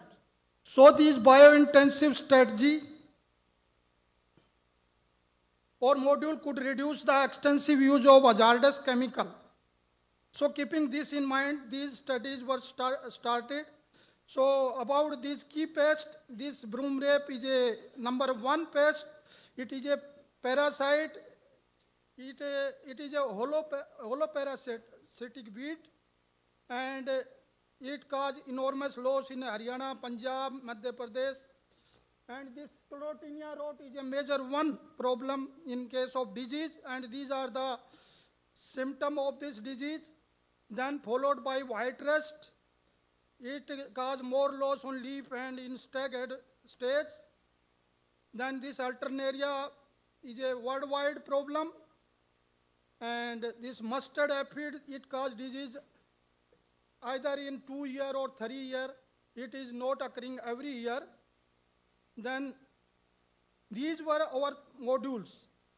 First is our bio-intensive module, because in our government in January 2023 decided that at least this mustard, from the legislation or from the parliament, at least this mustard oil should not have any mixture of any palm oil or any others. So we did not keep any chemical in case of this bio-intensive module. So main is a soil augmentation with trichoderma, and seed treatment with trichoderma, and 2 foliar spray of freshly prepared aqueous garlic bulb extract, and 1 hand oeing for this orobanki, and need-based spray when aphid occurs, need-based spray of this azadirachtin neem oil at the rate of 5 ml per liter of water. And second was a label claim pesticide-based module, which is in mostly in our package practices. And third is untreated control, and these studies were conducted at ARS, Navgaon, Alwar, Rajasthan. And observations were taken as per the Kohn et al. So these are the results. So this IPM, bio-intensive IPM module reduced the white rust, alternaria blight, sclerotinia stem rot, and aphid population was as per the chemical at par, and broom rape is also reduced and yield was increased in first year, and then similarly in the second year the same trend was observed. And value in parentheses are percent reduction in the pest or percent increase in the yield over the control. And the mean, pooled mean of different treatment on pest intensity and yield of mustard is this. And in this we can see that this bio-intensive model reduced the population, this white rust severity up to 50%, alternaria up to 43%, and stem rot up to 67.2%, and also reduced the broom rape up to 1/3, and increased the yield up to 25%. So this IPM module increased the beneficial like ladybird beetle and seed yield, and maximum seed yield was recorded in bio-intensive IPM module, followed by this label claim-based pesticide control. So in conclusion, in our 2-year pooled data, bio-intensive IPM module gave the maximum seed yield of 1.84 ton per hectare and exhibited minimum severity of white rust, alternaria blight on leaf, and minimum sclerotinia stem rot incidence. This bio-intensive seed treatment and soil augmentation with Trichoderma asperellum and 2 foliar spray of freshly prepared aqueous garlic bulb extract at the rate of 2% was found better than chemical pesticide for reducing the pest intensity and obtaining the maximum seed yield. So this bio-intensive IPM module was found better over the conventional label claim pesticide module, beside being eco-friendly for management of pests and improvement of the yield. So in conclusion, we can say that this bio-intensive strategy could bring down the expenditure vis-a-vis use of chemical pesticide and favor the adoption of IDM/IPM module as well as agriculture practices that help to restore the natural condition for survival of beneficial microbiota. So in nutshell, I prepared this, and I am thankful to the council and our director and this SKNAU Jobne Rajasthan, our collaborating center for conducting these studies, and my technical also helping in this work. So this is all for this. Thank you, Dr. Yadav. The very, very nice work, and really this IPM module for this controlling all the majority of the disease and pest. Really good recommendations you have come out. Congratulations. And any questions? We can take 1 or 2 questions. He has completed in time. Means not in time, but within 8 minutes. Any questions? If there are no questions, thank you very much, Dr. Yadav. Thank you very much. Oh yeah, I congratulated. Yes, I congratulate him really for a wonderful work. Thank you. Now let's go for oral presentations. And it will be only 5 minutes will be given for the oral presentations. I hope all the students are ready. Now I call Bindu Roy. She will be talking on dual action biocontrol strategies against coleotrichum leaf disease in rubber.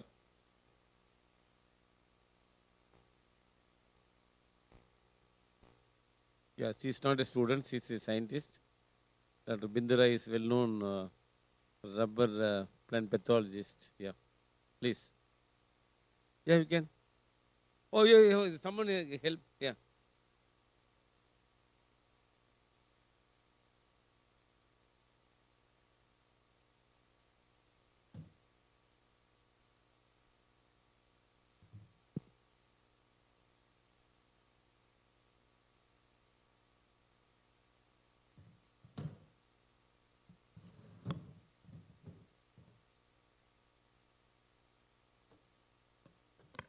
Thank you very much. Respected Chairman of this session, distinguished delegates, ladies and gentlemen, the topic of my paper is Dual Action Biocontrol Strategies Against Coleotrichum Leaf Disease of Rubber. Coleotrichum leaf disease is one of the major leaf diseases causing significant reduction in the yield of natural rubber, and the importance of the study is, as we know, intensive use of chemical pesticides have adverse effect on the environment. And so to develop sustainable disease management strategies, the aim of the study was to devise an efficient biocontrol disease management strategy against coleotrichum leaf disease using fungal and bacterial endosymbionts. So initially we went in for isolation of the pathogen, 2 species, Coleotrichum acutatum and Coleotrichum gliosporoides. We went in for isolating endophytes, bacterial and fungal endophytes, identifying and characterization of the endophytes. So the general methodology of isolation, surface sterilization, maceration in PBS, and then culturing in PDA for fungus and TSA for bacteria. Then DNA isolation, PCR amplification and sequencing. Biocontrol activity of the bacterial isolates, we selected 5 endophytic bacterial isolates, and the percentage of inhibition of the radial growth on C. acutatum and C. gliosporoides is given here.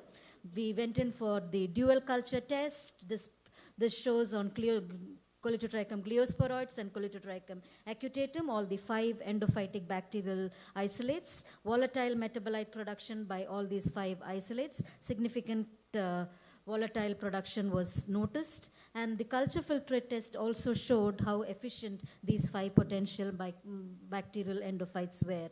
We also tested for plant growth promoting traits for all these 5 bacterial endophytes, and those were also very promising. We detected the lipase gene because lipase gene play an important role in disrupting the integrity of pathogen cell membrane and preventing pathogen adhesion to plant surfaces. And we were able to identify 2 different sets of lipase genes on these 5 bacterial endophytes. We did the molecular characterization of these 5 endophytes, 16S rDNA, to identify the species, and they were found to be, these are the 5 different species that we identified among the bacterial endophytes. As far as the fungal endophytes were concerned, we also isolated and selected 5 potential fungal isolates, which showed percentage of inhibition of up to 90%.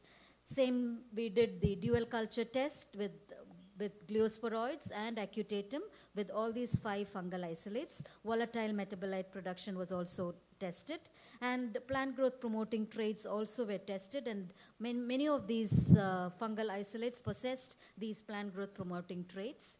They were these 5 fungal isolates, endophytes, were morphologically identified as mostly Trichoderma species and Rigidoporus vinctus. So different morphological identification tools such as the colony color, the phyllides, conidiophores, conidia, chlamydospores, and these 5 fungal isolates were deposited at the Agarkar Research Institute, Pune. So these were the 2 selected potential microorganisms that were identified, Trichoderma hasianum and Bacillus subtilis. Went in for the identification of the antagonistic compounds, wherein we grew these Trichoderma and Bacillus in media, and then the cell-free filtrates were centrifuged, and then different extracts in hexane, ethyl acetate, and methanol were taken for GCMS analysis, and these were the antagonistic compounds that were identified from Trichoderma hasianum and Bacillus, and these are all reported antagonistic compounds that have been reported from other endophytic bacterial or fungal isolates for antagonism. And we went in for fungicide tolerance studies using 10 different fungicides using poison food technique, and we identified both contact and systemic fungicides and compound fungicides, which played a pivotal role in controlling or managing Colletotrichum acutatum and Colletotrichum gliosporoids. Then we went in for compatibility test with Trichoderma hasianum and Bacillus subtilis with these fungicides, selected fungicides, and we were able to identify certain fungicides which were very efficient, which could tolerate the growth of these biocontrol organisms that were identified also, so which could be used for integrated disease management, both Bacillus subtilis with fungicides and Trichoderma. So from the fungicide study, we identified different fungicides which were effective both against acutatum and gliosporoids.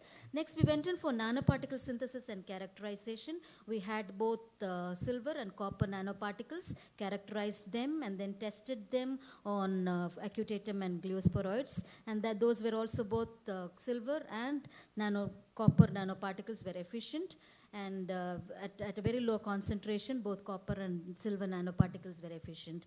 We also went in for the transcriptome and metabolome studies with healthy control, challenge inoculated with the pathogen, inoculated just with the biocontrol organism, and inoculated with Trichoderma as well as Colletotrichum. That gave us an indication on what are the genes or the transcripts that were getting overexpressed during the interaction process. We also did a 16S and IPS metagenome sequencing to uncover the rubber metagenome using the NanoPro platform, where we had the selected resistant and susceptible clones and went in for metagenome sequencing and identified bacterial endophytes. Those were reported as antagonists both in fungal and bacterial. Then we went in for bioformulation preparation, and that is also effective. That further studies is in progress. So this is the first report on transcriptome to identify disease-responsive genes, metagenome to study the sequencing of the antagonists, and bioformulation confirmation is in progress. This has been published in the recent issue of South African Journal of Botany. Thank you very much. Nice. It's really a very good work and exhaustive work. Presenting in 5 minutes is really difficult one. You said that it's an endosymbiont. Is it endophyte and endosymbionts are same? Both the same, sir. Both are used synonymously. Oh, really? Okay, any questions, please? Any questions? If there are no questions, Thank you, sir. Thank you for wonderful presentation. Thank you. Next, I call Dr. Jayalakshmi. She will be presenting exploring trichoderma species for the management of wilt disease in okra.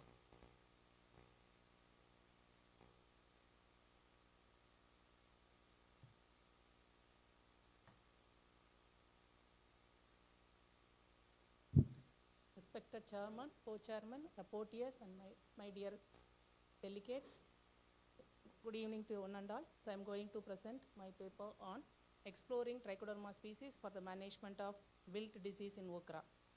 So we know very well okra is actually affected by many fungal as well as viral disease. So among the fungal disease, the fungal wilt, which is reported to cause 10 to 15% yield loss. Under severe epidemic condition, it causes 60 to 70% yield loss. So to mitigate the disease, we are actually plan to identify a biocontrol agent, that is a trichoderma species from the soil from the rhizosphere soil, and we are evaluating the effective one against the wilt disease in the field condition, so for which 20 isolates were collected from the rhizosphere soil of Bendi, and their efficacy was tested against the Fusarium through dual culture technique. So the most effective isolate was actually identified by sequencing the ITS region, and the field trial is conducted in our farm using the variety COFO during Kharif 2022 as well as summer 2023. So among the 20 isolates, the isolate KKL9, which is found to be highly effective, and it was identified as Trichoderma aspergillum. So this isolate was actually formulated by tall formulation, and its efficacy against the wilt disease was tested through seed treatment as well as soil application along with a chemical check carboxin plus pyram. So the results of the field trial conducted in Kharif season 2022 as well as in summer 2023, they revealed that the seed treatment with Trichoderma aspergillum at the rate of 10 gram per kg and the soil application at the rate of 22.5 kg per hectare at the time of sowing is found to be effective in reducing the wilt incidence as well as enhancing the yield with high cost benefit ratio, but it was actually lesser than the chemical treatment. The similar trend was observed in the summer season also. Similarly, the seed treatment with Trichoderma aspergillum at the rate of 10 gram plus soil application of Trichoderma aspergillum at the rate of 2.5 kg recorded the maximum seed length, shoot length, root length, and branches in both summer 2023 as well as Kharif 2022. So with this, we have actually concluded that the Trichoderma aspergillum collected from the native soil of Pondicherry was found to be effective in suppressing the Fusarium wilt, and it reduces the wilt incidence and enhances the yield, and recorded with the highest fruit yield and favorable cost benefit ratio of 1.4.31 during Kharif 2022 and 1.4.38 during summer 2023. Thank you. Oh, very good. You have completed within 3 minutes. Congratulations. Thank And it's very good work. Any questions? Yeah, Dr. Arup. Dr. Arup? Yeah. 20, sir. No, sir. Actually, the effective one was actually characterized through ITS sequencing, sir.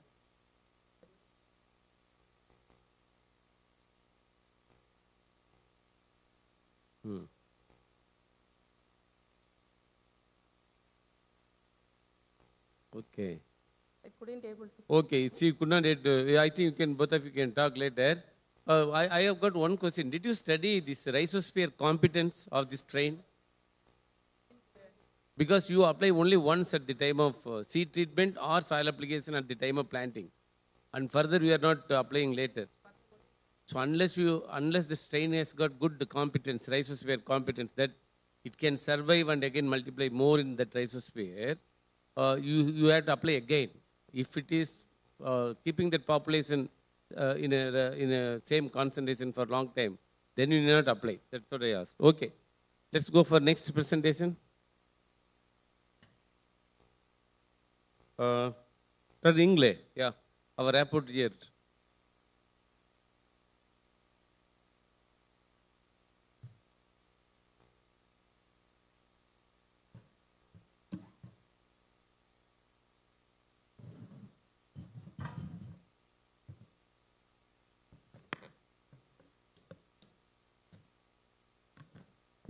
Honorable Dias and respected House, today I am going to present impact of chemical fungicides and growth hormones on Nagpur mandarin pre-harvest pathological food crop. Nagpur mandarin is a #1 fruit crop in Vidarbha region, grown commercially as an economic crop, and there are two types of bahar farmers we are took in Vidarbha region. First one is spring bloom that called Ambia Bahar, and second one is monsoon bloom that called Mrug Bahar.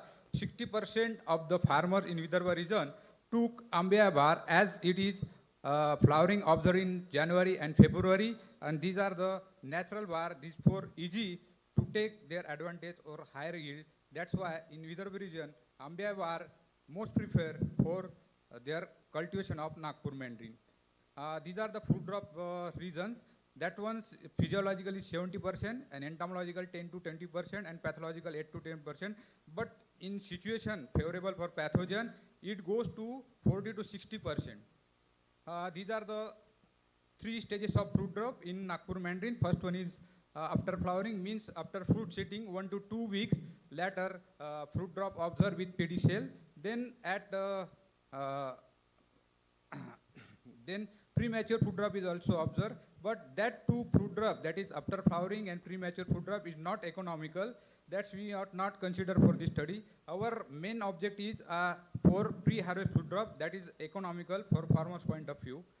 These are the major three fungal diseases we have observed in Vidarbha region, that is stem and rot caused by Colotrichum gliosporide and Colotrichum agudatum, then brown rot caused by Phytophthora palmihora, and then Botrytis soft rot caused by Botrytis theobromii. This is the severity of fruit drop that observed in during 2020. More than 40 to 60% loss of pre-harvest fruit drop we have witnessed in Vidarbha region. That's why we took the study on impact of fungicide and some growth hormones on fruit drop of pre-harvest pathological. These are the 5 major reasons for factor contributing fungal fruit drop. That is high humidity.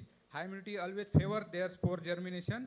Then poor air circulation. So most of the time farmers do not follow the recommended practice of spacing. And then inadequate pest control, that is sucking pest, major cause for food drop. Then nutrient imbalance, most of the farmers not adopted recommended technology, not given recommended fertilizer in time, and their overwatering. During the July and August, high rainfall we have witnessed in Vidarbha region, and that's why overwatering and stagnation of water are also responsible for fungal food drop.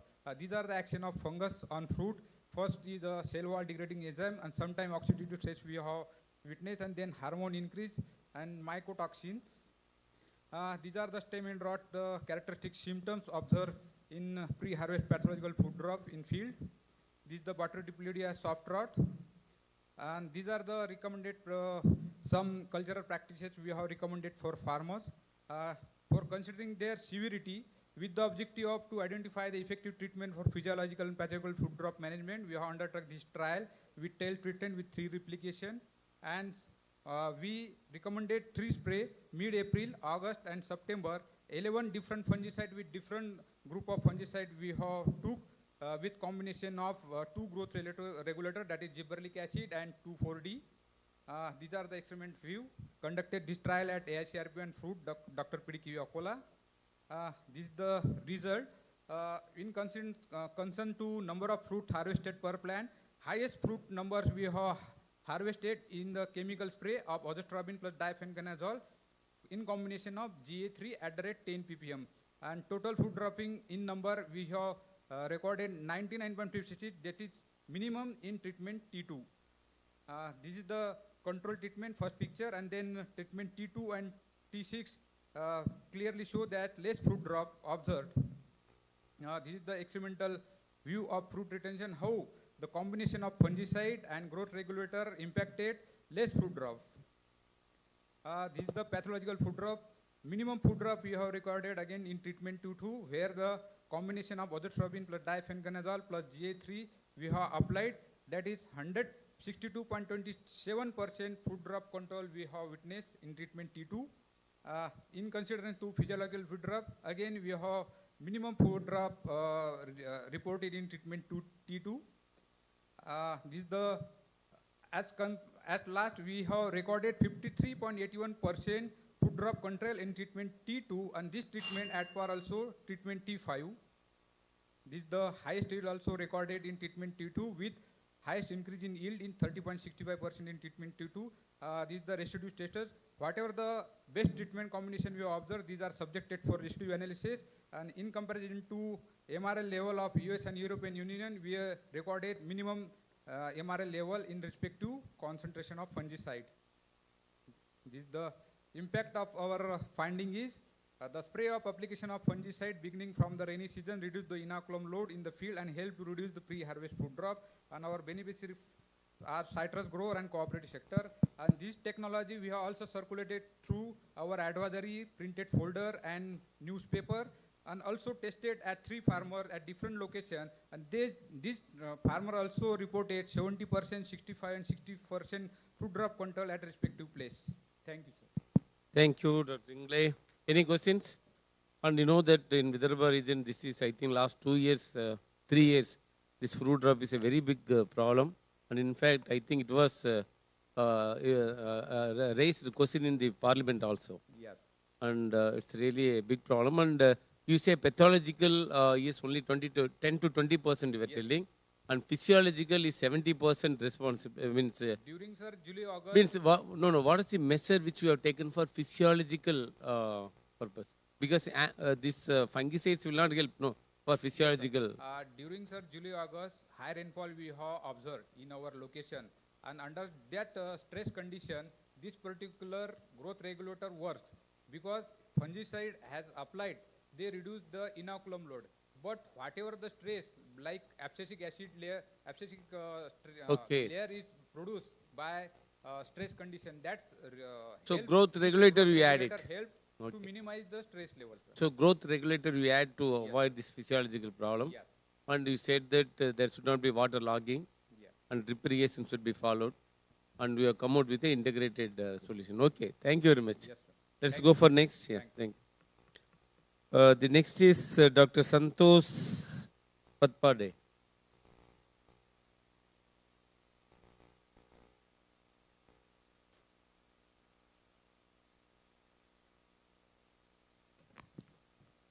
Respected Chair, rapporteurs, seniors, and my dear friend.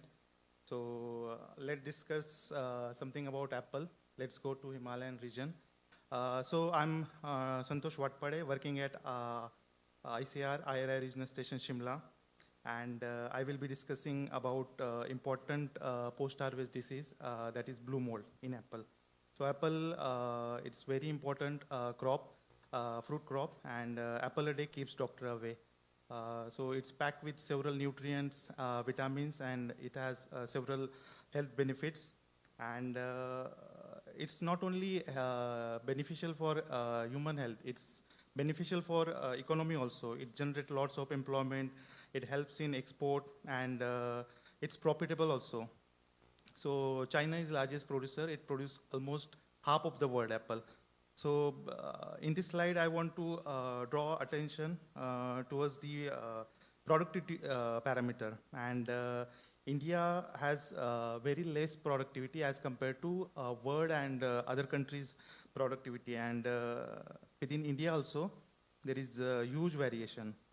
So there are different factors which affect productivity. There are biotic and abiotic factors, and diseases plays important role. So today, I will be discussing on blue mold, and in 2021, around 20% fruit showed the symptoms of rotting, and this resembles to the blue mold symptoms, as the infected fruit showed bluish green spores, and other symptoms. So we decided to isolate this fungus, and we identified through morphological and molecular techniques. And this fungus was through sequencing of IPS and beta-tubulin region. It was identified as Penicillium crustosum. And pathogenicity assay was also conducted, not only on apple, but other temperate fruits also. And it was proved that this fungus was causing infection in apple, as well as kiwi, peach, plum, as well as in pear. So after accurate identification, we went for management of this disease through essential oil and other methods. So initially we procured the essential oils supplied by DMA PR Anand, and we evaluated through in vitro technique, poison food technique, and we find that Ocimum sanctum and Ocimum tenuflorum, they were giving good control of mycelial growth, and hence they were selected for further studies. And in fumigation study also, these two essential oils, they gave good control of this particular mycelial growth of the fungus. And when we analyzed these essential oils, we found that eugenol and beta-caryophyllene was present in Ocimum tenuflorum and sanctum, but methyl eugenol was present only in tenuflorum. Then we had some of the isolates of trichoderma. We screened them against the blue mold fungus, and T2 isolate gave good control, around 82% control of mycelial growth. And this isolate was identified as Trichoderma longibrachatum. And finally, we tested all the selected treatments on the fruits and essential oil of tenuflorum, sanctum, Trichoderma spore suspension, and mancozeb. They were applied as a spray treatment, and tenuflorum and sanctum, they were applied as a fumigation separately. So in the result, we got that tenuflorum at both the concentration gave good control of this disease, blue mold, and through spray. And in fumigation, we got good control in Ocimum sanctum. So in the conclusion, this is the new report, first report of Penicillium crustosum causing blue mold in apple from India.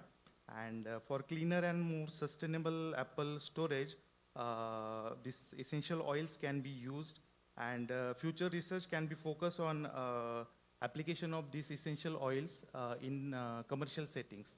In the end, I would like to thank our director, JDR sir, head of the station, and all the collaborators who helped in successful carrying out this research. Thank you, one and all. Thank you, organizers. Oh, timely you have completed. Very nice. Any questions? You want to ask? Yeah. Thank you very much, Dr. Santosh. It was a very good presentation.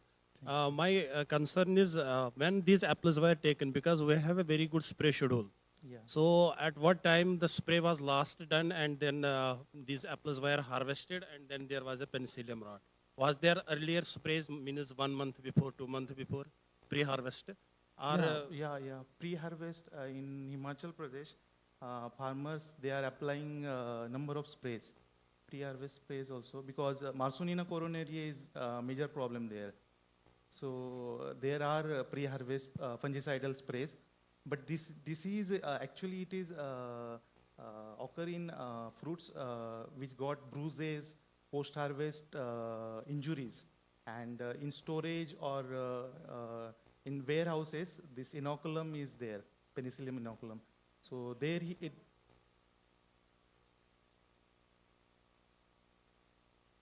it was just used as a check. Because Okay. there is no fungicide recommended for post-harvest diseases in apple. Yeah, that's correct. Yeah, it should be consumed like acid. So that's correct. That's what you had to control it in the pre-harvest. Of course, the handling of fruits, if bruises and other things that comes, definitely this penicillium and all will come. And blue mold is a major issue. Or if it is any injuries is made during the handling. Okay, very good work. Okay, let's go for. You have some question here, please. Yeah.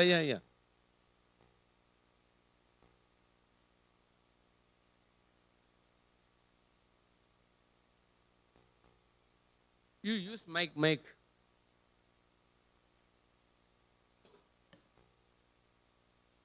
Ma'am,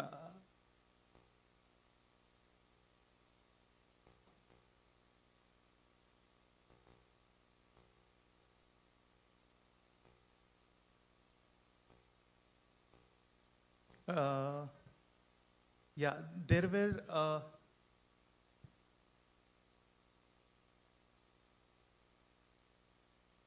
okay, thank you, ma'am, for good suggestion. Actually, this study was based on earlier papers, and there the researcher used 3 concentration, 0.1, 0.5, and 1%.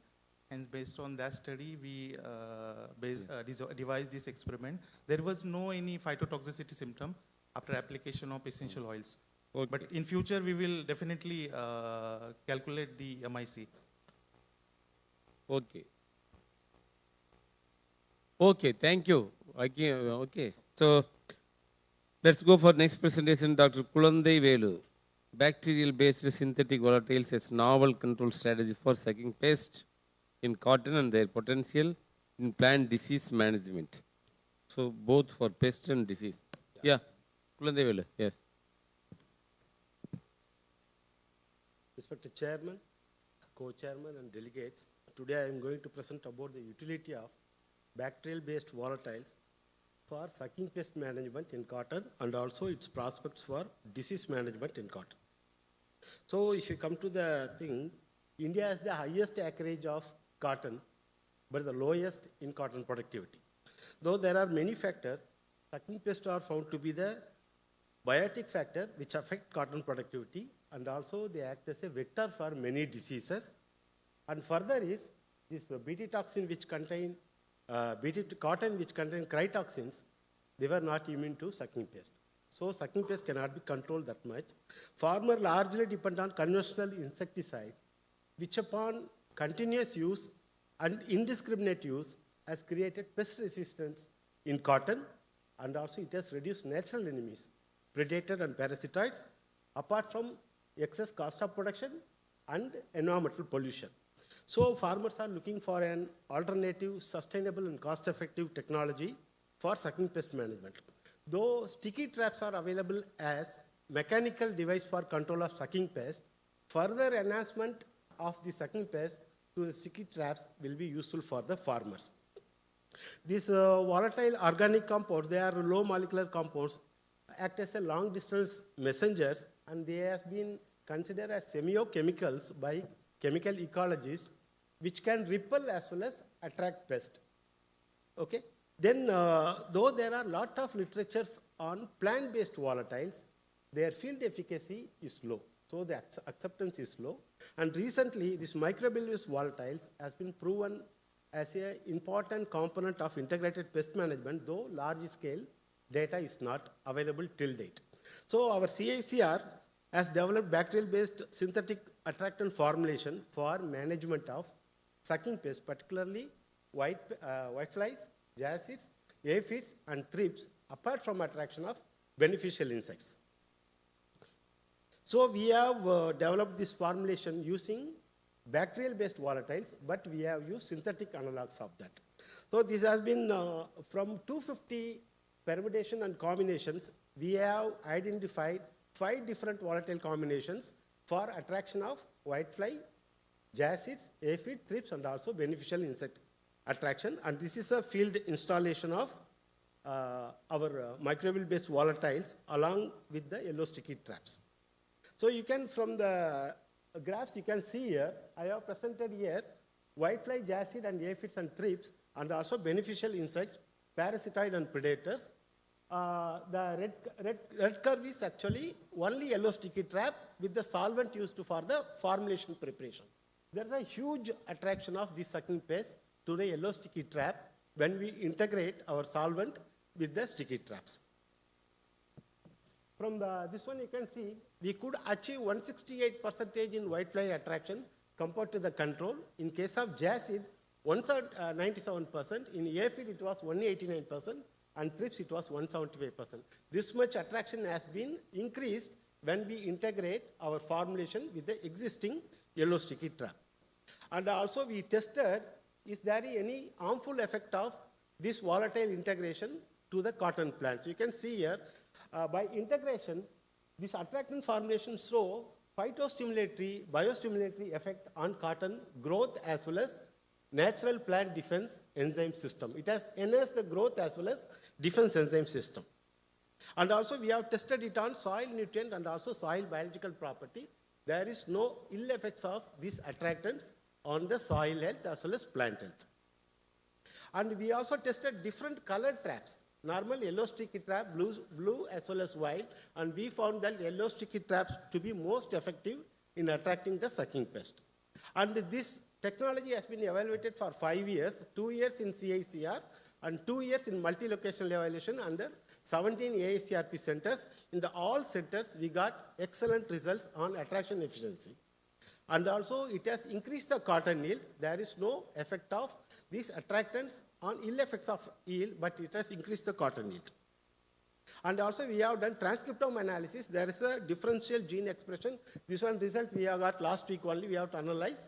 There is a differential expression of gene when we use this solvent along with this sucking pest management. If you come to economics, we could save around 2,000 to 6,000 on pesticide cost per hectare. And we have filed 5 patents and we got 4 patents in 2024. We got 4 patents on whitefly, aphids, thrips, and beneficial insect attraction. JACID we have filed, PCT also.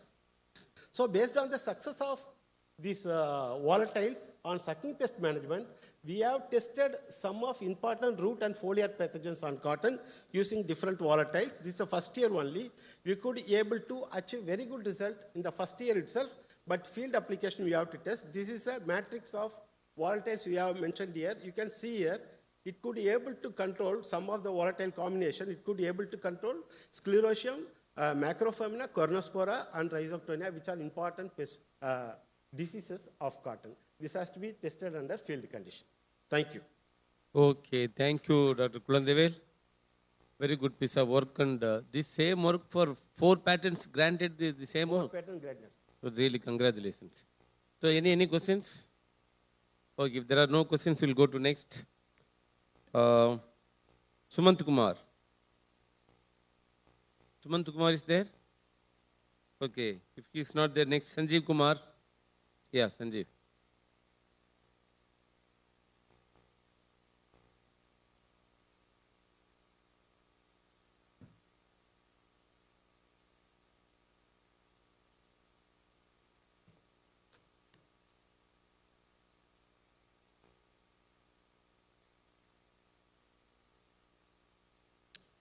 Today, I am going to present my presentation on the topic, Digital Technology Changing Face of Crop Health Management in India.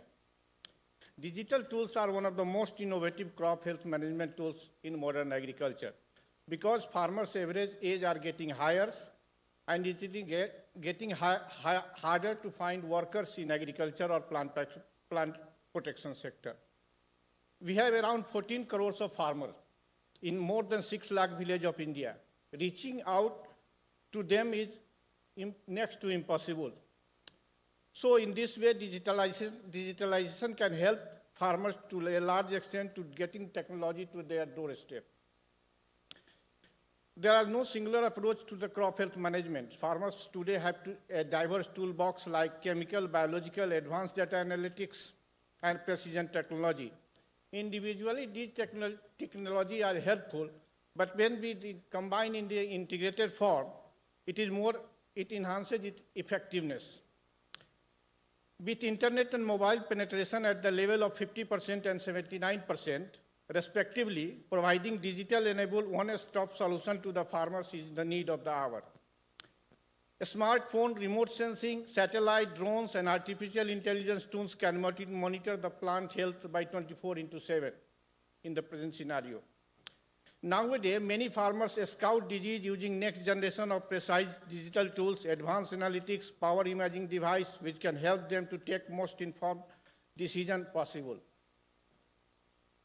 A smartphone, digital plant doctors. Farmers can record pest and disease data, receive regional crop protection advice, and chat with the knowledge expert with the help of smartphones and tablets. It has potential to provide a small holder with a similar level of data and insight currently accessible to farmers in developing economy.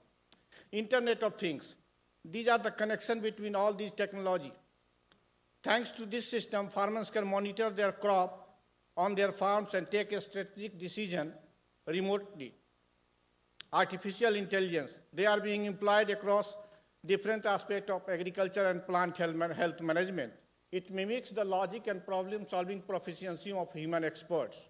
The application, it improves yield, it controls pest, it monitors soil and growing conditions, it organizes data for farmers, help with the workload, it improves wide range of agricultural or plant health-related tasks in entire food supply system. Precision agriculture and disease decision support system. By utilizing sensor, drone, satellite imagery, farmers can monitor crop health in real time, enabling them to make informed decisions and pest management. This technology can help government to make evidence-based policy and programs that can provide long-term sustainability and in time to support the farmers' activity. Robotic and automation. This technology can improve the efficiency of crop health management. Autonomous tractor, drones, robotic harvester can optimize field operation and minimize the crop losses. Precision sprayer allow farmers to use only the amount of crop protection product necessary to handle the problem. It reduces the problem of overspraying. When it combined with the other crop protection measures, this technology helps them to apply products on more targeted basis and in a very small amount, which has a positive impact on the bottom line. Drone usage, most promising technology emerging from the fourth industrial revolution. Drone usage in agrochemical spraying can have multiple effects on India farms. It manages fall armyworm, desert locusts very efficiently and effectively. Professional pest management means equipping farmers with the digital tools that helps in best monitor their fields before any particular problem could come in their fields. The digital tools can help farmers. It provides farmers peace of the mind. It shifts mindset to preventive rather than curatives. Mobile plant health clinics. Now it is high time to focus on mobile plant health clinic. With the mobile application platform, farmers can upload pictures of their disease plant. Team comprising of crop protectionists, diagnostic and professional support can communicate between the team and farmers and ultimately bear to the farmers. Hyperspectral imaging technology. It monitors the development and health of the crop. It helps in early detection of pests that would help to prevent the losses. It can reduce the loss by 20 to 40%. Coping with the new normal. Focus on forward-looking crop protection model that needs to meet the multitude of requirements. Benefits of digitalization. It helps in prediction of disease in advance, projection of disease attack, estimation of market price, etc. Now conclusion. Overall, disease could help farmers in getting their technology at doorsteps like prediction of diseases in advance, management tools, estimation of market price. We cannot ignore use of digital images for managing plant disease for the benefit of farmers. But we have to be cautious, as inaccurate diagnosis can have negative impact, economic impact. Growers, pesticide misuse, added health risk to farmers, farm workers and publics, and downgrading the skill and professionalism of plant disease diagnosis. Thank you. Thank you. Thank you, Dr. Sanjeev Kumar. And this is being a general talk. Many questions will come if I ask. So let us go for next. Very good presentation. Yeah. Dr. S.K. Biswas. S.K. Biswas, if he is not there, next. Dr. Srinath Ragiman. Srinath. Then next, if Srinath is not there, Madhusmita Mahanta.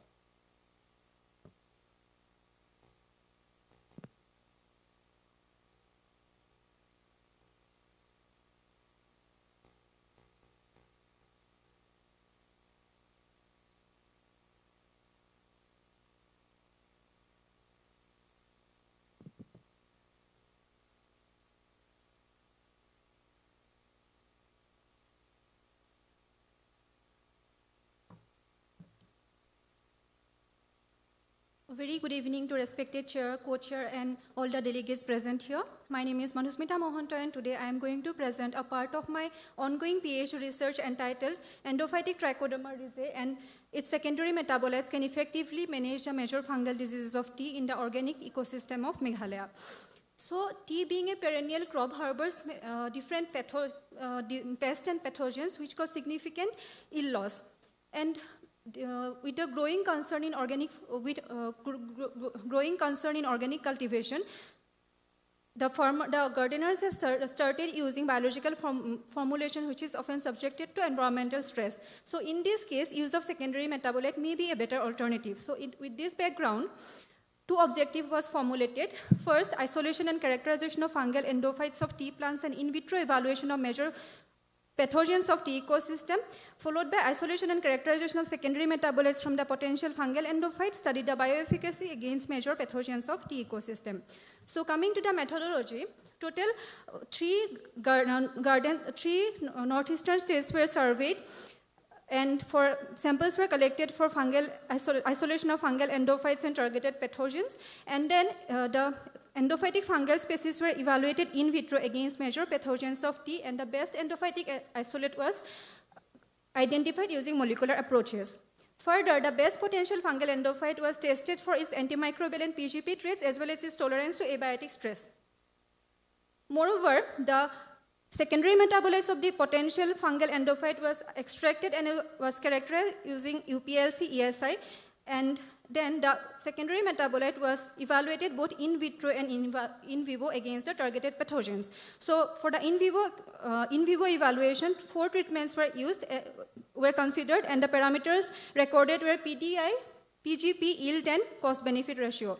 So coming to the results, the samples for the concerned diseases, that is dieback, grey blight, and blister blight, were collected from different surveyed locations, and this table shows the status of pest and disease infestation in tea gardens of Northeast India.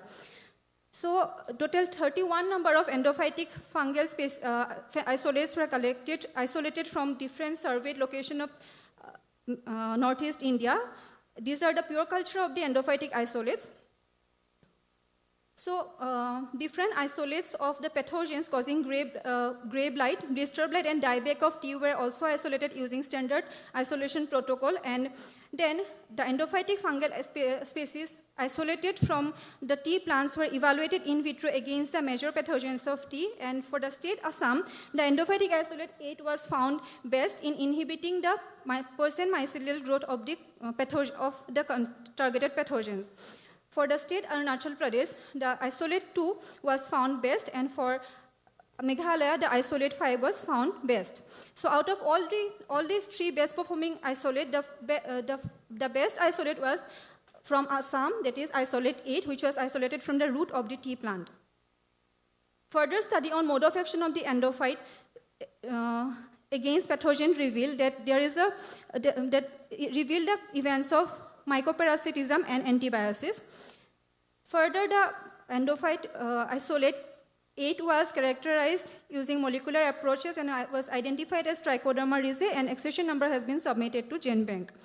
The isolate has shown positive reaction to response to potassium solubilization, ammonia production, zinc solubilization, chitinase activity, as well as HCN production, and as well as it was found to have tolerance to aluminum toxicity of 70 ppm, iron toxicity of 170 ppm, and it could grow in pH, acidic pH to near neutral pH.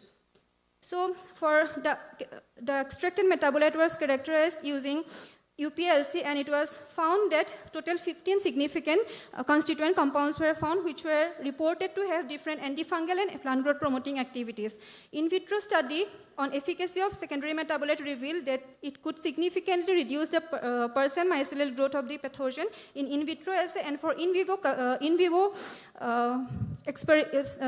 experiment, this is the experimental layout with these treatment combinations where the foliar application of 0.1% of metabolite of Trichoderma rhizae was compared with the Garden's recommended practices along with the whole organism formulation of Trichoderma rhizae and with a chemical control, that is 0.1% of copper oxychloride. And these results here showed that the treatment one, there is a significant reduction of percent disease incidence after third spray along with positive plant growth attributes and highest CB ratio, that is 1:4. Along with that, in treatment one, it was found to have increased plant secondary metabolites. So therefore, we could say that the present studies support the use of Trichoderma rhizae and its secondary metabolite for effective management of gray blight, blister blight, and Fusarium diebac disease of tea, along with PGP activities. However, there is a necessity to work further to understand the detailed mode of action of the secondary metabolites against phytopathogens and its effect on non-target organism, threat to human health, and environmental persistence. And here I would like to thank the authority of CPGS, AS, Central Agriculture University, DST, Government of India for the Inspire Fellowship, my guide Dr. Pranam Datta sir for his guidance, and Dr. T.K. Bag sir from IARI for his help in characterization of the secondary metabolites, all the small tea growers and the managers of tea gardens that I have been doing survey, and lastly but not the least, organizing secretary and team ICAR, CCRI, Nagpur and IPS for providing me an opportunity to present my research. Thank you. Okay, thank you. Very good piece of work on tea. And any questions? If there are no questions, I would like to ask one. This endophytic trichoderma, did you isolate from the leaf or root or where? Yes, sir. This the isolate 8 from Assam was isolated from the root of tea plant, and other two, basically I have used root, leaf and stem of tea plant, and the best one is from the root of tea plant isolated from Assam, location Assam. Yeah, but you are applying on the leaf. Yes, sir, I am applying on the leaf. Okay, okay, thank you. Very good work. Okay. Thank you, sir. Okay, next, Dr. Madhavi. Yeah.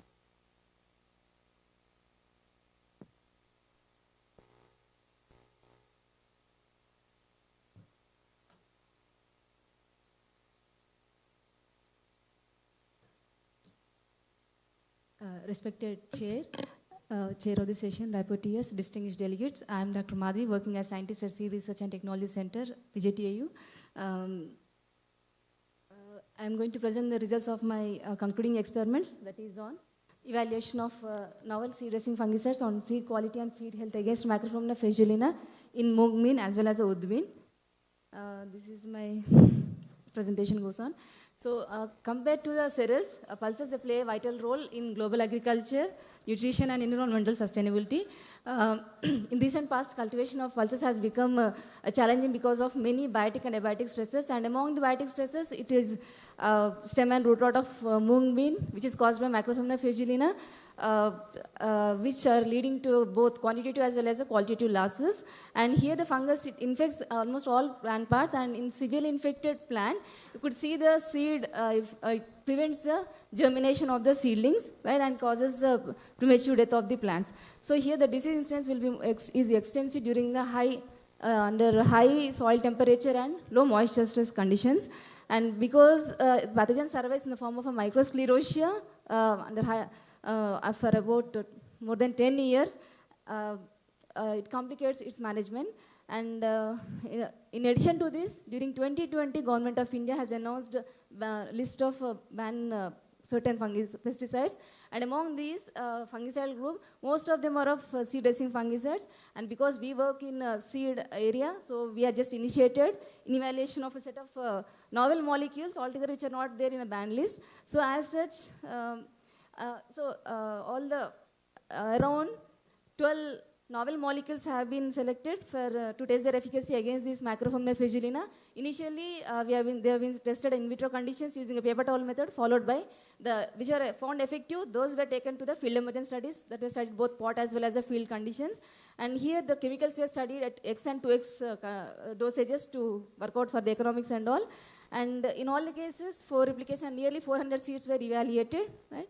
And the observations recorded were person seed germination, seed infection, as well as the seedling vigor and in vitro. And during field emergence studies, on person seed germination 15 days after sowing, and seedling mortality 15 days after sowing, and disease incidence at 30 and 45 days after sowing, and seedling vigor 1 and 2 at 45 days after sowing.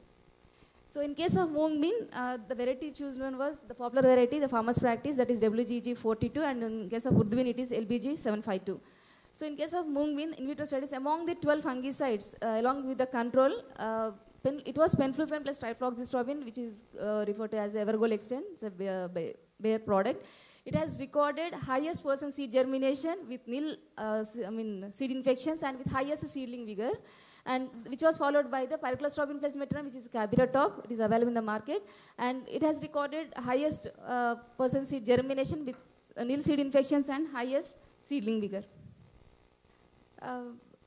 After this, yeah, these are some of the photographs. So among these, the effective one were taken for the field emergence studies. Here also, of the best 3, along the one standard check and one healthy control and pathogen treated seeds. So again here also, it was penflufen plus trifloxystrobin. It could record highest % seed germination followed by the pyraclostrobin. But initially, the penflufen plus trifloxystrobin, it could protect the seedlings up to 15 days after sowing, but it was pyraclostrobin plus metiram. It could, after late stage of the seedling growth, it could protect the crop from the macrophomina. However, with respect to the seedling vigor 1 and 2, it was again penflufen plus trifloxystrobin could record maximum %. So here this fungicide recorded highest germination of 6.21% improvement over the check fungicides carbendazim and 9.96% over the pathogen control. And the same fungicide, it has recorded 58.22% reduction over the standard check and 71.07% pathogen control at 15 days after sowing with respect to the seedling mortality. And these are some photographs. And this is in case of the urdu bean. Among these 12 fungicides, again it was in case of both the crops, penflufen as well as pyraclostrobin plus metronam, they could fare well with respect to the % seed germination, seedling mortality as well as the seedling vigor and 1 and 2.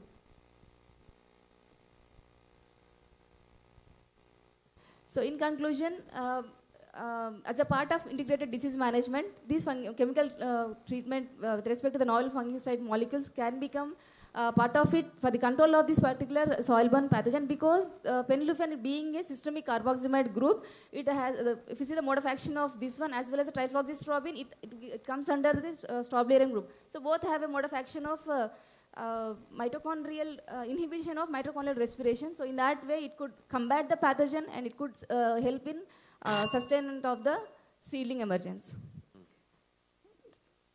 And acknowledgements are for ICR, National Institute of Seed Science and Technology, MAU, and PJTU Hyderabad for funding of the, for the execution of the experiment. Thank you. Good. Thank you for the organizers. Okay. Any questions, please? Any questions? I have one question. This macrophomina fasciolina is a soil burn, no?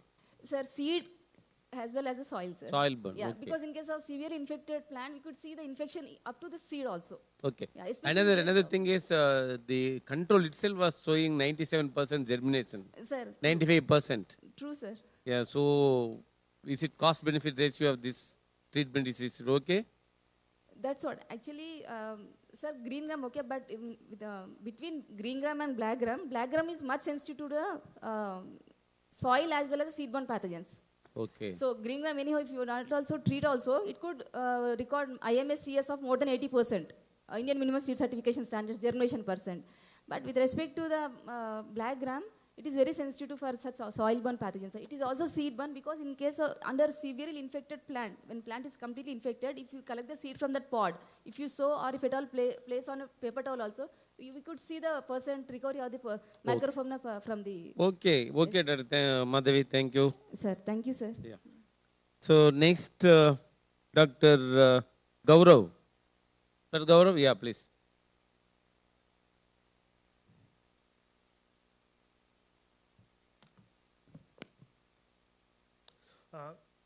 Good evening to all the scientific community present here. I am Gaurav Ashwantarakonde, PhD scholar working in ICR IHR Bangalore. I am presenting on the harnessing microbial volatile organic compounds for the post-harvest disease control in the strawberry. So as we know that strawberry is a very famous popular, and in particular in Maharashtra, Mahabaleshwar is the strawberry capital of India. But there are several issues when it comes to the strawberry, that is the post-harvest disease. In that we mostly know that botrytis is a major issue, Colletotrichum and rhizomes. But now one new pathogen is arriving, that is the leaf spot and fruit rot, which is caused by the new pest Lopshis. These are there are several species has been there, and this new pest losis can cause loss up to 70%. In India, new pest losis has been first reported in 2018, and this is the genus has been separated in 2014. So considering that, so we have thought to have to test the effectiveness of the natural antagonistic, that is the VOCs against the post-harvest pathogen. So this is the Matella method where we have done the isolation of the pathogen and then isolation of the endophytes from the strawberry itself. Then we done the dwell culture, then potential BCA we have selected, then we have gone for the double plate assay, and then we have identified the potential VOC compounds, and then we have done the in vitro and in vivo assay. So this is isolation of the this pathogen has been done. This is the typical symptoms, and this is the culture. So after that, morphological study has been done, and after that, we have done the pathogen study and molecular characterization has been done. After that, these are the endophytes which has been isolated from the strawberry. Total 38 endophytes were. So this is the dwell plate assay where we have found 10 effective ones. So these are the 10 effective isolates against the new Pestaloepsis.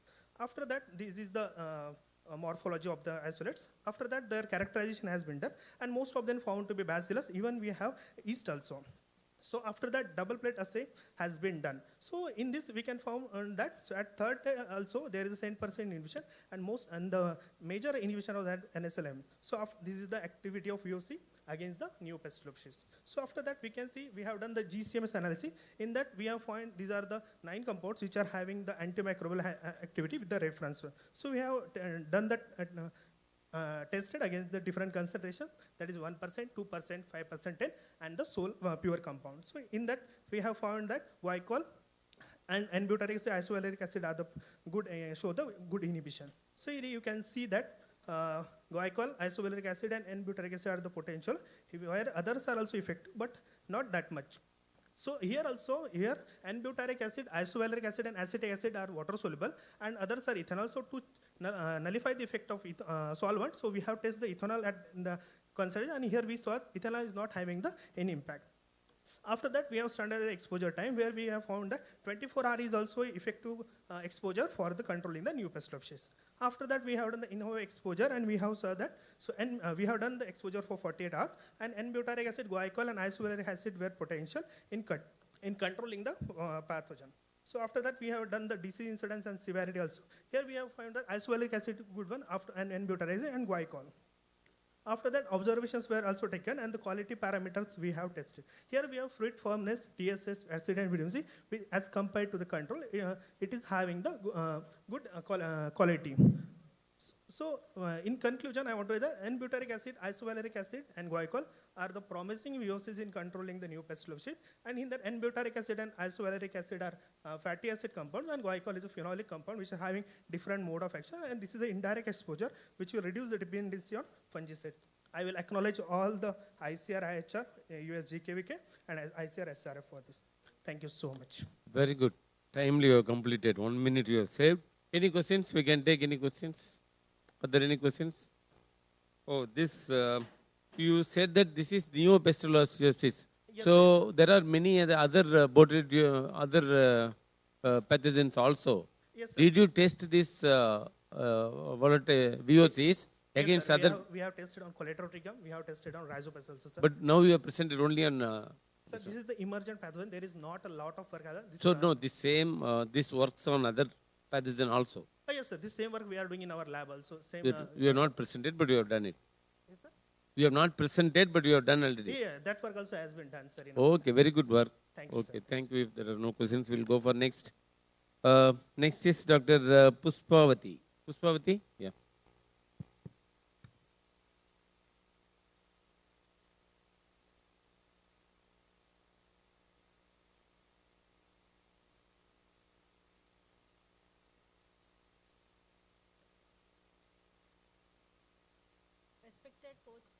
Respected chairman, co-chairman, and rapporteurs, and respected chairman, co-chairman, and rapporteurs and other delegates.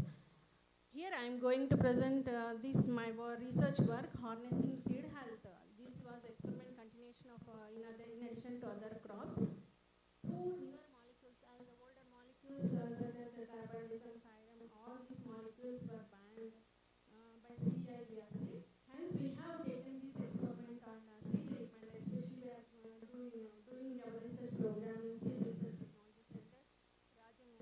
PGNP. And here PGNP is one of the main important crop. It is nutritional significance, as we all know, and it is and one of the most important disease is fusarium wilt, caused by Fusarium woodum, and it is most devastating disease, causing 15 to 30% loss in yield, and also later stages of the crop was it was most of the devastating disease occurring in after flowering, and it is one of the most destructive pathogen survive as chlamydospores in the soil. In absence of the crop, it survives, and as resting spores. The pathogen survivability is also saprophyte.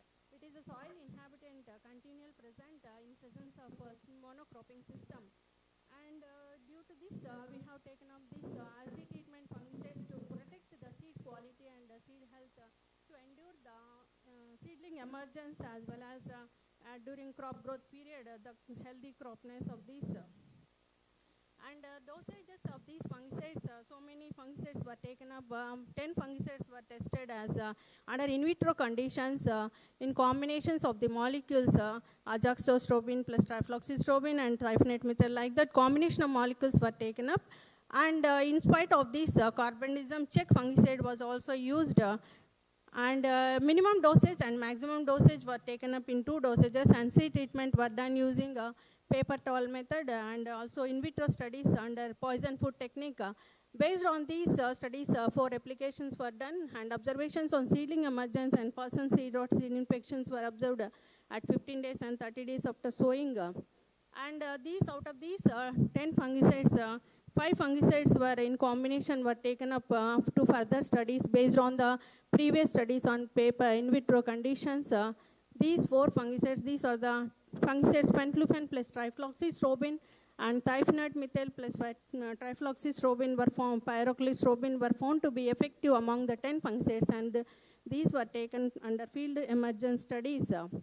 And in combinations, difenconazole plus floxaperoxide, in addition to carbendazim, was added as a check. And these were all the tested under pathogen inoculation. That is, Fusarium woodum was treated with prior to the treatment with fungicides. And under pot conditions as well as field emergence. Here I am presenting the results on field emergence. These fungicides after treatment with pathogen, challenge inoculation with pathogen. And these fungicides, paraclostrobin plus thiophanate methyl and penflufen plus trifloxystrobin were found to be effective among the 4 fungicides, including check. Compared to these 4 out of 2 were found effective, and these initially up to 15 days of seedling emergence was good, and this was progress up to 45 days after sowing. And until flowering also, these fungicides proven well with high seedling vigor index as well as seedling vigor, the dry weights and seedling vigor too also were taken up. And these were found to be effective, and this is the field experiment studies in the graph studies. And these are the photographs depicting the emergence of the pot as well as field conditions in control as well as healthy field emergence studies. These 2 fungicides were found as the fungicide molecules were not recommending as earlier fungicides, that is carbendazim, thiram, zeram, etc. seed treatment fungicides were banned as CSRB. Hence, these was found to be effective, and these were found in our results. These conclusions. Among the tested fungicides, these were proven to be effective in pathogen as well as treated seeds. Percent seedling emergence as well as percent disease reduction at 15 days followed by 30 days and 45 days after emergence. Still we have taken up photographs till before flowering stage to sustain the crop. These fungicides were effective, were found effective. And acknowledgements, we will be thankful this, for budgeting this National Seed Science and Technology MAVO and PJTAU for our funding for this research. Thank you, sir, for providing opportunity to present over this. Thank you. What is the trade name of that fungicide? Trade name? Trade name of the... Zelera and Evergol. Evergol is penflufen plus trifloxystrobin, And Zelera is a cyphenate plus pyrofluorobin. Okay, I think similar work was done for urd bean and green gram, and here you have done for gram. Okay, very good. So let's go for the last and final presentation by Dr. Pramod Kumar Gupta. Pramod is here. If Pramod is not there, I think with this we are closing this session, technical session 3. Of course, we had very good presentations. There were almost 7 lead presentations and 10 oral presentations were there. In fact, each subject was entirely different. Many diverse topics were discussed here. I hope our rapporteurs have taken note of it, and the recommendations also have been taken. Then it's really good and almost very nice presentations on all aspects of this management especially.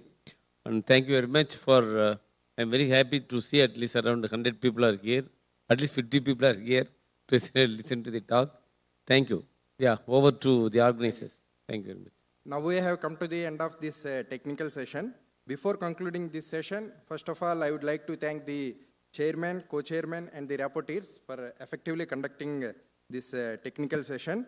And now I would like to request Dr. A.K. Das to come on to the dais to present a memento to the lead speakers. And majority of the lead speakers were not here. I could see only Selvarajan sir only. So, okay, sir. Now I request Dr. R. Sarada Jailakshmi Devi, madam. She is not here. Yes, sir. Now I request Selvarajan sir to come on to the dais to receive a memento. Yes, sir. Yes, sir.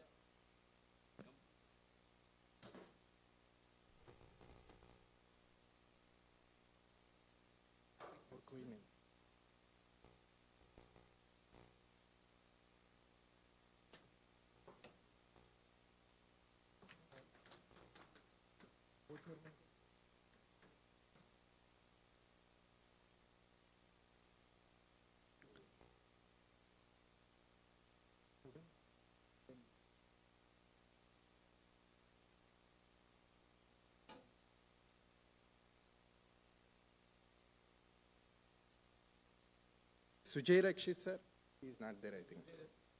G.S. Laha, Sharav Jahagirdar, yes sir. Krishna Kumar, M.S. Yadav. No sir, yes. Okay sir. Now I request Das sir to present a memento to the rapporteurs.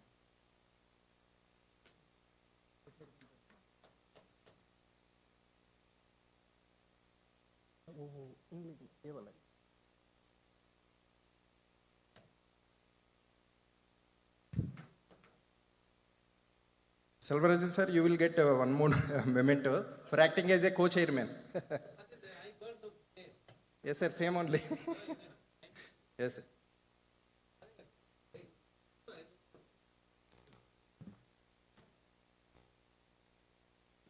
I want to thank all the delegates for actively participating in this session.